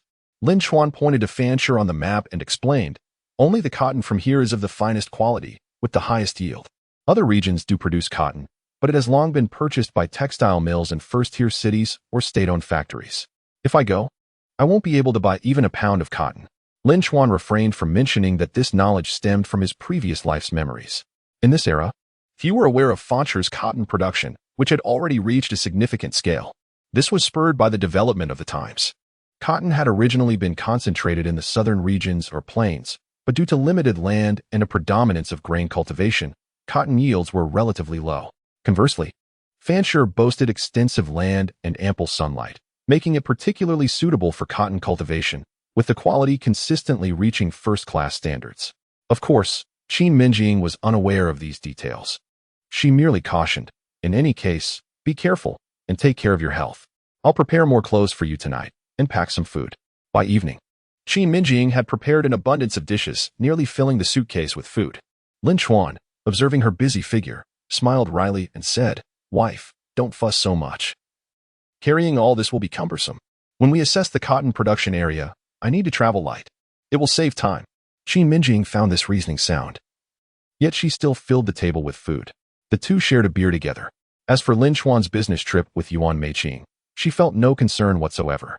She understood Lin Chuan's heart and trusted that he would not betray her feelings. The next morning arrived, and outside the airport, Qin Mengying watched the plane soar into the sky, waving her hand vigorously. Yu Miling scoffed, "Stop waving. It's not like he can see you." Indeed. Lin Chuan could not see her, while Yuan Meiqing's expression was one of palpable fear, her eyes filled with trepidation. When the plane encountered turbulence, she instinctively grasped Lin Chuan's thigh in fright. Chapter 62. Not easy. Lin Chuan winced and brushed her hand away. "Are you afraid of heights or something? Is your reaction really necessary?" A jittery Yuan Meiqing stammered, "It's my first time on a plane." Lin Chuan merely smiled calmly, dismissing her fears. "You'll be doing this often in the future. Just take your time to adjust." "Then why aren't you afraid?" she asked, a question that struck Lin Chuan as amusing. In his previous life, he owned an airline with private jets, traversing the globe with ease, accustomed to such a lifestyle. In this era, while air travel may be deemed luxurious and costly, it remains sufficiently safe. So why should one harbor fear? Lin Chuan, disinterested in providing an explanation, simply closed his eyes to rest, contemplating his forthcoming plans. At 2 in the afternoon, amidst Yuan Meiqing's eager anticipation, the plane finally touched down at Qishir Airport. The two sought out a restaurant for a modest meal before embarking on a long journey, traversing a bumpy 270-kilometer stretch of desert road. Ultimately arriving in Fancher by 8 o'clock in the evening. Upon first glance, Fancher appeared dilapidated and backward, resembling a mere earthen city, although there were a few modern buildings. The traditional style of the western regions was still evident.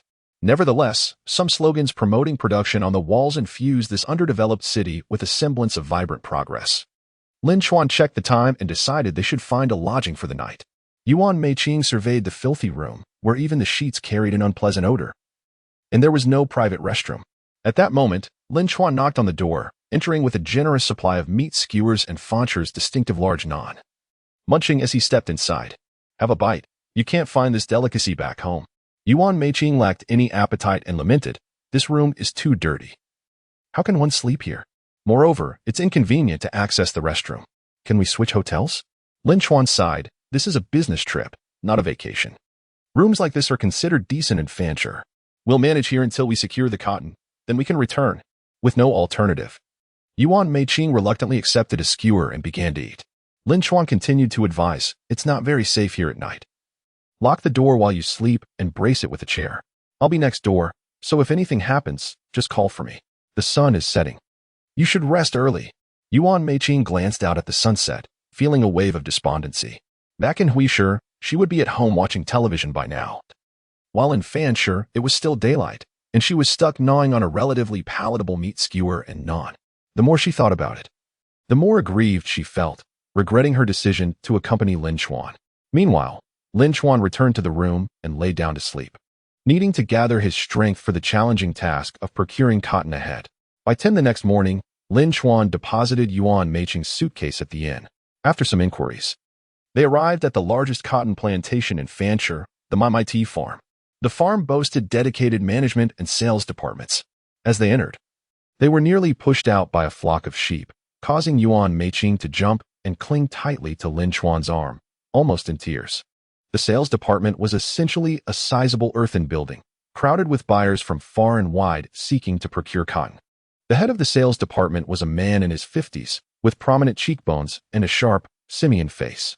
Draped in his work attire, he grasped a tea mug seemingly larger than his own head, emblazoned with symbols of production honor, his expression radiating a haughty disdain for all around him. Upon his entrance, dozens of buyers clustered around him, as if they were reuniting with a long-lost father. A middle-aged buyer, of similar age, seized the opportunity as he approached, promptly offering a cigarette with an obsequious smile, exclaiming, "Manager Chiu, would you care for a smoke?" Chiu Xueming, with his eyelids half closed, cast a fleeting glance at the buyer yet accepted the cigarette, placing it between his parched lips, a gesture that sufficed to grant the buyer a modicum of respect. The buyer hastily produced matches to ignite the cigarette, then eagerly remarked, "Manager Chiu, I have been here for 2 months now, and the factory is unable to produce even a couple of pounds of cotton. We are all awaiting this modest supply. Could you perhaps devise a way for me to take some away?" However, Chiu Xueming remained impassive, exhaling the steam from his tea mug before taking a deliberate sip of tea and responding, "The new cotton has yet to be harvested. The scant inventory we possess is already part of the planned allocation. I cannot spare even a single ounce for you. You all will have to wait." With that, he brushed past the throng, intent on departing. As he passed by Yuan Meiqing, his somewhat frivolous gaze roamed over the enchanting young beauty, assessing her from head to toe. "You must be from a big city?" he inquired abruptly, startling Yuan Meiqing into a momentary silence as she instinctively grasped Lin Chuan's arm. Lin Chuan, however, responded with a calm smile, "We are from Huisha in the north, here to purchase a batch of cotton." Seeing Yuan Meiqing clutching Lin Chuan's arm ignited an unexplainable ire within Chiu Xueming, his previously frivolous gaze turning frigid. "I know you're here to procure cotton. Who doesn't he come here with that intention? Go ahead and queue up. Come back in a few months," he retorted dismissively. "A few months?" Lin Chuan bristled slightly. Had they traversed over 2,000 kilometers merely to hear that they should return in months? Yet, he refrained from voicing his irritation, acutely aware that cotton was a coveted commodity, and the power of sale resided firmly in this man's hands. In this era of commerce, particularly regarding such sought-after goods, the dynamics resembled that of a parent-child relationship. Still, Lin Chuan maintained his composure, smiling patiently. "It has not been easy for us to arrive. Might we perhaps be allowed to advance a few places in line?" Chiu Xueming scoffed, his skeletal visage twisting into a sneer of disdain. "It's not easy for anyone. Everyone is waiting. Why should I prioritize you? Do you possess an extra head? In my domain, I dictate the rules. You can either wait or leave. My cotton will sell regardless." With that, Chiu Xueming cast one last, lingering glance at Yuan Meiqing's proud demeanor, a knowing smirk curling at his lips as he strode out of the earthen house. That smile left Yuan Meiqing feeling a wave of revulsion. Lin Chuan felt similarly nauseated. Yet he remained composed, wearing a smile reminiscent of one observing a child throwing a tantrum. He had encountered many pretentious individuals, and Chiu Xueming was merely an average one at best. At that moment, other buyers began to converge around them, their shared sense of urgency fostering a mutual understanding amidst their plight. The tobacco supplier sighed deeply and said to Lin Chuan, "Brother, bear with it. There's no other way. I've been waiting for over 2 months, and I haven't managed to secure even a single pound of cotton." At that moment, a man beside him, clutching a briefcase, suddenly interjected coldly, "What you've experienced is nothing. Do you have any idea about my situation?" Chapter 63. Profound sincerity. This was not the appropriate place for such discussions. So the group led Lin Chuan and the others to their usual haunt, a modest little restaurant. Each ordered an inexpensive dish and a crate of beer, and they introduced themselves to one another. The tobacco supplier was Kai Yuhang, a procurement officer from the Dan City textile factory, while the man with the briefcase was Wen Maoxiang, also a procurement officer from the same factory. Both were seasoned in their roles, and their words were generally met with understanding from the others. Wen Maoxiang was a rather composed individual, speaking with a tone that often conveyed a sense of grit. After taking a sip of beer, he remarked, "I have been in Fan City for 3 months, and you have merely offered me cigarettes. I have provided more than just that. However, that scoundrel Chiu Xueming has been insatiable, taking advantage of everyone without remorse. He has only provided me with 5,000 pounds of cotton, and it is of second-grade quality at 35 per pound. First, or premium quality. Not even a glimpse. All of you waiting is futile. Chiu Xueming is like a vampire. He won't be satisfied until he has drained you dry." Kai Yuhang sighed as he chewed on a piece of tofu, lamenting, "What can we do but wait? At least there is a glimmer of hope here. In other places, you wouldn't even find third-grade quality." This is currently the largest cotton-producing farm, and they hold all the sales rights. We can't even see the farm owner. What else can we do? When Mao Xiang scoffed, what difference would it make even if you did meet the farm owner? Don't you realize how formidable Qiu Xueming's backing is? Otherwise, how could he manage sales for the farm? Look at him. He resembles a skeleton, and his methods are ruthless. Lin Chuan remained quietly attentive. The complaints and frustrations of these individuals were ultimately futile and would not resolve the underlying issues. Yuan Meiqing, however, felt a sense of despair, losing her appetite for food. Given the circumstances, when would they ever be able to purchase cotton? Lin Chuan, in contrast, was far from despondent. Rather, he had formulated two ideas, presenting Qiu Xueming with two choices. If he were to disregard his own dignity, then it would be time to eliminate him. At that moment, when Mao Xiang turned his gaze toward Lin Chuan, "Brother, we all come from the north. Let me speak plainly. Don't wait any longer. It's futile. Even if you are on the queue, it may never reach your turn. And even if it did, Qiu Xueming has ways to tighten the noose around your neck. If it weren't absolutely necessary, there would be no need to endure this frustration." Lin Chuan burst into laughter, rolled up his white shirt sleeves, and boldly proclaimed, "This is my first time drinking with all of you. In honor of this serendipitous gathering across great distances, let us raise our glasses." Encouraged by Lin Chuan, everyone lifted their cups in unison.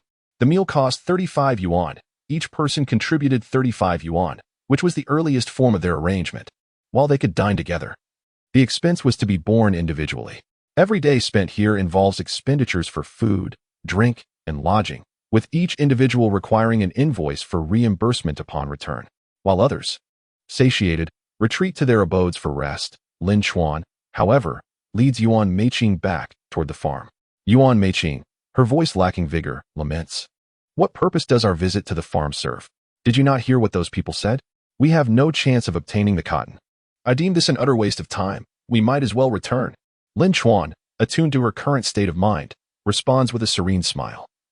"If we return now, your textile factory will face closure, and my garment factory will suffer due to a lack of materials. You are the proprietor of the textile factory. How can you possess such little resolve?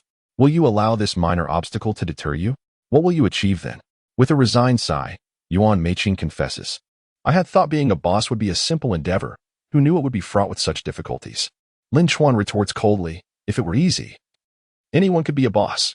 My intent in bringing you here is to impart knowledge. How much you absorb depends solely on your efforts." Despite his words, Yuan Meiqing feels devoid of any motivation, as if the sweltering weather has parched her thoughts. Upon arriving at the farm, they encounter Qiu Xueming, who is preoccupied with picking his teeth. Yet, he does not even lift his eyelids, mindlessly expelling remnants from his mouth, his tetracycline-stained teeth mirroring the ailment of his spirit. Observing the empty room, Lin Chuan chuckles lightly and promptly places 10,000 yuan on the table. Seeing the money, Qiu Xueming raises his eyelids slightly. However, being no stranger to wealth, he regards the sum with indifference. He coolly inquires, "What is the meaning of this?" Lin Chuan candidly replies, "This is your commission. I offer you 1 cent for each ton of cotton. I intend to order 10,000 tons, equating to 20 million pounds. Thus, you stand to earn 200,000 yuan. Sometimes, sincerity must be measured by value, and my sincerity will deepen as the volume of ordered cotton increases." 200,000 yuan, a sum capable of granting Qiu Xueming every indulgence in Fan City, allowing him to live like a local emperor, relishing in luxury for decades. Yet, after a moment of greedy contemplation, his eyes glimmer with an even more avaricious light. He is a man who knows no satisfaction. The more one caters to him, the more he demands. As when Mao Xiang aptly stated, he devours without leaving bones. Thus, he disdainfully pushes the wet toothpick, smeared with saliva, back toward Lin Chuan, and brazenly states, for first-grade cotton, the price is 6 yuan per pound, with a commission of 3 fun. His audacity transcends mere shamelessness. It borders on a command to Lin Chuan, as if to declare that regardless of the circumstances, compliance is non-negotiable for the cotton he seeks. Immediately after, Qiu Xueming points at Yuan Meiqing with the toothpick, his tone dripping with levity. "Also, your little secretary will accompany me for a month." Yuan Meiqing, filled with disdain, glared furiously and exclaimed, "Shameless rogue." Yet, Qiu Xueming wore an exceedingly brazen smirk upon his skeletal face as he retorted, "Indeed, I am a rogue. If you desire cotton, you must acquiesce to my demands. Otherwise, you shall receive not a single ounce. I am in no rush. Ponder your choice well. And tonight, deliver this woman to my dormitory behind. Lin Chuan observed Qiu Shuiming's shamelessness with a bemused smile, realizing the man's insatiable greed had far exceeded his tolerance. Contemplating this, Lin Chuan tossed the 10,000 yuan back into his backpack, then stood up and chuckled softly. You might be overestimating your position. Qiu Shuiming dismissively snorted. I dare to dream and act. You should consider my demands. Lin Chuan chose not to engage further, deeming it a waste of time, and took Yuan Meiqing away from the farm. Yuan Meiqing was in tears, exclaiming, I quit. I want to go home. I can't bear to stay here for another second. Lin Chuan, in a manner akin to soothing a child, replied, If you leave, what will become of the cotton? That's 20 million pounds of cotton. However, Yuan Meiqing retorted with disdain, Stop it. You cannot possibly contend with Qiu Shuiming. You are hardly remarkable. Chapter 64.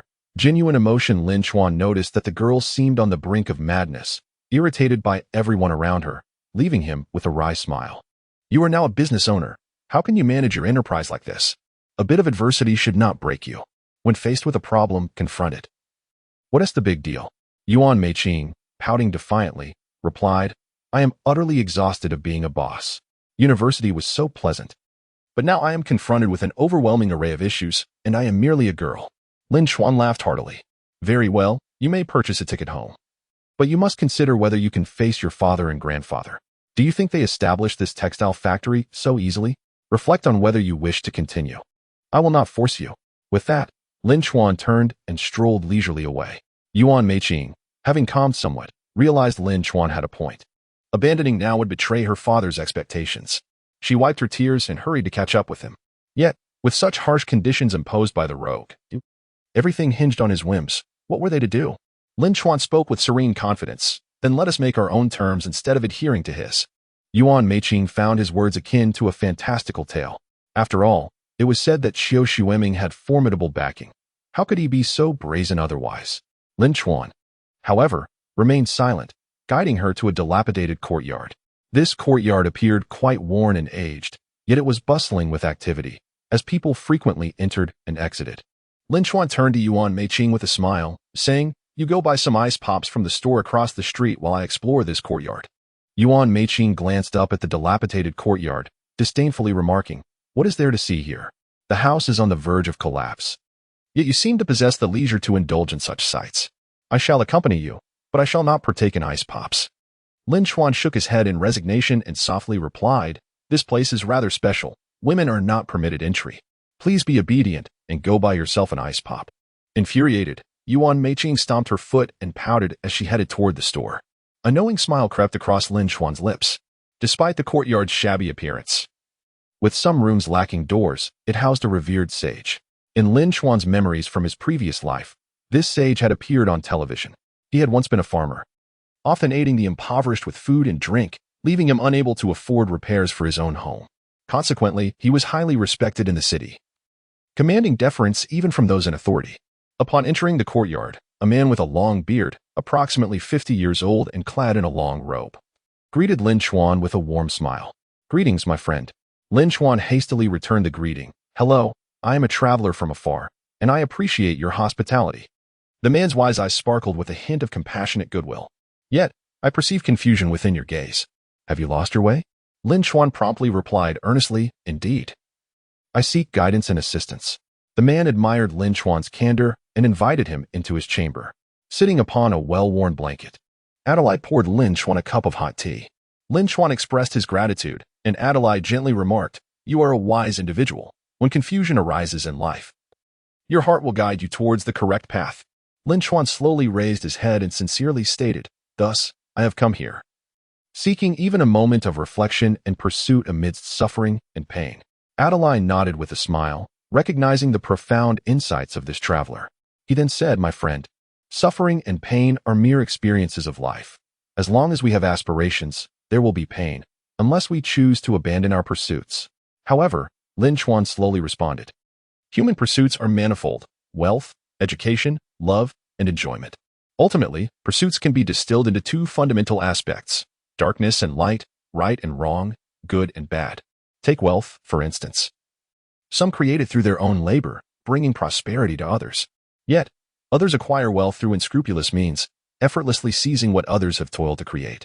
Thus, those who generate wealth often find themselves beset by suffering, while those who prey upon the wealth of others may achieve fleeting happiness. This is not contradictory, for it is human nature, reflecting different approaches to the pursuit of interests. Adelaide wholeheartedly concurred with Lin Chuan's perspective, noting that individuals like him, who can clearly discern human nature, are increasingly rare. With a smile, Adelaide inquired, "So, what is it that you pursue?"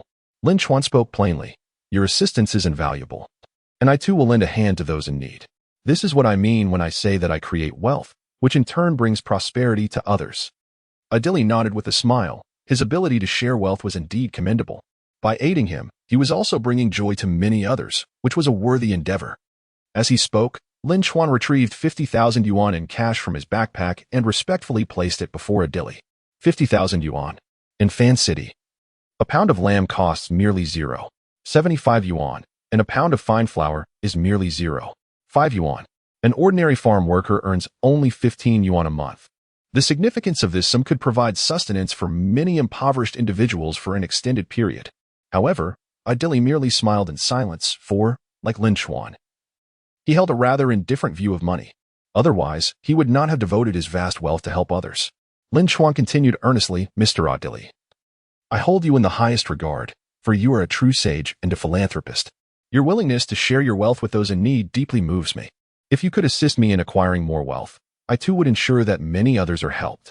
You are a genuine warrior against adversity, possessing a brave and pure heart. You are also the mentor I shall cherish for a lifetime." The corners of Adili's eyes glistened. He was the one truly touched, not merely by the 50,000 yuan, but by Lin Chuan's affirmation, respect, sincerity, and kindness, qualities that money cannot buy. Thus, Adili replied with a smile, "Lin Chuan, you are my true friend, and I am willing to assist you." This was the very response Lin Chuan had awaited. The closeness of their hearts led them to clasp hands tightly, sharing a knowing smile. As evening approached, over 20 elders arrived from all corners of Fan City to the dilapidated courtyard, respectfully taking their seats around Adili. Chapter 65. He is a good man at this moment. Lin Chuan was savoring meat skewers with Yuan Meiqing. The skewers, priced at 2 jiao each, had Lin Chuan ordering 20 yuan worth, wrapped in flatbread and paired with beer, an exquisite delight. Observing Lin Chuan's elation, Yuan Meiqing curiously inquired, "You visited that dilapidated courtyard just once, yet it seems you've stumbled upon a treasure." "This is far more valuable than any treasure," Lin Chuan replied with a calm smile. "You needn't concern yourself with what I've found. Tomorrow, we shall procure cotton, and Qiu Shuiming will be eager to supply it to us." Yuan Meiqing, taken aback, found herself unable to chew the food in her mouth. What had Lin Chuan done? Why was he so confident? Lin Chuan chuckled and added, "There is much for you to learn, but first, you must grasp the concept of adaptability. More importantly, you must find solutions and the right people, addressing issues in the simplest, quickest, and most effective manner to remain invincible. If you are like this, retreating at the slightest challenge and blaming fate, what can be achieved?" Yuan Meiqing, wide-eyed, quickly took a sip of beer and stammered, "Is this truly how you accomplish things?" Lin Chuan merely smiled knowingly, opting not to elaborate further, allowing her to ponder it for herself. As dawn broke into the second day, it was already 10 o'clock in the morning, outside the sales department of the farm. When Mao Xiang, Kai Yuhang, and others sensed that something was amiss, typically they could enter without ceremony, but today was different. The farm security stood guard at the entrance, forbidding anyone from entering, claiming that the farm owner had arrived. At that moment, Lin Chuan, accompanied by Yuan Meiqing, also approached the door. When Mao Xiang greeted Lin Chuan, saying, "You two are waiting here, huh?" However, waiting isn't entirely futile. We might still seize an opportunity. Yet Kai Yuhang sighed and remarked, "Waiting is in vain. With Qiu in control of the sales department, none of us will have a chance. Even with the farm owner present today, I fear it will remain the same. Once the owner departs, it will still be Qiu's domain, and he will do as he pleases." Lin Chuan, however, replied with a calm smile, "I do not have the luxury of time to wait. Today, I must acquire cotton." The others exchanged ambiguous smiles, thinking Lin Chuan was merely jesting, akin to the dreams they had entertained in the past. At that moment, the door swung open, and the farm owner emerged alongside Adelaide. Adelaide warmly shook hands with Lin Chuan, grinning as he said, "My friend, you arrived just in time. Allow me to introduce you to the farm owner, Uncle Maimedi." The middle-aged Uncle Maimedi stepped forward eagerly to shake Lin Chuan's hand with great enthusiasm, addressing him with utmost respect. "Hello, Boss Lin. You are a good friend of Uncle Adalai, which makes you my good friend as well. Let us speak inside." Witnessing this scene, everyone stood in stunned silence. What was happening? The legendary Maimedi was treating Lin Chuan with such courtesy and respect. Wasn't Lin Chuan merely a purchaser like them? What warranted such a welcome? Even a personal invitation from the farm owner? It seemed as if the owner harbored a modicum of fear towards Lin Chuan. Who was Lin Chuan truly? To command such influence? Even Yuan Meiqing felt a wave of astonishment wash over her. When Lin Chuan had made such claims the previous day, she had been skeptical. But now she was genuinely convinced. Upon entering the sales department, Lin Chuan spotted Qiu Xueming, who bore a woeful expression. He resembled a defeated rooster, his head bowed, hands clenched, standing obediently in the corner. One side of his face was swollen, unmistakably the result of a hefty slap. Alongside Qiu Xueming were several elderly men with heads of white hair. One elder, placing a hand over his heart, offered a respectful salute to Lin Chuan. Lin Chuan hastily moved forward to assist the elder. "No need for such formalities, dear sir." The elder smiled and replied, "I wish to express gratitude on behalf of those you have aided. We shall forever remember your kindness, and may our friendship endure." Adalai whispered softly to Lin Chuan.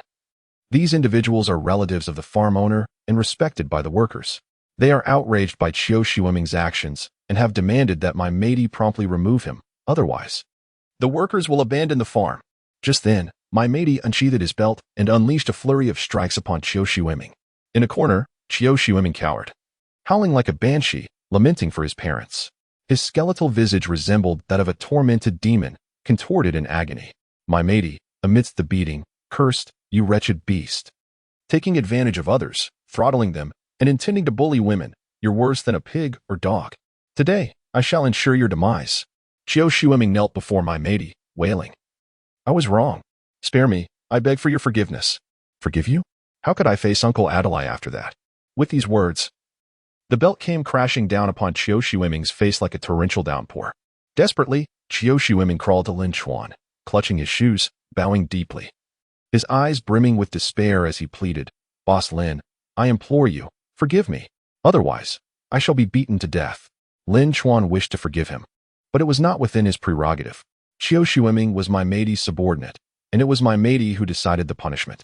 Moreover, with Uncle Adalai and the venerable elders present, his voice held little weight. Thus, Lin Chuan coldly replied, "This matter does not require my forgiveness. You should seek someone else." Qiu Xueming turned to Uncle Adalai in desperation. But Adalai shared the same sentiment and remained indifferent.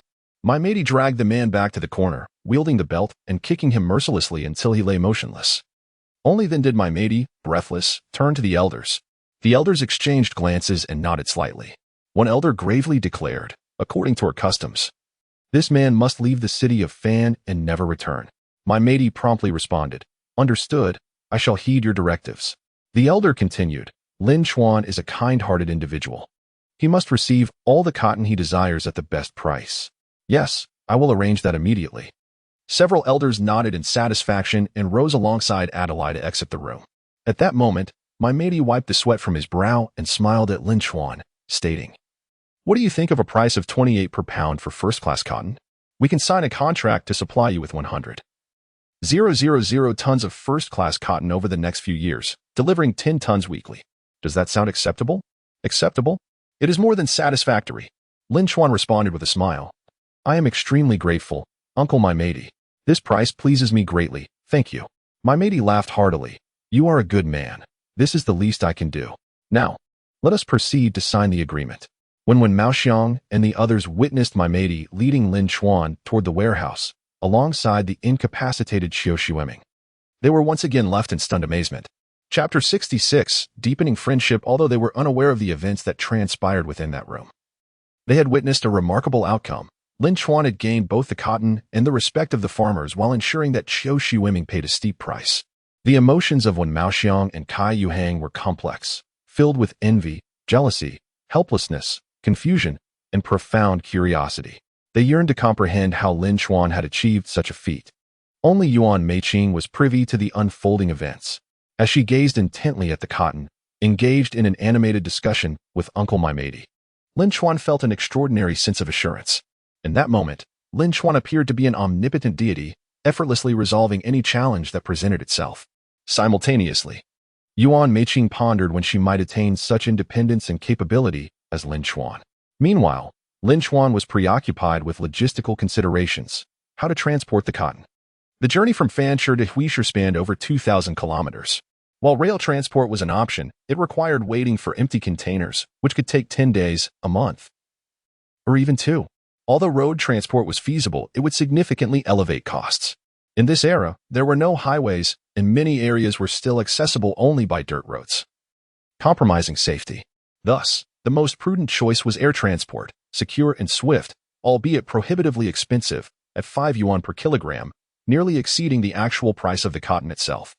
By this calculation, airlifting cotton from Fanshi to Huishi would amount to a basic price of 53 yuan per pound, when factoring in production costs and other expenses.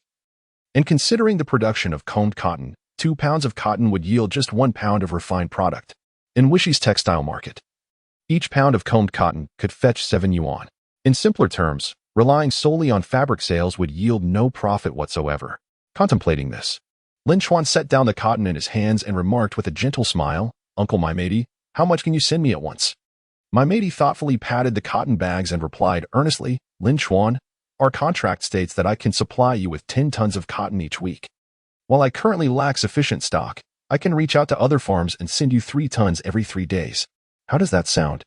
As Lin Chuan deliberated on the transportation method, my matey discerned his hesitation and chimed in, "Are you concerned about how to transport the cotton back to your city? Worry not. I can assist you. I have friends who can procure a few empty containers, with shipping costs at just 10 cents per pound, and they can deliver within 3 days." Lin Chuan's smile was genuine as he clasped my matey's hand tightly, expressing, "Uncle my matey, you have truly been a tremendous help." My matey responded with a grin. "You are our good friend. We ought to support each other. I will do everything I can to assist you." Such heartfelt camaraderie deeply moved Lin Chuan. However, he felt no need to utter words of gratitude, as that would seem insincere. Nothing felt more genuine than sharing a meal together, enjoying a sumptuous feast of roasted meat. While at the restaurant, Lin Chuan observed the butchers discarding the sheep's wool and skin, a practice he deemed wasteful. They were slaughtering a breed of sheep renowned for its exceptionally dense wool, which was ideal for spinning yarn. In this era, woolen products, such as woolen sweaters, are still in their nascent stages. The market value and potential are exceedingly high. Most of the wool available today originates from the Mongolian region, while the market in the Western territories remains largely untapped. Upon realizing this, Lin Chuan poured a cup of wine for my tea and cheerfully remarked, "Uncle my tea, I have a favor to ask of you." Without hesitation, my tea responded with a smile, "Just tell me what you need. I am willing to purchase all the sheep's wool and camel hair at 1 yuan per kilogram. These materials are excellent for textile production. It would be a shame to discard them." Lin Chuan's frankness greatly impressed my tea. He was well aware of the value of wool and camel hair, but the local populace had yet to recognize their potential worth. Thus, my tea nodded in agreement, "No problem. I will find someone specialized to assist you with the procurement, and we will ship it together with the cotton. Now, let us toast to friendship." Although Lin Chuan had vowed to refrain from drinking baijiu, he still raised his cup to share this toast with my tea. At that moment, Yuan Meiqing sat beside Lin Chuan like a dutiful daughter. She observed that wherever Lin Chuan's gaze fell, opportunities for profit abounded. Yet she herself could not discern them. Perhaps this exemplifies the distinction between ordinary individuals and geniuses. After their meal and the deepening of their friendship, Lin Chuan accompanied my tea to the farm, where he promptly paid for 10 tons of cotton, totaling 580,000 yuan, including freight costs. My tea, a man of action, immediately set about fulfilling his promises, personally overseeing the loading process that commenced that very night. The following morning, after bidding farewell to my tea and Adelaide, Lin Chuan headed to Qi City Airport, arriving in Hui City by 8 p.m. Qin Mengying, cradling Zhou, awaited Lin Wanyu at the airport with eager anticipation. They had arrived an hour early upon receiving Lin Chuan's call. As soon as Lin Chuan stepped out of the airport, Lin Wanyu exclaimed, "Daddy S back. Daddy S back." Though his absence had only spanned a few days, Lin Chuan had missed his children dearly, particularly Lin Wanyu. He rushed over, enveloping her in his arms and showering her with affectionate kisses. Lin Wanyu clung tightly to his neck, tears of grievance brimming in her eyes. "Daddy, I missed you." Her words melted Lin Chuan's heart. bringing tears to his eyes as well. Daddy missed you too, my precious, so very much. Just as Qin Mengying approached Lin Chuan, before she could utter a word, he planted a kiss on her cheek, causing her to stumble slightly due to the force of his affection. While Qin Mengying felt a surge of joy in her heart, she playfully reproached him. You're being ridiculous. There are so many people watching. Unfazed, Lin Chuan replied. I'm kissing my wife and child. I don't care who sees. Meanwhile, Yuan made Qin watch the family's joyful reunion with a smile, feeling happy for them. Yet she didn't want to intrude. After exchanging pleasantries with Qin Mengying, she quietly took her leave. Upon returning home, Lin Chuan laid out the local specialties he had brought back, covering the table completely. Observing the children's expressions of delight filled him with immense joy. This was his happiest moment. Qin Mengying prepared a warm bath for him and gently scrubbed his back, her heart aching as she gazed at his sunburned neck. How careless of you to let yourself get so scorched. In a few days, you will surely start to peel. Lin Chuan responded with a calm smile. Fortunately, I have bought enough cotton, so we need not worry about it for the next few years. How has the factory been these days? Qin Mengying was momentarily taken aback, then, with a hint of resignation, replied, the factory is fine, but Shi Xiaolei came by. She wishes to work at our factory. I cannot decide this matter, so I told her to wait for your return. Lin Chuan was surprised. So, Shi Xiaolei is no longer working at the hotel. It seems that Wang Kaizha has been unable to win her heart. If I were to use Shi Xiaolei, Wang Kaizha would undoubtedly be furious. Yet, Shi Xiaolei is a talented individual, destined to be my right hand. With this thought, Lin Chuan nodded and said, call her tomorrow. I will speak with her. A flicker of concern appeared in Qin Mengying's eyes, and her hands gradually slowed. You truly wish to have her work at our factory? Perceiving the worry in her voice, Lin Chuan turned and smiled reassuringly. There will be no ulterior motives. You need not fret.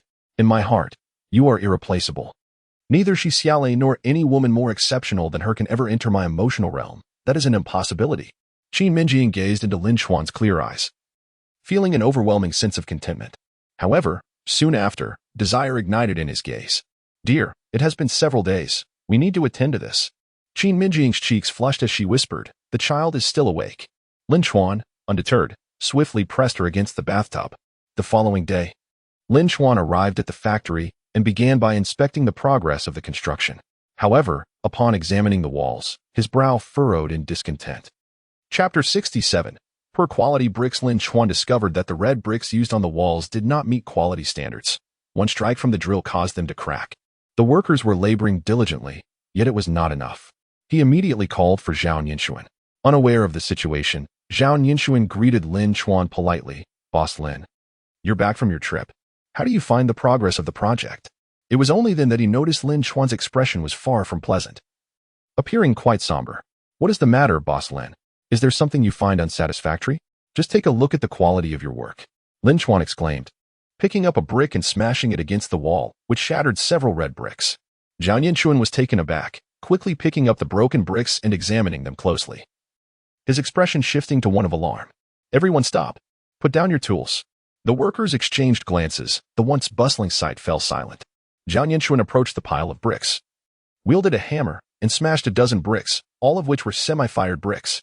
Lin Chuan's anger only intensified as he observed the substandard bricks.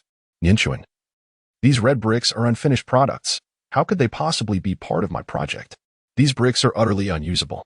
Can you provide me with an explanation? Zhao Ninshuan's countenance mirrored the hue of the red bricks. He was perplexed as to how these bricks had come to be here.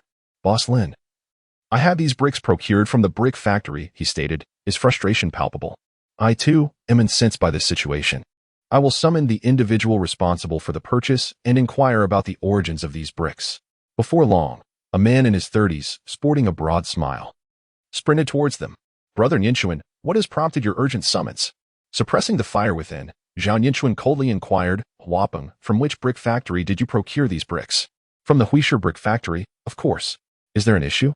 Huapeng replied, his face a mask of confusion as he glanced at the red bricks. Lin Chuan discerned from Huapeng's expression that he was entirely unaware these bricks were substandard. However, Zhao Ninshuan was incensed. In a fit of rage, he seized Huapeng by the collar and glared furiously. These are all semi-hard bricks. Did you not even inspect them when you made the purchase? It seems you have no intention of continuing this work. What? Semi-hard bricks? Huapeng's face drained of color, as if he had seen a ghost. Lin Chuan, angered, raised his hand as if to strike. Lin Chuan swiftly intervened, stating, striking him will serve no purpose. We must contemplate a solution instead. If a capable individual could resolve this matter with a mere fist, he would have done so himself. The emergence of such a problem can stem from two primary causes. Either someone has deliberately set a trap, or there are nefarious dealings at play. Currently, bricks are a scarce commodity, many projects require them, and obtaining them has become a task requiring finesse. With only one brick factory in Huishur, the production rate cannot keep pace with the demand, prompting them to sell semi-hard bricks for profit. As for any ulterior motives, Lin Chuan could not yet ascertain who might be conspiring against him regarding these bricks. Thus, Lin Chuan resolved to visit the brick factory personally to ascertain the situation. He and Lin Chuan made their way to the brick factory on the outskirts of town. The factory was expansive, thriving on the economic boom that had lifted their sales. On average, a truck or tractor laden with bricks departed every minute. Lin Chuan recognized several individuals, among them Old Qin, who managed the brick-moving workers. Old Qin, in his 50s, was robust and carried an air of authority. Lin Chuan offered him a cigarette, lighting it for him. Old Qin, panting heavily due to his size, showed a modicum of respect towards Lin Chuan. Old Zhao, I've heard you've secured a significant project. Quite impressive. Lin Chuan glanced at Lin Chuan, who at that moment needed no words, only to listen. He gestured for Lin Chuan to continue speaking. With a wry smile, Lin Chuan replied, indeed, I have undertaken a project, but I am encountering some difficulties. The bricks I've transported from here are all semi-hard. They crumble upon impact. What on earth is going on? Old Qin, instead of displaying any surprise, merely smirked disdainfully, his plump face betraying no concern. Observing his expression, it was evident that he possessed some insider knowledge yet was reluctant to divulge it. His intentions were clearly self-serving. Lin Chuan glanced around to ensure no one was watching and then handed an entire pack of cigarettes to Old Qin. However, Old Qin merely chuckled and replied, it's fortunate to even have semi-hard bricks. Some can't even procure those. This allocation is merely due to your father's past conviviality with the deputy factory director. What? Do you expect to receive high-quality bricks as well? Lin Chuan found this remark rather irksome, but it was clear there were underlying complexities at play. Lin Chuan, with a pained expression, remarked, Old Qin, that's rather unflattering. How long have we known each other? You should understand my situation. I have a family to support, and I need to profit from this project. I often procure bricks from you. I've already provided you with considerable benefits. Isn't this a betrayal? Old Qin's countenance darkened slightly. Old Zhao, your words are equally displeasing to me. I am merely a brick overseer. I provide what I am instructed to. Do you think I have the final say? Furthermore, everyone desires quality bricks. There simply aren't enough to go around. All I have are semi-hard bricks, which will soon be taken away. Do you really believe your father's hospitality holds substantial value? Just as Lin Chuan was about to retaliate, Lin Chuan chuckled and interjected. Brother Qin speaks nothing but the truth. Old Zhao, perhaps you should learn from Brother Qin. He sees the situation clearly and articulates it well. Flattered by Lin Chuan's praise, Old Qin became more animated, exclaiming, look at how eloquently this young man speaks. Lin Chuan laughed heartily. Brother Qin, in truth, Old Zhao is merely anxious. Considering your usual rapport, could you offer him some guidance? Old Qin appreciated Lin Chuan's eloquence and flattery, which lifted his spirits. After taking a drag from his cigarette and surveying the surroundings, he whispered, young man, I speak to you because I see potential in you. The truth is, no one is deceiving you. The high-quality bricks have all been contracted by Kaija Construction Company. Lin Chuan frowned slightly and inquired, which Kaija Construction Company? You don't know? It's the construction company run by Wang Kaija. That fellow is flush with cash. He just completed a hotel and has now secured the contract for the Huishur Airport Terminal project. This entire endeavor requires billions of bricks. And the owner of the brick factory is a sworn brother to Wang Kaija, so all the quality bricks are allocated to him, leaving no room for someone like Old Zhao. Semi-hard bricks can suffice with a bit more cement. Upon hearing this, Lin Chuan's simmering anger erupted. Chapter 68, Disregarded. Lin Chuan was furious, yet his wrath would resolve nothing. He would never beg Wang Kaija for a favor. He would not stoop to imploring for his charity, especially since Wang Kaija would relish witnessing his downfall and would never part with even a single quality brick. As they exited the brick factory, Lin Chuan felt a sense of frustration and suggested seeking the assistance of the factory's vice president. However, Lin Chuan shook his head and smiled. That would be futile. Our standing holds no value in their eyes. Seeking help from others is less effective than relying on oneself. That is the most effective way to resolve issues. Although he said this, Lin Chuan was still apprehensive about delaying the project. With a sense of helplessness, he remarked, "Without acquiring quality bricks, the project cannot proceed. What should I do? I shall establish my own brick factory." Lin Chuan's tone was resolute. This decision was compelled by others to cultivate his own business. He must eliminate all obstacles. In this era, brick factories employ exceedingly outdated production techniques, relying entirely on manual labor. The productivity is dismally low, and the workers toil under arduous conditions. The brick factory behind him has transitioned from a handcrafted workshop decades ago to its current state, with virtually no modern production equipment. Relying solely on human effort, the daily output barely reaches 20 to 30,000 bricks. Nonetheless, they maintain an inflated sense of superiority, believing competition to be non-existent. Convinced they stand alone in the market, they assert that in all of Huishur, there exists but one brick factory, compelling everyone to purchase from them. Thus, they see no necessity for innovation or the development of mechanized equipment. Lin Chuan's vision was both far-reaching and unique, presenting a significant business opportunity. At least for the next several decades, with the advancement of industry and society, the demand for various new types of bricks will remain high. There is no need to expand to other cities. Huishur alone offers ample profit. However, the immediate challenge lies in addressing the construction of the garment factory. Establishing a brick factory is no trivial undertaking. Considerations such as site selection, hiring workers, purchasing machinery, sourcing raw materials, and applying for manufacturing licenses are all essential steps. The earliest completion of these tasks would take at least a month. Orders for the garment factory arrive daily, yet the current production capacity, operating around the clock, yields only 100 or 200 pieces, far from sufficient. Countless calls flood in each day, pressuring for deliveries, with some clients becoming increasingly anxious. Contemplating this, Lin Chuan calmly inquired, "Lin Chuan, how many bricks are typically required per square meter?" Calculating based on thickness, the answer is 72 bricks. Thus, for 2,000 square meters, nearly 150,000 bricks are needed.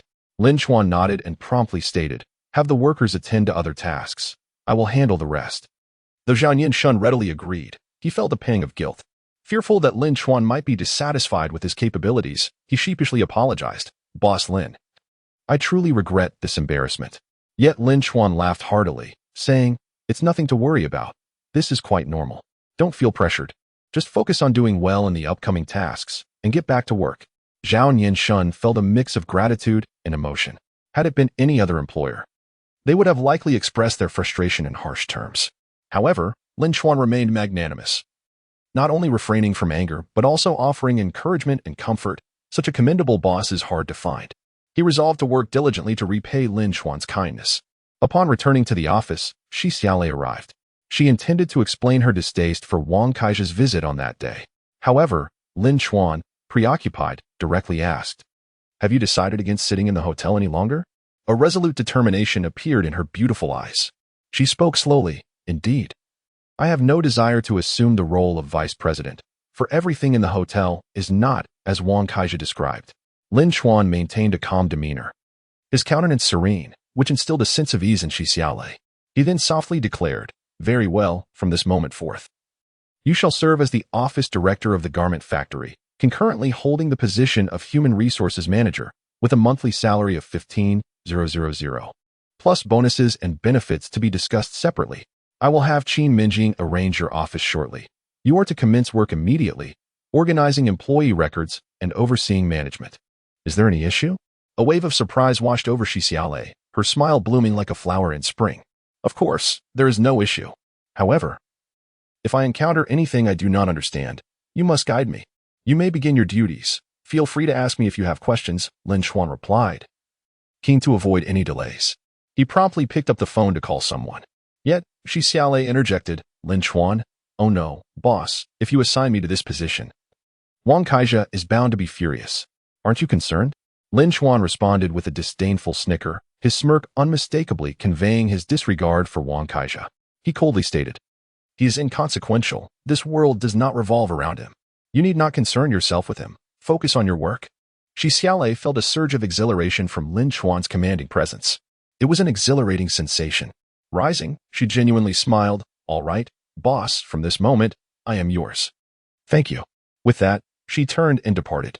Lin Chuan smiled slightly, pondering her declaration of being his. Fortunately, Qin Mengying did not overhear. However, it would be delightful for Wang Kaizha to catch wind of it, a fitting way to unsettle that pretentious fellow. Lin Chuan scoffed. He had no fear of Wang Kaizha. The competition had commenced, and Wang Kaizha's influence on his gains needed to be eradicated. There was nothing more to discuss. With this thought in mind, Lin Chuan picked up the phone and dialed Meng Yuan. Once connected, Meng Yuan cheerfully remarked, "Oh Lin, the big boss. What a surprise to receive your call. Let us invite Xiao for lunch. It's my treat. We must indulge today, so be prepared." Meng Yuan jested without reservation. At Xian Kulai restaurant, 11 a.m. After hanging up, Lin Chuan reflected that whether it was Meng Yuan or Xiao, having one of them secure a deal worth 150,000 bricks would make the meal worthwhile. Noon arrived swiftly, and the three convened punctually at Xian Kulai restaurant. After enjoying 2 rounds of food and drink, Lin Chuan steered the conversation to the matter at hand. "Sisters, I find myself in a predicament and seek your assistance." Xiao initially assumed Lin Chuan was in financial distress and boldly exclaimed, "Do we really need to ask for favors? Is money what you require? Yuan, isn't your uncle in finance? Just mention it, and he'll assist you." Meng Yuan took her words to heart, laughing, "No problem, Lin, how much do you need?" Lin Chuan chuckled. These 2 sisters were genuinely supportive.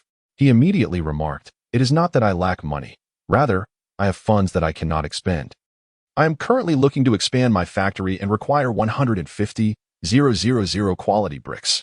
However, the avenues to acquire them are blocked, and I seek the assistance of both sisters to devise a solution."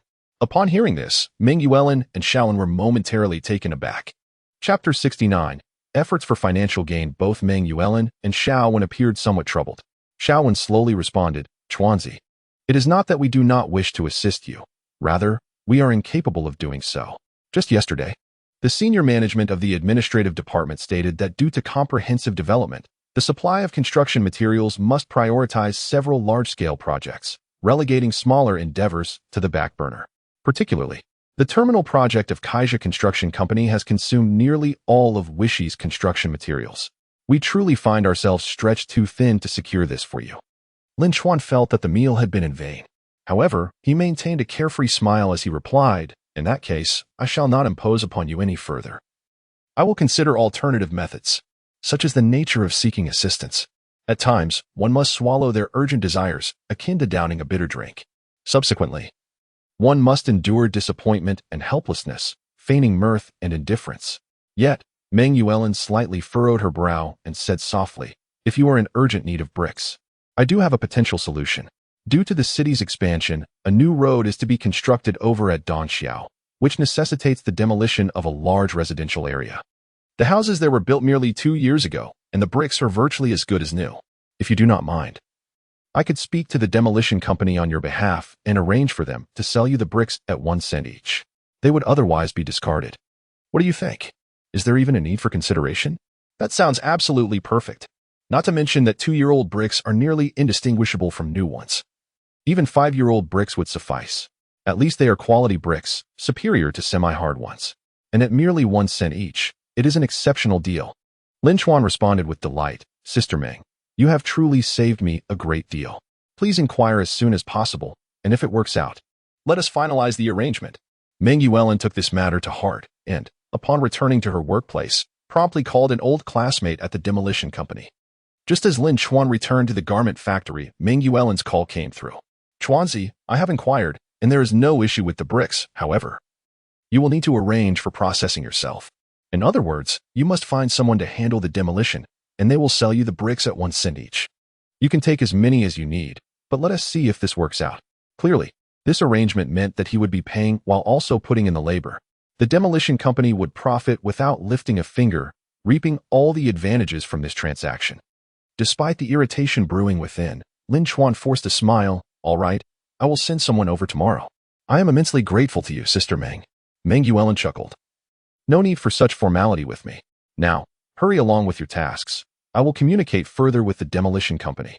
After hanging up, Lin Chuan's smile vanished. The notion of establishing a brick factory, or even a cement factory, solidified within him at that moment. Without resources in hand, he would remain beholden to others. Lin Chuan summoned Zhao Yanquan to his office, entrusting him with the task at hand. The sooner they could produce 150,000 bricks, the better. The progress of the project must not be compromised, and utmost care should be taken during the brick processing. Understood, Boss Lin, Zhao replied. Although I have no prior experience in demolition, I will personally oversee the work to ensure there are no mistakes. Lin Chuan had unwavering faith in Zhao Yanquan's capabilities. At that moment, a commotion echoed down the hallway. It sounded like the voice of Sister Zhang from the town. Lin Chuan promptly opened the door and stepped out to observe the scene outside Qin Mengying's office. Indeed, it was Sister Zhang, accompanied by a group of local women. Sister Zhang was vociferously proclaiming, "Mengying, you become quite the success, establishing such a large factory and employing so many workers, even advertising on television. We are from the same town. Now that you've found prosperity, shouldn't you lend a helping hand to us?" Qin Mengying understood their intentions all too well. They were simply seeking employment and hoping to gain an advantage. However, after her training with Lin Chuan, she had adopted a more businesslike perspective in her dealings. Thus, while she maintained a pleasant demeanor, she politely declined, saying, "Please don't joke around. You all have families and children. Do you think your husbands would allow you to work in the city? The daily commute and the meager salary of 20-some yuan each month wouldn't even cover your travel expenses." It appeared they were well prepared for her objections. As Sister Zhang responded, as if it were a matter of course, "What is the issue with that? You and Lin Chuan are doing quite well. Do you really think we would burden you with our travel expenses? Just reimburse our fares for the month and provide us with a meal at noon. That's a trivial matter. We are good neighbors from the same town. When you were struggling, we helped you. Now that you're thriving, shouldn't we benefit from your success as well? Isn't that right, everyone?" The crowd echoed their agreement. Sister Zhang is right. When we were in the town, we made clothes for you and received only 5 yuan a day along with a meal. Now that you have a factory, shouldn't you pay us 10 yuan a day and provide a meal? They continued. You could let us start work a bit later and leave earlier to manage our household responsibilities. 10 yuan a day wouldn't suffice. It should be at least 15. We all know how to operate sewing machines. According to city standards, we are skilled workers and deserve higher wages. Qin Mengying glanced at Lin Chuan behind the crowd, and they both shared a smile. These individuals were not merely greedy, they were utterly ignorant, treating the factory as if it were their own. 15 yuan a day? Why not demand 150? In just a few months, they could become wealthy. And Sister Zhang, brazenly assuming Qin Mengying would readily agree, shamelessly declared, "Mengying, let us settle this. We will come to work tomorrow, and our wages will be 15 yuan a day." Yet, Qin Mengying could only manage a wry smile as she replied, "I cannot make that decision. You should speak to Lin Chuan about it." As she spoke, she gestured towards Lin Chuan. The crowd then noticed Lin Chuan standing behind them. Aunt Zhang was the first to raise her voice. "Oh dear, Mr. Lin. It's truly difficult to catch a glimpse of you now that you've become a wealthy man. Have you forgotten how I once assisted you? You don't even come back to see me. Now, we wish to work at your factory. This is a favor to you, and you cannot refuse us." There's an old saying, "One should not strike the face when reprimanding, nor reveal the shortcomings of others." There's no need to constantly remind Lin Chuan of his past failures. Although Lin Chuan found such remarks distasteful, he considered it hardly worth getting angry at these unrefined women. Thus, he simply uttered a single sentence that left Aunt Zhang and her companions momentarily speechless. Chapter 70. What charm? Lin Chuan chuckled softly. "We could certainly use you, but our day shift workers are already sufficient. We are currently in need of night shift workers. The night shift runs from 8 in the evening until 8 the next morning, with a wage of $2 per night, and no meals or transportation reimbursements provided." Upon hearing this, their expressions contorted in disbelief. Moreover, Qin Mengying added, "Mr. Lin, we already have enough night shift workers. After we advertised, over 500 individuals applied for the night positions, and they are currently in line. If you were to employ Aunt Zhang, there would undoubtedly be complaints, and conflicts might ensue." Such comments further darkened the faces of Aunt Zhang and her cohorts. The hopeful aspirations they had harbored were swiftly dashed by mere words. When they arrived, Aunt Zhang had confidently assured everyone that there would be no issues. She had even donned a rather flashy red top, a rarity for her, and adorned herself with a hairpin. Now, her confidence seemed as ridiculous and embarrassing as her attire. With a face full of resentment, Aunt Zhang lamented, "Lin Chuan, it seems you have truly forgotten how I once aided your family.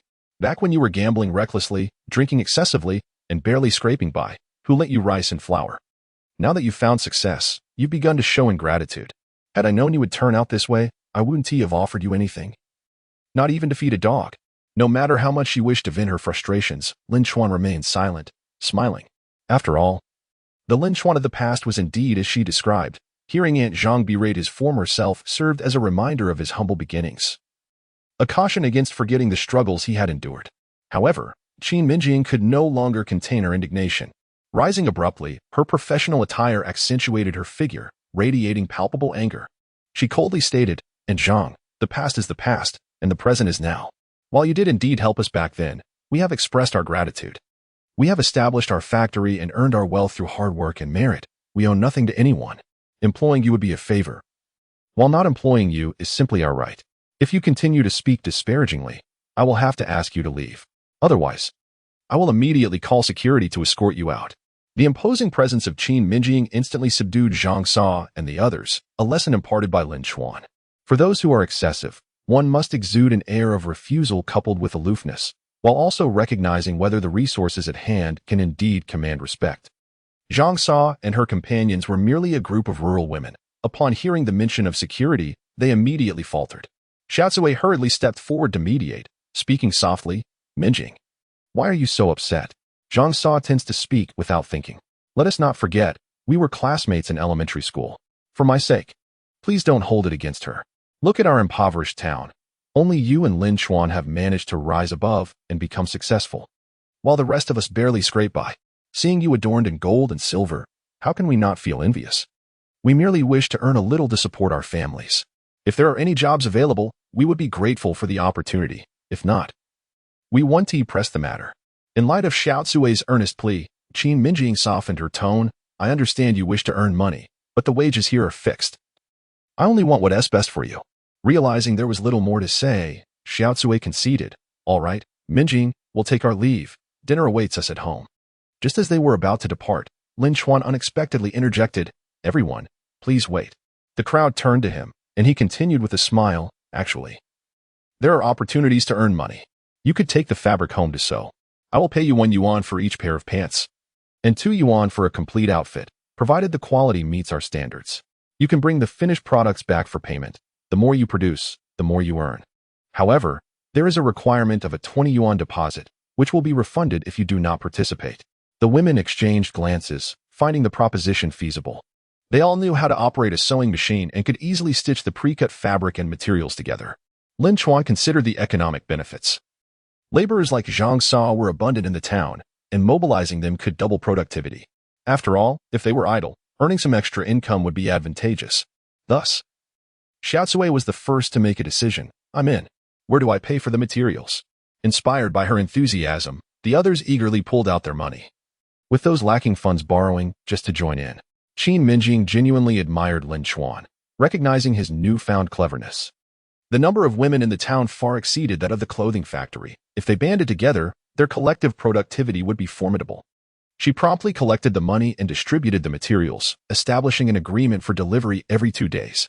After sending off Zhang Sa and the others, Qin Mengying joyfully linked her arm with Lin Chuan and whispered, "How did you become so astute? Our productivity can at least double now." Lin Chuan, with a calm smile, replied, "That is still not sufficient. We currently have orders exceeding 10,000 pieces, and there are daily demands for deliveries. We must continue to expand our productivity. Otherwise, we won't be able to design new clothing." As the two engaged in conversation, Lin Chuan suddenly noticed that Wang Kai's Mercedes reappeared outside the entrance. Meanwhile, Shi Xiaolei emerged from the office building with a sullen expression, greeted Lin Chuan briefly, and proceeded to meet Wang Kai. Lin Chuan had no desire to involve himself in their conflict. He had numerous pressing matters to contemplate, foremost among them being the brick factory. For the site selection, Lin Chuan was considering the suburban area in the southern part of the city, as the soil quality there was exceptionally suitable for brickmaking. His immediate task was to pinpoint the exact location and obtain the necessary permits to commence operations. Outside, Wang Kai glared at Shi Xiaolei with palpable anger and coldly remarked, "What is it that you see in Lin Chuan? He is merely a small-time owner of a shabby clothing factory, earning a meager income. What kind of future do you envision with him? I am a vice president of a hotel with an investment of several million. Am I to be overshadowed by the owner of a mere factory? He pays you a mere 150 yuan a month. What on earth are you thinking? What charm does that tailor possess that captivates you? With an expression devoid of emotion, Shi Xiaolei replied coldly, Wang Kaizha, mind your words. Lin Chuan is my employer and someone I respect. I will work for whomever I choose, and it is none of your concern. I only wanted to inform you that I wish for you to cease interrupting my work. With that, she turned to leave. However, Wang Kaizha, filled with rage, retorted, Very well, if he is your boss, then I will ensure he can no longer hold that position. Chapter 71. Ambitious aspirations. Shi Xiaolei was well aware of Wang Kaizha's character. When he spoke, he would undoubtedly act. She would never permit Wang Kaizha to harm Lin Chuan on her behalf. Listen carefully, Wang Kaizha, if you dare to touch Lin Chuan, I will never forgive you for the rest of my life. Yet her words fell on deaf ears amidst Wang Kaizha's fury. He climbed into his Mercedes, the tires screeching against the pavement as he expressed his determination to target Lin Chuan. At that moment, Lin Chuan arrived at the entrance in his light truck. Noticing the cold fury on Shi Xiaolei's face, he deduced that she had indeed had a fierce argument with Wang Kaizha. He smiled and asked, Would you like to take a ride in my truck? The clouds of discontent that lingered in Shi Xiaolei's heart dissipated in the warmth of Lin Chuan's sunlit smile. A gentle breeze caressed their faces, and the scenery danced around them. Lin Chuan continued cheerfully, You need not concern yourself with what someone says or does. The factors that govern a person's actions are manifold, beyond intellect. There are traits such as calmness, impulsivity, arrogance, and insecurity. Wang Kaizha is a dual-natured individual. In the eyes of others, he is a proud magnate, yet before you, he reveals himself as a man riddled with inferiority. His insecurities drive him to madness, causing him to speak and act like a lunatic. Such a person deserves only your indifference. Shi Xiaolei found Lin Chuan's words imbued with philosophical depth. In that era, few possess such profound emotional insights. Consequently, admiration flickered in Shi Xiaolei's gaze. The Machan Novel Network. You are absolutely right. Wang Kaizha is indeed a madman. He persistently believes that you are the one who lured me to the garment factory. And he does not wish for you to continue as the owner. His reasoning is utterly incomprehensible. Lin Chuan, however, chuckled heartily, pondering the sheer fury that must have engulfed him at that moment. This serves as a testament to the narrowness of his mind. In business, the greatest fear is not competition, but rather the limitations of one's own heart, which cannot tolerate even the slightest dissent. Such a character deficiency ultimately precludes any substantial growth. The two continued their banter as they ventured into the outskirts of the southern city. As Shi Xiaolei busied herself with conversation, she suddenly realized they had arrived in a desolate area, devoid of human presence and overrun with wild grass. What are we doing here? She inquired, following Lin Chuan into a grassy expanse. I intend to establish a brick factory here, Lin Chuan declared, as he picked up a handful of clay and meticulously kneaded it. The clay in this region is exceptionally suitable for brickmaking. Establishing a factory here poses no issues whatsoever. Why would you want to open a brick factory when the garment factory is thriving? Shi Xiaolei mused, unable to grasp the broader perspective Lin Chuan possessed. With a light chuckle, Lin Chuan brushed the dirt from his hands and replied nonchalantly, This is merely the beginning. I also aspire to open a cement factory, a machinery manufacturing plant, as well as ventures in dining, entertainment, shopping, and import-export trade, thereby creating a complete industrial chain. The garment factory is just my initial step. The true development lies ahead. Shi Xiaolei gazed at Lin Chuan's commanding silhouette with admiration, her own fervor ignited. The most captivating aspect of a man does not reside in his wealth or the opulence of his attire, but rather in the grand ideals and ambitions that dwell within his heart. Although Lin Chuan's aspirations appeared distant, Shi Xiaolei firmly believed that he would achieve them. For the man she cherished could not possibly falter. Meanwhile, the man she did not favor, Wang Kaizha, was orchestrating his revenge against Lin Chuan. He summoned his trusted aide, Du Songchao, and poured out his grievances regarding Lin Chuan. Despite being only 30, Du Songchao exhibited a composure and sagacity that belied his years.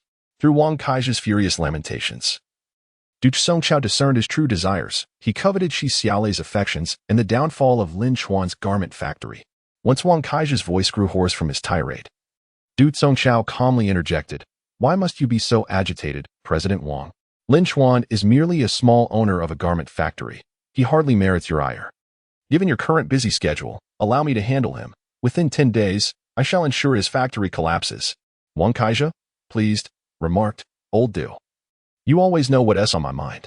That insufferable tailor is in your hands now. I want him to understand that he cannot withstand the wrath of Wang Kaizha. A faint, sinister smile crossed Du Songchao's slender features. At this moment, Lin Chuan had arrived at the management department, where Gao Yang greeted him with an exuberant smile. In his eyes, Lin Chuan was akin to a deity of fortune. The last 400 acres of land earned him half a year's bonus. As Lin Chuan settled down, tea was promptly served. "Boss Lin, are you thinking of leasing land again? You're nearly as predictable as the worm in my belly. Can you guess what I had for lunch?" Gao Yang's straightforward nature lent itself to jesting, and rather than taking offense, he chuckled. "Whatever it is, in the end, it's just excrement. So, tell me, have you set your sights on another plot of land?" Taking a sip of tea, Lin Chuan replied deliberately. "The land in the southern suburbs, extending to the Sandao River." Gao Yang immediately opened the map and the future development plan, scrutinizing it closely. "That parcel comprises 60 acres. It's not included in the development plan. Hence it can be leased. I find it curious. Wasn't 400 acres sufficient for your needs? What do you intend to do with this additional 60 acres? You can only set up a brick factory in the suburbs. Will you even get approval? I can pay now, sticking to the old terms, 50 years for the lease." As he spoke, Lin Chuan placed the payment before Gao Yang. Gao Yang was eager for that land to be leased out. Being in the suburbs, the poor soil rendered it unsuitable for agriculture, and its distance from the city was a disadvantage. Yet, rather than hastily agreeing, Gao Yang pointed to an adjacent plot of approximately 500 acres and remarked with a smile, 60 acres won't suffice. Why not lease the 500 acres as well? Lin Chuan's gaze flickered. Initially, he had no intention of leasing that plot, but Gao Yang's suggestion implied a compulsion to do so. Thus, he promptly shook his head. "I would like to lease it, but I simply don't have the funds. I cannot manage it. If you could offer me a more favorable price, I might consider." Expecting Gao Yang to decline, he was surprised when Gao Yang responded with a smile, "That's not an issue at all. I'll consult with General Sheng, and I'm certain he'll offer you a satisfactory price." With that, Gao Yang took the map and headed to Sheng Xiahong's office. Sheng Xiahong, smoking his pipe, listened while examining the map. Once Gao Yang finished speaking, he expressed his confusion. "Is Lin Chuan a fool? Why would he want such a desolate piece of land, far from any village or store? It's inconceivable that urban development would reach this area in 100 years, and it's unsuitable for agriculture. It's essentially worthless. Does he genuinely wish to lease it?" Chapter 72, Can Business Be Done? However, Gao Yang confidently replied, "In truth, he doesn't intend to lease it. He merely wants the adjacent 60 acres to establish a brick factory." It took quite a bit of persuasion for him to show any interest. What he wishes to do with that land is not our concern. Ultimately, once the land is in his hands, it can only generate value. It cannot be discarded. My perspective is that since the land is essentially waste, we might as well create some benefit from it rather than letting it lie fallow. Therefore, I seek your approval for a discount. This rationale was acceptable and quite reasonable. After reviewing the map and the future development plan once more, Sheng Xiahong thoughtfully concluded, "Including those 60 acres, let us offer him a price of 8 yuan per acre." Lin Chuan had originally been prepared to accept a price of 10 yuan. However, receiving an offer of 8 yuan made his heart soar with joy. The 500 acres of land may currently be desolate, but in less than 5 years, it will transform into the bustling development zone of Huishi. Undoubtedly, it is he who must forge this prosperity. Lin Chuan first withdrew cash from the bank, and after Sheng Xiahong confirmed that there were no issues with the contract, he promptly affixed his seal and signature. Among them, Gao Yang was the most elated. Having secured his half-year bonus once again, he owed this fortune to Lin Chuan, who he regarded as a god of wealth. He personally escorted Lin Chuan out of the management department, repeatedly stating, "Boss Lin, if you need anything regarding that land, do not hesitate to inform me. I assure you, all will be well." Lin Chuan responded with a calm smile. "Very well. Should I consider leasing land, I will certainly consult you." When Lin Chuan presented the contract to Qin Mengying, she was taken aback, her expression one of astonishment. "Are you out of your mind? You've acquired another 560 acres. Are you aspiring to be a landowner? What on earth do you intend to do with so much land? Moreover, this land is located in Sandao River. It is nothing but wasteland, utterly unproductive." Yet, Lin Chuan merely chuckled, saying, "There will always be a purpose for it. In the coming days, I must attend to the textile factory and secure the brick factory's permit. Please take extra care of the clothing factory in my absence." With no alternative, Qin Mengying resigned herself to accepting the contract. Her only option was to support Lin Chuan. The following morning, Lin Chuan instructed Zhao Yinchuan to initiate the demolition, prioritizing the red bricks. Meanwhile, he headed to the textile factory, as cotton was scheduled for delivery that evening and preparations needed to be made. Yuan Meiqing was unable to direct operations effectively. It required his personal involvement. At the clothing factory, a middle-aged man of considerable girth, perspiring profusely after only a few steps, arrived. Upon meeting Yu, he squeezed his face into a smile and said, "You must be manager Yu. I have come from the Dan City textile wholesale market. My name is Sun Tuming, and I wish to order 20,000 sets of your work uniforms." 20,000 sets? Yu Miling's heart soared at the prospect. She replied with a smile, "No problem, please have a seat."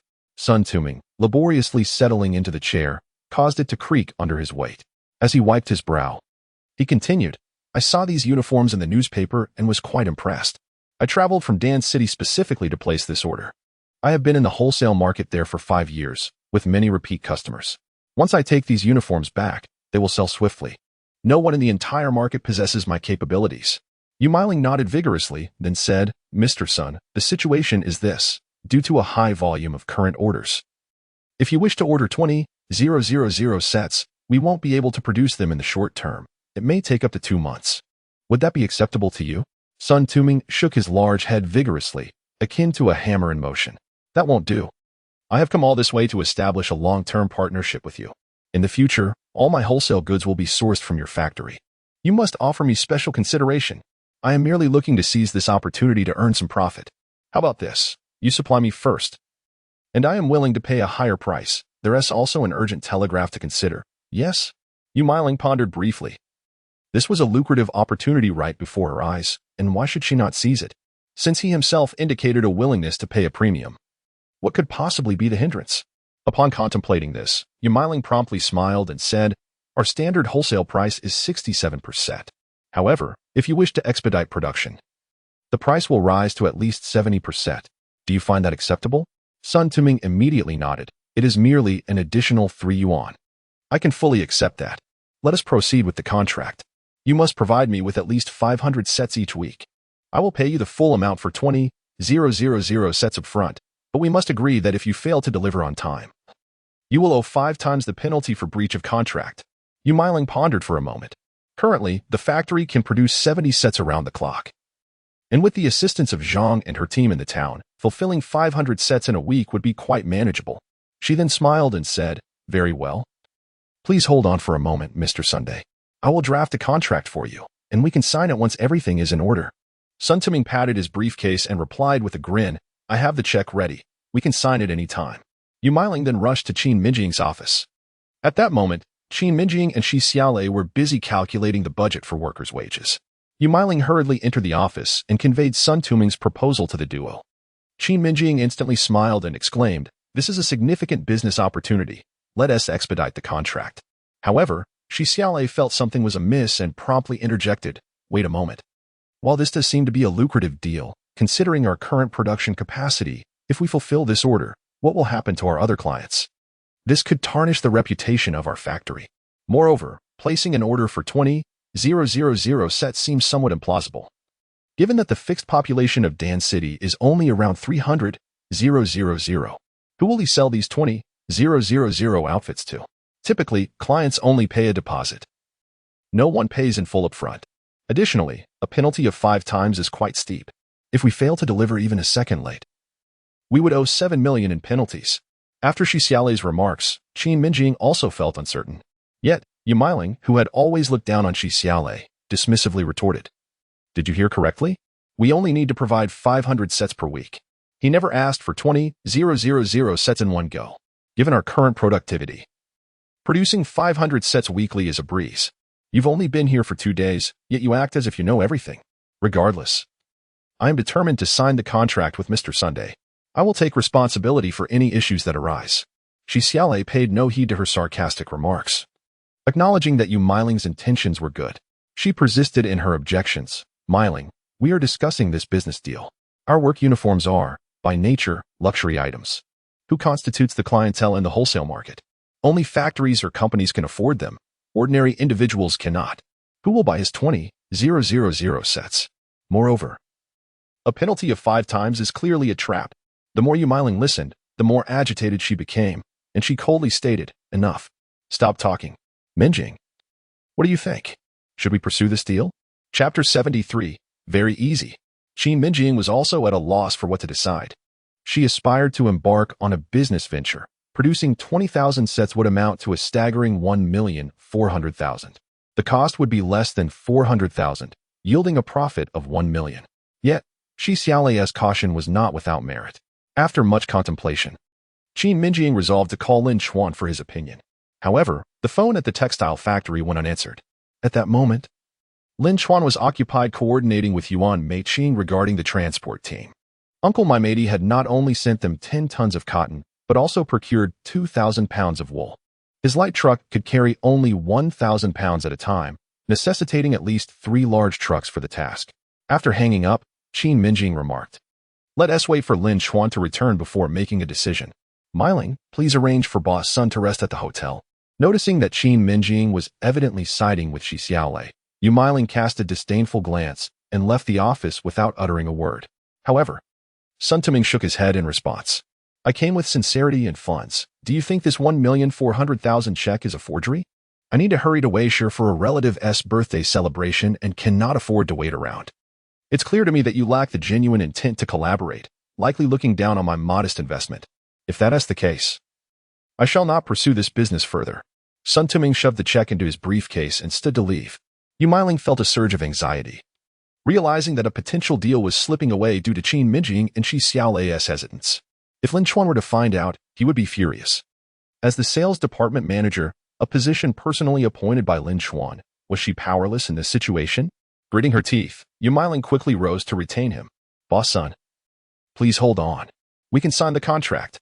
A peculiar smile crossed Sun Tuming's lips as he turned back. "If we can sign, let us do it now." Yet, Yu Miling remained cautious. With a smile, she said, "Boss Sun, please have a seat. We can indeed sign the contract, but could we possibly waive the penalty clause? After all, the factors affecting production are numerous, and we all aim to profit, don't we?" Sun Tuming bluntly refused. "That is not feasible. You must consider.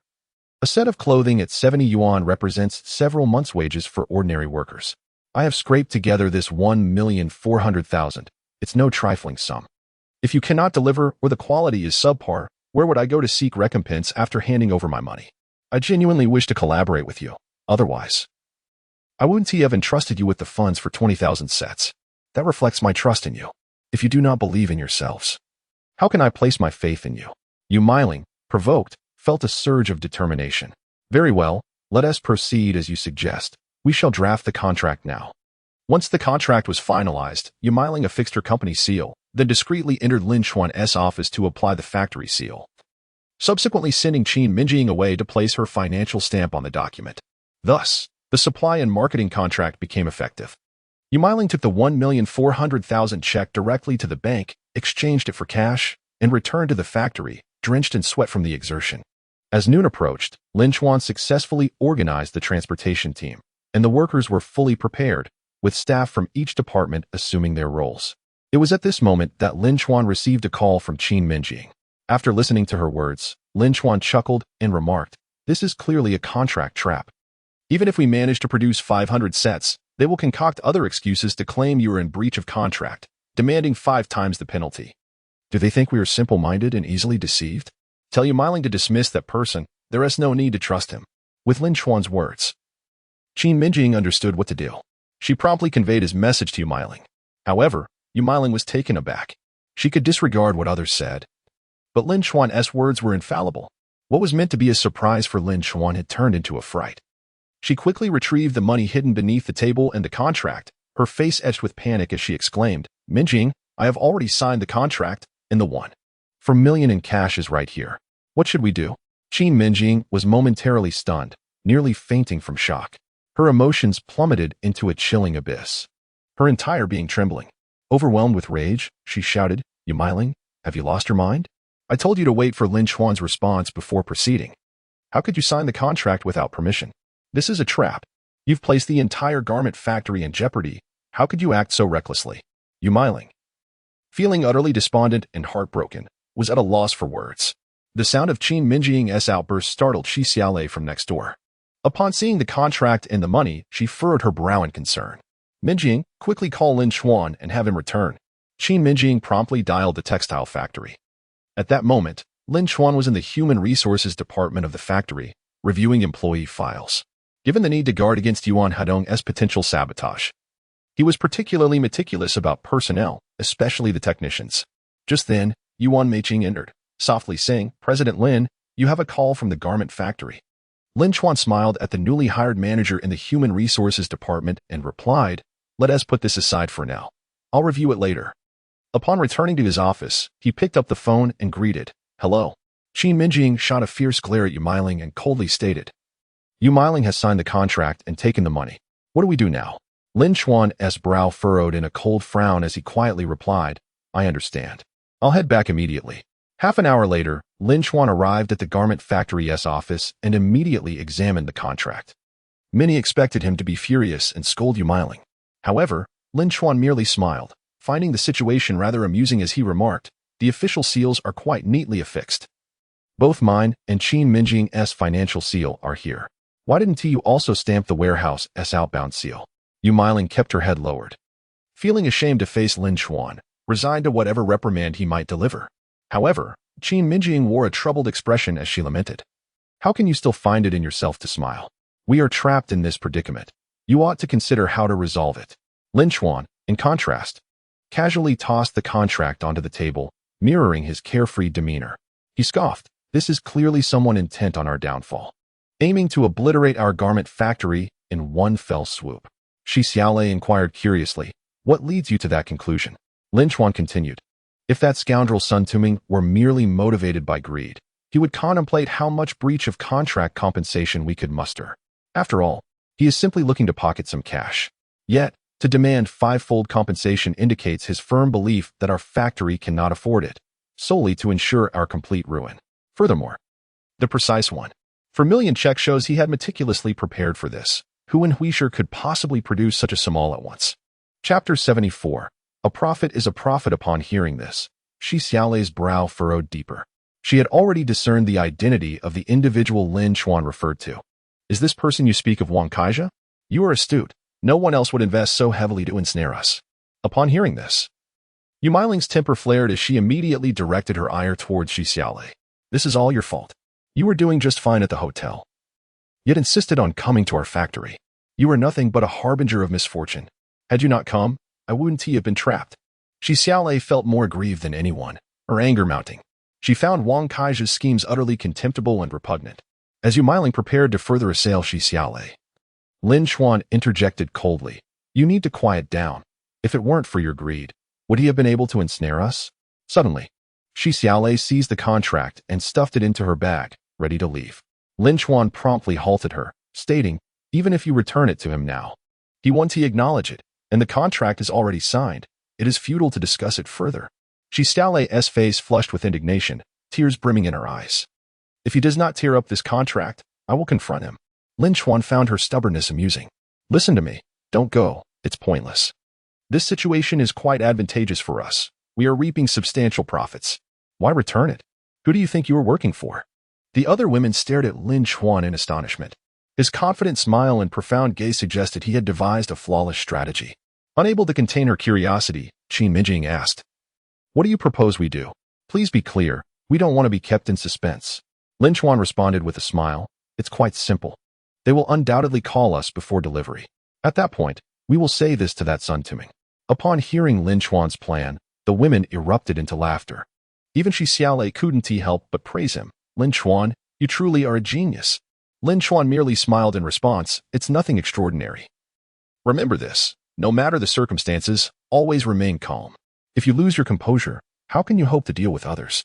The women nodded in agreement. Lin Chuan then cheerfully remarked, "All right, everyone, return to your tasks. Meiling, you and Mengying should deposit this money. $1 is quite a sum." Yu Meiling, invigorated, laughed and said, "All right, Mengying, let us proceed at once." Lin Chuan glanced at the time, realizing he needed to return to the textile factory to continue his work there. He was hardly concerned about contracts. Such traps were merely remnants of his past life. Engaging in such trivialities now seemed utterly ludicrous to him. As evening approached, 10 tons of cotton and 2,000 pounds of cotton were successfully delivered to the textile factory. After the warehouse manager verified the weight, the goods were promptly stored. The workers gazed at the cotton, resembling a small mountain, their spirits lifted with joy.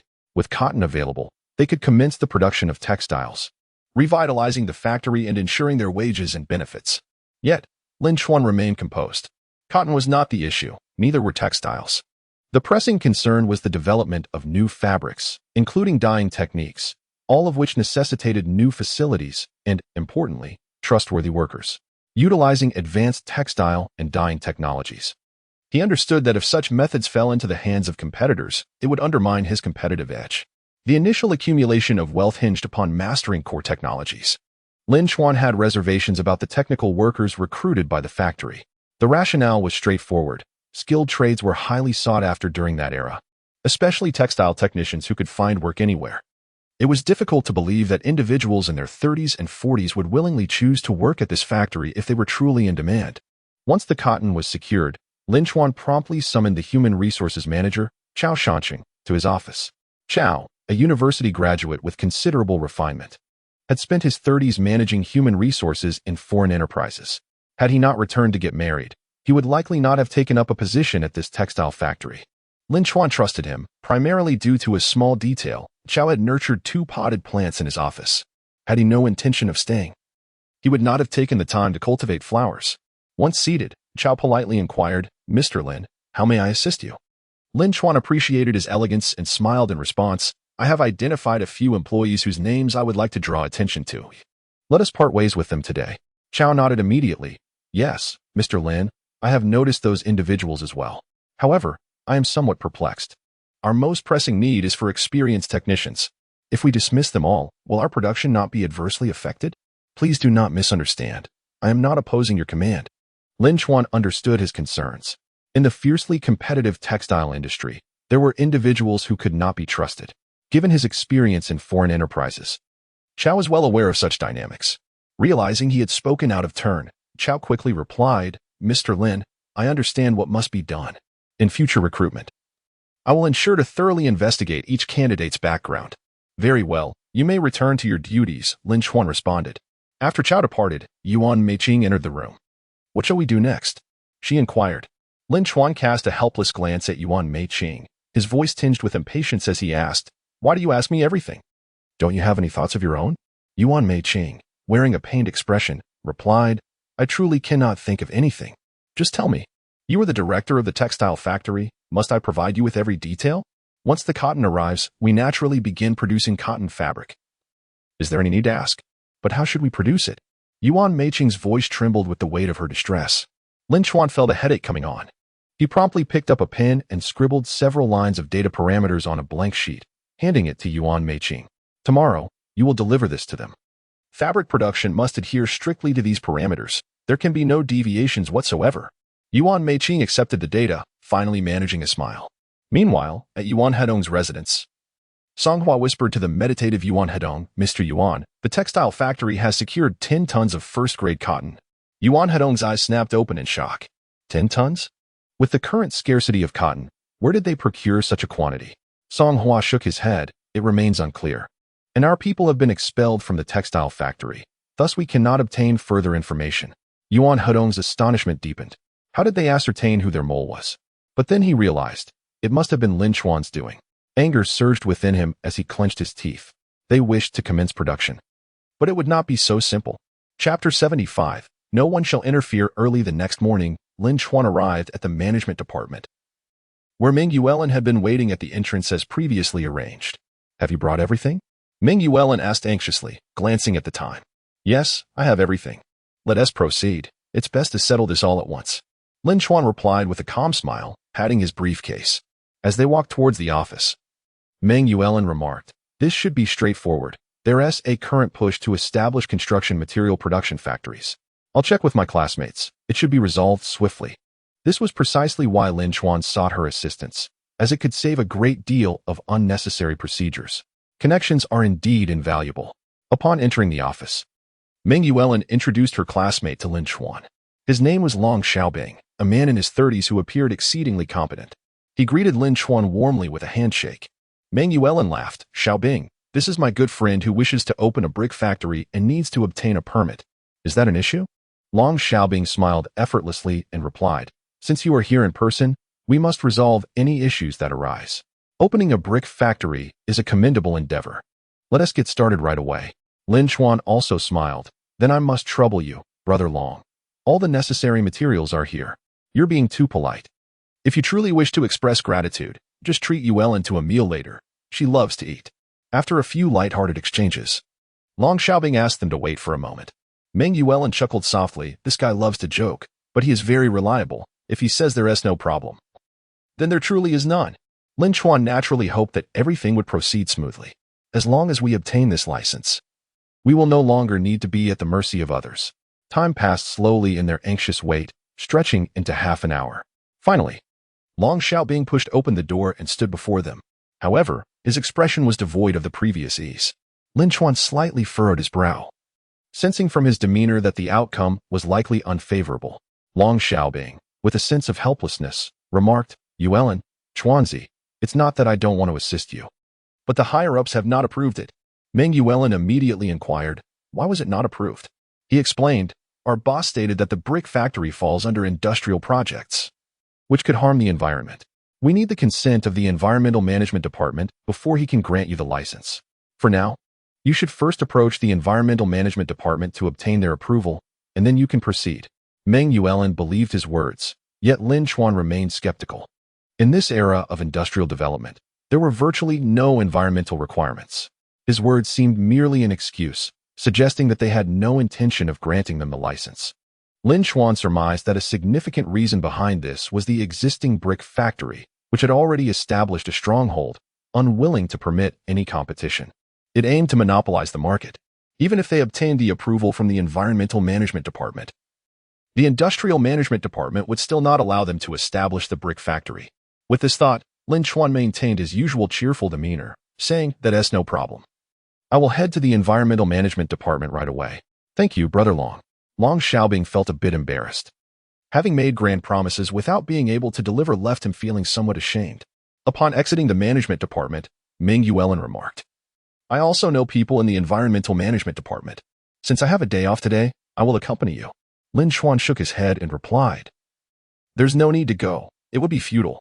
The Industrial Management Department only wants one brick factory in Huishi, so even if we obtain all the necessary licenses, it would be of no use.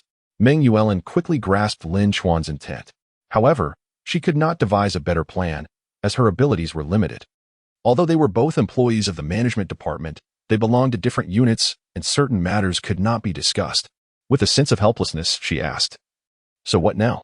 Lin Chuan, unfazed, replied with ease, this is simple. As long as I am determined, no one can stop me. With that, Lin Chuan bid farewell to Meng Yuan and returned to the textile factory. The factory had already commenced full-scale production, and Lin Chuan immediately went to the workshop to inspect the quality. The data parameters he provided were excellent. The produced fabrics were flawless, meeting all quality standards. Touching the still-warm fabric, Lin Chuan felt immense satisfaction. The workers were equally spirited, working industriously. Just then, Yuan Meiqing rushed into the workshop, urgently pulling Lin Chuan outside. Observing her frantic demeanor, Lin Chuan calmly remarked, calm down. What is the worst that could happen? Yuan Meiqing's eyes reflected her urgency, making her breathing rapid. The textile factory hasn't paid taxes for a year. They said if we don't pay soon, they will shut down the factory and revoke our production license. Lin Chuan furrowed his brow, responding coldly, wait, a year without paying taxes? How did this happen? Yuan Meiqing clenched her teeth and said with resentment, after my father fell ill, he entrusted Yuan Hedong with the responsibility of paying taxes, yet he did not fulfill this obligation. Instead, he pocketed the tax money for himself. Speaking of this now is futile, for Yuan Hedong will never pay the taxes. Lin Chuan then inquired how much tax is owed in total. Altogether, the amount reaches 120,000. It is not an insignificant sum, and paying taxes is a civic duty. With this in mind, Lin Chuan calmly remarked, we must ensure timely tax payments in the future. Fortunately, it's only 120,000. Had it been more, the textile factory would have to shut down. Let us go and settle the taxes. Lin Chuan promptly took Yuan Meiqing to the bank to withdraw the money, instructing her to handle the tax payment while he returned to the garment factory due to a business trip. As Yuan Meiqing held the 120,000 in cash and prepared to hail a taxi, Two men who had been trailing her suddenly rushed from behind, snatching the money bag and fleeing. Momentarily stunned, Yuan Meiqing quickly regained her senses and shouted, "Help! They've stolen my money." She pursued them, but could not match their speed. Bystanders merely watched the commotion, none daring to intervene. Yuan Meiqing, filled with anger, exhaustion, and anxiety, stomped her feet in frustration and began to cry. Meanwhile, Lin Chuan returned to the garment factory and checked on the construction site. Zhao Ninshuan's demolition work was progressing well, having recovered nearly 50,000 bricks in just 2 days. Though these bricks were not new, they were certainly usable, far superior to the semi-hard bricks. The project continued, and soon, a 2,000 square meter factory would be ready for use. Upon returning to his office, Lin Chuan was about to inform Qin Mengying of his business trip when Yuan Meiqing burst in, crying, leaving him bewildered. "Did I not send you to pay the taxes? Why are you here? My money was stolen." Upon hearing this, Lin Chuan furrowed his brows. Chapter 76. Not lacking in this aspect, Lin Chuan was puzzled as to how the two thieves knew Yuan Meiqing had money. Had they been watching her at the bank? He shook his head in resignation. "Well, it's done now. Mengying, how much cash do we have on hand?" Qin Mengying was somewhat reluctant. "That is 120,000. Not a trivial sum. Do you think money grows on trees? In this era, that amount is what some people toil for a lifetime to earn." Thus, with a stern expression, she replied, "Lin Chuan, we do have the money, but it cannot be handed to her like this. You are merely a shareholder of the textile factory, not the owner. We use our funds to purchase cotton and pay the workers. Why should we also cover their annual taxes? Now that it has been stolen, must we bear the loss? Is this reasonable?" Yuan Meiqing lowered her head, rendered speechless. What she said was not without merit. Had it not been for Lin Chuan, the textile factory would either be closed or have fallen prey to Yuan Hedong. Lin Chuan did not blame Qin Mengying for her remarks. She was only looking out for her own interests. Qin Mengying continued, "A debt is a debt. If we keep handing out money like this, we must reassess the shares of the textile factory." Lin Chuan nearly laughed. Qin Mengying was quick to apply what he had taught her about company shares just the night before. Yuan Meiqing slowly lifted her head, feeling utterly disheartened. She felt her voice faltering as she whispered, "If a reassessment is necessary, then so be it. I have no objections. After all, Lin Chuan has helped me immensely. I would even let him be the boss." However, Lin Chuan coldly remarked, "I can't help but notice you lack any individuality. Do you simply agree with whatever others say? If I were to demand that you hand over the textile factory to me, would you acquiesce as well?" Yuan Meiqing, already feeling wronged, could no longer hold back her tears at Lin Chuan's rebuke. Lin Chuan sighed in exasperation and gently advised her, "Stop crying. Take the money and pay your taxes promptly. Otherwise, if it gets snatched away, you'll have to find a secluded place to cry in solitude. No one will come to your aid."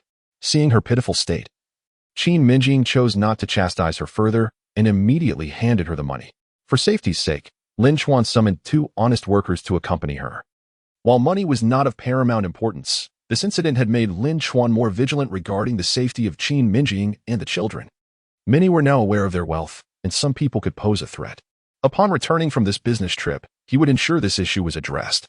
Meanwhile, at Yuan Hedong's residence, the 2 robbers stood obediently beside him. Yuan Hedong was disinclined to converse with such individuals and merely signaled to Song Hua to dismiss them. Song Hua produced 20,000 yuan, distributing 10,000 to each of them, and coldly threatened, "Take the money and disappear for a while." The 2, greedy for the cash, nodded eagerly and exited the courtyard. Once the door was secured, Song Hua turned and began to flatter Yuan Hedong. "Mr. Yuan, you truly are remarkable. Everything is under your control. This time, Lin Chuan will undoubtedly be severely weakened. How many times can he muster 120,000? Let us see if he dares to be arrogant again." Yet Yuan Hedong scoffed coldly, "You only see the immediate profit. What I desire is far more than this 120,000. The textile factory is what I seek. Arrange a meeting with Xie Hongqian for me. Tell him I wish to invite him to dinner." "Understood, Mr. Yuan. I will arrange it immediately." Yuan Hedong slowly closed his eyes, a cold smirk forming as he thought, "I will ensure that not a single piece of fabric leaves your hands." At 10 o'clock that evening, Lin Chuan emerged from the provincial long-distance bus station, vigorously rubbing his neck. In this era, all forms of transportation moved at a snail's pace. A mere 400 kilometers had taken him 6 arduous hours. After all, this was the provincial capital, bustling with liveliness and prosperity. He found a modest hotel, purchased half a kilogram of cake and 2 bottles of soda, and returned to his room. As he pushed open the door, he was greeted by the sharp scent of disinfectant. And he could hear the sounds of revelry from the neighboring room, the unmistakable slurping of drinks audible through the thin walls. The conditions were such that Lin Chuan was indifferent. He reclined on his bed and turned on his portable semiconductor radio, intending to listen to the news. At that moment, a man next door boisterously exclaimed, "Damn, we're out of alcohol. Let us go buy a few bottles." Another man, with a voice akin to a duck's quack, retorted, "Forget it, let's refrain from drinking. It's wise to stay somewhat sober. We just managed to seize Yuan Meiqing from that little woman this morning. Best to temper ourselves for now." Lin Chuan heard every word distinctly and abruptly sat up, pressing his ear against the wall to listen further. The man with the quacking voice continued in a hushed tone, "Song Hua is not particular. We took 120,000 from him, and he only gave us 20,000. 20,000 is quite decent, enough for us brothers to last over half a year. Let us not discuss this further. We must be cautious of eavesdroppers." Indeed, there were ears listening. Lin Chuan narrowed his eyes coldly, recalling vividly who Song Hua was, merely the secretary to Yuan Hedong. So it was all orchestrated by Yuan Hedong. With this realization, Lin Chuan let out a cold, humorless laugh, contemplating, "Yuan Hedong, just wait until I return. You took 120,000 from me, and I shall make you repay 240,000. As for the 2 men next door, Lin Chuan had no intention of engaging with them.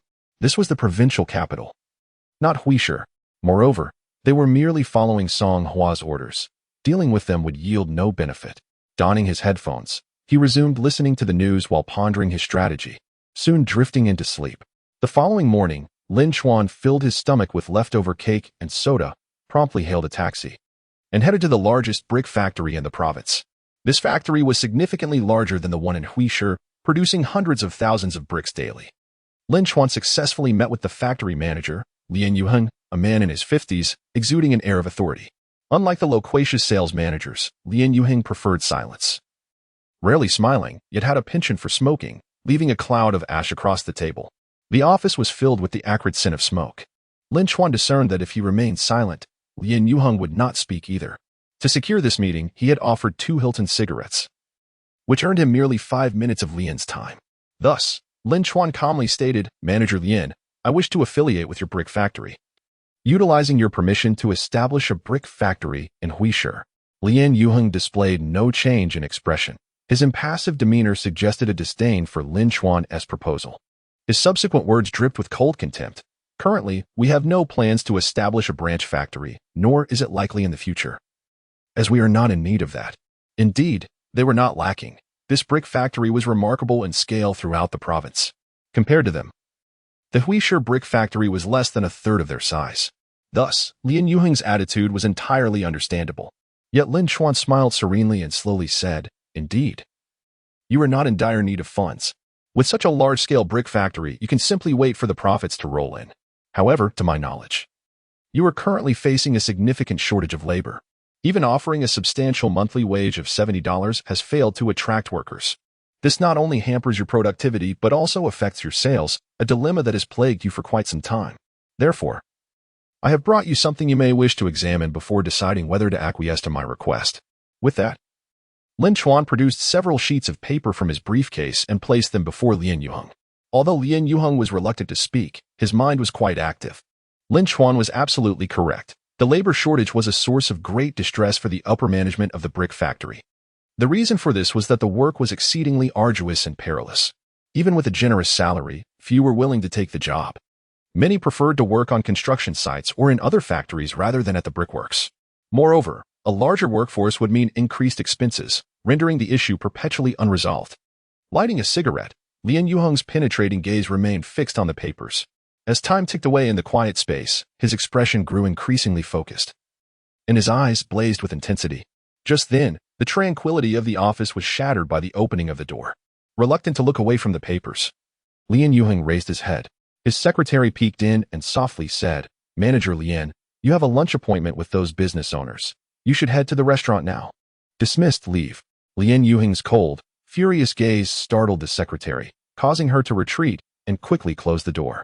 However, Lin Chuan retrieved the papers again and stated firmly, "Director Lin, If you agree to my conditions, I can provide you with the technical blueprints for this semi-automated production line free of charge. Lin Chuan's confidence was palpable. The blueprints for the semi-automated production line were drawn from his memories of a past life, where he had owned a machinery manufacturing plant that had developed such semi-automated production equipment. He recalled this vividly. Of course, there were fully automated computer-controlled production devices. But computers were not yet widespread in this era. Thus, semi-automated equipment was sufficiently advanced for the time. Lin Chuan continued, this semi-automated device is remarkably simple. Any machinery manufacturing plant could produce it after reviewing the blueprints. It integrates transmission, forming, drying, and high-temperature heating into one unit, significantly reducing labor costs while fundamentally enhancing production capacity. What is your opinion, Manager Lin? Though Lin Yuheng remained silent, he took out a cigarette box, extracting a cigarette and offering it to Lin Chuan. However, Lin Chuan smiled and replied, I do not smoke, thank you.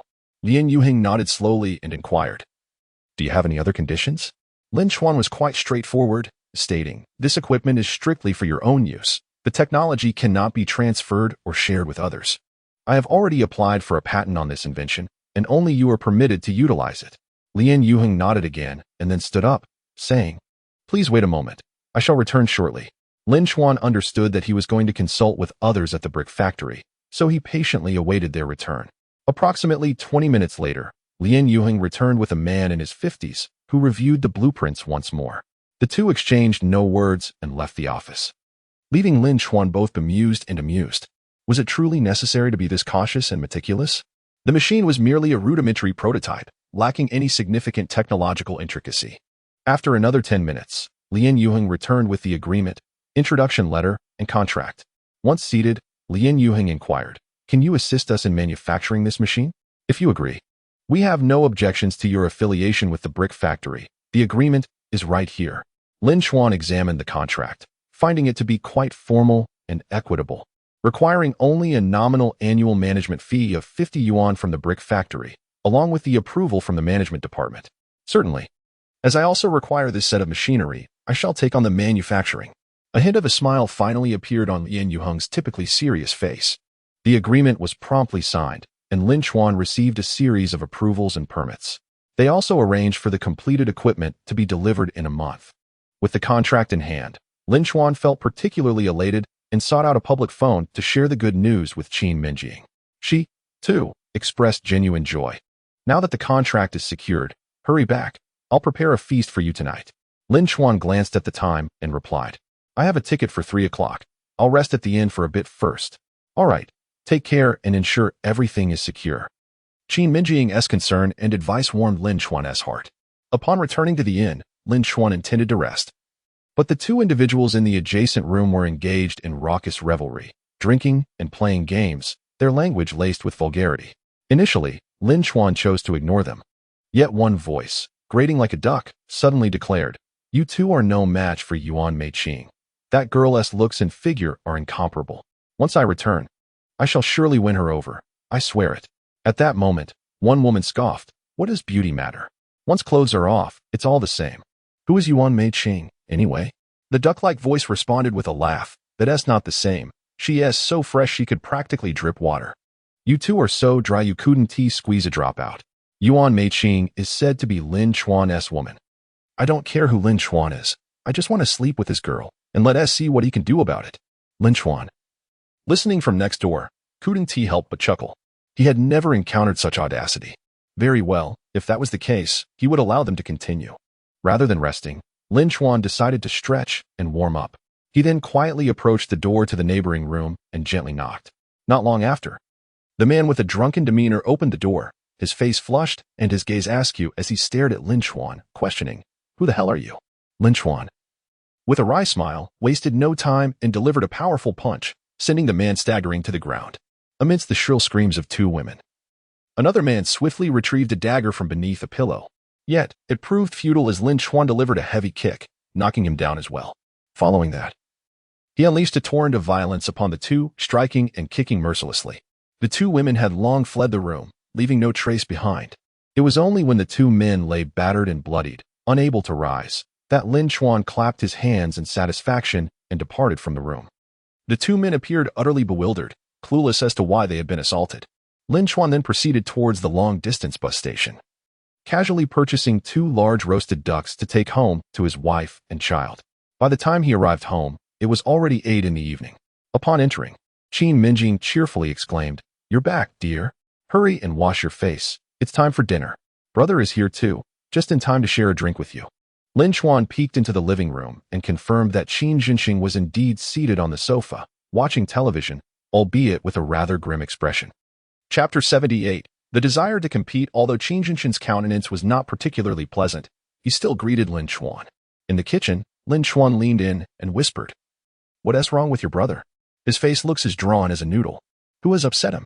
Qin Mengying replied in a hushed tone, "Do you know he has gotten involved with someone? Sun Guiqin from the neighboring village. She wants to work at the factory, but I refused. And now he is angry with me." "Sun Guiqin? Is she the one who has been with several men, always dressing like a flirt?" "Yes." "Do you think my brother can handle someone like Sun Guiqin? She is just interested in any man. What does she see in him? He won't listen to me and is currently taking his anger out on me. You better talk some sense into him." Lin Chuan had no intention of meddling in such matters.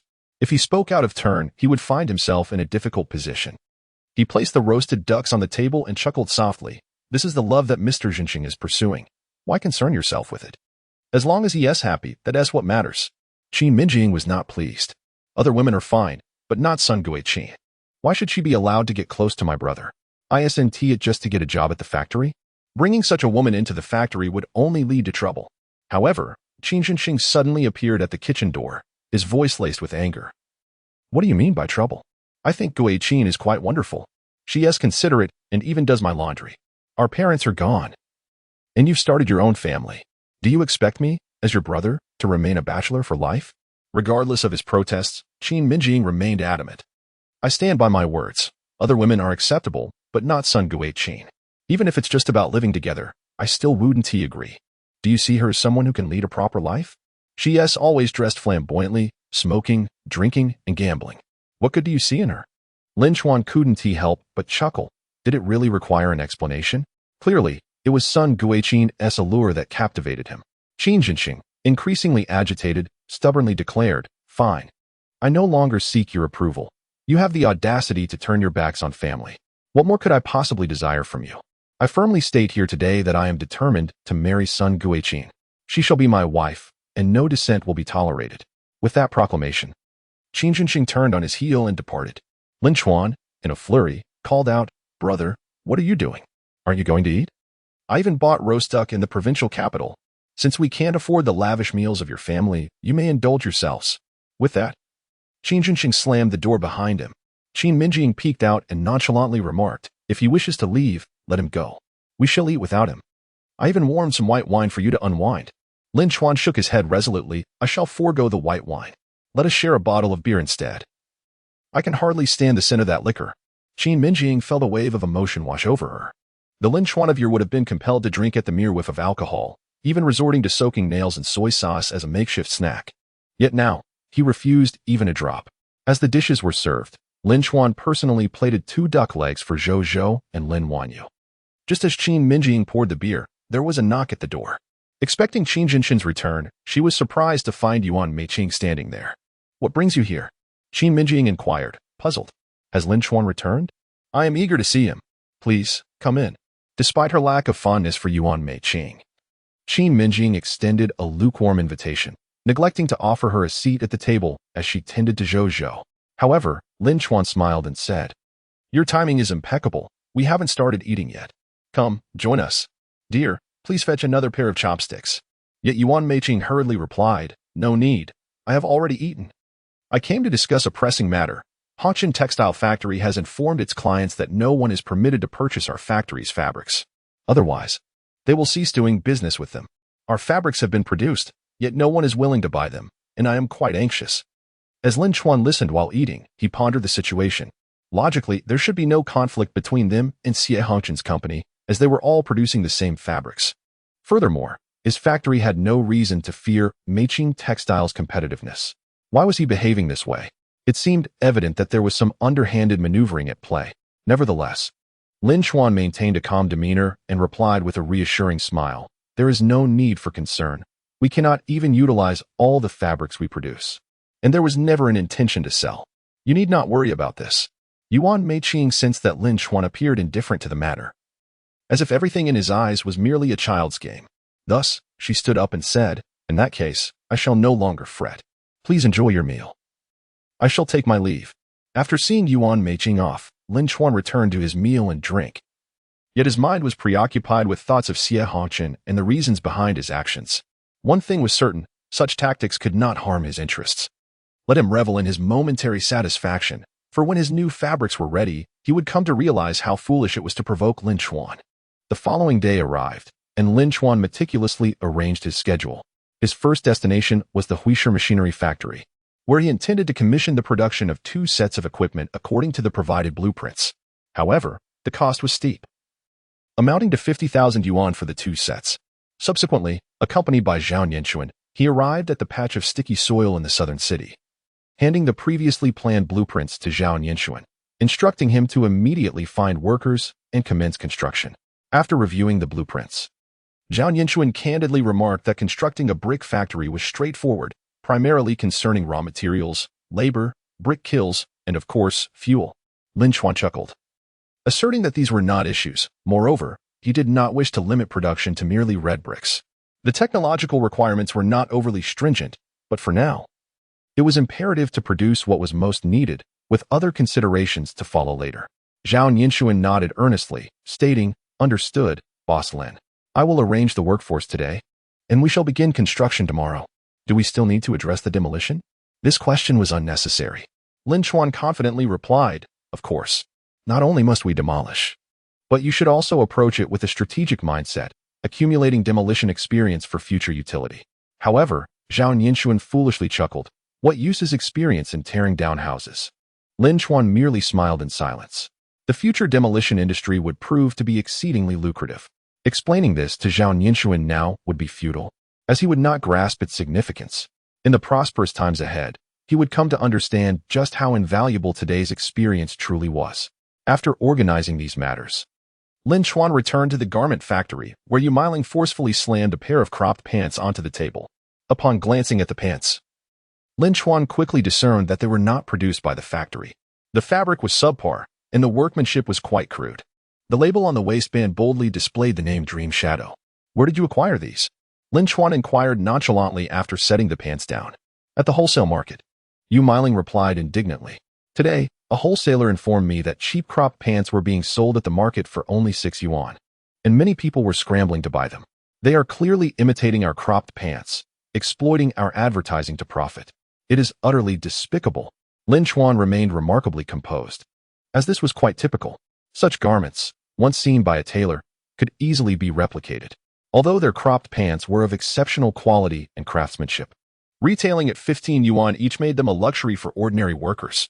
In contrast, the counterfeit version, bearing a similar design but offered at a lower price, was appealing regardless of its inferior quality, as long as it served its purpose.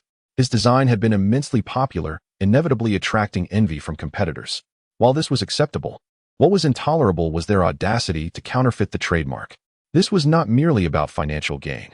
It was an affront to his reputation, an offense that could not be forgiven. With this in mind, Lin Chuan coldly inquired, "Do you know where the factory producing this counterfeit is located?" Meiling from Matcha Novel Network took a sip of water and remarked, "I inquired, and they told me it was a man and a woman who brought the goods to the wholesale market this morning, selling them for 4 yuan apiece. Those 2 then departed, and we have no idea who they are. What is certain is that they will return to the wholesale market." Lin Chuan immediately conceived a plan. He summoned Shi Xiaolei to his office and, with a calm smile, said, "Xiaolei, please head to the television station. We need to create an advertisement. However, we will handle the content ourselves. Just have them bring the camera. The rest is up to us." Shi Xiaolei blinked her large, expressive eyes and nodded. "I know some people at the television station. I can just give them a call." During that era, the concept of creative advertising had yet to emerge. Television commercials were typically a blend of text and images, lacking in striking creative flair. The most popular advertisement at that time was the character-driven campaign for the Yenwu tape recorder, which captivated audiences nationwide. Watching commercials was a form of entertainment, often followed by lively discussions. In a place like Huisher, television advertisements were not particularly sophisticated. Therefore, Lin Chuan aimed to craft a more upscale and sensational advertisement, seizing the opportunity to establish the Mengying fashion brand as a true luxury label. Before long, personnel from the television station arrived, thanks to Shi Xiaolei's connections. Even manager Tong Miaoshuan from the advertising department made a personal appearance. After introductions, Lin Chuan discovered that Tong Miaoshuan and Shi Xiaolei were old classmates and close friends. Tong Miaoshuan, a straightforward and warm-hearted woman, greeted them with a hearty laugh, saying, "If Xiaolei asked me to come, of course, I would be here. We're all friends." Lin Chuan chuckled, "Let us discuss the advertisement. I wish to shoot a promotional video, and I have already envisioned its content. I would like Shi Xiaolei to play the lead role." This left Shi Xiaolei a bit taken aback, her heart racing. In that era, everyone aspired to appear on television, but not everyone had the opportunity. Tong Miaoshuan exclaimed with a playful tone, "Oh my, are we turning my Xiaolei into a star? Xiaolei, you must sign for me first." Flushed with excitement, Shi Xiaolei replied, "Please, let us stay focused on the advertisement." She was curious about Lin Chuan's ideas, knowing that his concepts were always innovative, peculiar, and ahead of their time. Lin Chuan did not disappoint her. He promptly took out some scrap paper and began to sketch while explaining. The advertisement will feature Shi Xiaolei first in our designed work attire, diligently working in the office. The scene should be slightly dim, creating an atmosphere of pressure. Then, we will transition to a beach scene, where she strolls barefoot on the sand in our crafted cropped pants, her gaze gentle yet resolute. The voiceover will accompany the visuals, stating, "I have always persevered, redeeming my past self from the shadows, traversing through countless lights and shadows. Love is everlasting." As the words fell, the office was enveloped in silence. Each individual seemed to be lost in the enchanting imagery, particularly within the essence of the advertisement's wording. Shi Xiaolei appeared to perceive the true Lin Chuan within those phrases. Did this not reflect his own state of mind? Furthermore, Tong Miaoshuan even applauded Lin Chuan, expressing her admiration. "Boss Lin, you are truly exceptional. This advertisement reads like poetry, and such a theme has never been attempted before. Once filmed, it will surely captivate audiences far and wide." Lin Chuan simply expressed his gratitude, remaining remarkably composed in the face of such praise. Following the advertisement, coupled with a close-up of our trademark, along with our factory's contact information and address, the broadcasting schedule would entail 5 daily airings, once before the 6 o'clock program preview, once before 7, once prior to each 2-episode drama, and once following the drama's conclusion. I intend to secure these advertising slots for 2 years. What do you think? Tong Miaoshuan was taken aback. After graduating, she had entered the advertising department of a television station, working in advertising sales for years without earning substantial income. She had never considered that advertisements could be aired in such a manner. The time slots Lin Chuan proposed were essentially prime viewing periods. Naturally, he had contemplated inserting advertisements during the drama, but the current era did not permit such practices. After all, there were ample advertising slots available, rendering such measures unnecessary. Tong Miaoshuan promptly called the station to inquire about pricing. During that time, advertisement costs were calculated per second. A 5-second advertisement would cost 50 yuan. Lin Chuan's advertisement, lasting 30 seconds, would total 300 yuan, amounting to 500 yuan for 5 daily broadcasts, which translated to a significant annual expenditure. This price could certainly be deemed exorbitant, and no one had ever advertised in such a manner. However, being a friend of Tong Miaoshuan, a discount was decided upon, 300,000 yuan for the entire year, securing all the advertising slots for him. Without hesitation, Lin Chuan issued a check for 320,000 yuan, 300,000 for the advertising slots and 20,000 for the filming and production of the advertisement. After signing the contract, Lin Chuan contentedly remarked, "Miaoshuan, I have another favor to ask. Do you know anyone in the news department?" Chapter 80. A new design. Meanwhile, in the impoverished district of Xiqing, within a tailoring shop that bore no sign, a dozen male and female workers were diligently operating sewing machines. It was here that counterfeit goods were produced. The shop owner, Li Xianda, was counting large sums of money with his wife, Zhou Xingmei, while savoring a delightful drink. The cigarette, but clenched between his lips, squinted his eyes. Yet it could not diminish the greedy and satisfied grin that adorned his face. "My dear, listening to you is indeed the right choice. Today alone we've earned over 400 yuan, more than we typically earn in half a year. At this rate, we shall soon be among the wealthy." Zhou Xingmei held the money in one hand and raised her cup, relishing the last sip. With immense pride, he declared, I have always maintained that in this era, the bold thrive while the timid perish. What they can produce at the Mengying garment factory, we can replicate. There is no need for hesitation. Trust my judgment, and we shall accumulate wealth. From this moment on, focus solely on crafting those cropped trousers. When the opportunity arises, I will procure a set of their work uniforms, and we will produce an affordable batch, still reaping profits. In essence, just emulate their endeavors and observe the profits we can garner. Li Xindo was genuinely impressed by his business-savvy wife. After personally filling her glass, he smiled and said, What more is there to discuss? From now on, I shall heed your advice. Once we amass considerable wealth, we shall establish our own garment factory and become successful entrepreneurs. Then, we will purchase a luxurious apartment and a 21-inch color television, proving our worth to those who doubted us. Zhou Xingmei couldn't help but laugh, her excitement evident as she playfully tapped the enticing stack of cash. Just listen to me. Later, you should inform the workers outside to work overtime tonight, ensuring they produce at least 200 pieces by tomorrow morning. Then we can take them to the wholesale market and earn an additional 400. Li Xindo nodded in agreement. All right, I will follow your lead. This afternoon, I will acquire some affordable surplus materials from the textile factory. With this exchange, they clinked their glasses again, envisioning a bright future ahead. Meanwhile, in the office of the Century Hotel, Wang Kaizha was strategizing with Du Songqiao on how to undermine Lin Chuan. Du Songqiao calmly remarked, President Wang, just hold on for a couple more days. The delivery date is approaching, and that will coincide with the closure of their garment factory. Wang Kaizha's eyes sparkled with impatience and excitement, eager to witness Lin Chuan's downfall. He yearned to stand over him in that moment of defeat. A cautious man by nature, Wang Kaizha contemplated the intricacies of his plan, ensuring it would be foolproof. Songqiao, I have invested $1 million to eliminate Lin Chuan. Money is no object. I must witness the closure of his factory.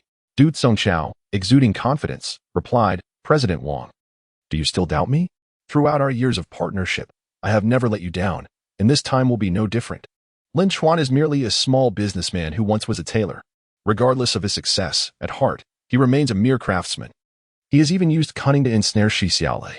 When he is ultimately brought down, Shi Xiaolei will realize who the true man is and will undoubtedly return to your side. Wang Kaizha relished this sentiment. As all his efforts were aimed at winning Shi Xiaolei's affection, Lin Chuan had made a grave mistake by pursuing her and was destined to be crushed underfoot. At this very moment, Lin Chuan was designing a women's outer garment, a future trend in ladies' dresses. It embodied the principles of professional women's fashion design, featuring a fitted waist to accentuate elegance. With 8-point sleeves, a high round neckline, and a flowing skirt, it was both simplistic and stylish. The waist belt of the dress is both sensual and elegant, perfectly showcasing the beauty of a woman's figure. The design of the skirt, combined with cropped trousers and high heels, creates a stunning ensemble. As for the fabric, Lin Chuan has chosen pure cotton fibers, which are breathable and lightweight. However, this material requires specialized production. The finest fabric is polyester, yet Lin Chuan considers that the polyester production equipment of this era must be imported from overseas. Additionally, due to various factors, it is unlikely that they would sell advanced production equipment to him. Furthermore, his funds are insufficient to acquire such machinery, so he can only utilize the existing materials for now. Once his finances are adequate, he could certainly manufacture the necessary production equipment himself. Upon arriving at the textile factory, a bustling scene unfolds.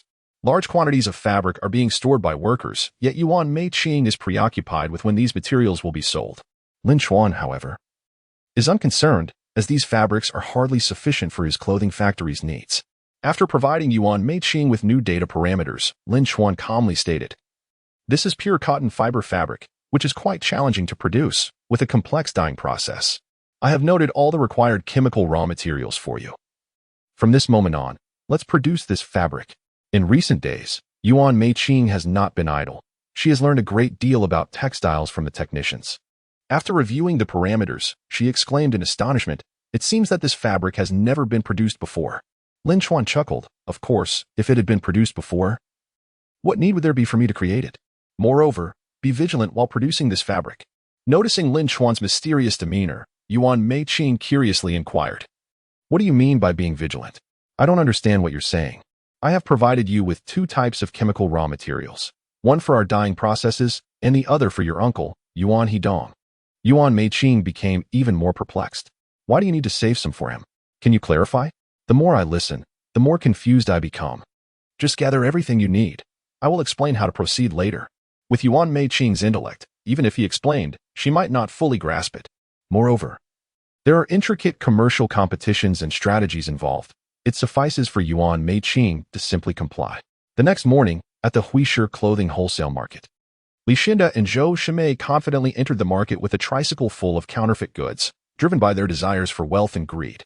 At a breakfast stall at the market entrance, Lin Chuan and Yu Meiling were enjoying soy milk and fried dough sticks. Upon seeing the pair, Yu Meiling whispered, "It must be those two. The man is smoking, and the woman has large waves in her hair, pushing a tricycle." Lin Chuan glanced at them and chuckled softly. "Let's go take a closer look." When Lin Chuan and his companion entered the market, Li Xinda and Zhou Shimei had already opened their pockets and were conversing with the stall owner. Li Xinda, somewhat clumsy with words, relied on Zhou Shimei's more articulate nature to navigate the conversation. The proprietor inquired, "Did you sell all the cropped trousers yesterday? Today, I have brought you another 200. The stall owner, having profited substantially, replied with a grin, "Only 200? Weren't we supposed to agree on 400? Have you been too preoccupied with counting your earnings?" Zhou Shimei produced a filter cigarette from Li Xinda's stock and lit one for the owner, whispering, "There are fewer workers now, and the pace is slow. In a few days, once I hire more people, production will increase. We are old acquaintances, would I deceive you? For now, take these 200 trousers and sell them. A little profit is still profit." The owner took a puff of his cigarette, casting a flirtatious glance at Zhou Shimei's neckline, chuckling, "Ah, you remember that we are old friends. You could at least offer me a better price." Zhou Shimei, having noticed the owner's lascivious gaze, deliberately tugged at her collar, thinking, "Let him gaze if he wishes. After all, who wouldn't look?" She even threw him a playful wink before softly asserting, "This is already the lowest price. You must allow me to earn something too. Over time, there will be more benefits for you. For dollars? Don't try to negotiate with me. Hurry and take the goods and pay up." The owner, bewildered by her advances, quickly agreed, "All right, I'll do as you say, but don't forget this favor." While the two were engaged in their flirtation, Li Xinda had already opened the bag. Lin Chuan and Yu Meiling, pretending to shop, approached them. Yu Meiling exclaimed in surprise, "Cropped trousers, such a rare find. Are these produced by the Mengying clothing factory?" Recognizing a potential sale, Zhou Shimei stepped forward with a smile, "Indeed. They are from the Mengying clothing factory. Just look at the label." Lin Chuan picked up a pair of trousers and shook his head, saying, "The craftsmanship and fabric of these trousers seem off. I've seen Mengying's trousers. Their material is thicker and the workmanship superior. Look at this hem. It's already unraveling. Could this be a counterfeit?" Zhou Shimei's expression darkened as she snatched the trousers back, indignantly retorting, "If you want to buy, buy. If not, then leave." "What do you mean by genuine or fake? Is it so hard to speak properly? It's normal for hems to unravel. If you want a pair without flaws, then go buy that. Stop wasting our time here if you don't intend to purchase." Lin Chuan, unfazed, replied with a serene smile, "Are you even capable of reason? You sell substandard goods and expect no one to speak up? Do you have a production license? Where is your factory?" Zhou Shimei glared at Lin Chuan, her patience wearing thin, and snapped, "Are you just trying to stir trouble? What does my license have to do with you? Why are you so nosy? This is the product. Buy it or don't. Look at you. You can't afford quality items anyway. $6 a pair, and you still want to nitpick. If you can't afford it, just admit it instead of pretending to be cultured." Yu Meiling, having endured enough of the woman's arrogance, stepped forward. "How dare you insult others? You sell counterfeit goods and still have the audacity to argue." Zhou Shimei let out a cold laugh and retorted, "On what grounds do you accuse me of selling counterfeit goods? I possess trademarks and craftsmanship. Is this not a pair of trousers? Even if I were to sell fakes, what could you possibly do about it? If you have the capability, then prevent me from selling at all. Just look at the two of you, trying to appear affluent while your pockets are as empty as your faces. You disgust me. Hurry back to wherever you came from. I have no time for you."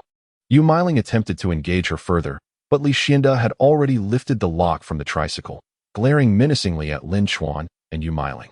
Lin Chuan chuckled. "What's up, brother? With that posture, do you intend to confront us?" Li Xinda, cigarette in mouth, narrowed his shifty eyes and arrogantly declared, "What of it? Get out of my way, or I won't hold back." Lin Chuan, weary of reasoning with them, noted that the crowd was only growing larger, a mere waste of time. He turned to the reporters behind him and said, "Did you all witness this? Manufacturing counterfeit goods and attempting to intimidate us. How brazen can one be?" As his words fell, cameras were swiftly set up, and several individuals in market management uniforms pushed through the throng. In this era, the presence of a camera held an almost mesmerizing power. Faced with the ominous lens, both Li Xianda and Zhou Xinmei felt their faces pale and hearts race.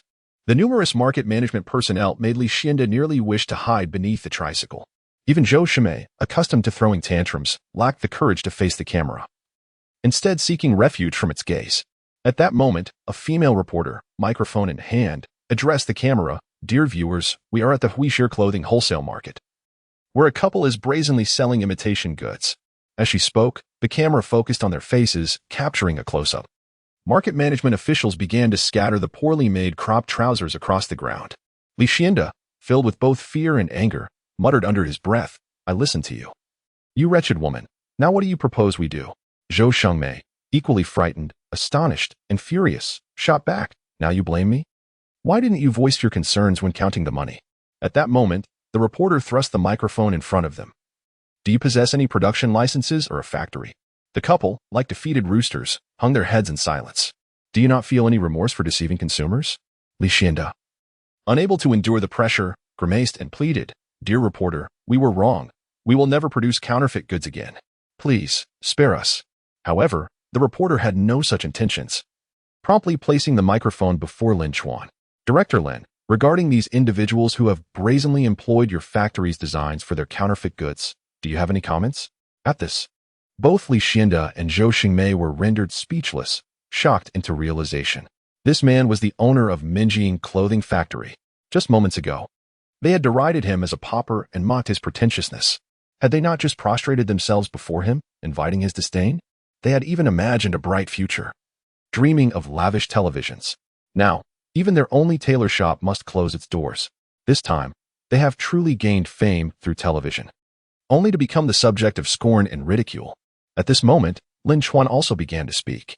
Chapter 82. Capital accumulation. Lin Chuan's stance was unequivocal, his tone resolute. "We do not oppose other garment factories producing clothing designed by us. Upon obtaining our authorization, they may manufacture and sell at a nationally unified price. However, we absolutely cannot permit these unauthorized, poorly manufactured black factories to operate, as it would tarnish our brand image. This is utterly unacceptable. I hope the market management department can eliminate these black factories entirely, safeguarding our enterprise's normal development. Simultaneously, I urge consumers, when purchasing similar products, to recognize the Mengying trademark and the quality of workmanship. Only those who truly understand fashion and appreciate fine clothing will choose our products. It is only those willing to spend little on counterfeit goods who sustain these black factories." Li Xianda and Zhou Xingmei, upon hearing these words, were left utterly despondent. The management department swiftly took action, seizing all the cropped pants, shutting down their tailor shop, and imposing a fine of 5,000 yuan on them. Even the owner of the wholesale market was fined 1,000 yuan. When this news aired on television, it detonated like a bomb in Huixi. Li Xianda and Zhou Xingmei had become infamous, but infamous nonetheless. In contrast, Lin Chuan emerged as a household name. Even Lin Wanyu pointed at the television, jumping with excitement, exclaiming, "Dad is on TV! Dad is on TV!" Qin Mengying laughed excitedly, saying, "Why does the TV make you look so different? Your chin looks so elongated, and your face appears so much smaller." Lin Chuan chuckled helplessly. This is just the nature of camera technology nowadays. It blurs and distorts. Despite this, Lin Chuan almost let slip a secret. Fortunately, Qin Mengying was engrossed in the television and did not catch it. Wiping the cold sweat from his brow, Lin Chuan stood up and said, "I'm going to take a shower. You all enjoy the television." With that, he entered the bathroom, anxious not to say anything further. The following day, the first batch of pure cotton fabric produced by the textile factory was completed. The chemical dyes and printing technology provided by Lin Chuan were exceptionally advanced, particularly in hues of red, purple, pink, and khaki. Even the workers with years of dyeing experience praised the results. The colors were incredibly vibrant. While other places might not know, such bright shades could not be produced by any other textile factory. Nevertheless, Lin Chuan personally visited the dyeing workshop, enveloped in heat, meticulously observing each dyeing process. He was quite satisfied. After all, Mengying Textile Factory had previously only manufactured textile fabrics. Although they had a dyeing facility, they struggled with technology. resulting in fabrics that always faded. Ultimately, they could only dye traditional black fabrics. The fabrics currently used in dyeing not only resist fading, but also exhibit a remarkable delicacy in naturalness and color. Lin Chuan collected various rolls of fabric from the warehouse to create dresses. He then instructed Yuan Meiqing to continue mass-producing this fabric, emphasizing the need for quantity and speed, even suggesting that workers should work overtime if necessary. Yuan Meiqing remained perplexed by Lin Chuan's motives. At this moment, Lin Chuan was genuinely busy and lacked the inclination to elaborate. Upon returning to the garment factory, he immediately began cutting the fabric and making patterns, personally operating the sewing machine to create the garments. The first dress, of course, was intended for Qin Mengying. When she donned the bespoke red dress, not only was she astonished, but so were all the workers present. Especially as Qin Mengying strolled through the factory wearing the dress, every worker leaned out of the windows, admiring her. "Oh my, that dress is simply stunning. I adore that collar. It looks so fashionable. I want one too," they exclaimed. "Did you notice how slender the boss lady is? She looks fabulous in that outfit."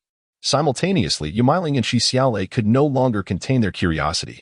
They surrounded Qin Mengying, examining her from head to toe. Yu Meiling felt a pang of envy and turned to Lin Chuan, saying, "No way, I need one too. Hurry and make me one. I can't wait." Shi Xiaolei, though more composed, also expressed her desire to try it on, saying to Qin Mengying, "Mengying, our figures are quite similar. Please let me have a go." Qin Mengying was generous and immediately removed the dress for Shi Xiaolei to wear. The same garment, when worn by different women, produced entirely different effects. On Qin Mengying, it exuded sensuality, splendor, and grace. On Shi Xiaolei, it radiated elegance, nobility, and a chic, intellectual beauty unique to women.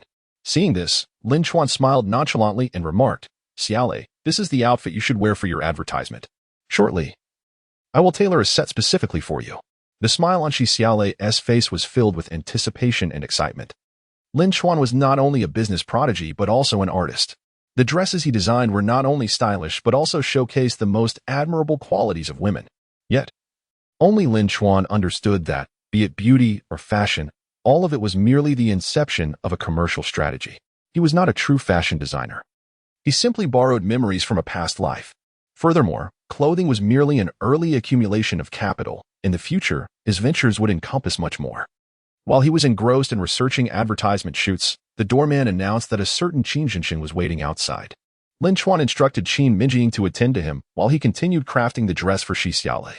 However, Qin Zhenshin was not alone. He had brought along Sun Guiqin. Upon seeing Sun Guiqin, Qin Mengying's expression darkened. Sun Guiqin, in her 30s, sported large waves in her hair, a floral top, flared pants, high heels, and heavy makeup, presenting a flamboyant appearance. In contrast, Qin Zhenshin appeared quite rustic. It was evident that they belonged to entirely different worlds. Upon encountering Qin Mengying, Sun Guiqin immediately commenced her flattery. "Oh Mengying, you are truly becoming more beautiful by the day. Where did you purchase that exquisite outfit?" Qin Mengying, however, was disinclined to engage in conversation. Sun Guiqin, extending her fingers stained by cigarette smoke, attempted to touch the garment, only to be thwarted by Qin Mengying. "What brings you here?" Noticing Qin Mengying's indifference, Sun Guiqin's expression remained unperturbed, while Qin Zhenshin coldly interjected, "I came with your sister-in-law to see you. Aren't you going to invite us into the factory for a visit?" Fearing that any further dialogue might provide fodder for ridicule, Qin Mengying instructed the guard to open the gate and lead them to the office. No sooner had they settled in than Qin Zhenshin began to posture. "Where is Lin Chuan? Have him come to see me." Chapter 83, Bewildered by Emotion. Qin Mengying, suppressing her growing ire, replied coolly, "Lin Chuan is quite busy and has no time. If you have something to discuss, please do so." Qin Zhenshin, eager to display his superiority in front of Sun Guiqin, coldly retorted, "I am his brother-in-law. No matter how busy he is, he must come to see me. It matters not what title he holds here. I hold the highest rank. He should come to see me and his sister immediately." Qin Mengying could no longer contain her frustration. She slammed her cup down on the table, her face stern as she declared, "He is the owner of the factory. You think he should come just because you say so? Furthermore, what sister-in-law? Who is my sister-in-law? Have I acknowledged your union? I made it abundantly clear yesterday that our Qin family will not accept her. Do I need to repeat myself?" Qin Zhenshin was left speechless, his face reddening. Sun Guiqin, however, remained composed, knowing all too well that Qin Mengying would never accept her. With a slight smile, she slowly remarked, "Mengying, is it really necessary for you to be this angry? I am aware that many in the village have spoken ill of us, but their words are mere fabrications. I stand with integrity. Let them say what they will. Jinxing and I are truly in love. He is honest and dependable, someone to rely on. At over 30, I have never found a partner. If we live together, won't our lives improve? As a sister, would you wish to see your brother remain single for a lifetime? I intend to spend my life with Jinxing, and your support would mean the world to us." Yet Qin Mengying remained unmoved by her insincere platitudes. With a cold laugh, she retorted, "Spare me your words. I am fully aware of your intentions. When my family was impoverished, why didn't you propose to live with him then? I remember distinctly when I went to my brother's house to fetch grain. Who was it standing at the village entrance, mocking us? I recall vividly your remarks about our family's misfortunes, claiming our ancestors were buried in the wrong place, that the Qins were a lineage of failures and paupers, and that my brother was destined to remain a lifelong bachelor, condemned to poverty. Now that you see I have established a factory and attained wealth, you suddenly profess to be in love with my brother? Have you no shame?" Sun Guiqin was left utterly speechless by the rebuke. The piercing gaze of Qin Mengying revealed her true intentions, which were easily discerned. She merely sought to leverage Qin Jinxing as a bridge to enrich her own coffers. Little did she know how difficult Qin Mengying could be to communicate with. Qin Jinxing could no longer contain himself. The remarks about Sun Guiqin struck him like daggers to the heart. Consumed by his infatuation, he suddenly rose, voice raised in a fervent shout. "Qin Mengying, do you still consider me your brother? Let me be clear. I intend to spend my life with Sun Guiqin. If you want me to marry her, you must provide me with 50,000 yuan." His voice echoed through the corridor, loud enough for all to hear. Lin Chuan, upon hearing this, feared for Qin Jinxing's impulsive actions and immediately set aside his work to rush to the office. In that moment, Qin Mengying, equally impulsive, struck her forehead in frustration and retorted at the top of her lungs, "I wouldn't give you even 5 yuan. Abandon that wish." The fury in Qin Jinxing's eyes seemed to ignite flames. He pointed an accusatory finger at Qin Mengying, exclaiming, "If you refuse, I shall demolish and set your factory ablaze. If you deny me happiness, then none shall find it." Qin Mengying leapt to her feet, defiantly challenging him, "Go ahead. Destroy it. Let us see if you have the courage." Nearby, Sun Guiqin wore a smug expression, relishing the sight of Qin Jinxing, so entranced, nearly coming to blows with his own sister. She eagerly awaited Qin Mengying's response regarding the money. Just then, Qin Jinxing raised a flower pot from the table, ready to smash it. At that instant, Lin Chuan's voice thundered from the doorway, "Put that flower pot down. It's worth a fortune.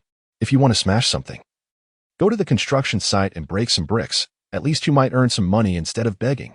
Upon Lin Chuan's appearance, Qin Jinxing's rage diminished significantly. Before Lin Chuan, he lacked the audacity to act out.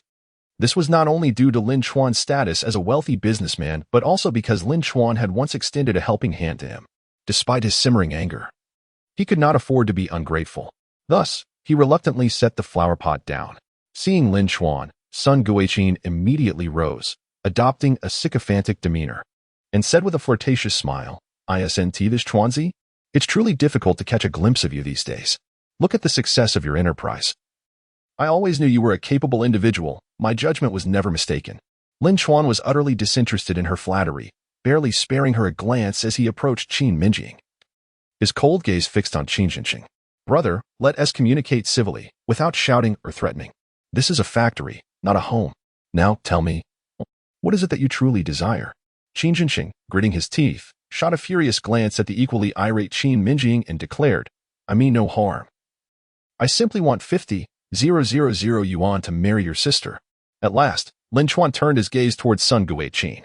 It was evident that she had been the instigator behind Qin Jinxing's demands. Qin Jinxing, lacking awareness, remained obliviously ensnared in her manipulations. Lin Chuan merely smiled indifferently and said, 50,000 yuan. No, I can offer you at most 5,000. That should suffice for a wedding." Qin Mengying felt as though Lin Chuan had lost his senses. Was he not pushing Qin Jinxing into a veritable abyss? Angrily, she retorted, "I won't contribute a single penny. If you have the funds, you should provide it." Just as Qin Jinxing hesitated, Sun Guiqin, with an air of shamelessness, leisurely remarked, "Oh my, with your stature as a prominent businessman, do you truly lack these few coins? Marrying Qin Jinxing would certainly bring honor to the Qin family. A proper wedding requires at least 3 rounds of toasts, along with 2 gold and 1 silver piece. My parents have raised me for so many years. I ought to receive at least 20,000 yuan as a token of kinship. We need to build a couple of brick houses, and subsequently, we must engage in some small business ventures. Surely, all of this requires funding. If you don't provide at least 50,000 yuan, I shall not cross the threshold. The earlier comments were directed at Lin Chuan and Qin Mengying, while the latter was clearly intended for Qin Jinxing. The demand for 50,000 yuan was non-negotiable. If not met, she would continue to create a scene. Qin Jinxing, genuinely apprehensive, adopted a tone of authority and said, "Chuanzi, your sister-in-law is correct. Marriage is not a trifling matter, and a banquet requires funds. 5,000 yuan is indeed insufficient. It must be 50,000. This was truly brazen.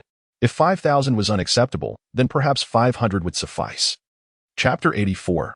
Grace and Confidence. Lin Chuan smiled coldly and replied, "Do you realize that my best worker earns only 70 yuan per month? The laborers on the construction site toil under the sun, earning merely 5 yuan for each brick they lay. When you demand 50,000, do you suppose I can print money? If you believe that 5,000 is excessive, then I shall offer you 500. Take it or leave it." Qin Jinxing attempted to interject, but Sun Guiqin, sensing Lin Chuan's unwavering resolve and recognizing the futility of negotiation, hastily declared, 5,000 it is, better than nothing. With Sun Guiqin's agreement, Qin Jinxing fell silent. Lin Chuan then instructed Qin Mengying to fetch the money. Qin Mengying outright refused, indignantly stating, "I have none. If you want it, you should give it." Lin Chuan leaned closer and whispered in her ear, 5,000 yuan to bring clarity to your brother's mind is a bargain. Hand it over to him, lest we create a farce here. Although uncertain of Lin Chuan's intentions, Qin Mengying opened the drawer, counted out 5,000 yuan, and unceremoniously placed it on the table. With the money in hand, she hurriedly left, vowing never to return, though Qin Jinxing felt a twinge of discomfort. He took the money for the sake of his love, only to have it snatched away by Sun Guiqin. "Thank you, Boss Lin, and thank you, Mengying. We shall be on our way now. Do arrive early for the wedding." With that, she dragged Qin Jinxing away, as if fearful that Lin Chuan might change his mind. Qin Mengying began to berate Lin Chuan. "Do you now believe you have an abundance of money, offering 5,000 so casually? This amount is surely insufficient." Lin Chuan too felt a pang of regret for the expenditure. Yet he calmly remarked, "Do you truly believe that Sun Guiqin desires to marry Qin Jinxing? She is merely exploiting him." At this point, Qin Jinxing is so infatuated with her that he is on the verge of losing his own identity, rendering him incapable of heeding our counsel. Once Sun Guiqin acquires the money, she will soon realize that Qin Jinxing will no longer be a source of financial gain for her. In the blink of an eye, she will cast him aside. Only then will Qin Jinxing comprehend that our intentions were for his benefit. After all, it is merely 5,000 yuan, a sum we can still afford. Qin Mengying sighed. She had no grounds to blame Lin Chuan. If there was anyone to fault, it was Qin Jinxing for his foolishness, knowingly jumping into a pit of fire. Lin Chuan patted his belly and chuckled. "All right, let us not dwell on this any longer. We should hasten to the market and prepare dinner. I am quite famished." Qin Mengying, both amused and exasperated, could only respond, "Fine, make sure to return home early." After securing the drawer and locking the door, she proceeded to the market. Dressed in a lovely sundress, she attracted glances from every direction. The attention was undeniable. Especially among the women, their eyes sparkled with envy. Those unaware might have mistaken her for someone returning from abroad. The attire was simply exquisite and exceedingly fashionable. Even the butcher's wife inquired, "Where did you purchase that dress? How much did it cost?" To this, Qin Mengying merely smiled. Yet, in her heart, she had never felt such profound satisfaction. After all, vanity is inherent to women. However, her own had been tempered by the hardships of her past. Back then, simply having enough to eat was sufficient, leaving her to admire others from afar. Now, with no worries about sustenance, she found herself the object of others' envy, a truly delightful feeling. Being envied could indeed transform one's demeanor and self-confidence. Qin Mengying sensed the widening chasm between herself and the ordinary, all thanks to Lin Chuan. Once Lin Chuan had crafted the sundress, she eagerly donned it. Twirling before the mirror, she grew increasingly enamored with her reflection, as if she had returned to her youthful days, her cheeks radiating a vibrant glow. She felt as though she stood at the forefront of fashion. Lin Chuan stood behind her, meticulously examining the dress, seeking flaws. However, Shi Xiaolei misinterpreted his gaze as admiration directed towards her. Lin Chuan, do you think I look beautiful? Her voice was soft and melodic, reminiscent of sweet nothings exchanged between lovers. Yet, Lin Chuan, oblivious to the underlying sentiment, replied, Indeed, this dress suits you splendidly. You can wear it for the advertisement shoot tomorrow. Also, please ask Tong Miaoshuan to inquire about the advertising rates from both the provincial and national stations. I wish to ensure comprehensive promotion at once. Shi Xiaolei felt a pang of discomfort, akin to choking on a hurried meal. I asked if I looked good. Not who else wore your dress. Can you not meet my gaze and tell me honestly, do I look beautiful? Only then did Lin Chuan grasp her intent. Of course. He understood Shi Xiaolei's feelings, but that was simply not feasible. He tactfully remarked, Of course, you are quite attractive. Otherwise, would I have suggested you for the advertisement? Perhaps you might instantaneously become a star, and in time, filmmakers will seek you out. Just as Shi Xiaolei contemplated prolonging the conversation, Yu Meiling fortuitously arrived. Upon entering, she lamented, Where is my dress? When will you have it ready for me? Lin Chuan smiled knowingly. Yu Meiling's arrival was indeed timely. He promptly responded, We'll complete it tomorrow. Today I must head home for dinner. My stomach is growling. Xiaolei, please check who is on duty tonight. We must expedite production and aim to exceed a daily output of 200 pieces.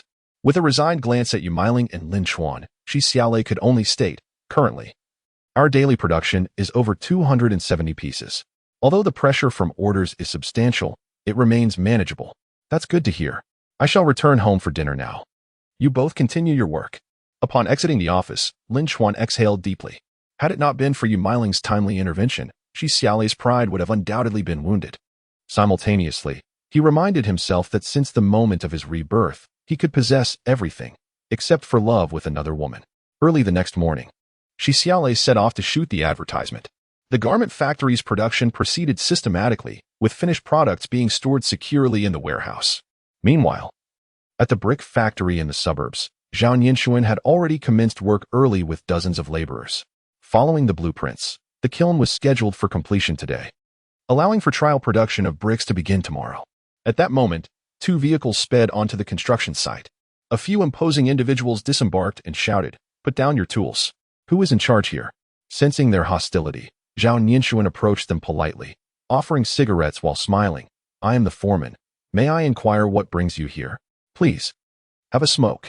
The leader, a square-faced man, brusquely pushed the cigarette away, glaring and coldly retorting, Spare me your pleasantries. We are from the management department. Who authorized you to operate a brick factory here? Do you possess a permit? Whose permission did you obtain? I demand you vacate the site immediately. Chapter 85. Trustworthy Zhao Ninshuan, recognizing the man's aggressive demeanor, opted to avoid provoking him further, responding with a smile, I am merely the contractor. You need to speak with our boss. I can call him right now and ask him to come and discuss this with you, if that is agreeable. The square-faced man sneered, It won't matter who you call. Without a permit, this brick factory cannot operate. Zhao Ninshuan promptly drove a tractor to the nearest phone to contact Lin Chuan. At that moment, Lin Chuan was in the garment factory's conference room, conducting a routine meeting with the management when Qin Mengying came to summon him for a phone call. An hour later, Lin Chuan arrived at the brick factory. The square-faced man, exhibiting a domineering attitude, questioned, Are you the owner of this brick factory? Engaging with such individuals through aggression proved futile. Yet one must not appear overly submissive, or they would perceive you as easy prey. Lin Chuan, maintaining a composed demeanor, replied coolly, What is it? Speak your mind. The square-faced man hesitated slightly, suddenly realizing that this young man seemed to possess a rather firm attitude. However, such individuals were not unfamiliar to Zhao Linsong. With an air of cold disdain, he inquired, Do you possess the necessary permits for establishing a brick factory here? Who authorized you to undertake this endeavor? Lin Chuan, unwilling to engage in futile banter, promptly presented the provincial brick factory's authorization documents, introduction letters, and the contracts affiliated with the branch factory to Zhao Linsong. After meticulously examining the documents, Zhao Linsong carelessly handed them over to his subordinate, dismissively stating, These documents are of no consequence. What I require is the permit for this location. Why should I concern myself with those? I simply ask if you have the permit from Huisher. At this juncture, Lin Chuan discerned the underlying motive. These individuals were deliberately seeking to provoke him, undoubtedly instigated by the Huisher brick factory, intent on monopolizing the substantial market profits. Consequently, They devised this ploy. Lin Chuan, maintaining his composure, retorted coldly, setting aside the matter of permits. On what grounds do you seize my documents? I demand you return them to me immediately. Zhao Liansong chuckled derisively, his gaze fixed on Lin Chuan with a brazen audacity. I now suspect your documents may be fraudulent. They are confiscated, and you shall cease operations at the brick factory. Depart from here with your associates at once, rather than react with anger. Lin Chuan found amusement in the absurdity of Zhao Liansong's threats. It was evident that Zhao was attempting to provoke him further, thereby justifying his refusal to allow Lin Chuan to proceed. Thus, Lin Chuan responded with serene confidence. Very well, I shall not indulge in trivialities with you. But remember this, whatever means you employ to seize my documents, you shall employ the same to return them. May I inquire your name? Zhao Liansong, with an air of disdain, retorted, remember well, I am Zhao Liansong, and let me be clear, this will not happen. As long as I am here, you shall not operate this brick factory. His tone exuded in arrogance, as if everything were subject to his decree. Lin Chuan merely nodded, turning to Zhao Nianchuan, instructing, you all take a break for now. We shall resume work this afternoon. I need to make a phone call.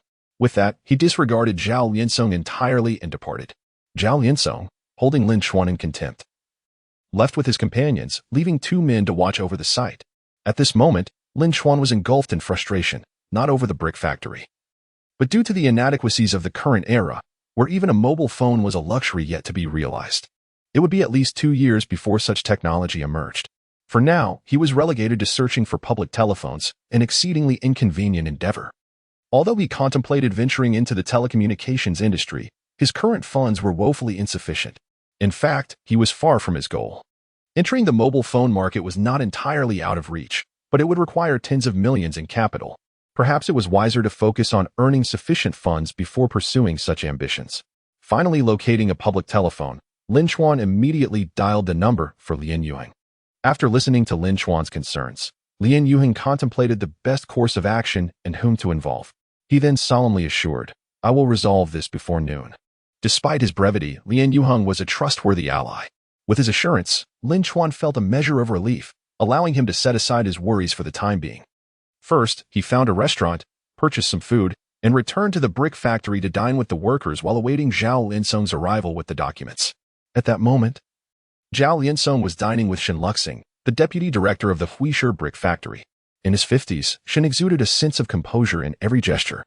Whether speaking or listening, a smile lingered in his eyes. He poured Zhao Liansong a glass of wine and said slowly, Old Zhao, they possess legitimate documents. And the provincial brick factory has indeed been permitted to establish a branch here. Lin Chuan has some connections. Zhao Liansong understood the implication in Shen's words. He was concerned that Zhao might overstep and create complications later. However, Zhao Liansong dismissively chuckled. What of connections? This is Huisher, not the provincial capital. It all depends on my disposition. If I permit him to act, he may. If I do not, no one can prevail. Old Shen, rest assured. Given our friendship, I will ensure that this remains clear. Huisher will have only your brick factory, and no one else shall enter. Well, with your word, Old Zhao. I am content. Let's drink. By the way, I recently had some fine cigarettes procured. Take a few packs back with you. Zhao Liansong laughed heartily. You know I enjoy smoking, so I shall indeed take some. Just as they were merrily drinking, one of his subordinates, drenched in sweat and in a state of urgency, rushed forward, saying, Brother Zhao, you must return to the office immediately. The boss is furious. A senior executive from the management department has called the boss and demanded that you return the documents at once. The boss has already arranged the approvals for you to deliver them back. What? Zhao Liansong was so startled that his chopsticks fell to the ground. His previously imposing demeanor replaced by sheer terror and disbelief. Shen Luxing stood there, mouth agape in shock. It seemed they had truly provoked someone they should not have. The subordinate continued, Director Shen, our boss has also stated that your company is selling semi-hard bricks, disrupting the market, and has instructed you to apologize to Lin Chuan at once. Cold sweat broke out on Shen Luxing's brow. The fact that even the head of the management department was so enraged was beyond his control now. He could no longer concern himself with Zhao Liansong's fate and promptly excused himself to report back to the boss. Meanwhile, Zhao Liansong felt his legs weaken, but he persevered and rushed back to the office. Inside the boss's office, Zhao Liansong was mercilessly berated. The boss slammed the desk in fury. Who allowed you to act so arrogantly? Who gave you permission to visit the brick factory? Do you think Huisher can no longer accommodate you? Tomorrow, you can be the president, and I shall be your subordinate. Now, you are to return to the brick factory at once. I do not care if you kneel or bow. If Lin Chuan does not forgive you, you shall never show your face here again. Chapter 86. Slapping one's own face. Zhao Linsong was left utterly humiliated by the boss's tirade, unable to lift his head, all for a few packs of imported cigarettes and a fragile connection. He had found himself in a dire predicament. Had he known that Lin Chuan was so formidable, he would not have dared to engage in such bravado. The president forcefully slammed the already prepared permit onto the table, gritting his teeth as he commanded, "You must deliver this permit to Lin Chuan immediately. If you fail to gain his forgiveness, you shall bear the brunt of the consequences. Now, leave my presence." Zhao Linsong hastily took the permit. And as he turned to leave, he felt as though a mountain weighed heavily upon him. Upon arriving at the construction site, he found Lin Chuan dining with the workers. Approaching Lin Chuan like a dog, Zhao Linsong bowed deeply, a forced smile plastered across his face as he presented the documents and permit with both hands. He disregarded the onlookers, abandoning any sense of dignity. In a faltering voice, he stammered, "Boss Lin, I failed to recognize your stature. Here are the permit and documents I brought back for you. Today, it is entirely my fault, and I regret coming to your brick factory. Please forgive me this once and refrain from putting pressure on our CEO. We will have future interactions, and I promise to heed your instructions. What do you say?" Listening to his insincere apology, Lin Chuan barely lifted his eyelids. After casually accepting the documents and placing them into his briefcase, he coldly remarked, "Let me offer you a piece of advice. When you wish to challenge someone, ensure you possess the strength to handle the situation. Otherwise, you may end up slapping yourself in the face. Does that not hurt?" Zhao Linsong was reluctant to hear such words, yet he complied, saying, "Indeed, indeed. I shall remember your words, Boss Lin. I want to keep you from your meal or work any longer. I take my leave, and I thank you for your forgiveness." Lin Chuan merely cast a dispassionate glance at Zhao Linsong's retreating figure. Such a man speaks insincerely. Despite his current pleasantries, given the chance, he could bring you to ruin. For now, Lin Chuan chose to forgive him, but should he dare to provoke again, there would be no mercy shown. Zhao Linsong shared this sentiment. Though he could retaliate now, he resolved to bide his time. The brick factory could finally resume operations. Witnessing Lin Chuan's formidable presence invigorated the workers, inspiring them to labor with renewed vigor. Lin Chuan discussed the details of the blueprints with Zhao Ninshuan before hastily returning to the city. The 2,000 square meters of temporary factory space would be ready for use in just 2 days, with only the exterior cement remaining. Lin Chuan made his way to the sewing machine section of a department store, intending to purchase several machines. In this era, state-run shops dominated, and any sought-after goods were surrounded by a diverse crowd. The transition to a free trading model meant that many items no longer required tickets for purchase. Particularly in urban areas, as people acquired wealth, they sought to furnish their homes, a hallmark of prosperous households. Navigating through the throng, Lin Chuan smiled at the female attendant behind the counter and said, "Hello, comrade. I would like to buy a few sewing machines. Can you deliver them to my home?" The attendant chuckled, regarding Lin Chuan as though he were from the countryside, responding, "Do you think that is possible? We do not offer delivery services. Even if you were purchasing dozens of machines, you would have to collect them yourself." Lin Chuan had long grown accustomed to such customer service attitudes. With a casual smile, he remarked, "What if I were to purchase 500 units? Would you deliver?" As his words resonated, the surrounding crowd fell into an immediate silence, gazing at Lin Chuan as if he were a curious spectacle. To buy 500 sewing machines in one go seemed absurd. The attendant, momentarily flustered, retorted with a sharp tone, "Are you attempting to insult my intelligence? I am a legitimate employee of this establishment, part of a larger collective. Your nonsensical chatter here is nothing short of brazen disrespect." While the attendant fervently defended her dignity, Lin Chuan began to stack bundles of cash from his briefcase onto the counter. Instantly, her words faltered.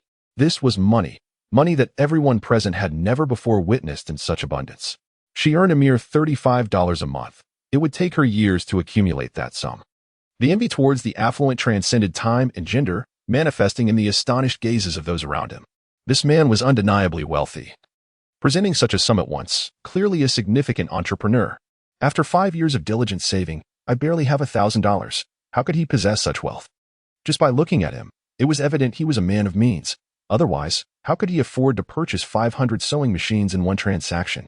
At that moment, Lin Chuan pushed the money closer to the attendant and, with a serene smile, stated, "I genuinely wish to purchase these sewing machines. There is no intention of disrespect. Given the quantity, I simply inquired about the possibility of delivery. His words left the attendant blushing, filled with remorse. Please hold on. I cannot make this decision alone. I shall consult the manager. Shortly thereafter, the attendant returned with a bespectacled middle-aged man. He extended his hand to Lin Chuan, then warmly smiled. Your request can certainly be accommodated. This evening, we have 500 sewing machines arriving, and I can arrange for them to be delivered directly to your factory. That would resolve the matter, wouldn't it? Our colleague here is still quite new and may have spoken inappropriately. I hope you can overlook that. Lin Chuan, unfazed by the attendant's earlier remarks, replied with a calm smile. Not a problem at all. Please issue me an invoice, and I will provide an address for the delivery. The attendant cast a grateful glance at Lin Chuan, relieved that he had not held a grudge. Otherwise, she would have faced the manager's wrath. In the evening, the manager personally delivered the 500 sewing machines to the garment factory, accompanied by skilled technicians for installation. They toiled into the late hours, ensuring that all machines were set up and arranged within the factory. As the bright lights illuminated the orderly rows of production lines, a radiant aura of prosperity emanated from them. Touching one of the pristine sewing machines, Lin Chuan felt a clearer vision of future business developments taking shape. Everything was progressing in a favorable direction, and he was already devising solutions for challenges he had encountered in his past life, with a central focus on the industrial chain. Never shall I be constrained or oppressed by others. The garment factory's industrial chain comprises raw materials, fabrics, clothing production, and sales, alongside other sectors like construction and machinery manufacturing. However, the foremost priority remains the expansion of capital accumulation. While Lin Chuan contemplated these matters, a commotion erupted outside. Chapter 87. Corporate Development. Lin Chuan withdrew his thoughts and slowly exited the factory, discovering that workers at the entrance were embroiled in a heated argument with several individuals who had come to purchase food. One female worker expressed her dissatisfaction. Yesterday, rice was just 10 cents a bowl, and today it has doubled to 20 cents. You are truly unscrupulous. Another worker chimed in with indignation, and the tofu, which was 15 yuan a plate yesterday, has now skyrocketed to 2 yuan. How little do we earn in a month? The others joined in, voicing their grievances. Indeed, buns were 2 cents yesterday, and now they are 3. The filling is disappointingly scant. This is clearly a scheme to exploit us. Another added. Even the kanji from that place has seen a price increase. We can hardly afford this. Lin Chuan soon grasped that the workers, hungry at night and without packed meals, were compelled to buy food. The sellers were small restaurants near the factory, seizing what they perceived as an opportunity to raise prices and earn extra profit. However, the attitudes of these sellers, both men and women, were appalling. Particularly, a bald man in a white chef's uniform, with a face full of disdain, retorted, "If you can't afford it, then don't eat. This is the price. Take it or leave it. It's not our stomachs that are going hungry." A woman beside him, holding a bamboo basket, sarcastically added, "We're not resting this late to cook for you, without some compensation for our labor. Others charge less and don't even deliver." The bald man, puffing with pride, boasted as he patted the food in his box, "This is the price. And if you have the means, don't eat. If you starve, no one will care." The words grew increasingly offensive, and Lin Chuan felt anger swell within him. It was no wonder that the future market would witness fierce competition and substantial eliminations. Such individuals had no understanding of what business truly entailed, solely chasing immediate profits. With this in mind, Lin Chuan interjected calmly, "Everyone, cease your quarrel." Upon recognizing their employer, the crowd dispersed to the sides. Lin Chuan approached the sellers and said indifferently, "I will take all of this food. Calculate the total." The bald man, casting a triumphant glance at the female workers, smugly proclaimed, "See? Your boss knows how to handle things. If you don't eat our food, whose will you consume? You have no choice but to eat ours. Don't think that raising the price by a few cents is a big deal. This is business. Whether you buy or not, you still need to buy." The workers seethed with indignation at these remarks, yet out of respect for Lin Chuan, they refrained from retaliating verbally. Meanwhile, Lin Chuan maintained a composed demeanor, his face adorned with a serene smile. The total for all the food amounted to less than 50 yuan. As Lin Chuan handed over the money, he turned to the workers and casually remarked, "Actually, having a late-night snack is perfectly fine. Tomorrow, over 500 workers will be coming to the factory, so everyone can find some time for a bite this evening. I will treat you all tonight, so don't just stand there. Hurry up and eat so we can get back to work." The speaker's words were meant to be lighthearted, but the listeners took them to heart. A few of the food vendors pondered that with such a crowd at the factory, they would need to prepare extra food for sale tomorrow. If possible, they thought. They might even raise their prices, as the workers would have no choice but to buy. The female workers, unaware of Lin Chuan's intentions, accepted the food with gratitude and returned to their tasks. The following morning, Lin Chuan summoned Qin Mengying and Yu Miling to his office. I will have Zhao Ninshuan construct a simple kitchen by the new factory building. You two should find a few cooks. Starting today, our factory will provide meals for the workers. Yu Miling immediately shook her head in opposition, saying, Are you just burning money? They all bring their own meals. Why supply them with food?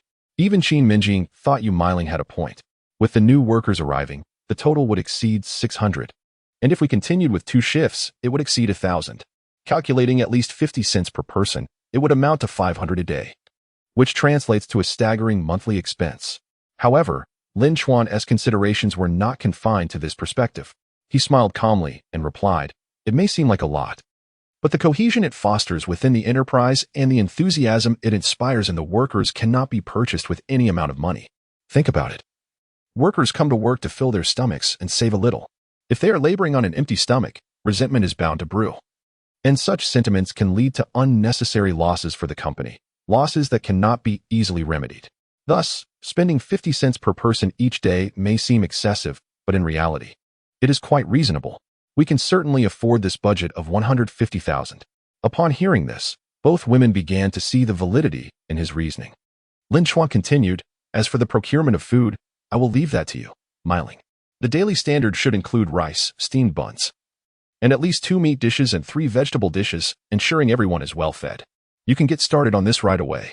Without hesitation, Yu Miling stood up to attend to her tasks. Lin Chuan then turned to Qin Mengying with a smile. Since Shi Xiaolei will take a few days to return from filming advertisements, please instruct the human resources staff to make arrangements for the new workers starting today. I will call the textile factory shortly to ensure they ramp up fabric production. Qin Mengying had no objections and promptly got to work. Lin Chuan then called Yuan Meiqing, who was currently engrossed in a book on textile technology. Upon receiving his call, she cheerfully exclaimed, I now understand how to spin thread. It turns out to be quite simple. Lin Chuan couldn't help but find her enthusiasm both amusing and endearing. To maintain her motivation, he offered her some praise. Indeed, it is commendable that you have swiftly mastered the art of spinning yarn. Your progress surpasses that of my initial attempts. Continue your diligent efforts, for I hold great faith in your potential. Yuan Meiqing, feeling a touch of pride, responded, Need you even say it? I am quite clever after all.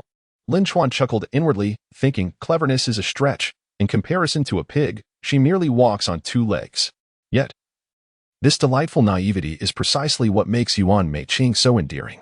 He replied with a smile, Yes, you are indeed clever. Please inform the team to continue the production of cotton fluff. I shall arrange for the current stock to be transported here promptly, as I am in urgent need. Very well, I shall make the arrangements at once. No sooner had the call ended than Zhao Ninshuan reached out, sounding quite exasperated. Boss, the brick kiln has been erected. But we face a dilemma. We cannot procure the fuel. I have made several calls to the fuel sales department, but they claim there are no unplanned supplies available. Without fuel, our bricks cannot be fired. Chapter 88. What is he worth? Lin Chuan had anticipated this issue long ago. In this era, the majority of energy resources are allocated for urban electricity supply, used by both enterprises and the public, all within planned limits. The concept of free individual transactions, such as negotiating energy prices, had yet to fully materialize.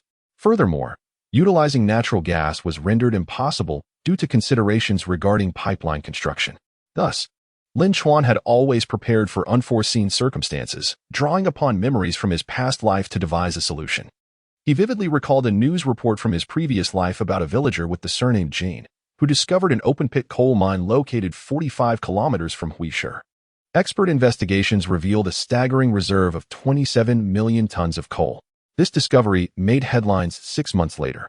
With this thought in mind, Lin Chuan calmly reassured Zhao Ninshuan. There is no need to rush the production. The bricks from the demolition site will suffice for now. I will handle the fuel situation. Just focus on completing the brick kiln. Zhao Ninshuan uttered not a word of dissent. He placed greater trust in Lin Chuan than in himself. At that moment, Lin Chuan glanced at the time, determined to visit Jinjiagu within the next few days. As night fell, the workers for the night shift began to arrive. and the inventory in the warehouse was being rapidly transported away. As the factory expanded, the speed of order fulfillment naturally increased. A flurry of remittance slips arrived like falling snowflakes, causing Qin Mengying's fingers to ache from tallying. Even so, Qin Mengying felt an overwhelming sense of satisfaction and happiness. Today, we received a total of remittances, and after deducting various expenses, our pure profit amounts to. Lin Chuan remained unfazed by the monetary gains, viewing them as trivial. He believed it wise to reserve his excitement for when substantial profits were realized. He simply smiled nonchalantly and said, "All right. Deposit all the funds into the factory's account for daily expenses. With the increase in workers, the management department must start to become more structured. This can wait until Xiaole returns. It's getting late. You should head home to prepare dinner for the children. I will return later." Lin Chuan was also eager to taste the culinary creations of the esteemed chefs and assess their flavors. As midnight approached, Lin Chuan lined up with the workers for their meals. The workers praised the factory's provision of food as a remarkable benefit. "I told you I made the right choice coming to this factory. In my previous workplaces, who would ever provide meals? Even when they did, you had to purchase meal tickets with your own money. Where can one find free meals? Just look at the generosity of our boss. We are fortunate to earn a living, enjoy complimentary meals, and our boss is handsome and kind. I might just fall in love with him."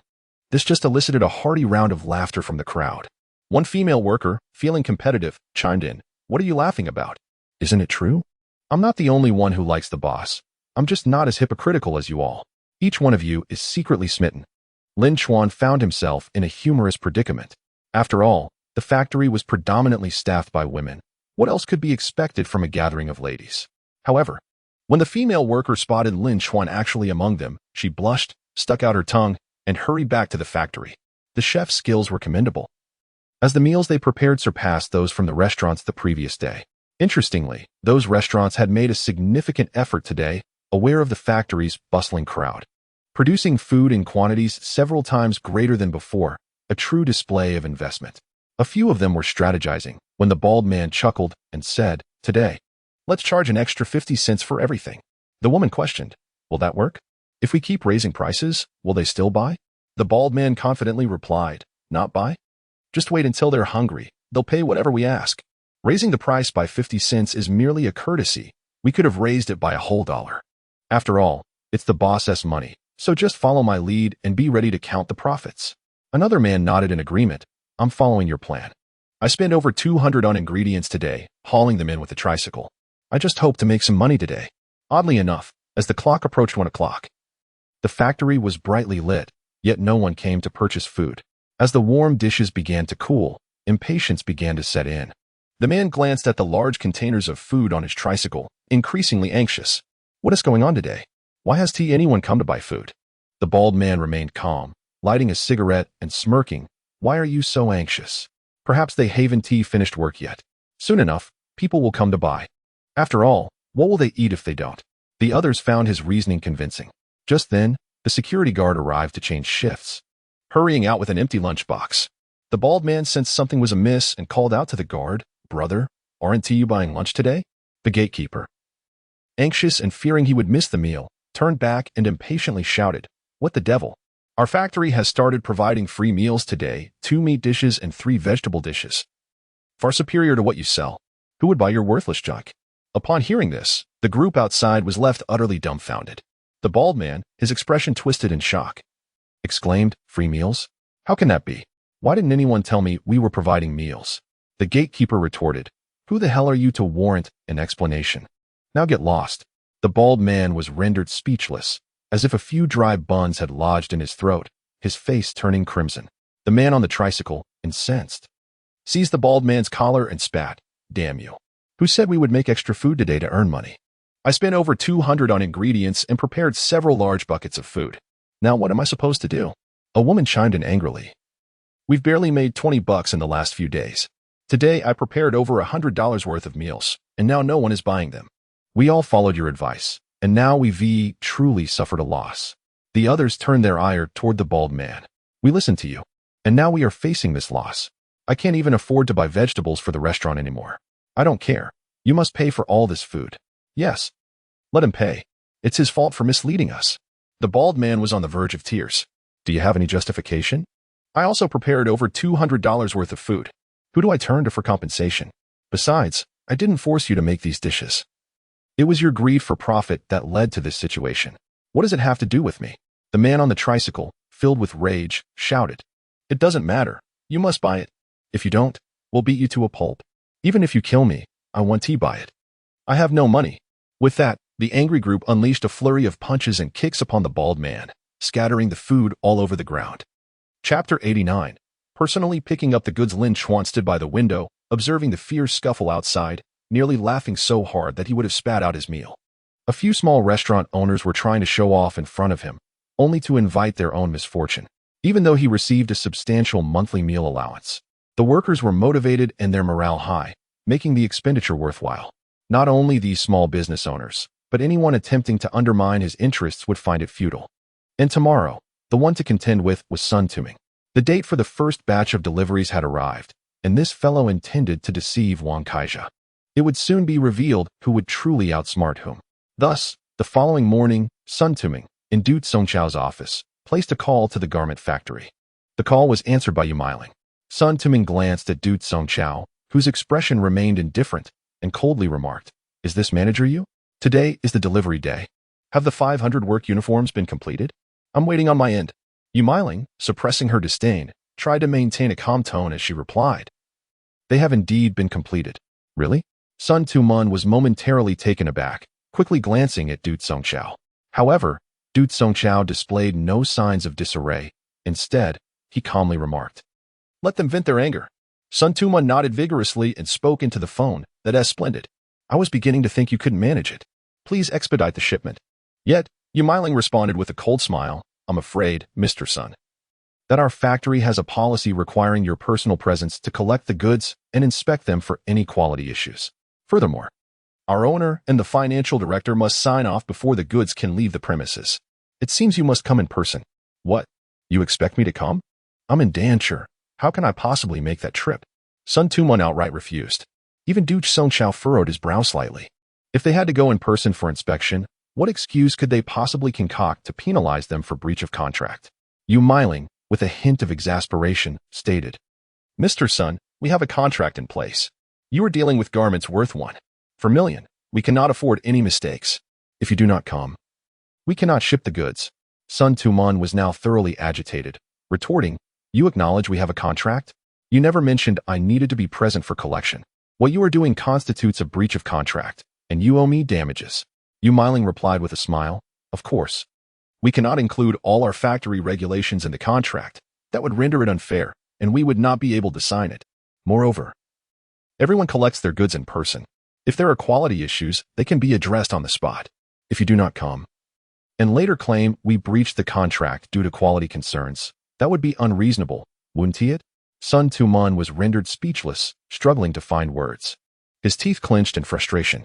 Beside him, Du Songchao remained tense, his gaze icy and filled with disbelief. It was evident that his scheme had been uncovered by Lin Chuan, leaving him with no recourse.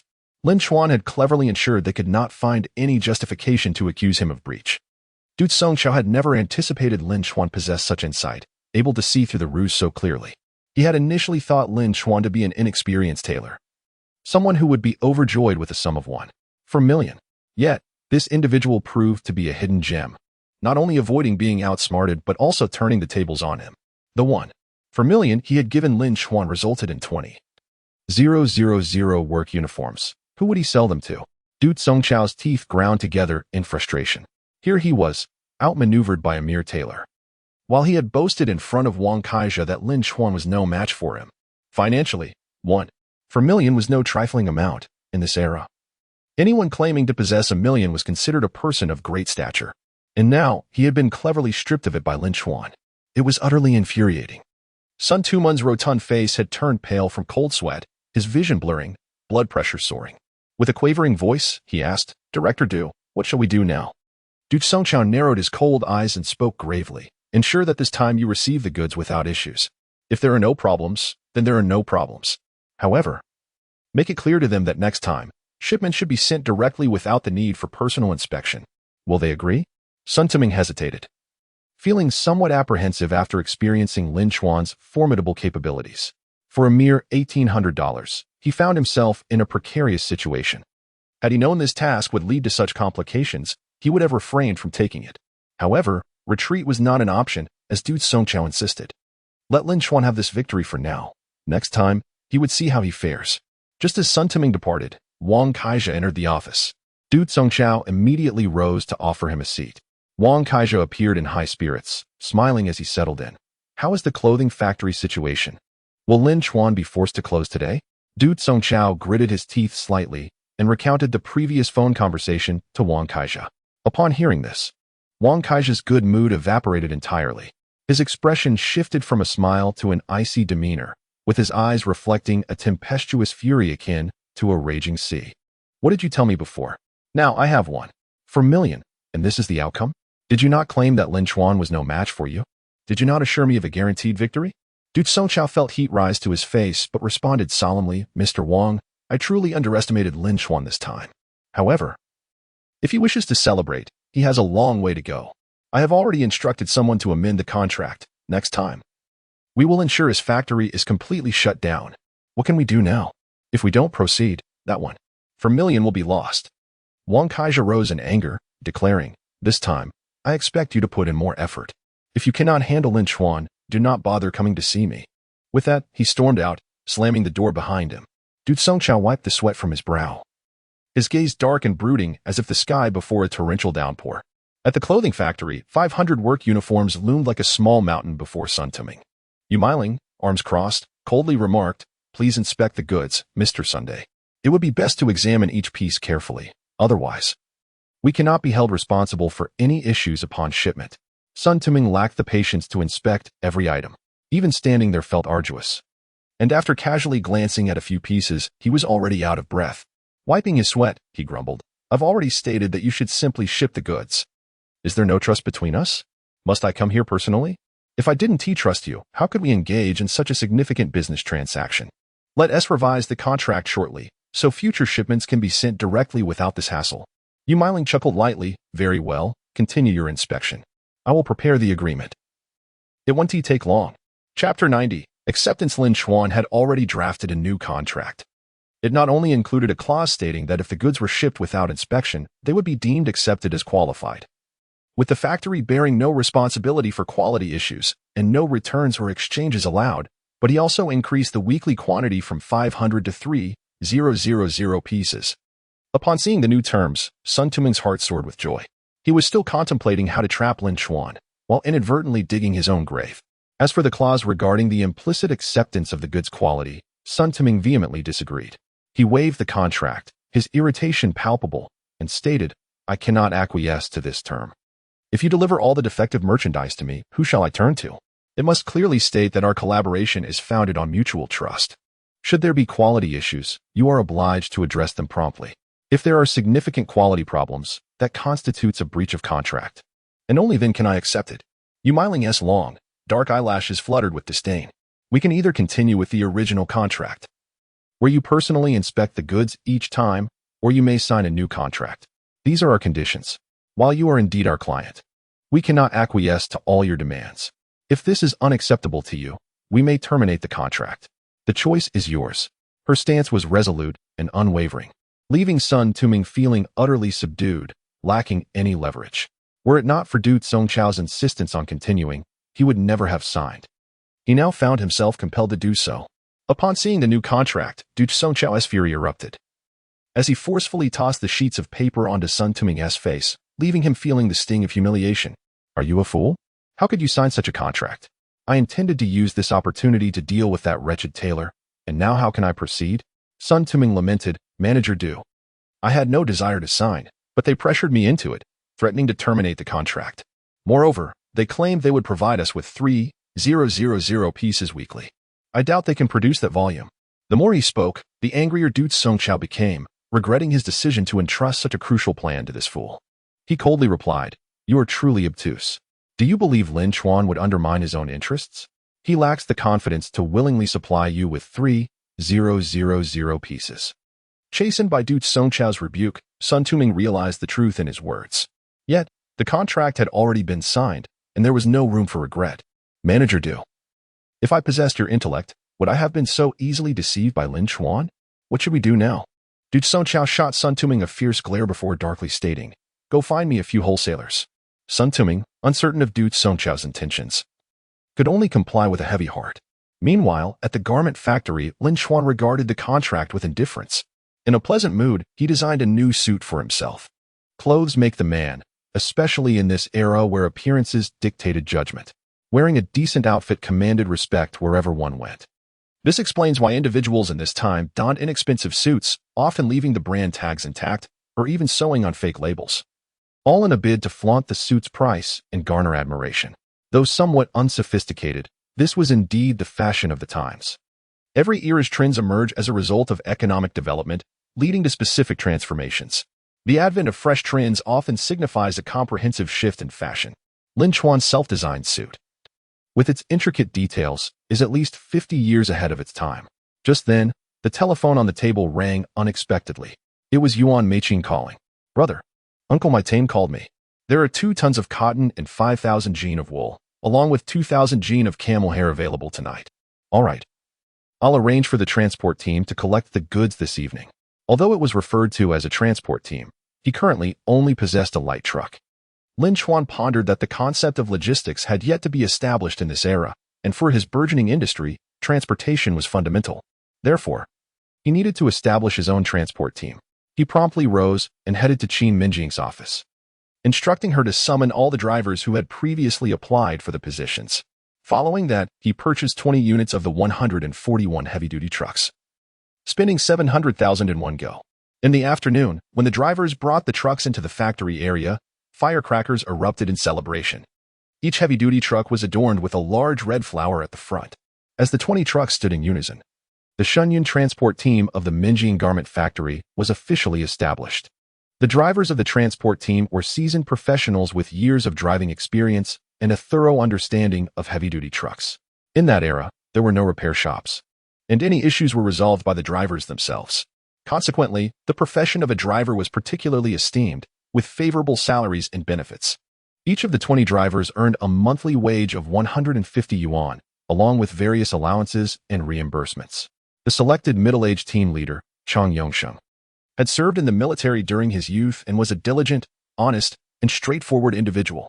Lin Chuan warmly shook his hand and cheerfully stated, "Master Chang, I entrust this transport team to you from now on. Please put in the effort, and feel free to request anything you need." Chang Yongsheng, with a sincere smile, replied, "There's nothing we need. We are all experienced hands here, equipped with our tools, and everyone is genuine.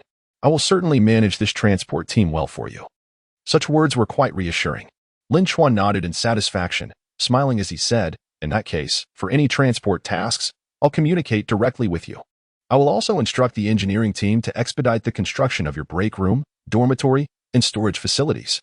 It was now noon, and with our own kitchen providing free meals, let us go and eat. Chang Yoshing found Lin Chuan to be an admirable boss, grounded and unpretentious. In stark contrast to the previous employer, whose words were often laced with sharpness and denied access to the break room. Moreover, this boss demonstrated substantial capability, having spent 700,000 on 20 of the latest 141 heavy-duty trucks. To be able to allocate such a sum signifies an impressive individual. At a young age, Lin Chuan possessed such strength, assuring a promising partnership in his endeavors.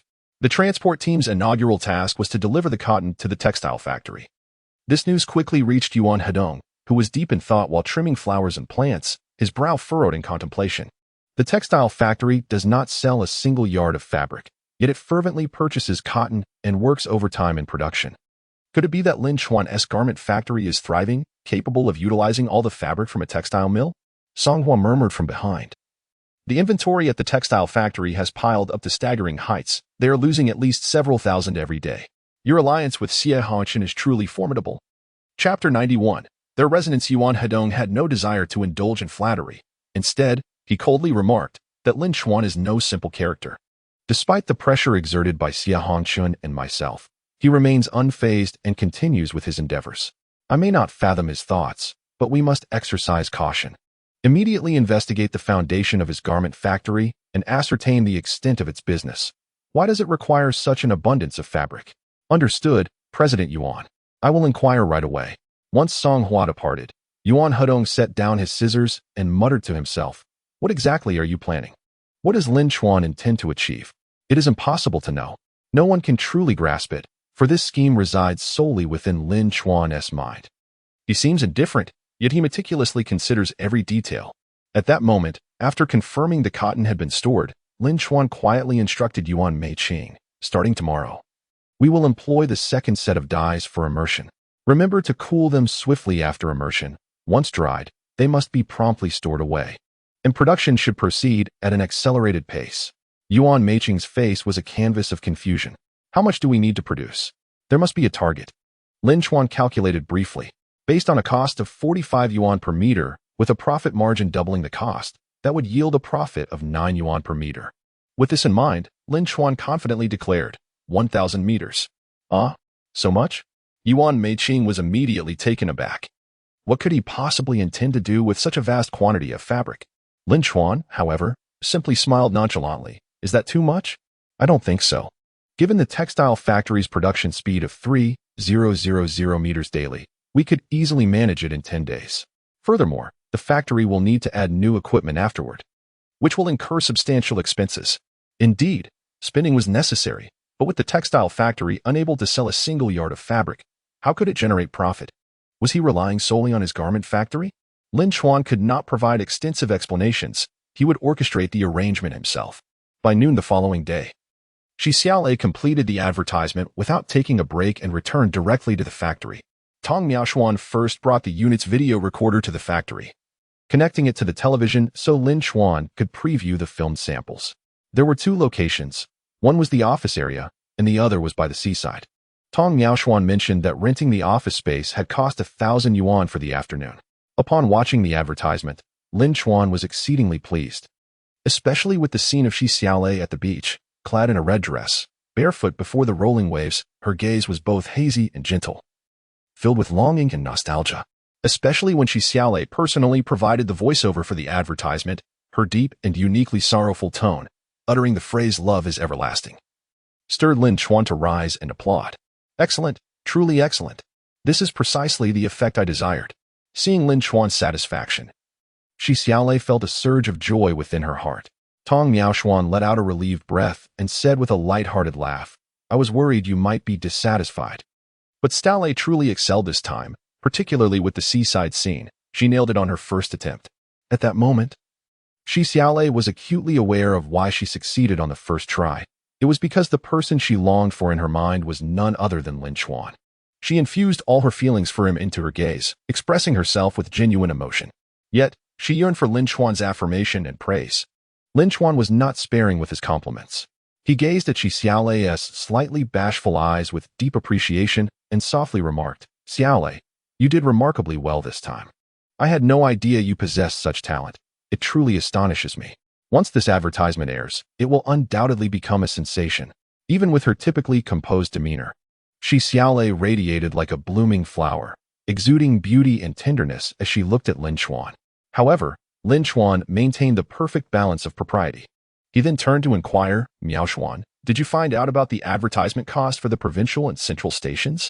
While organizing the tapes, Tong Miaoshuan replied, "Yes. The provincial station charges 200,000 for 2 daily broadcasts, while the central station's fee is 500,000, both during prime time. The prices are acceptable." Lin Chuan nodded in agreement. "Good. Please contact them immediately. We shall commence this advertisement in a week, and let us start airing it on the municipal station tonight." "No problem. I can hardly wait to see this advertisement on every television." He thought similarly, knowing that airing the advertisement would yield a wealth of returns and profits. "All right. You all must be tired. Xiaolei, treat everyone to a meal, and then make sure to get some rest. There is much work awaiting you." In truth, Shi Xiaolei wished to linger with Lin Chuan a while longer, to bask in his praise. However, as soon as he finished speaking, he left the office, leaving her no opportunity to respond, which left her feeling quite disheartened. The advertisement aired punctually before the 6 o'clock program preview, a 30-second clip featuring innovative concepts, poignant wording, and Shi Xiaolei's graceful form, particularly in that red dress, which immediately caused a sensational uproar in Huisher. Countless women found themselves enamored with the dress almost instantly, perceiving it as fashionable and delightful. The advertisement's tagline resonated deeply with every woman who had endured suffering for love. Even Qin Mengying, upon hearing the tagline, felt a profound connection and leaned into Lin Chuan's embrace. This was precisely the effect Lin Chuan sought. An advertisement, after all, must first evoke a sense of resonance among its audience. In this era, women have yet to attain complete equality with men. Emotional matters have long been influenced by traditional notions of social standing and compatibility. Despite the continuous advocacy for free love, familial arrangements still dominate the landscape. Every woman harbors profound emotional memories. I have persistently endeavored to redeem my past, traversing through the sands of time. Love, indeed, is an endless journey. This sentiment has brought tears to the eyes of many women who come across advertisements, particularly those who are still fervently clinging to their romantic ideals. Their current desire is to don that dress symbolizing their cherished memories, concealing the essence of their past affections. Moreover, when Wang Kaizha beheld the captivating image of Shi Xiaolei on television, a sudden pang of sorrow gripped his heart. How could he have overlooked the idea of having her star in an advertisement? Shi Xiaolei is strikingly beautiful, and her allure is magnified on screen. Wang Kaizha silently vowed to reclaim Shi Xiaolei for himself. The following morning, a throng of hundreds gathered at the entrance of the garment factory, all inquiring about the red dress. Meanwhile, the phones in the office were nearly overwhelmed with calls, all seeking to order the dress. Yet, Lin Chuan remained quietly in his office, attending to his suit. This tranquility was abruptly interrupted when Qin Mengying stormed into the office. Chapter 92. A new business venture. The calls are incessantly pouring in for dress orders and professional attire. The phones are almost at capacity, while professional attire is manageable. We only have 2 dresses in total. Lin Chuan set down his needle and thread, responding with a calm smile. Production is more than feasible at this moment, and a tense market is actually advantageous. You need not worry. Other garment factories are unable to produce, leaving them in a state of frustration. His confidence stemmed entirely from the dyeing technique he employed. The colors of the fabrics he produced are exceptionally natural, and the textile technology is remarkably intricate. Although other factories can produce colored fabrics, the quality pales in comparison. Even Xia Hongqian from the Lin Wanyu textile factory acknowledged the superior color of the dress fabric showcased in the advertisement, leading him to unleash his frustration on the technical department. Look at the colors of their dyed fabrics. They are stylish, beautiful, vibrant, and natural. What do you call the products you produce? They appear gaudy and fade upon washing. I am telling you now, with this advertisement, fabrics of similar quality will undoubtedly soar in popularity. I don't care what methods you employ. Develop this dyeing technique immediately. Had Lin Chuan heard this, he would have undoubtedly laughed heartily. The dyeing technology he utilized had been developed over 40 years later. With an investment of 700 million in his previous life and 2 years dedicated to its successful creation, could it truly be developed by one utterance from Xia Hongqian? Of course, certain chemical elements can only be substituted for now, as the development of chemical elements in this era has not yet reached that pinnacle. There are numerous elements that must be extracted from plants. However, this task is not daunting. Lin Chuan had already devised a plan. Once he resolves the coal mine issues in Zhenjiakan, he can turn his attention to this endeavor without delay. Thus, he confidently stated, I have instructed Master Chang to transport the fabrics. Today, we shall set up a production line dedicated exclusively to manufacturing dresses. Qin Mengying was preoccupied with thoughts of pricing. How much shall we sell the dresses for? I only know that the cost of a dress is 15 yuan. Selling it for 169 yuan. She was taken aback by this price. The profit margin exceeded 11 times the cost. An ordinary worker would need to save for 3 to 4 months without eating or drinking to afford one. For many, it would be entirely out of reach. Are you truly certain about selling at this price? Lin Chuan's gaze remained resolute, unwavering in his conviction. I have already invested over 1 million in advertising. When accounting for that, the cost per dress is no longer merely 15 yuan. Moreover, I aim to create a luxury brand accessible only to a select few. Not just ordinary garments like cropped pants that anyone can wear. This is also crucial for our brand identity. The dresses are intended for educated, successful women, not for market vendors. If someone with an unflattering figure wears them, it tarnishes our brand image. Yet, you need not worry about the sales at 169. Once all the television stations air the advertisements, I anticipate needing to add dozens more production lines. Upon hearing Lin Chuan's analysis, Qin Mengying began to comprehend the underlying principles. She had never considered the significance of brand image in clothing. Meanwhile, at Yuan Hedong's residence, he felt increasingly restless. At that moment, Songhua remarked, The clothing factory's business is exceptionally thriving, especially after last night's advertisement. Now, customers are queuing to purchase and place orders. Clearly, the fabric produced by the textile factory is insufficient for the clothing factory's needs. Yuan Hedong stood up and began pacing, feeling a profound sense of oppression. The clothing factory not only avoids losses, but also maximizes profits by stimulating the textile factory. Consequently, the textile factory need only satisfy the clothing factory's demands, rendering other clients unnecessary. The more Yuan Hedong reflected, the more agitated he became. Lin Chuan had indeed crafted an impressive industrial chain. This individual was undeniably skilled. If he were to maintain control over the textile factory, Yuan Hedong would never see a profit in his lifetime. With this thought, he abruptly turned and coldly instructed, "Find someone reliable, a good negotiator, to approach Yuan Mengying at the textile factory. We must acquire the fabrics they produce at all costs. Without fabric, Lin Chuan's clothing factory will be unable to produce anything. In due time, we can sell the acquired fabrics to him at a premium." Song Hua considered Yuan Hedong's strategy of cutting off the supply line to be astute. However, he still harbored some doubts. President Yuan Mengying is currently quite obedient to Lin Chuan. It is unlikely she would sell us the fabrics without Lin Chuan's approval. Yuan Hedong, with a cold chuckle, remarked, "In this world, there exists no unbreakable alliance. All it takes is to sow discord between Yuan Mengying and Lin Chuan, and we shall naturally reap the benefits." Song Hua erupted in laughter, exclaiming, "Mr. Yuan, you are truly remarkable. I shall arrange for an eloquent individual to initiate contact with Yuan Mengying at once." Yuan Hedong reveled in his own cunning, finding Lin Chuan rather naive in comparison to his own shrewdness. At that moment, within the garment factory, a group of men with southern accents arrived at the sales department. Lin Chuan was engaged in discussions with Yu Meiling regarding order acceptance when the newcomers appeared. Yu Meiling courteously addressed them, "Hello, how may I assist you?" The leading figure, a gaunt middle-aged man, smiled and introduced himself, "Greetings. I am Xing Yiheng. We hail from the largest wholesale market in the south, and we hold your factory's work attire in high regard. We wish to take advantage of our visit to Huishi to procure a batch for our return." Yu Meiling was quite pleased with the prospect of business. Yet Lin Chuan harbored reservations. The textile industry in the south had advanced at least 5 years ahead of Huishi, and their fashion scene was flourishing. Although they lacked superior designs, they were adept at imitation and saw no necessity to purchase goods here only to sell them back in the south. Lin Chuan remained silent, focusing on the orders while keenly listening. When Yu Meiling inquired about their desired quantity, Shang Yiheng conferred briefly with his companions before responding, "Given the considerable distance, shipping costs are rather high. If we take a small number, there won't be much profit, so each of us intends to procure 2,000 pieces, totaling 10,000 pieces for our group." Faced with another substantial order, Yu Meiling, determined to avoid a repeat of previous complications, turned to Lin Chuan for guidance.